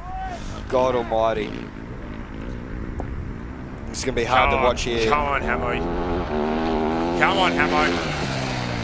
Kay Taylor, 12th bike across the line, does it in 2 hours, 10 minutes. Look at him. He's already, now you have to remember, he's already done 200 Ks. Like, he's been pushing his body to the absolute limits. Luckily, he was one of the fittest, most determined dudes. His Reggie. Oh, and you can see the chain hanging down, yeah. Oh, you can see it. Yep, so definitely a snap chain. Hopefully it hasn't. So what can happen in these situations, and it's happened a lot of times, the chain can get caught up in your front sprocket. It gets caught up, it kind of backs on itself and gets caught in there, and then it snaps, and then it kind of locks everything up. The only way to get it out is to take that front sprocket out, which you hardly ever have the tools for. So hopefully that's not the case, because that can do so much damage to your case. The 499, which will be Ashton Hansen, going past there as well. I'll tell you what, Longy's made a lot of space up, hasn't he? He has. He's come hot dooly. But no, Hamo, it's we hate to see that. We hate to see that. The M85. So Todd Smith. Go Toddy. Go Toddy.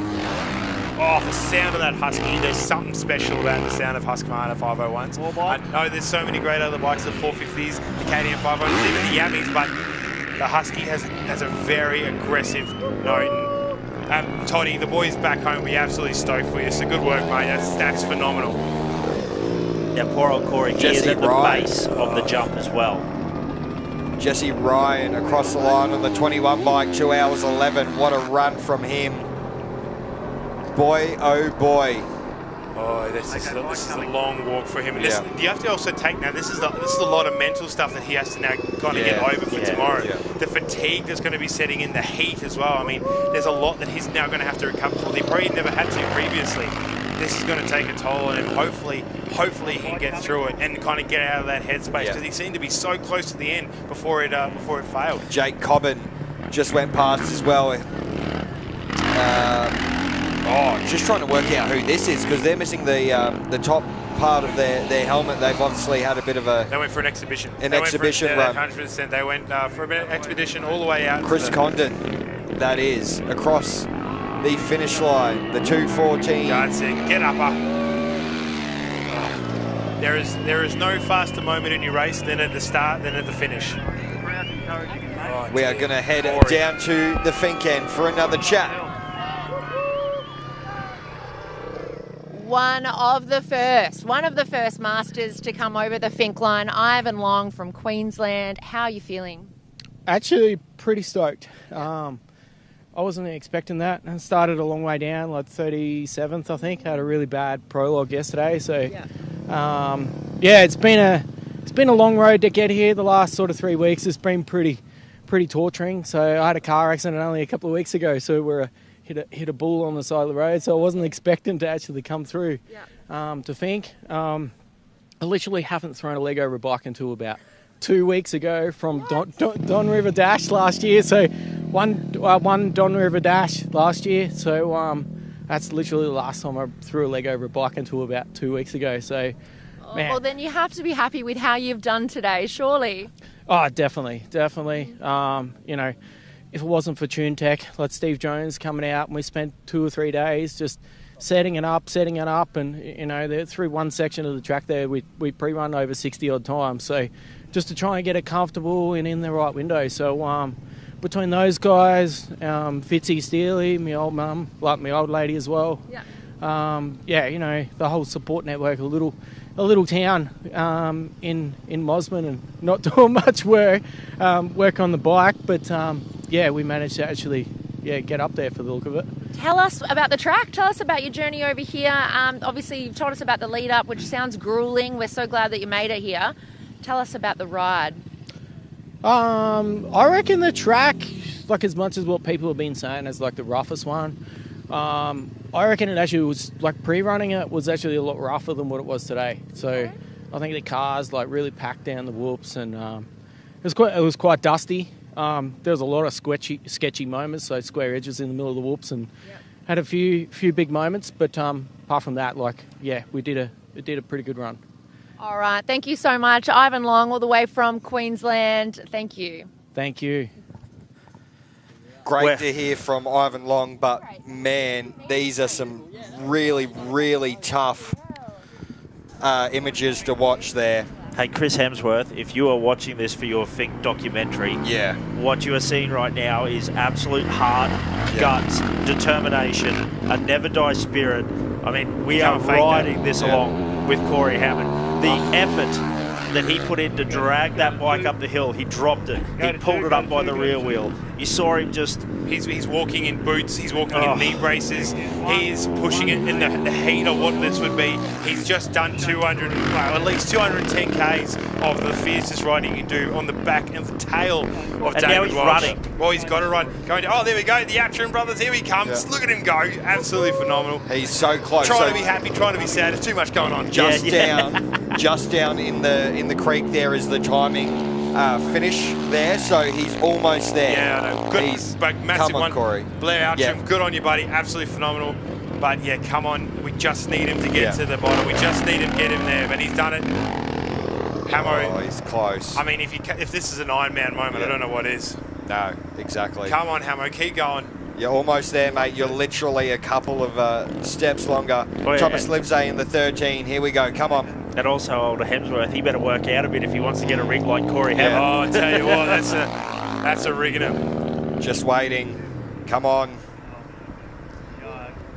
Come on, mate. You're almost there. You're so close. It's a long walk. There he goes. Oh, God. Can everybody feel that? Everybody can feel that. At some moment, you know exactly what he's going through. So hopefully his Honda teammates or some of the pit crew are actually standing where the finish line is to give him a bit of a guide of how much he has left to go. We can't take it away from the guys that are still coming across the things. I mean, Blair Atram and Jesse Hansen, Jed Hicks, Chris Kondo, Blake Cobbin, Jesse Ryan. Obviously, Jesse Ryan did an absolutely phenomenal job getting that 250. Toddy Smith, just absolutely awesome in the Masters there. But then we just had Thomas Livesay and Benjamin Bertolini. Benjamin, he's literally there. And we're still in good time. We're at 2 hours 16:50. Yes. What we just had a time come across, which is phenomenal. Look at Corey. I mean, we have to still give it to him. He's still going to be well inside a good time for Corey. I mean, it's probably. It's such a sad view. It should be. It's like one of those nature documentaries where you see a penguin stuck down the bottom of a glacier. You know, you just want to help him, but you can't. And the Fink track is a group of killer whales circling him at the moment. He's just pushing it. That bike would never feel as heavy as it does now. He should be far enough to for the transponder to tick there. No, so soon. I think it's just up past these Oh, tyres. yeah. So he's almost there. Gave him false hope, mate. Yeah. No, I do apologise. It's just how quick the bikes come in. But I do forget we've got a bit of a delay. Everybody out so there, just give him a giddy up. Come on. The 278 making its way towards the finish line now as well. That's a Tim decent Lonsdale. jump there as Big well. Big jump, yeah. Almost there. So yeah, must be just past there.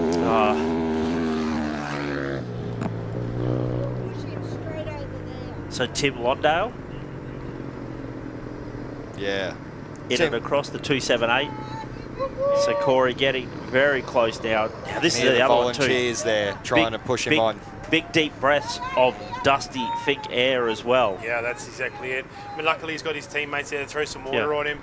But as we keep saying, this is really going to set back his kind of rest and fatigue. I mean, he's really using everything in that tank, which is not a good thing to do on that first day. They're going to try and hold some back, but unfortunately now Corey's used every bit to get that bike. I mean, huge effort, huge round of applause for Corey. If you're down that end, you can see him, you yell, you scream, you give him everything you can, because he's this getting is a round phenomenal. of applause here at the Alice Ends. Absolutely phenomenal. He deserves every single bit of it. There we go, 2 hours 25. Massive. I mean, that's still great time. Yeah. That's great time. Number one on the bike, number one in our hearts now. You know, number one. Exactly. Good work, Corey. Yeah, the Alice Springs end absolutely goes up in arms. Everyone's racing to him now. It's going to be one of those things. He can dump the bike. Oh, there you go. Timing end right there. Yeah. Just dump it, buddy. You've done the hard yards. I wouldn't even put it up. Someone get that man a water. Big fella. Yes, your time through, did, buddy. mate. Someone tell him, please. Someone get him. Oh, he'll be gutted with that. That means he's got a big day tomorrow. Big day tomorrow. Yeah. Thomas Kruger, though, on the 17 bike, will be the 25th bike into Alice Springs. Great runs by a lot of these competitors here today. It's rough as guts out there. Oh, look how wide they're getting thrown. When they come in, if they're not used to this section, they can really get pinballed all the way through. This is going to be an incredibly emotional finish to the race. We're currently looking at 9 DNFs. We're looking at some of the biggest names in the desert scene not coming across the line. We're still waiting for them, and I'm not going to put any bad juju out there, but this is where the emotions are going to start running really high for the guys down the end of the track. I think we've seen Will Ashby already in tears, and some of the reports coming back from him is that he's a little bit closed off now because he's found out about some of the other riders. So it's hard. It's really hard now to put all that behind you and focus on day 2. Corey's going to have that same problem now. He's kind of had that issue where he's had to push that bike that far, use all that energy, and still look great. I mean, that's a model shot, isn't it? Well, one of the great locals down at Fink offering him some water, I think. But he's going to do the hard yards and push it all the way in. What a man. His feet would be killing him as well, because walking that far. Well, it's actually not your feet, it's your ankles and your calves, because they get locked in. You can't have that flex in your foot. So, yeah, your feet hurt, but tell you what, walking straight-footed is really difficult, and it's a real kind of stress on your legs that you don't really used to. Bike number 29 making their way in as well. Oh my goodness, getting a little bit loose there. Yeah, there it is. That little there square it is. edge I told you, right there. It pinballs you. If you're not used to it, it's going to push you all the way to the side. Those tyres aren't wide enough sometimes, and it can pitch you back. That fatigue is there. Those eyes are really starting to stress out. Your lungs are burning. As I keep saying, that section of the track is sketchy, and it can just catch the riders out because you know the end's close. Let's see Kyle have a little look down at the back of the bike, mate. That wasn't anything to do with the bike, brother. That's just a very nasty section of track. But shout out to Kyle. You were kissed Tupper by an angel there, mate. mate. That was amazing. That was a good save. That was great. But sorry, quickly, Callum Norton through Mount Squires. So he's having a great push there, as well as Landon Robinson. Poor Lando's got big dog Callum Norton behind him. He's going to be... woo. That's not something you want. No. It'll be a good push to get to Finke. Far out. But wow, very emotional scenes down at the Finke end there. Very hard to watch. Corey Hammond struggled to get that bike down there. Oh, we got some more reports coming in. Yep. We're having reports coming in from all over the track. Potentially there could be some issues with... Yep. Yep, we're getting a lot of reports come in. So Hamo's bike definitely has a chain snapped. I don't think it's caught up in the front sprocket. So we're just kind of waiting to see exactly what's going on, especially with all these reports coming and trying to find the actual real news instead of Trumpy's fake news. It seems to be everywhere. So we're having a bit of a look. We see that Corey there walking around. They've got him in the back of a buggy there, getting him rested and recovered. Look, we will put it out there for all the people at home. I'm sure you'd love to hear Corey's thoughts at the moment, but I suppose from a team perspective, their priority right now is to be getting him rested, exactly like Jeremy was pointing out. Plenty of fatigue there, you know, those muscles, you know, it's super important for Corey that he starts resting, relaxing. I tell you what, one of the big ones is also going to be hydration at this point in time for him. You can see he was regularly asking for water and sucking in the big one. So, you know, we'll do our best to try and get a bit of information about Corey there, but he may also just need to be looking after himself, looking after his body and getting himself ready to go. As we see the 290, that is Eli Engelbright across the finish line in a time of 2 hours, 22 minutes and 9 seconds. So well done, Eli. You're in. Job done for day number 1. You're 50% of the way there. Time to rest, recover and relax. So getting these pictures down from the Finke end. Hamo having a chat with Greenie, so... And who else? Will Ashby's there. Reckon Reuter's there as well, so... The Brains Trust there. But the F01, Brandon Kleinis making his way in. Rice Stevens made his way in on the 23 bike before as well. 2 hours, 24 minutes. They're really moving now. I mean, they're really getting their flow on.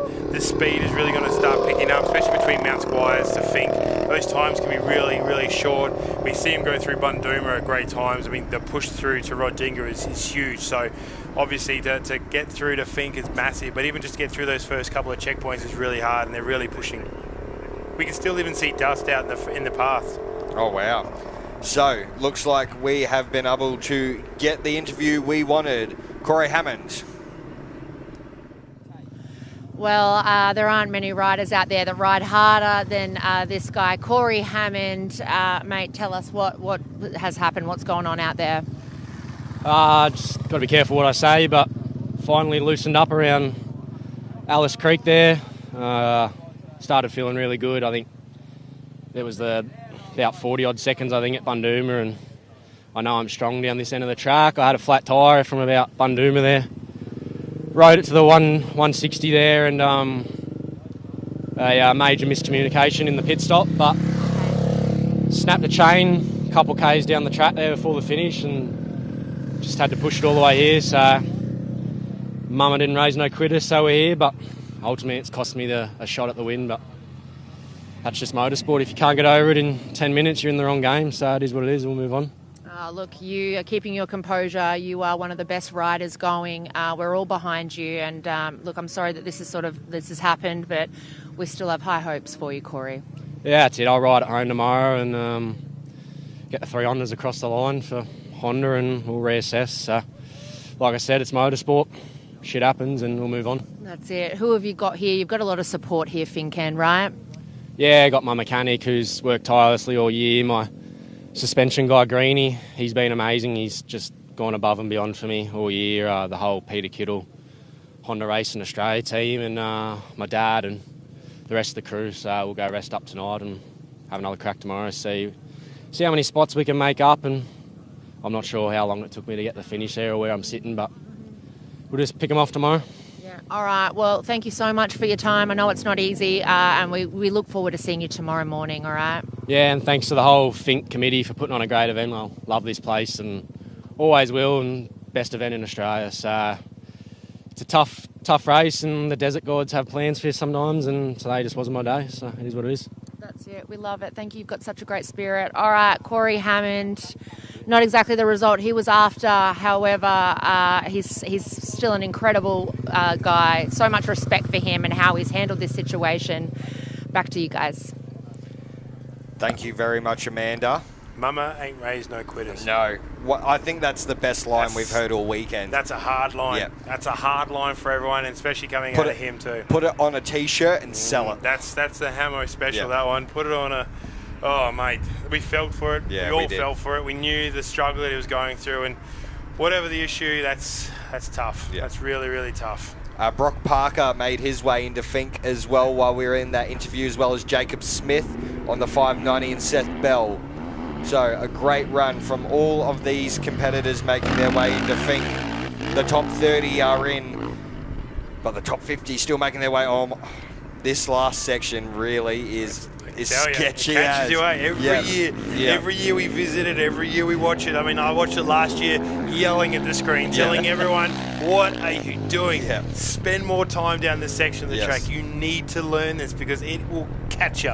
There is no way to get ready for any part of the Fink track than riding it. I mean, we've talked about, going blind, but this is what happens when it goes that blind. Now, these aren't big moments either, everyone. Like, I need to really get that to you. When a rider says, they had a big moment, unfortunately, this isn't one of them. This is just a part of the racetrack. This is a part of every moment they'll have coming up and down. And we think that's scary enough, let alone exactly what they're going to have when they say a big moment. They've said, even the Stevens boys, they were saying they had a couple of big moments. So for me, knowing that and knowing what they can do and what they've gone through, there'd be some tank slappers, there'd be sections where the rear tyre's trying to overtake them. It is absolutely wild out there, and I'm glad we've got this footage now. We can see exactly kind of what these sketchy moments is and why it's so important to get your bike as dialed in as you can, making sure that Gilesy or Greeny, somebody who knows what they're doing.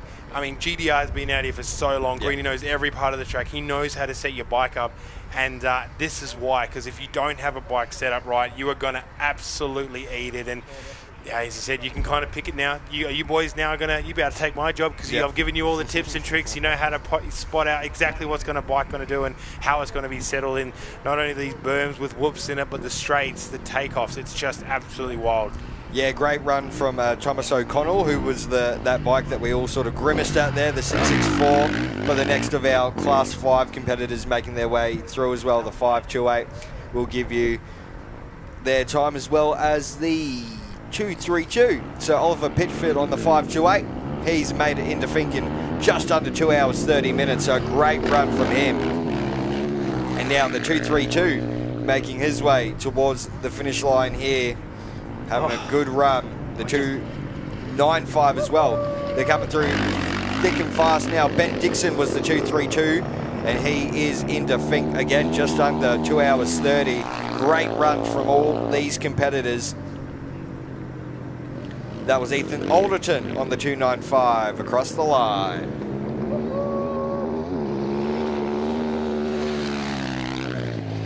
Great run. It's such a great race, and I mean, we look back on it and if you've tried to explain this race to a lot of people, it does not make sense. No. So it's so great that we have so many riders out here, but it's definitely one of the ones that you kind of look at and you tell someone that you're doing as fast as a bike in your body can go down for 230 Ks. It just doesn't make sense. So it's great to see everyone come across. It's great to see the amount of people lining up for it. Not only have they done so much, it's awesome. It's awesome. No, definitely. Great run from all these competitors. And the next one making their way towards the finish, the 26 bike. And they're just going to continue to come through thick and fast.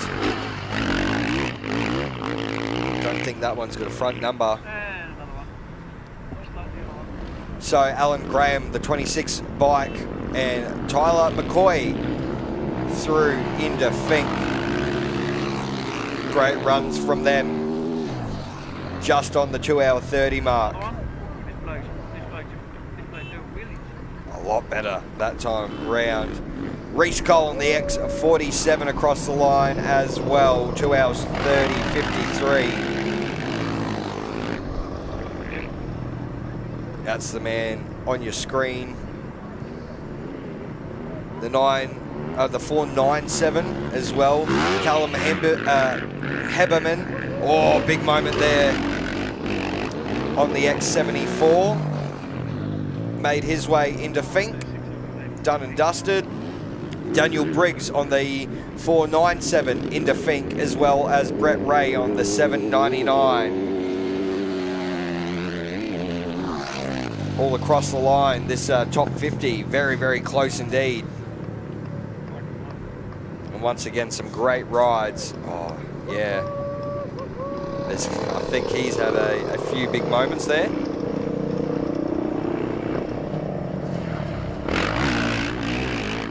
T47, I think.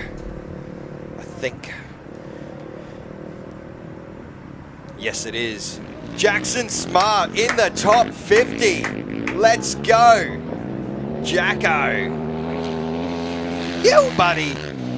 Lord of Grogtown himself. He's going to be very happy with that, is Jackson Smart. Yeah, Jacko's been an absolute legend, so it's great to see him here. Great to see him on that spot too. Yeah. Another one of our young Alice locals there. An excellent run into Finke. T87 now making their way into Finke as well. Still on the bopper. Boys, it's important to point out too that these are still fantastic. Like, I'm talking top tier riders, which is crazy. Like, I'll give you the hot tip. If you're sitting at home, you think you're a pretty reasonable dirt bike, boys. These guys would all smoke you. That's what I'm telling you. Come along next year and have a try. I think that's a big one. I mean, it looks easy from an armchair, and it looks even easier from the commentator booth. I tell you that. Real easy. But to get the top 50, we've said this before. To get top 100, you've got to be quick. Top 50, you've got to be almost insane. To be top 20, there's got to be something very wrong with you. And then to top 10, I mean, okay, I don't even know. Well, it's crazy even then, Jeremy, to talk about those guys. Then they talk about the guys in front of that, the top 3, that they've got another gear again. There's no way to understand a top 3 spot unless you've kind of sat down with them and realised exactly what it takes to lead up. You've got to see their year between riding the last Finke to this Finke. You're not going to come here and win it first off. I mean, it's very rare. Obviously, there has been the old freak, the old Tobies that have come and done it. That is a freak, yeah. But you need to earn your stripes. I mean, we've spoken so many times about Lung Jesse Ryan, Brodie Ritchie's, guys like that who have come out, and Brodie's been a great example. Brodie Ritchie's riding on the HTR team. He's done amazing things. He's actually stepped back from a 500. He stepped back to then be able to go and ride a 250 to learn the track, which is a huge thing. Not many people can kind of accept that step backwards, but Brodie's done a great thing. Him on the HTR team really helped with Campbell to develop his riding skills, but he is one of the riders that has stepped back to a 250 to learn to ride, and to appreciate the track for what it is, and appreciate how to ride this track, because it's not just get on it and have a rip. T87 of Jake Doyle into Finke, as well as Brad Luff on the 224. Tate Prime on the 25 bike in there as well. Chad Duncan on the 694 in, and Will Titani, one of the Alice young blood locals, the T99 makes his way in. James Heenan on the 11 bike makes his way in as well, just sneaks into the top 50 there. Isn't that crazy? Right as we spoke, boys, all of a sudden there's like 10 bikes coming in the dust all together.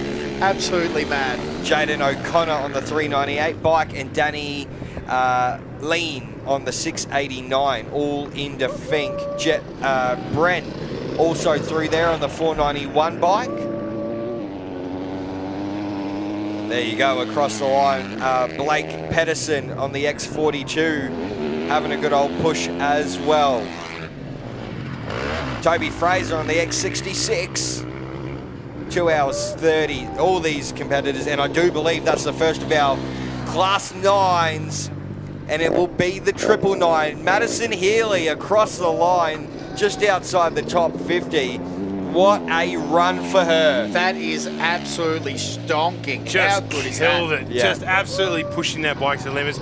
We spoke to her before about how she kind of was feeling leading up to the race, and she said she felt strong. She felt good leading into it. She is, I feel we're going to get to those points. Actually, Scott, Vicky Cox, You've made it to a dinger. Massive love for that. Maddie has come a long way to develop her as a desert rider. She's done so many things off-road. Her calendar is so packed. So for her to come and do this, I feel she's that next generation of rider who's going to push the boys. We've had the Taylor Jones. We've had amazing with Scobes, Danny Foote, things like that who are still racing, but she is going to be that next kind of pushed. So hopefully she can kind of keep that bravado going, keep that drive going, and we can see her push on the way home, but also push the boys out of the way, because it's so great to see her coming through. Taylor Maurice had it when the first ever Queen of the Desert was named. She got that title, and then from there, the girls have just been pushing themselves all the way through the pack, and it is absolutely phenomenal. Yeah, huge run for her coming in at 55th. That is no slouch. Like we said just before, being in the top 50, you've got to be insane, and she's just outside there. She did it in a great time as well, 2 hours 34:05. Like, that's better than a good three-quarters of this pack. Yeah. Like, it's phenomenal pace. Then you have to start looking at average speeds too. Now we start looking at those kind of things. The average speed have to be well above 90. In some cases, that's just crazy. Yeah. We talked about whoops. Whoop speed is the hardest thing to maintain. We talk about before about overtaking slower, weaker riders. Even if you don't have her on the track, keeping the whoop speed up is incredibly hard. We spoke about before whether you're kind of trying to double them, jump them, then roll them. It's really hard to try and figure out what your skill is. But once you get to that kind of flow state, as we keep mentioning, you'll be able to lean back, trust that bike, trust the back wheel is going to track perfectly. You can just skip through them, preload, hit them, keep that front wheel just tap, tap, tap in the way, tap it in all the way through to the end, and that is the speed. That's the speed you need to take, and some are stronger than the others. Corey is an absolute animal through the big whoops. He knows how to handle them. As he said in his interview, that is his danger zone. That's where he is super fast. A lot of riders don't get that opportunity. They don't get to stretch their legs because they don't know it, and it can be super sketchy. There's creek crossings. There's so much out there that's going to catch you out. We just see this very small section of the track where it can be deep, where it can kind of push you all over. It can be catch you out just here, so imagine that over the entire length of the track. Daniel Piggott, the 551, had made it across into Fink, 2 hours, 35 minutes and 46 seconds, and the 434 making their way in. Declan Abbott, a great run from him, 2 hours, 37 minutes and 30 seconds. Just stonking it, look at that.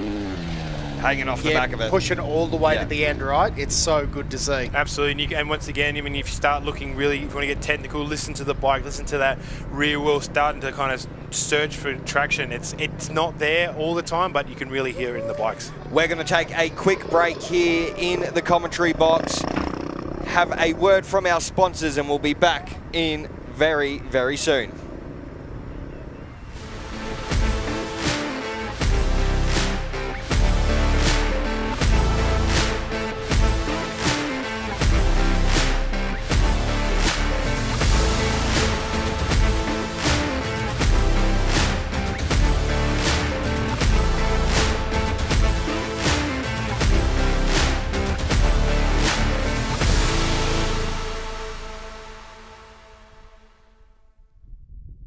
In the Red Centre, high fives go the distance. 5-star service, 5 years of helping families find a home here, and proudly backing 5 decades of the iconic Fink Desert Race. Alice Springs Realty. Locals you can trust. Results you can see. The international race attracts drivers and off-road racing enthusiasts from all over the world. Off-road racing is important to Boston Designs because, simply put, it tests the envelope, and it clearly makes or breaks the progression aspect of what we do and why we do it. The racers out here are the 1% pushing it to its full potential. This is a proving ground for every aspect of lighting.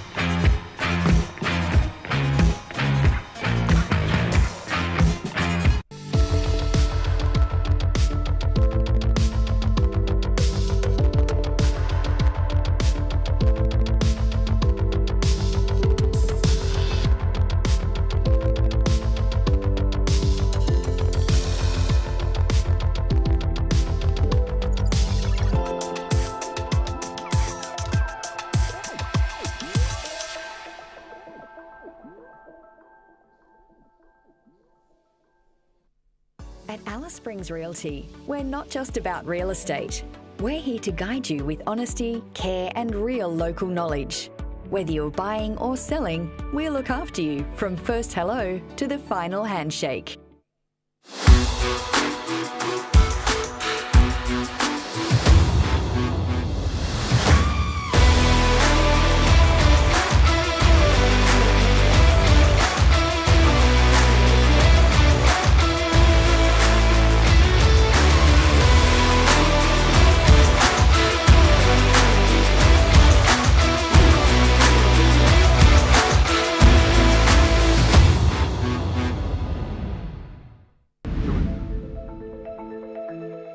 Off-road racing is important to Boston Science because, simply put, it tests the envelope and it clearly makes or breaks the progression aspect of what we do and why we do it. The racers out here are the 1% pushing it to its full potential. This is a proving ground for every aspect of lighting.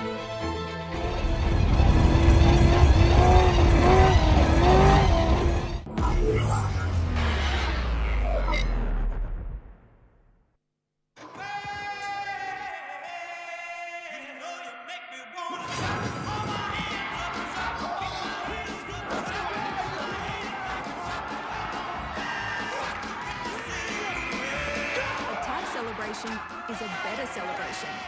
Now that's something to shout about. Tab. We're on. What's gambling really costing you? For free and confidential support, call the number on the screen or visit the website.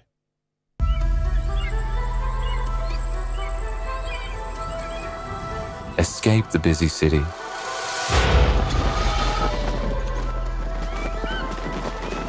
Go where time slows down. Settle down in ancient landscapes.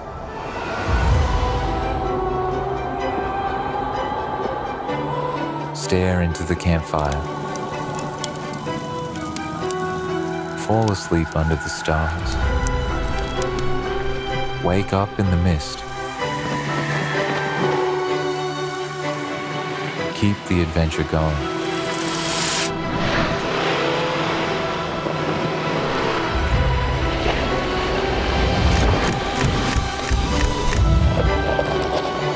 Yokohama, celebrating 50 years in Australia.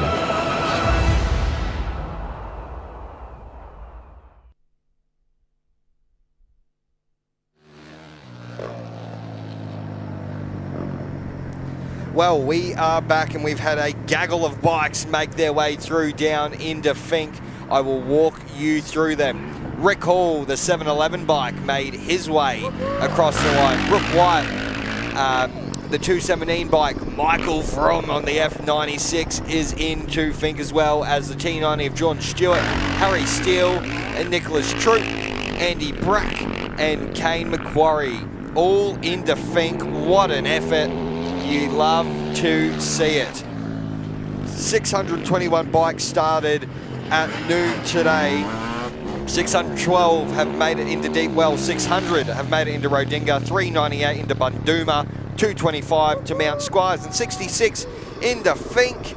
19 confirmed did not finishes, and we're hoping they're all doing great. Well, are okay.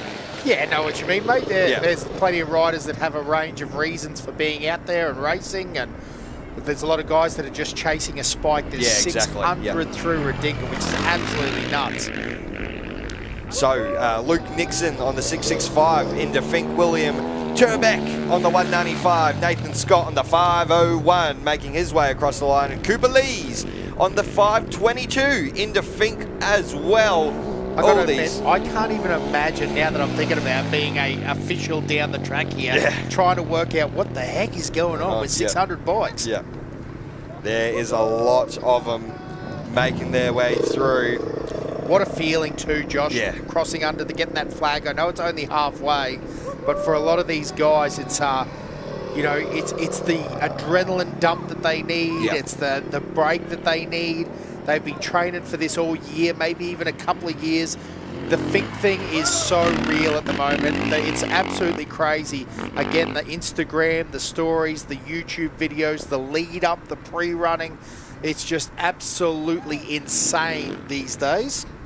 Yeah, the 663 of Chris Adams makes it across the line as well. A great run on his Husqvarna. You love to hear it. He was very, very controlled in that last couple of Ks there to make it across the finish line. And even the sights and sounds, we talk about it down the track. You know, we've got families camping down here. We've got people with caravans set up down there. People that have ridden adventure bikes across the desert to get here. Yeah. This has just become a pilgrimage for the petrol head, for the desert freak. We're all out here. We're all having a good time. Yeah, no, it definitely has, as we continue to welcome bikes down into Fink. The X51 making their way through down into the Fink River and out. That is Tyrone Marcus. He's going to get across the line down at Fink. What a run from him. And the first of our wheelies we've seen on the big screen. You love to see it. Mark Blake on the 736 as well into Fink. There's some mad dogs out there. Oh, very close for the X71 bike there of Gilbert Paxton. Running out a bit wide. But we're going to continue to welcome all these competitors into Fink because they have had an exceptional ride out there today. Blake Hurley on the 535 makes it in, as well as Luke Thompson on the 284 has made it down there in 2 hours and 40. Eddie Johnson on the 569 across the line as well. Getting very dusty down there as well. The 589 of Troy Sheridan across the line. Yeah, so thick down there that you can't even see the finish line jump at the moment. Hey, another one, that iconic bonnet that's been there a lot of years. Hi, honey, I made it. Yes. That is a photo that many people would absolutely love to take. And then with your spike on the way home, we've got a big party planned at the convention centre. I called it the casino before, but for us out-of-towners, it feels like the same place. If you can walk, it might then as it's well the same be. place. Yeah, exactly. Well, so, the convention centre literally connects to the casino, so no, you're right. That's what I'm talking okay. about. What's the steak joint there? I really should know this. Juicy Rump. Juicy Rump. I've been there many Tell times. the local over, beat the local in there. I apologise for that, Juicy Rump, but a great steak can be had. And so I might even head there tonight, I think, young Joshua. Oh, that's a good idea, Daniel. Yes. John Curran said he was getting the credit card He said he'd shout. What's the most expensive place in town? What is the $80 rub? Well, you can get like a massive tomahawk at Bojangles, and it's like 100-something bucks. So maybe, you've talked me into it already. Maybe you boys need to head down there. You've talked me into it. They've got some pretty cool jumpers that you would have seen on the Chief Minister as well. Absolutely. For sale. Jardin Trendown, 643. He is across the line. Great run from him. Does it in 2 hours 46. Anything under 3 hours is absolutely insane into Fink. You love to see it. These boys have had a big old push, and the dust is just going to continue to show up on the screen here. And really, like the talking point, I know we've gone past it now with, you would have seen, I've seen it all over social media about Corey Hammond and just how hard that was to watch. Oh no, has his bike, oh no, all good. Yeah, did the fist up too, love that. It sounded like the bike died there for a second. I was like, oh, that's not going to end well at all. But a good push from William Cool, who makes his way across the line on the M42. But that early dust, I reckon we were seeing, and you know there was a bit of a wait for the first bike. I reckon Corey Hammond might have been that machine. Which really means that he was in the area for about 20 minutes before we saw him. Exactly. Right? He was right on pace with all those issues, and he's going to be a hard charger on the way home. And it's all those things that we were talking about. If Hammond wants to have a good crack next year, he really needs to be inside that top 30. And so there's a lot of guys that even if they haven't had the run that they really had dreamed of this year, you know, the hard work now is making sure you're in position for tomorrow. You know, definitely is. Sam Perkins, the 642 machine. Oh, in-sync jumping. You love to see it. Harley Turner on the 521 machine makes it in, and Brock Ritchie on the 598 is also in the Fink, as well as Jai Cosgriff and Scott Fuller on the X30. Did you hear that, Joshua? A little bit of limiter bag. How good is that? And another mono. I tell you what, spirits always have to be high. Like you said, that sign, Yahoo Honey made it into Fink. What a great feeling. All of these competitors are still top 100 competitors. Absolutely nuts. Yeah, we still have 500 bikes out there. That's correct. Ladies and gentlemen, you ever want to know a huge race? Only 84 at Fink so far. 84 at Fink. The next 16 are still all top hundreds. At 3 o'clock. It's a big day. But it probably shows how... They're coming in super fast now, though. Yeah. Those times are going to change. Again, this is a really competitive pack. Look, shoulders out. They're banging here. Callum Norton, the X01, I reckon, is in that pack there. So Thomas Winter, Brendan Rose, Callum Norton and Kyle Hart all into Fink. It was the X01 of Callum Norton. He did it in a time of 2 hours, 23:39. Not bad at all for... Well, it's fantastic, really, isn't it? Because we've heard that they've had some issues on the way down. And so if they can sort that bike out overnight and get into a good starting position for the ride home.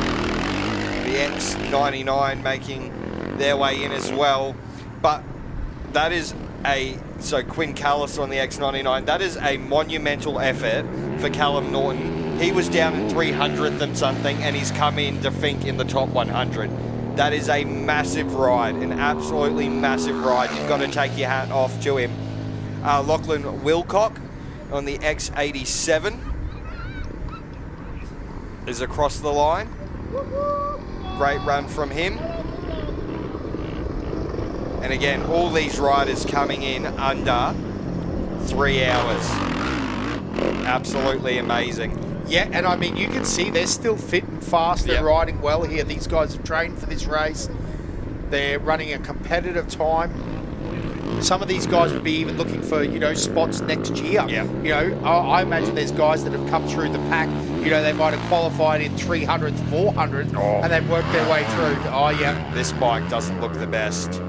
The 644 of Ben Stevens was across the line, but this one's missing quite a bit. I think it might be the 480 or some number like that I saw. 490 of Cade Chapman. Yep, might be. Wow, what a ride from him. Now listen, he looks pretty clean and tidy.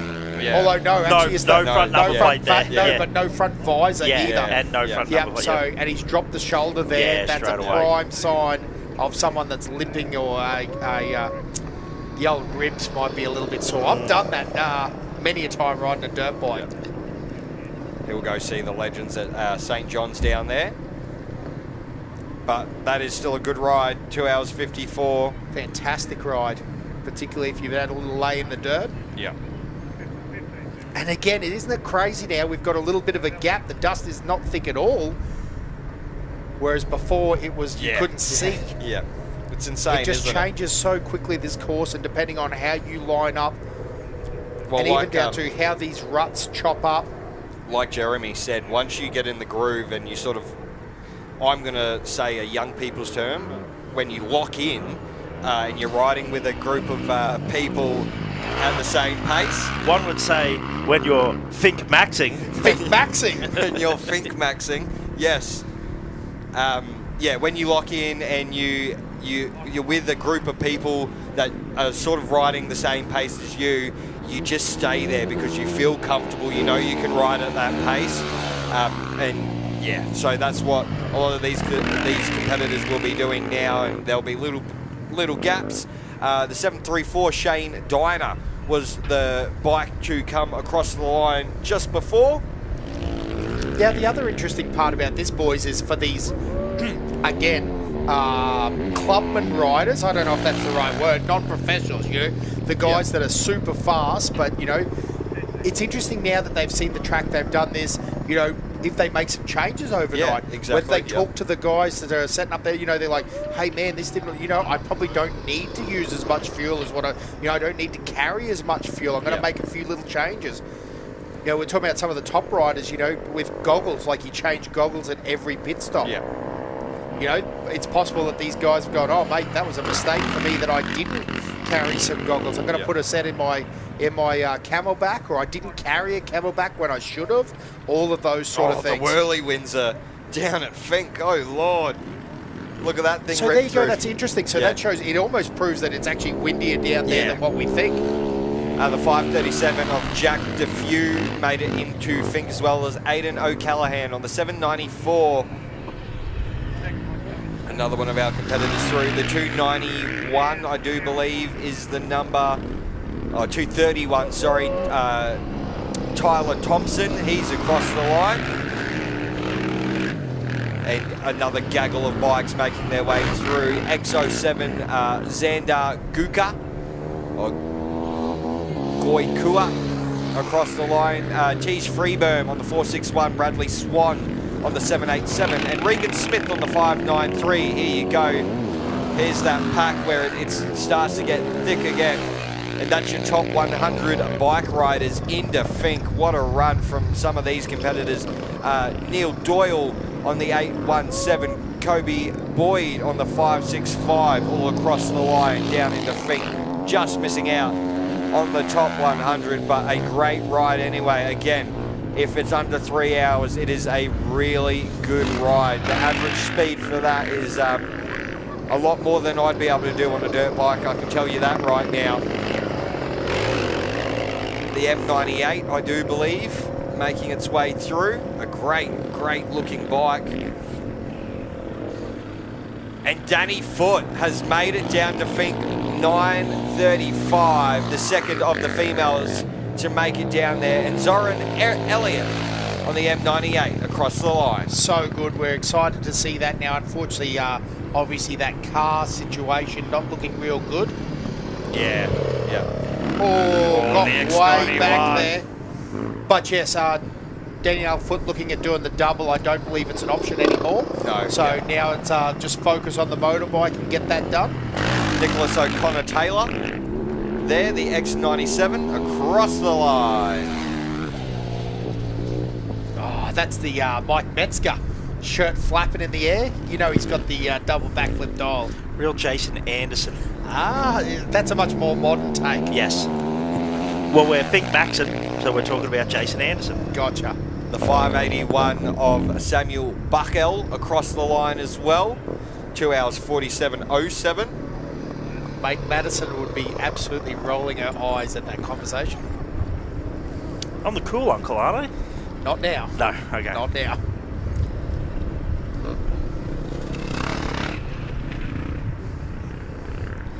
We settle in to the afternoon at the Tatts Finke Desert Race. Plenty of action still to come. 106 bikes through now, so you know we're now looking at our 100 to 200 amount. Amount? Is that the competitors? Well, you know. Definitely not amount. I think I made that worse. And you're absolutely right, settling into the groove now. A few guys that are probably nursing a few little bike niggles or issues. Now, Josh, that's the 15 coming in now. Yeah. So well out of position. The afternoon sun now, no doubt, playing a steep part in that. Oh, now that's unfortunate because that was our fastest two-stroke competitor last year. Yeah, Liam Dinage. Very unfortunate for him. A long way out of position. Yeah, a long way. Adam Dutton, the 538 was also through, as well as Travis Pollard on the 553. But yeah, really unfortunate there for Liam. Just trying to have a look at timing there. Everything looks about spot on, apart from the deep well time for him. So I reckon he might have come a cropper down there. But these bike boys got to take your hats off to them. They're still pushing hard. Oh, mate, they take the capes off when they go home. I'm telling you, they are superhuman. Devin Brown, 743 machine across the line. And again, all these boys still under the 3 hours as well as some females. And there you go, Sarah. Landon Robinson into Fink, 2 hours 52, the 4:79. Good on you, Landon. Great run, young fella. Joel Park, the 5:94 across the line. Charging all the way home too. Only slowing down right towards the end. And again, it is interesting, right? Now you see all those guys and girls competing. They come out and they start, as soon as they get off the gas, you know, they start dropping the arm and dropping the shoulder. I reckon they've felt muscles and strains and things that they've never felt before in their life.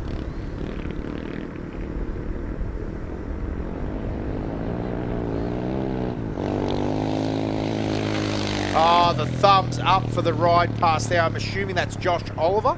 Yeah. As well as Joel Park, who made his way across the line as well. And again, there's no better feeling than getting your cold bottle of water. The medics have a quick conversation with you, make sure that you're coherent and clear. Then you can make your way down to find your mates down the far end. Hopefully the swag's already rolled out. Probably need 2 or 3 minutes in a chair and a cold drink. You can choose your favourite soft drink down there. Yeah, definitely. It's dry down there, Josh. That was the soft drink. Yep. Oh, big jump. Far Even out for of the these top. boys. Yeah, that's a great ride there. Probably can still see the bike in front of them and knows that they want to push along. Yeah. Max Fultron on the 254 bike. And Corey Cooper on the 609 that gave us the show there. Great jump. Again, our spread across the bottom of the screen there where you can still see 115 bikes in at Fink, 322 now through Bonduma. So over half of our competitors are about, well, that's a bit more than halfway down really in Bonduma. Ladies and gentlemen, I want you to know what we're dealing with in the commentary box. We got Josh Curran doing an absolute rubbish job of cleaning these screens. For the last half an hour, we've done nothing but go backwards. It is hard to get good help. Hey, Josh Gravely. Yeah, it is. Because Josh Curran is a menace. I'll take the good Graveling. I appreciate that you're trying, but he's thrown it on the ground. He's not happy. It's a race though. The 993 and the 518. I believe that's Taylor Maurice. It is Taylor Maurice, and Harrison Lee's having a good old push to the end there. Taylor Maurice third in class. And a mono for the crowd. And a mono for the crowd. You'll love to see it. I do love to see it. There is no question. The mono for the crowd is something that just absolutely personifies Fink in my feeling. Yeah, definitely. The F70 making its way down into Fink as well. Not too far away from that finish, and that's Sean Cheatham. A great ride from him. Once again, all these competitors are still coming in under the 3 hour mark. Absolutely insane. Absolutely stepped up this year. Have the top 120 bikes. Yeah, and it's amazing because it is so rough and so brutal down the course. The dusty conditions. Again, I really feel like there's more and more people interested in this race every year. And due to that, there's more people out here pre-running. There's more people pre-running in vehicles. All of that has added to the complexity of the track this year. Can see just how off camber some of those shelves are too. Picking a line. The 703. Perfect execution of a wheel stand there. I tell you what, it is still a bold strategy to be doing that after 226 kilometres. But I like it. That is the commitment that these guys have for putting on a show. You know, obviously the adrenaline as they get to this finish line as well. Well, Josh, I like that it was the sit-down mono too. He said, listen, I haven't got a stand-up in me, but the sit-down I can definitely achieve for the crowd. So Daniel Dietrich, Stuart Martins, William Willis and Michael James across the line now. The 647 making his way, done and dusted, is Michael James. Sort of, yeah, wind has dropped off a little bit down the Finke end now. It's starting to get quite dusty down there once again. But Jackson King across the line on the 518. Great run from him. Joshua Knights as well on the 191, following not too far behind him. On the bopper. The 331 machine making its way in. Yeah, these guys doing an incredible job. Like you said, a lot of these guys do club pit stops. Nothing too crazy, you know, they do club pit stops. Or they've got their mates, their friends and family out there fueling them up themselves. But how good, yeah. Ray McCann, Corey Obst, Stephen Breen, the 579, the 509 and the 331 through. So some of our two-stroke competitors, we see the 276 make their way in as well. That's Nathan Keeble. Right, going for the Stand moto. up. Yeah, This is the... that's a gangster move. yeah, gangster, and he's pulling a toe. What a machine. I actually believe what that is about, Dan, is they only want to change a rear tyre. Yeah, don't want to wear the front Don't out. want to wear the front Makes tyre a lot out. of sense. Yes. I'm liking the style. Now, sorry, mate, was that the 276 there that came through? Yes, Nathan Keeble. Right, and did we say Stephen Breen is through on the 579 before? Yes. Excellent. So, sorry, ladies and gentlemen, we just want to call all of these competitors because, again, I can't stress this enough. We love the Finke Desert Race and we love all these riders. There's big stories going on around the top riders, obviously, but we understand completely, more than most, we understand the absolute highlight of having a Finke spike on your mantle. It is one of the highest honours that you can have as far as we're concerned in the Australian desert scene. There's just something about it. The 544 of Jack Moore is in with a 2:49.59, so basically a 2 hour 50-minute run. And again, 132 riders now safe and sound at Finke. Isn't that crazy? Safe and sound. It was only that long, not that long ago. We were talking about around about the 80 bikes, and in a very short space of time, we've had 132. So about 50 To bikes. be fair, that is what happens Yes. in the middle pack, right? It comes very quickly. You get a flamboyance of bike riders.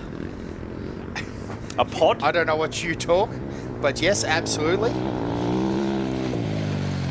As they run through now quickly. So Daniel Newsom on the 632 coming through there.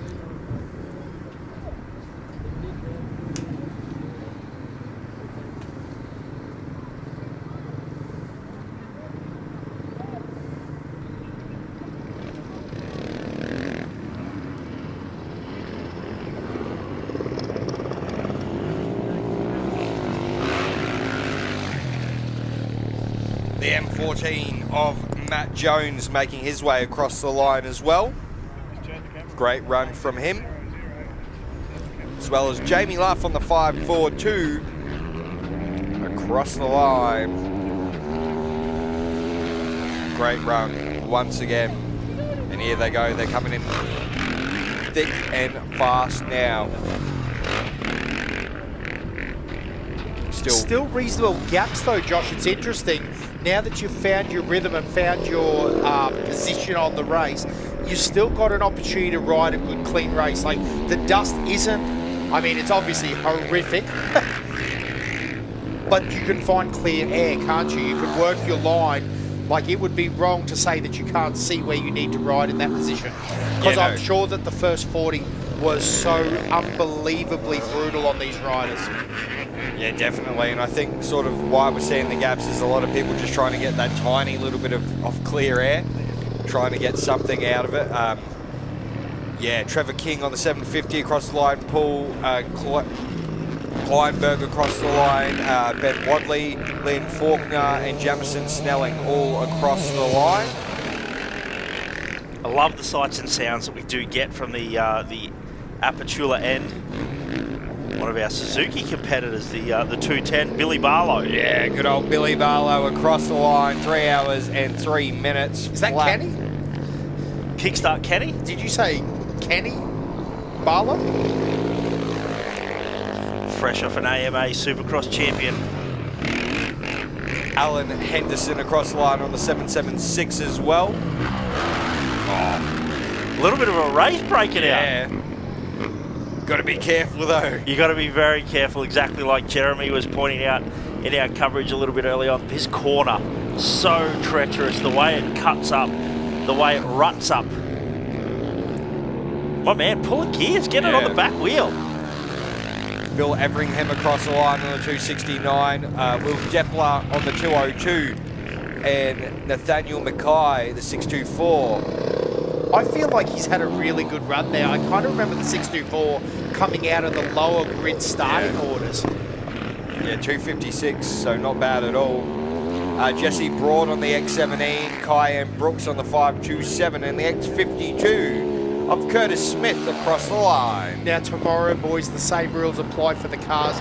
Everyone on 20 minutes correct time of David Walsh's time will be starting on correct time, so they'll be leaving in a drag race fashion, and then after that they'll be going off grid. So again, tomorrow, if you're the person you're looking at or watching, they will either start on corrected time if they're within 20 minutes of David Walsh's time, but after that you'll be starting on grid, and then it'll be corrected time at the finish line.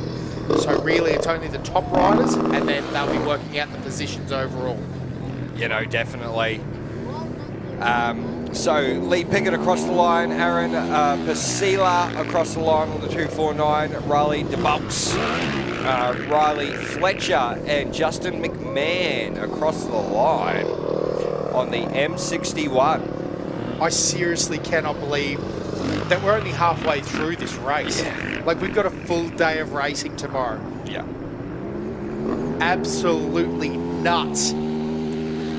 Yeah. Like, there's been more bikes and cars across the line than the entire race last year, but this 50th has just cranked it up a notch. Jake Reading across the line on the 259, as well as Carl Borchard on the 240. Having a good old run there. Still got people coming through Bundooma, still got people coming through Mount Squires as well. Probably over half of the people that started have, well, definitely over half of the people that started have been through Mount Squires. What time was the last bike off the line? Is that on that list there, John? It should be. Let me have a look. Because it's currently 3:30 local time, or 3:23 local time. 106. So let's say 1 o'clock. So basically some of the riders have been on course now for about 2.5 hours. So as long as you're down, what do we want to say? You know, you're past Redinga. Yeah. You're probably right on time for where you need to be to finish. But what's crazy about that, Josh, is we're saying that some of those guys or competitors off the final grid could essentially be riding until nearly 5 o'clock tonight. Yeah. Wow. Yeah. Wow, that's a big day of riding. Technically down 5:06. It's going to be cold. Yep. It's going, all the shadows will be very low. And it's a crazy juxtaposition. Yep. That's starting to become an issue now. Already at 3:30, that's exactly right. 3:30, those shadows are starting to become I was talking with competitors here this weekend, and they were talking about the top, like Travis Robinson could be back having a cold rum can before 9 o'clock tomorrow. Yeah. well before 9 o'clock. So it's interesting to see the two different positions between the cars and the bikes and all those things. But again, that's a position that, you know, there'll be competitors riding back. They'll start a little bit earlier tomorrow, won't they? 11:30? 7:15 and I believe 11:45. Right, so... Don't quote me on that. No, I understand, but I do know the second day they always push it a little bit faster. So, you know, normally our motorbikes, we're all finished up at the showgrounds here. Do you guys call this the showgrounds? The drag strip? Drag strip, yeah. The drag strip here in the start and finish line complex here in Alice Springs. By about 4 o'clock, all our riders will be here at about 3:30. So it is an interesting position the way these races and this timed event goes. It's a big day of racing. We've had Philip Dunlop across the line, Alan Nicol, Murray Spark, Isaac Dawson, Ben Adamson, Braden Nevitt, Corey Robson, Clayton Snelling, Tony Knott, Mason Turner, Ross Staines, Bruno Catalini, Corey Jensick and Ethan Dagg across the line.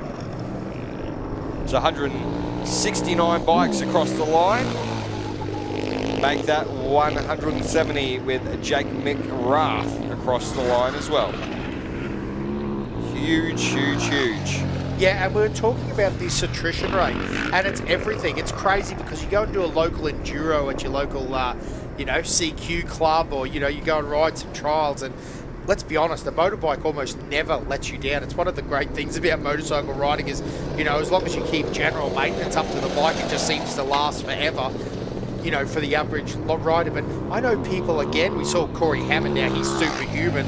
He can probably break a lot of parts, but the flip side of that is that, you know, like the average rider can also break out here. They can wreck rims, they can, you know, do tyres and all the stuff that doesn't normally happen to an average rider, and you can battle the course out here. It's so fascinating to see how that all plays out in this race, because I think it's something that the normal man doesn't expect. They don't expect to come out to Finke, and they don't expect to, you know, have mechanical DNFs, but that is very much a reality of being out in the desert. Yeah, no, definitely is. So more competitors across the line as well. Dalton Bryan and Glenn Valenda across the line, the 672. Might even be Venables, Ian Venables. Yeah. And Justin Simpson. Call him Valhalla, I reckon. Valhalla. He'll love that. Yeah. Just great absolutely ride, amongst it. Yeah, brilliant ride. X27, Aaron Hyde having a good old push. Great work from him. And it is crazy. Again, we were talking about that pack, you know, we just called that the first 100 were, you know, reasonably spread out, you know, but now we're almost up to the top 200 already, yeah. Josh. Yeah, definitely. Brian McCabe makes his way into Finke in under 3 hours, so great ride from him, the 5:46. Had a really good run there. He left at 12, just before 12:30, so he's had a great run. Blake Russell as well on the 222 bike across the line. Antonio Carioli. Now, did it look like he was missing a visor as well? Dan, why don't you tell us a bit about what it takes and the falling off style that you require to bust your visor off regularly like that? There's a very specific technique you need. You need the tuck and roll. Yes. And I can pretty much break any visor off any helmet. I'm promising you that right now. I buy brand new helmets and then roll in the dirt. That's what I do. For those following along at home, Dan has a very unique falling off style of his motorbike. He tends to go head first. But if I had a head like that, I'd go head first too. Knock on wood, I've never broken any other bone, but I've definitely done ribs, there's no question about that. And I can wreck a helmet.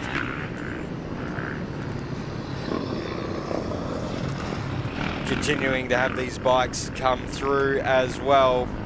We've got Blake Russell on the 222, Zach King on the X36, and Brodie Smith on the X10, all into Finke. Now, would you say that of all the riders that we watch, 50% of them, 50%, no, I'm not exaggerating, have a moment on this final quarter? I feel like every time I go to say something, hey, I get the nerves, hey, like it's just one of those random things. I just, exactly like Jeremy was talking about before, I feel so nervous. I actually feel less nervous watching them hit the finish line jump than I do this little corner, because it is such a tricky little section. It really is. As especially Ian Ellis, Jack Lawrence, Aaron Atkinson, Nate Jensen and Joshua Scott across the finish line as well. Josh, what a powerful name. Love him. Who doesn't love a Josh? Callum Cosgriff, Ben Adams across the line as well. And the thing that I think is starting to cause a couple of issues here at the moment is those shadows that are starting to fall on the track. And those rocks a little bit too late. You don't really see them, they're hiding.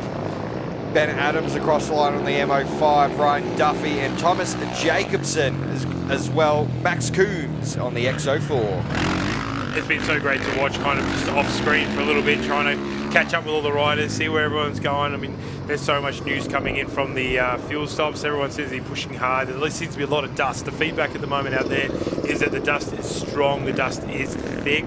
It's really kind of catching riders out. These big moments that we're talking about, even just here at the finish line, seem to be everywhere.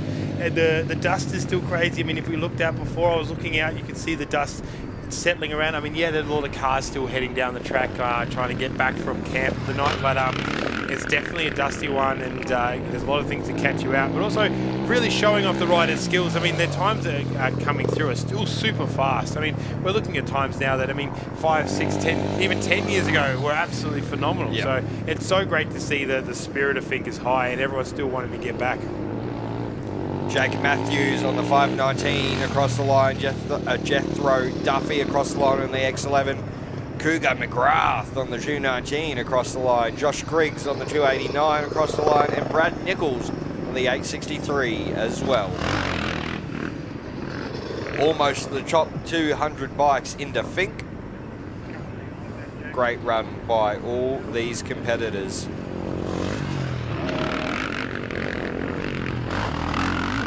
All having a good old push. Stephen Oakley across the line as well, the 794 bike.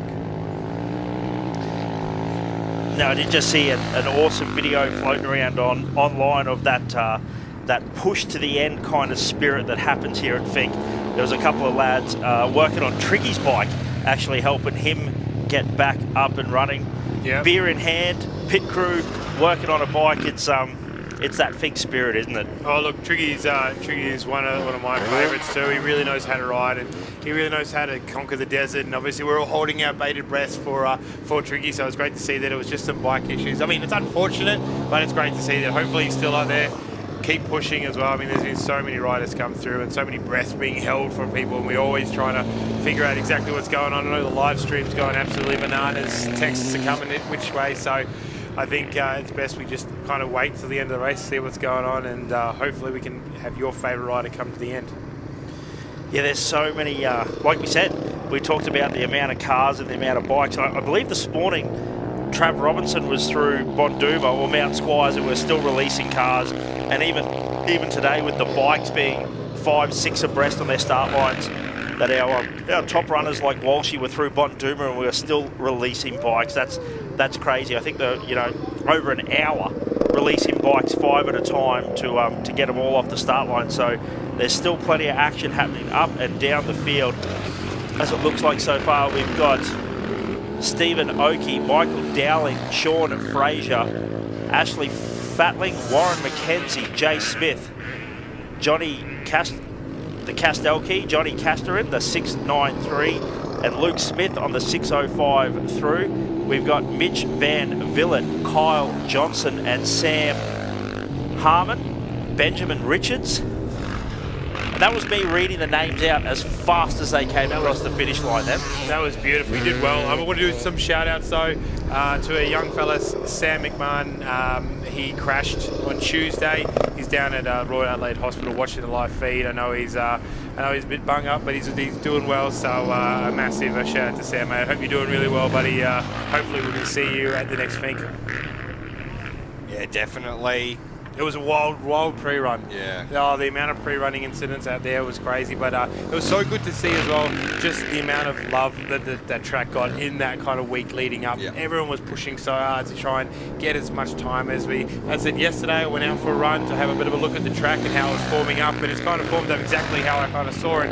But there was a lot of people on the day of the race to trying to get their last bit of testing in. I know last night, Natasha Sky was actually doing some last kind of work on the clickers because they found the front was too stiff. This is the crazy thing. You can have the best setup in the world, but as soon as you come here and try it, it can be completely wrong. So poor Natasha was out there working hard. I mean, Danny Foote obviously didn't get to start because of an alternator issue. She was busy in the paddock running around trying to find bolts. And this is the Fink spirit that we're talking about. Danny Foote, one of the top female riders here. Catherine Scoble, arguably one of the OG female riders, was going to strip down one of her bikes to give her parts. I mean, that's just absolutely phenomenal. That's the spirit that we love about Fink. And, you know, it's one of the most brutal races out there, but it's so good to see everyone getting behind together and really making this a community, because this is just one big Fink family. As soon as you take off from the line, this is now a part of the Fink family. You are a part of it as well. Yeah, definitely. Byron Lambourne across the line. Lockie Gibb also across the line. Zachary Williams, Lincoln Villa, Zachary Erner, Sharman Bond, David Turner and Jason Mitchell, Dean McMillan as well. All across the line down in Fink. Having a good old run. Julian Gallardo, 6:57 across the line, as well as Shane Scott on the X85. Proper dusty down there now as well. This is what all of them would have been running through. We're talking about a section where it's quite exposed, quite open. What we normally see is a bit of wind coming through. Now, put that through the thick of the trees just outside here at the stadium, that dusk, and what we call a brownout, and it causes brown everywhere because it is absolutely terrifying. There's nothing scarier than coming through some sections at full noise and all of a sudden there's a slower rider in front or a square edge you didn't see. I mean, a couple of times I've come across sections as well where trees have been kind of hit, branches have snapped off, and all of a sudden there's something in the track that was never there before. And you tell you what, that brownout comes brownout everywhere. Yeah. And that is probably good. Like we said, we're talking about the dust here at the finish line and the little moments that they're having, or some of the big moments that they're having coming around this final corner. And they're probably sitting back going, mate, that's nothing. You should have seen the 60 or 70 moments that I've had going down the track. And that's also another great point, Jeremy. You talk about the cars have been down, where they've had little excursions off the track, and it might not be that bad for the car, but they've knocked a tree over. You know, it may have been pushed onto the track as they were getting back onto the track as well. It can create a small issue for these guys as well. Even things like rocks can get kicked up by you guys. I mean, they come off the try, they kind of... The heck you mean you guys? Yeah, you guys. you special truck runners. It's one of those things coming through. You can see here that low-lying dust as well. Oh, no. Oh, you hate to see it, but it catches it. I mean, you have to imagine we are late in the day. That sun's gone down. All the bag even came off too. Hydration packs off. He's all, oh dear. Good to see that he's up and moving and has managed to get himself off the track as well. He's out of danger. Oh, you can't watch this. This is too real. Yeah, no. Sometimes it's best to let them have their moments, and I'm always like that because obviously I've had my moment, and unfortunately a chopper's circled around me after I've had a crash, which the boys now love. It's one of the most viewed things in the group chat, but it's moments like that that really scare you. And it's probably one of those ones whenever you get a bit lippy about something, that video just randomly appears back in the group chat. I was a gift for about 6 months after that crash. I tell you what, it was. Oh, there he is. Okay, good. And credit to the other rider there. That's great. He's obviously there spectating, waiting for another friend to come in, and he's jumped in and got that bike off the track. So it's a great thing that we talk. It's a great thing that we talk about here. That camaraderie ship between the riders as well. It's a family. It is a family, and that's one of the things that I know they always emphasise at drivers' briefing, and I'm sure they always emphasise it at riders' meeting. If you stop to help a fellow competitor that is down, we will be more than generous enough with compassion. Your race isn't wrecked. We will give you generous amounts of compassion time to be able to stop and help your fellow rider because they are generally the first people on the scene. But credit here, the 4-3. This is the toughness. He is up and moving again. This is the grit that kind of comes through Fink. There's something about it. There's something, that red dirt, once you fall in it, once you taste it, you want to conquer it. It's the absolute passion of everything. It's you, it's the bike, it's the desert. The desert will win, but it's you fighting it every step of the way. So that was the 4-3. That's Jack Knight. He's back up and moving. In that time, we saw the 2-1-2 George Rugless So that man doesn't wear a toupee, George Ruggles. The 731, Tony Hardman. 253, Nicholas Boyd. The F56, Richard Doodham. The 443 of Jack Knight up and moving again. The 675 of Daniel Godden. The X09 of Anthony Correa. And the 634 of Nick Oakley. And the 248 of Justin Costco. Hey, there are plenty of return spectators because there are some unique names. I just got to go back to George Ruggles. I remember that name from last year. Also another guy, Eli Engelbrecht as well. So great to see that we have multiple return competitors from last year. Oh, absolutely. It's Finke is one of those things. It's not just a race. I feel it's a pilgrimage. Yes. I think it's a right away. They come here, they do it once, they get the bite for it, and unless the race really bites you back, you really want to keep coming back. And even if it does, you leave something on the track that you got to go back and get. You've left something somewhere that you've got to go back on race day and pick up and keep pushing that further. Keep pushing that milestone further on the track, whether it be just a personal thing or even to something with your family members. It's something special, and well, it's probably one of those ones you go home, you tell your mates about it, they get keen, they want to come and ride it, and then you decide, hey, it wasn't that bad, I'll get involved again. Not only that, it's also something like, well, I've done it, what's your excuse? Yeah. 100%, and that's the way it is. You know, a lot of times it's kind of, what's your excuse for not doing it? I've done it, and I'm worse than you, so now I'm better than you, prove me wrong. This is great too, the side-by-side shot. Yeah. You know both of them have seen something. You know, they've been through something. They've kind of managed to make their way through. And look at this dust. I mean, this dust is nothing compared to what they would have ridden through for the rest of the day. Yeah. You can really see that it slows the bikes down. I mean, yesterday I was talking to some riders who did the prologue, and they just were going around in third gear because they could just not see where they were going, which is crazy considering the top runners were, you know, at most topping their gearboxes out, trying to find every inch of power, where the back runners were lucky to get out of third gear. Yeah, definitely far out. The back ends of a lot of these bikes are a bit twitchy in this section here. Oh, it's getting soft too. Yep. Like, this is the thing that you car guys can really see now, is that dirt, it may have started quite hard pack, but it slowly starts digging out. It becomes that talcum powder kind of dust, that bull dust that we all know. That's what happens. And that stuff, there is absolutely no grip, no forgiveness in it, and it wants to eat your bars. And that's what happens. That's also what, I mean, you go through that talc and you'll find really hard packed dirt, hard packed rocks, which bend bars. We saw that on Callum Norton's bike. He had really droopy bars. Those bars were sad. Yeah. And so all he has to do is kind of find that spot where he kind of went a little high in the berm, or he maybe in the corner, he kind of didn't hit the whoop the right way. As soon as you dig that bar in, that dirt is hungry, and it will make sure it doesn't let go until you push it off it. Jack Fraser was across the line, as well as Bailey Clare, Robert Sullivan, James Nichols, Danny McMillan, Damien Bingham, Lewis Bartle, Lewis Rutchin, and Justin Lord all across the line. Great run from these competitors once again. Oh, sorry, Lewis Rutchin was a DNF. I do apologise. That's just popped up on my timing. But he's made it into Finke. I don't know that. I'll be quiet now. Yep, don't worry. Reading words are hard. Yeah, there must be something going on there. Yeah. Hopefully he can get that worked out. Christian Abbey on the X50. We've still got people coming through Mount Squires as well. Yeah. Angus McDonald, Jeremy McIntyre. Yeah. Oh no, he's not there yet. Sorry, he came through Banduma.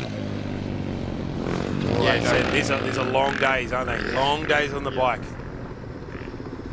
Yeah, massive days for some of these competitors. It's also, these ones are hard because the back riders, they feel every bump. I mean, the top riders are quite lucky, is that, it's two intense hours, but they kind of hit things a lot faster, so it doesn't take as much energy.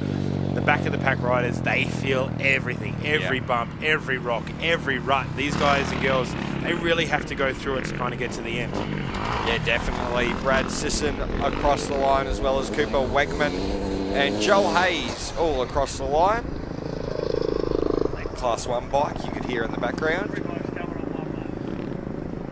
As well as Angus Smith as well. And Tamara Gray on the 926. So great run from her. Side-by-side action. Wow, there's there's like little mini little battle whoops. packs. Yeah. Well, there's little. It looks like there's little mini whoops on the that finish line jump now. Insane. James Taylor on the 646 across the line, as well as Russell Maddern on the 611. Brett Crackle on the M35, and Harry Burgess on the M04, as well as Lucas Draper across the line. Will Cuthbert on the M01. They're coming in very, very fast indeed. Yes, you're right, Josh. There are some great little battle packs making their way through. It's unbelievable. You think to yourself, you go, it's a 226 long course. Surely I'll get a bit of it to myself. Yeah. But it turns out that does not happen. No. You may get a little bit of fresh air every now and then, but because there's so many riders this year, you're just not going to get it. Maybe last year the rider numbers were down, and there were reports of some people getting their own fresh air, but not now. Not in this race. Yeah, if you thought you were going to be by yourself, the only people by yourself are the people in your head. Unfortunately, that's the only ones that are going to be left alone. Yeah, Tyler Goodchild, Jake Olver, Bryce Edwards, and Matt Morton all across the line. Good jump there from 792. Yeah, that is crazy. Just a little bit of quick math. If every bike was evenly spaced out across the field, there would only be 360 metres between them. Crazy. Look at that, quick math. Calculator. No, they didn't need to know that. What are you talking about? They can't see 2 plus 2 is 4 minus 1, that's 3. Quick maths. Hey, quick math doesn't have to be right, too. Let's be very clear. But it was with quick. That. It was quick. I mean, no one said correct math. I like that. I like that. I mean, that's quick math. 2 plus 2 is whatever it wants it to be. But as long as it's fast, it's quick math. Thomas Nieuwenhuis, the 222 bike. Rob Bell on the M08, Nick Anderson on the 792, Mark McDonald on the 724, Casey Larkin on the 577 and the 659 of Barati Brook across the line. Still quite a few bikes making their way through Mount Squires as well. 514 in fact making their way through Mount Squires. So that is a great number out of the 616 that started. Stephen Ralph across the line on the 742, and Guy Campbell on the 280 as well across the line. Some people still going through Bundooma as well. Another gaggle of competitors making their way through Mount Squires. Jeff Gordon being one of those, the 885. He must have snuck on that plane I was talking about earlier today. Steve Blackney, the 726 across the line, and Cody Elliott as well on the 233. Man, it is looking hard and rough out there at the moment. 267 competitors have made their way into Fink. Still quite a few to go.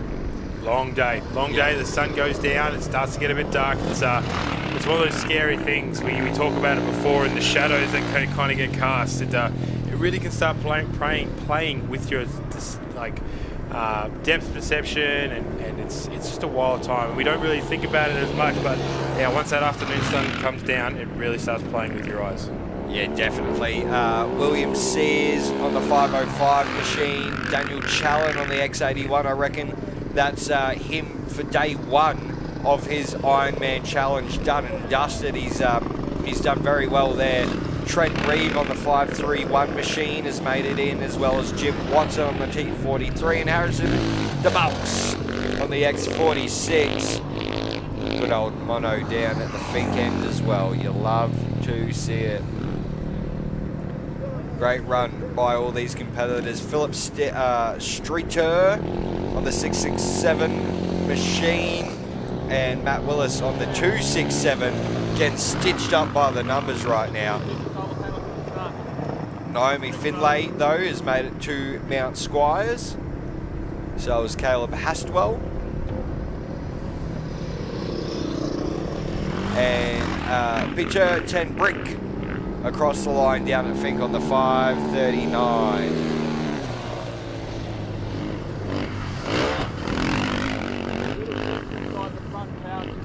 battle packs are definitely forming. That's great.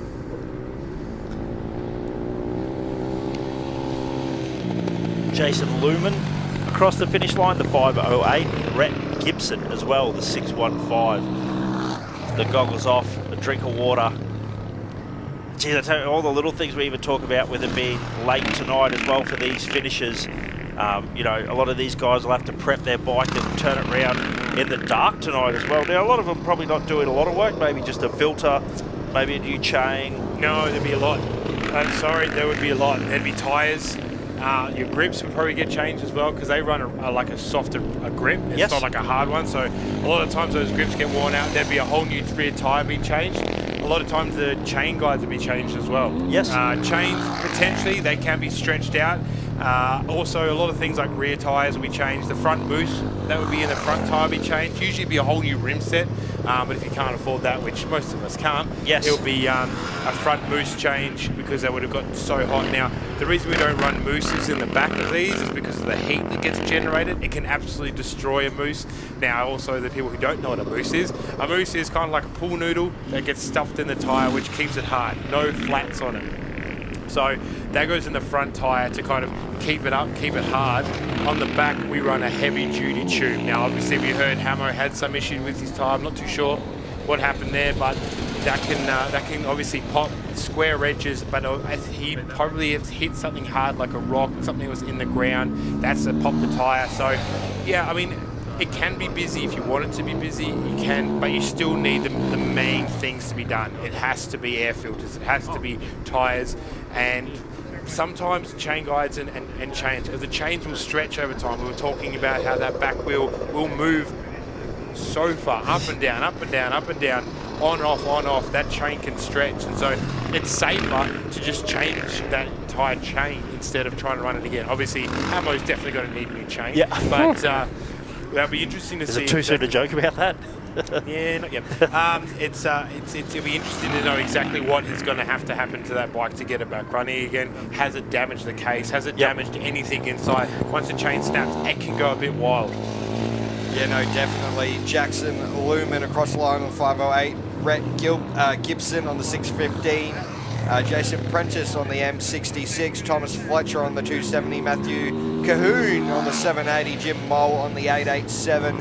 Nicholas Goyd on the 245, Simon Malloy on the 326, Benjamin Gore on the 228, David Irving on the 558, Tim Mutton on the 566, Anthony Skanes on the 893, and Charles Martin on the 574, as well as Ethan Oxley on the 291, all across the line down at Fink.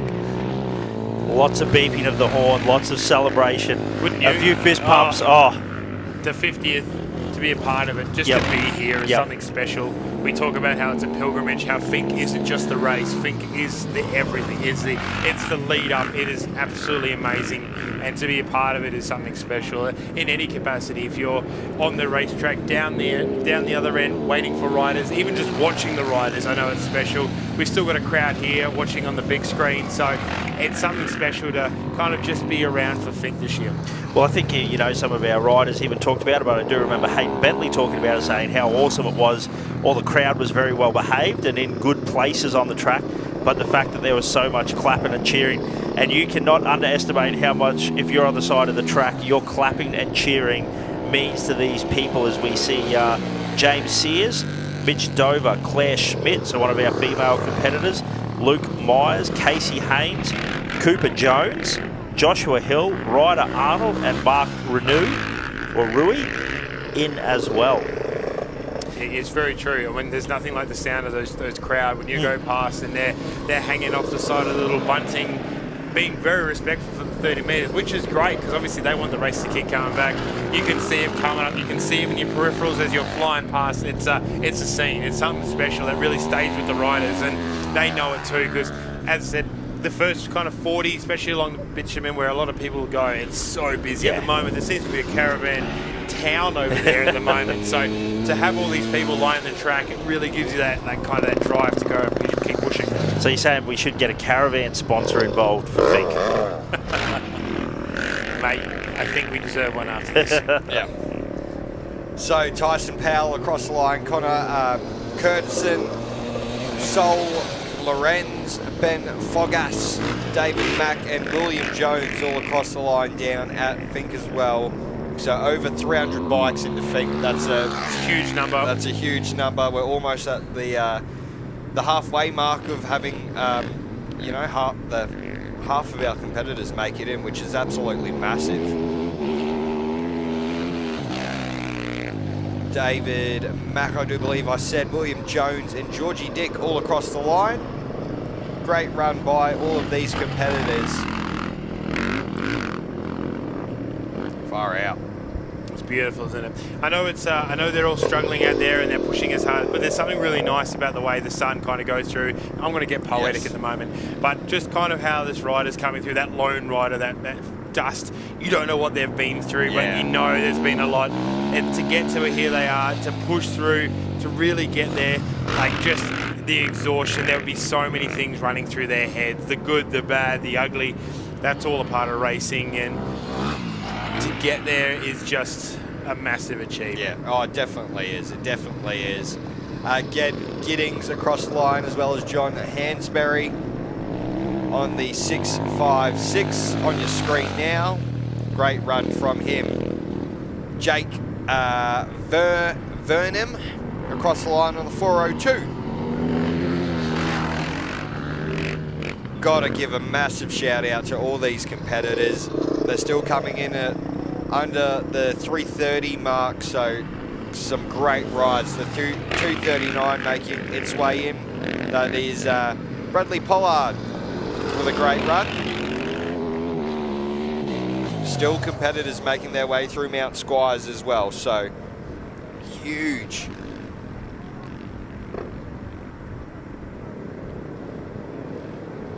Big efforts. Ian Ellis on the F50 doing a little bit of a mono across the line, as well as Jason Chastain on the 715.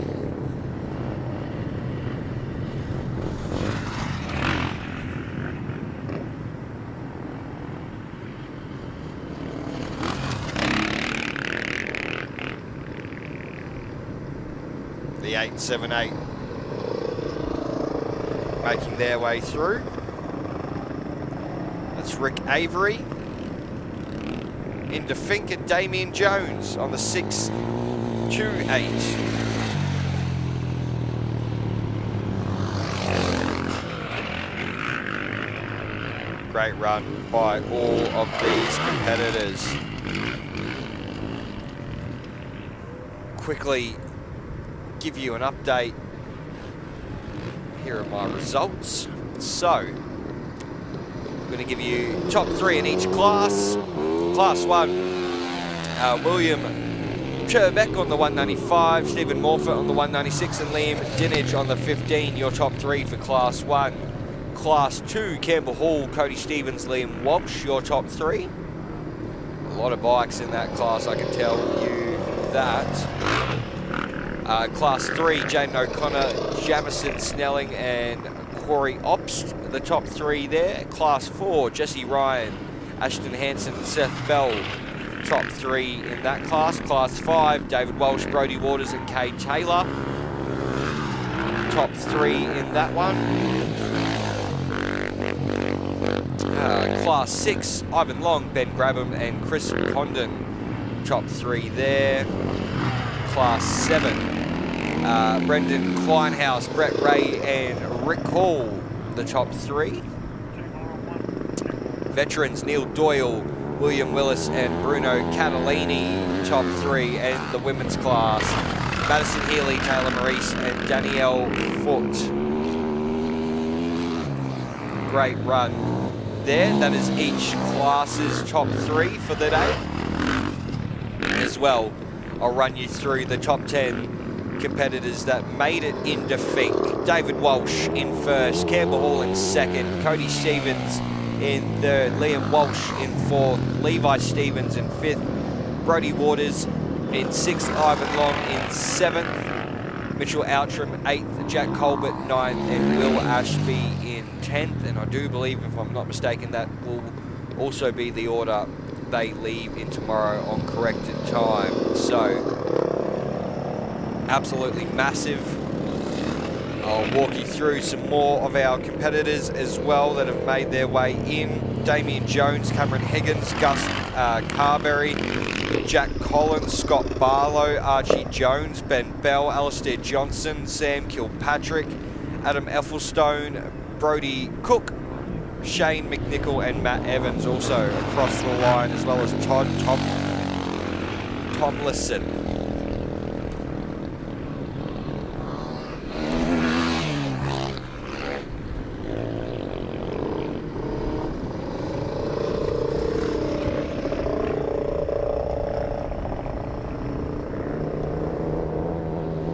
Milhan Kirkham across the line, as well as Brenton Cockram as well on the 260. So 328 bikes into Finke. A great feat. Truly is. Yeah, it's a monumental effort, the amount of cars and bikes that we have on here. I tell you what, it's a huge effort. We are just over halfway for all the bikes. I know there will be a few out there that are DNF'd as well, but we'll keep an eye on that.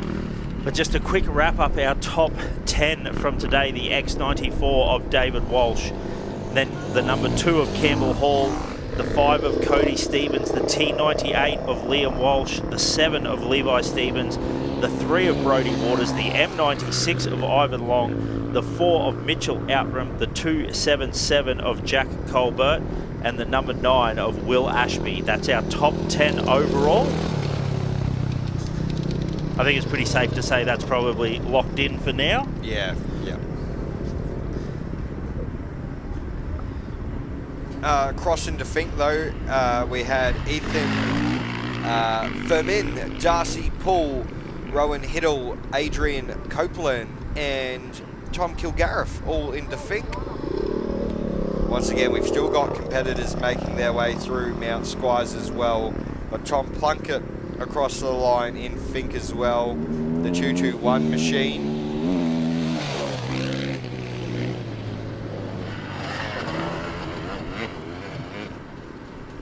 Great run from all of these competitors.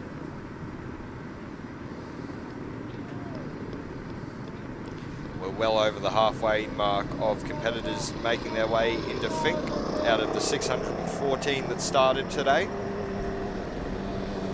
Out of that, 611 made it to Deepwell, 605 made it to Rodinga, 602 made it to Bunduma, and another tick for Mount Squires, 561 through there now. Naomi Wake makes it into Mount Squires, Jason Dybel does, and Tim Breitling all in through Mount Squires. Hear the old two-banger in the background. Music to my ears, I can tell you that. Jamie Hermans into Finke on the 691. Nick Malum Stent on the 599 as well. Very happy indeed. Big shuckers over the line. Look, and why wouldn't you be happy? Oh, yeah. You know what I mean? Yeah. Like, what a monumental effort. It's a huge day.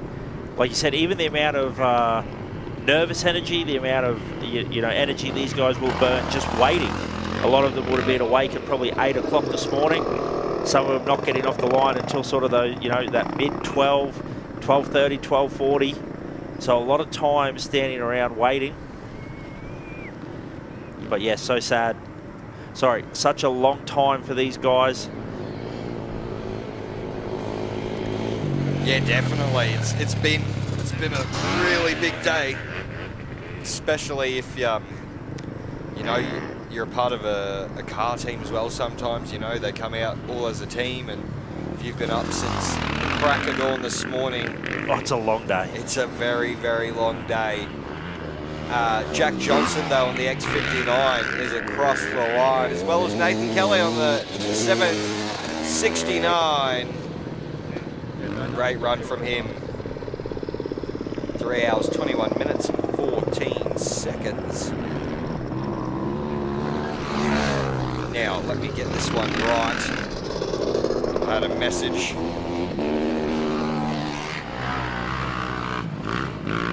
So, Caleb Winther. I do apologise for pronouncing it as winter before. Winther. He's into Fink and Reggie Nardu right behind him on the 822 across the line. Guidon Beveridge on the 408. Over the line as well. Oh, these boys far out.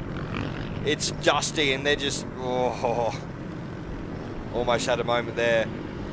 Simon Boyd on the 739 across the line, as well as Corey Harrison on the 570 and Joe Bannon on the F46. Ball into Fink. They're rip-roaring through. Just a constant flow of bikes. Lee Kelly on the 596. Through there was through down into Fink as well. Zach Heath, the X83 across the line. Robin Kennedy across the line on the 760 as well. Billy Grimes on the 562 over down at Fink. Proper dusty down there. Got to be careful. Robert Lindsay on the 796, your man on screen right now, across the line. Still got competitors making their way through Mount Squires. Luke Antonio, the F77 across the line, as well as the 845 of Danny Forrester.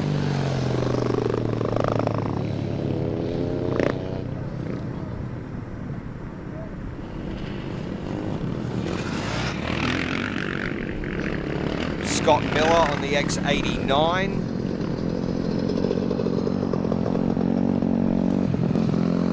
Another two-stroke. Making its way past our camera there. Brent Odiger on the F12 across the line. Joshua Lambert on the 213 machine across the line as well. Yeah, interesting. Some of these boys running lights on their bikes. Antonio Fox, the 271 machine, also over.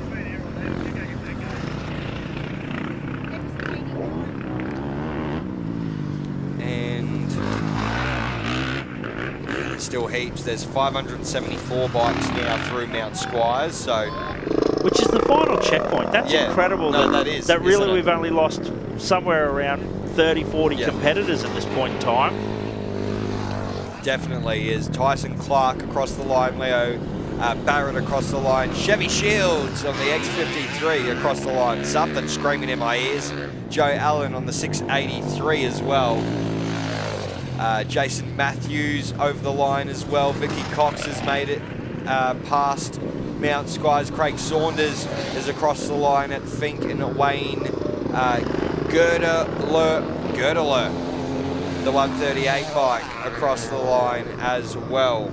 I think it really shows the effort that a lot of these competitors have put into this year, being the 50th. You know, big effort. You know, they might have been. I've been out here a couple of times before, and I have finished. I haven't finished, but this year I really want to say on the 50th I got across the finish line, because this finish rate is absolutely incredible. Yeah, it definitely is.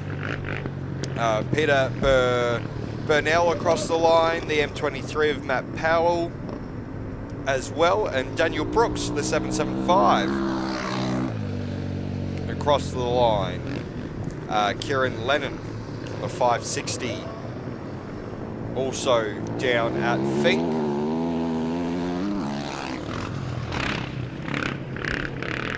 And a lot of these competitors just making their way through. The arms will be very, very sore. You can see how tense they are. The shoulders sort of locked in place. Tori Mallet on the 754 across the line. Joel Paxton on the X84 as well. Gets it done, fist pumps us here in commentary. Jordan Furley of the 346 across the line. Todd Stewart, the 856 as well, does it in under 3 hours 30. Great effort from him. It's just a constant flow now of competitors. Corey Clark on the 520. Ben Johnson on his 761 machine. Jason Whitington across the line. Great on you, mate. 448 machine. No, Jeremy will be happy with that one. Craig Spears on the 375. And Charles Farmer, the M40. Still some very happy fans down at the Finke end as well.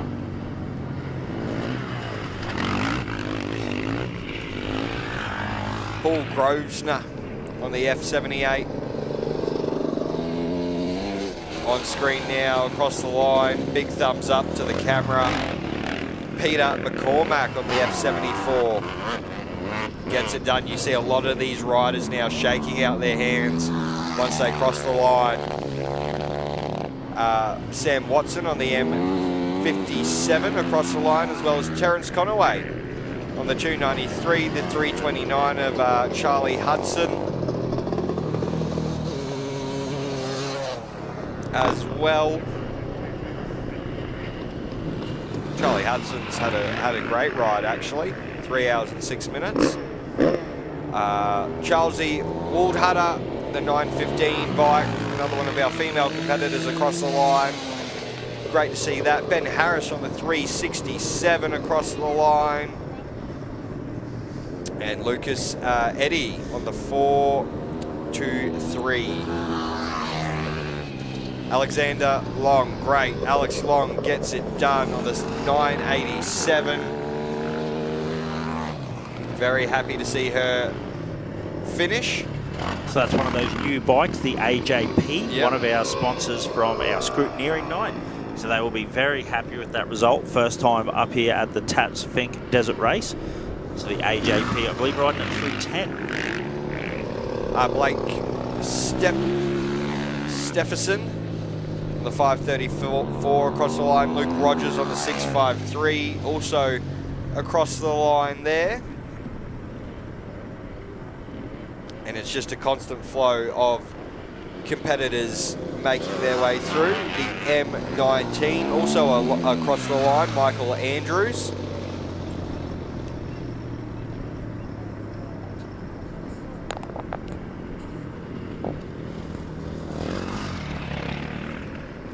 A lot of these boys running the lights. Probably helps with the shadows coming across the track. Michael Andrews, the M19, and Alex Johnston on the 133 have made it safe into Finke, as well as Phil Connell on the 861. Ran it a bit wide out there just before in front of the camera. Terry O'Brien, the 619 across the line. Brian Pridgeon on the 793 also finished down at Finke.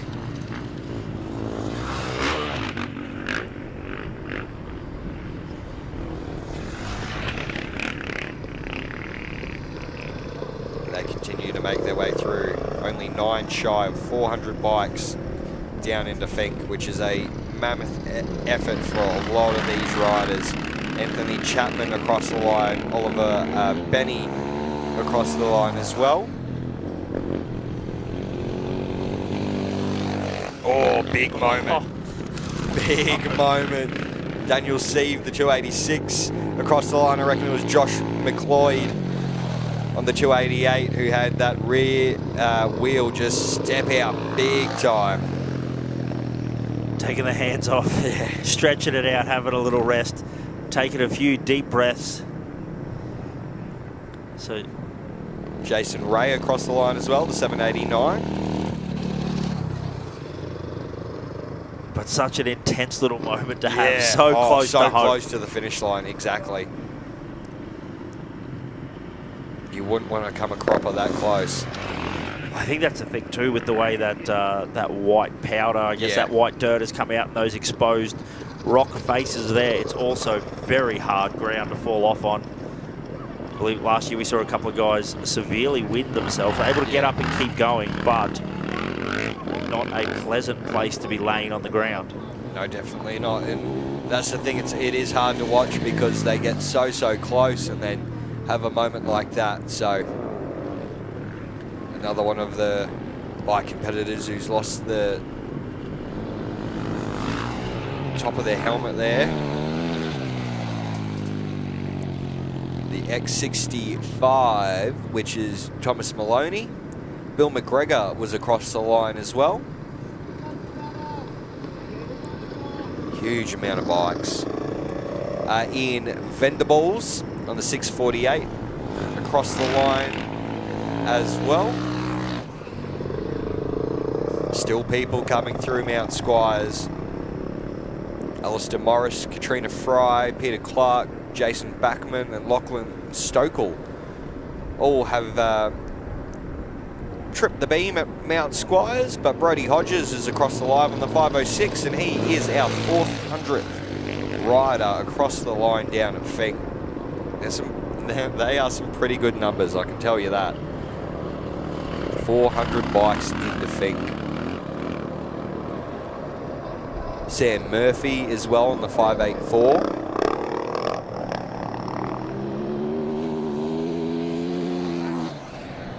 Very dusty indeed. Jason Griffin as well on the 727. Again, yeah. Rockstar reception. I reckon a lot of these competitors know about where the camera's set up and they're getting it in, getting their screen time, making sure the family knows they're safe and back, well, and into Finke to come back to Alice tomorrow. Nathan Jermill, Mark Wyatt and Mason Clark all over the line down in Finke. A lot of fist pumping going on here. They've made it halfway. They just need to make it back. Yeah, that's the easy part done and dusted now. Halfway there, halfway home. Look, it is exciting. I suppose it's kind of that relief for a lot of these guys. Have done a little bit of pre-running. They've been out and riding, and I guess the question is can I actually do it? Yeah. And it is almost like a little bit of a mindset thing, like a switch flicks inside their mind now. They're feeling a bit more confident. They know they can do it. The ride home on Monday is now the fun part. Yeah, exactly. Mason Clark has made it through on the 306. Troy Spedding on the 184. Also through the 852 of Dylan DeZabo on the 852 and Alex Kunoff on the 209 across the line. That man giving us a great mono.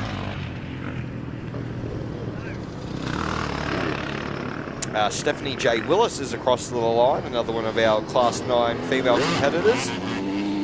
Mark Hagan on the 716 across the line, as well as Stuart Healy on the 851. So continuing to push. There's still a little crowd here at the start-finish line. These people are extremely dedicated, just like us. We love our motorsport here. We love our off-road racing. So Mark Brincat also across the line, as well as Ryan Smith, the 230 and the 705. Man, that start-finish line jump is like, there are mini whoops starting to happen on that thing. Keanu Fleming, the 175. Also across the line is Christopher Long on the 820. 416 bikes into Finke, and the number just keeps on growing. Cooper Methcardi on the X29. Mark Maidman on the 766. Also through there.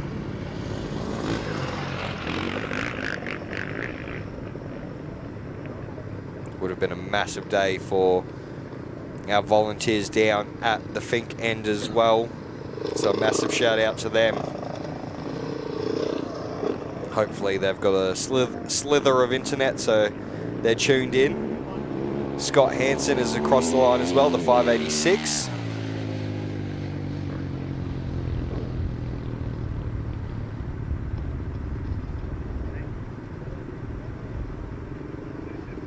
And the bikes just keep on making it through.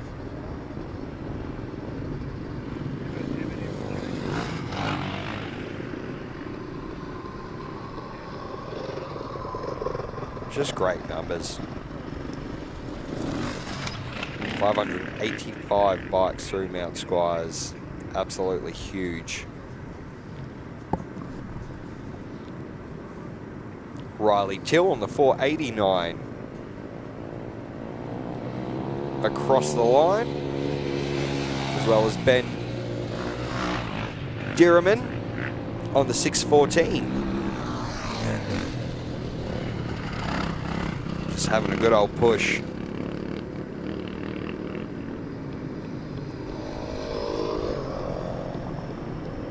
The 781.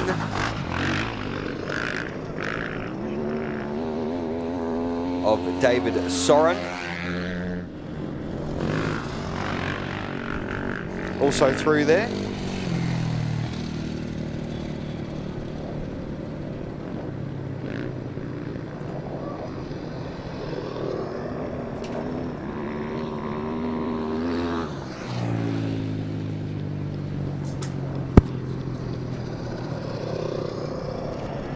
Cameron McLean.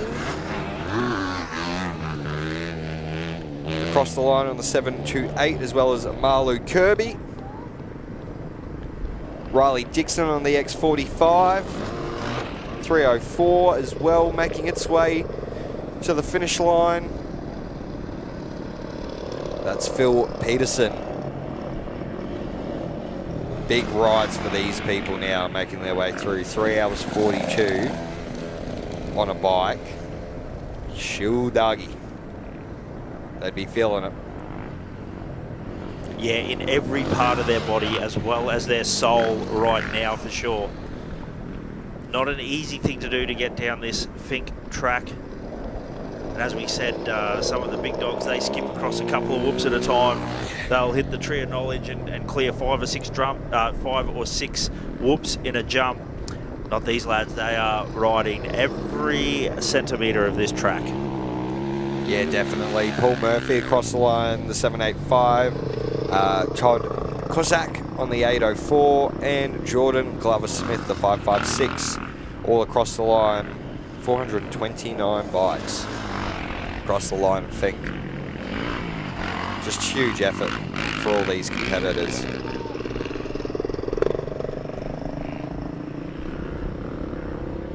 Jason McCormick also there on the 713. He's on your screen.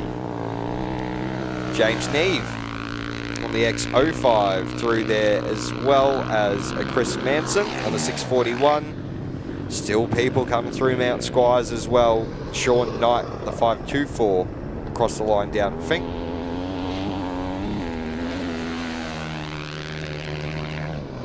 Still running all the way to the end too, boys. Yeah. Running it all the way, Sean Knight. Bet you that is a great feeling. And as you said, Brooke, solid. One of our car competitors. Julia Creek, I think they're from.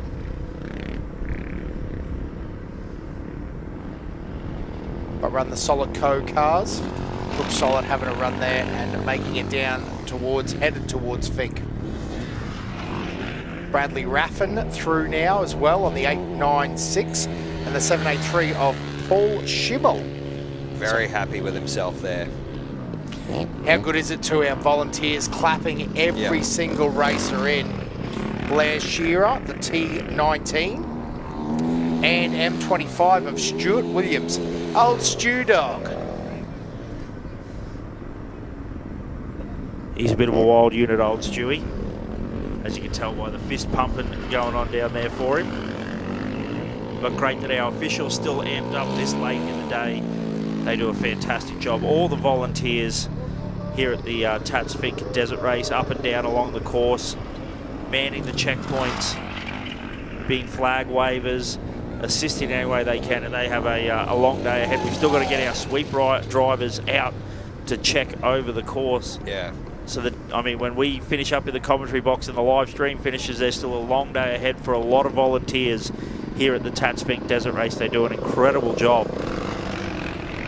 Yeah, definitely do. Without them, we wouldn't be able to run this great event. So Blair Shearer on the T19 across the line, as well as Craig Bridgman, Hayden Lillis-Jones on the 229, as well as Andrew Dunlop on the 746, Francis Bannon, Gary Burns, both through as well.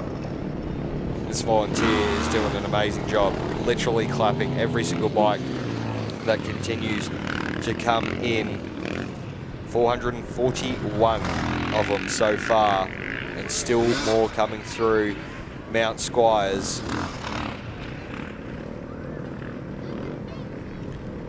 Paul Stevens, Brooklyn Blummer, Alex McGorman, Joel Grant in that gaggle of bikes making their way across the line.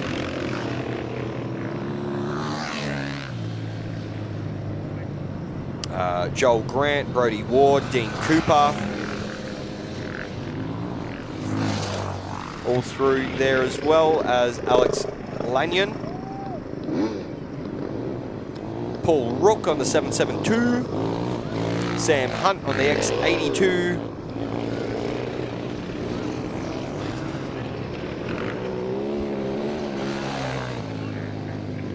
dust and visibility definitely going to be becoming hard for these riders still out on track. Susan Coop across the line on the 973, great ride from her.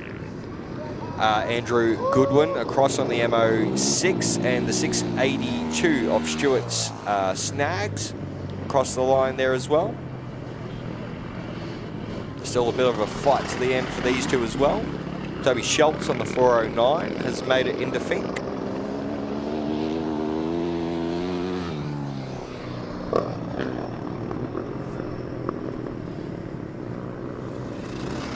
Almost there for these fellas. Nathan Hilnick on the 180 across the line.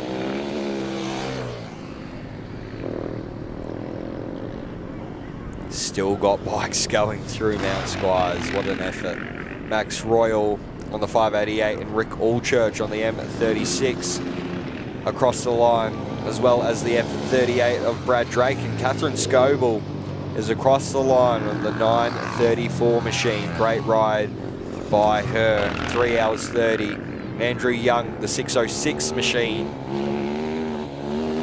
over the line. Aaron Hawkins, the F47, also has made it across.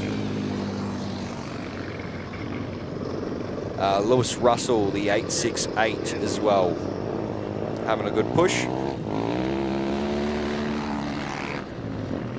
Joshua Granger on the 285.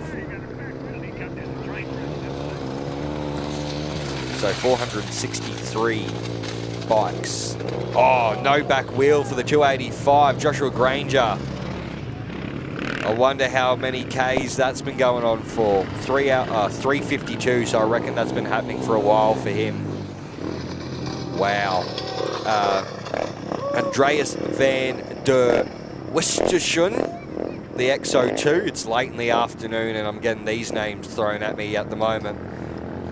But a great run by him, 3 hours 35, and Baden Edwards, the 226 across the line as well. That is a right royal stitch up, that name, this late in the day. But what do? You try and do your best, hey? Yep.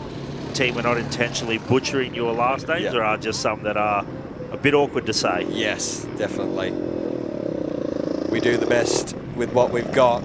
Jared Tyne, the 755, Stephen McGrath on the 814, and Hayden Dyball on the 529 has made their ways into Finke. Just still sort of gawking over these numbers. 596 bikes through Mount Squires is absolutely insane. 469 bikes into Fink is absolutely insane. We've got a steady flow of bikes making their way through into Fink as well. So they're still showing up. They're still showing up, which is absolutely amazing. Paul Harding across the line, the 618. Matthew Dwyer, the 673. Phil Granger, the 767. And Roger Allright on the 808 gets it done, as well as Zachary Travakis on the X03. Man on your screen right now gets it done.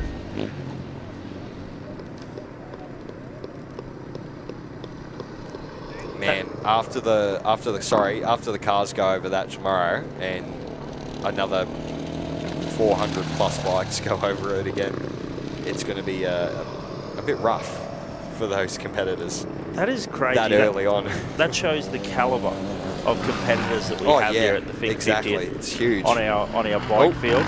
Tony Lockett's made it in the 828. Great run for him. Stephen Fultron as well on the 825. A lot of people were on the live stream were looking out for Mr. Lockett. He's made it through, ladies and gents.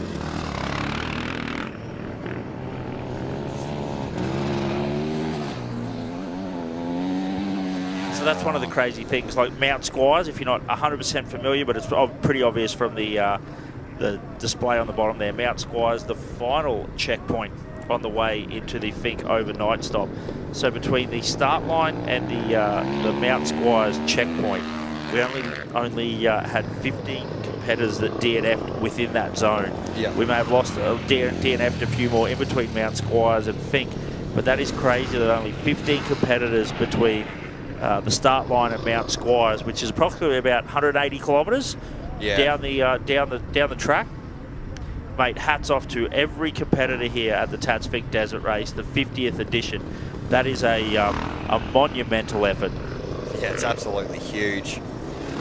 Nathan Jack, the 658 machine. Charles Mole, the 533. Sam Newton, the 243. Ryan Newman, the 655. Zoe Baraki, the 997. Liam McCarthy, the 235, Glenn Verham, the 848, Mark Miller, the 883, and Macaulay Saunders, the 250 bike across the line down at Fink as well. How good is it though to see from that shot there where they were near the I guess you'd say the timing tower that's down at the Apatula end there.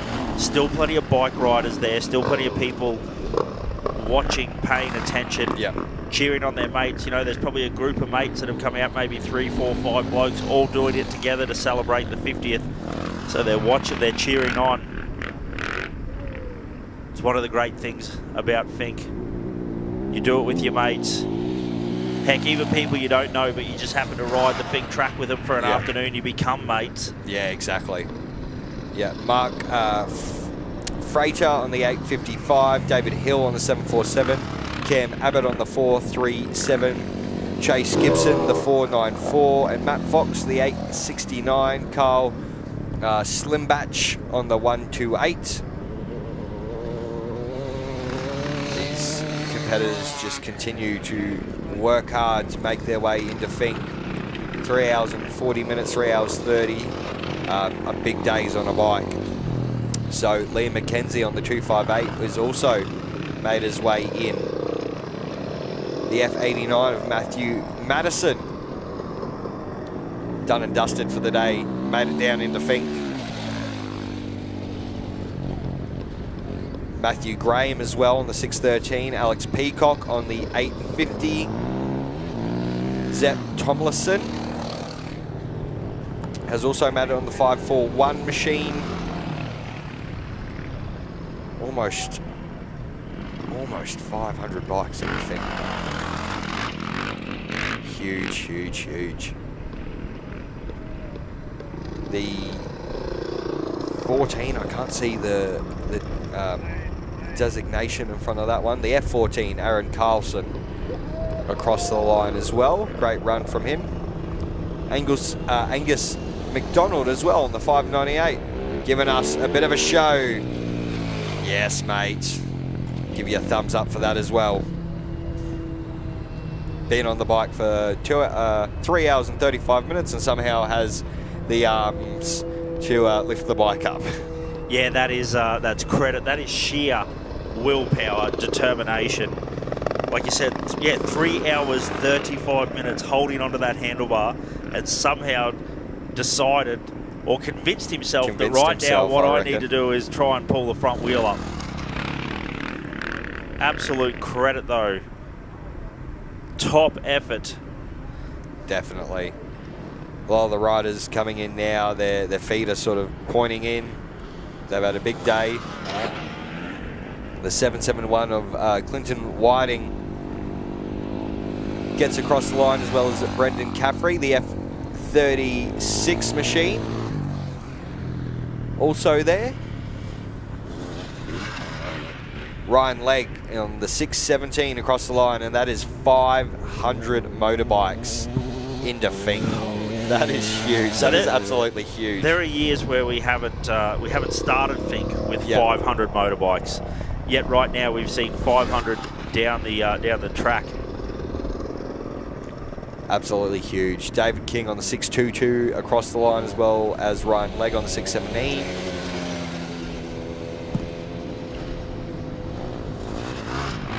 Massive. Absolutely massive. Lachlan Ivers, the 102 bike.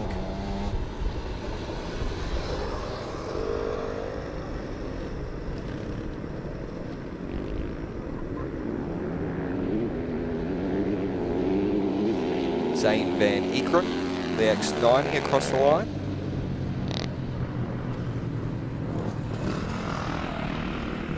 As well as the 843 of Richard Ballhammer. That's a great last name, Ballhammer. I'm probably butchering it, but I like it like that. The 843.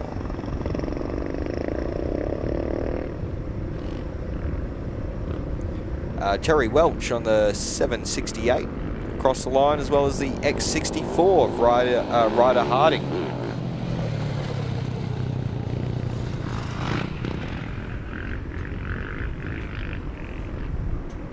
What a great name for a dirt bike rider, right? Oh, yeah. Rider. Rider. Driver. So an absolute great run there. Again, the M27 of Brett Clissold is through as well. So again, we've still got plenty of riders running through here and having a really good run. Well, I do believe that is us done and dusted for today. What a massive day of bikes action and car action. Make sure to tune in nice and early. It's been Josh Curran, it's been Dan Curran, it's been Joshua Graveling. Great to be here on the broadcast. We're going to throw down to Rihanna for her thoughts on today. Thank you so much, boys. You guys have been incredible, giving us the updates all day long from day one here at Finke. Now, unfortunately, I now have some sad news to deliver, and I am going to read a statement from the Finke Desert Race Committee. The Finke Desert Race mourns the loss of a rider during race day one. A competitor died at the scene along the first half of the route from Alice Springs to Apachula Finke.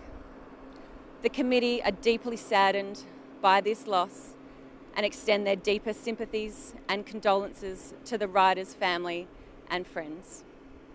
We ask you all to please respect the privacy of the family, friends, and those who have been impacted by this incident. We appreciate the efforts of the emergency services, the first responders, the officials, and our volunteers. The Finke Desert Race is providing ongoing support at both ends of the route. A police investigation is underway. Once again, we will send our condolences and our thoughts to the rider's family, friends, competitors, officials, volunteers, and unfortunately those spectators who have been impacted by this sad loss. I'm sorry to deliver this news at the end of this day, and unfortunately that will be how we conclude our coverage for day one of Finke.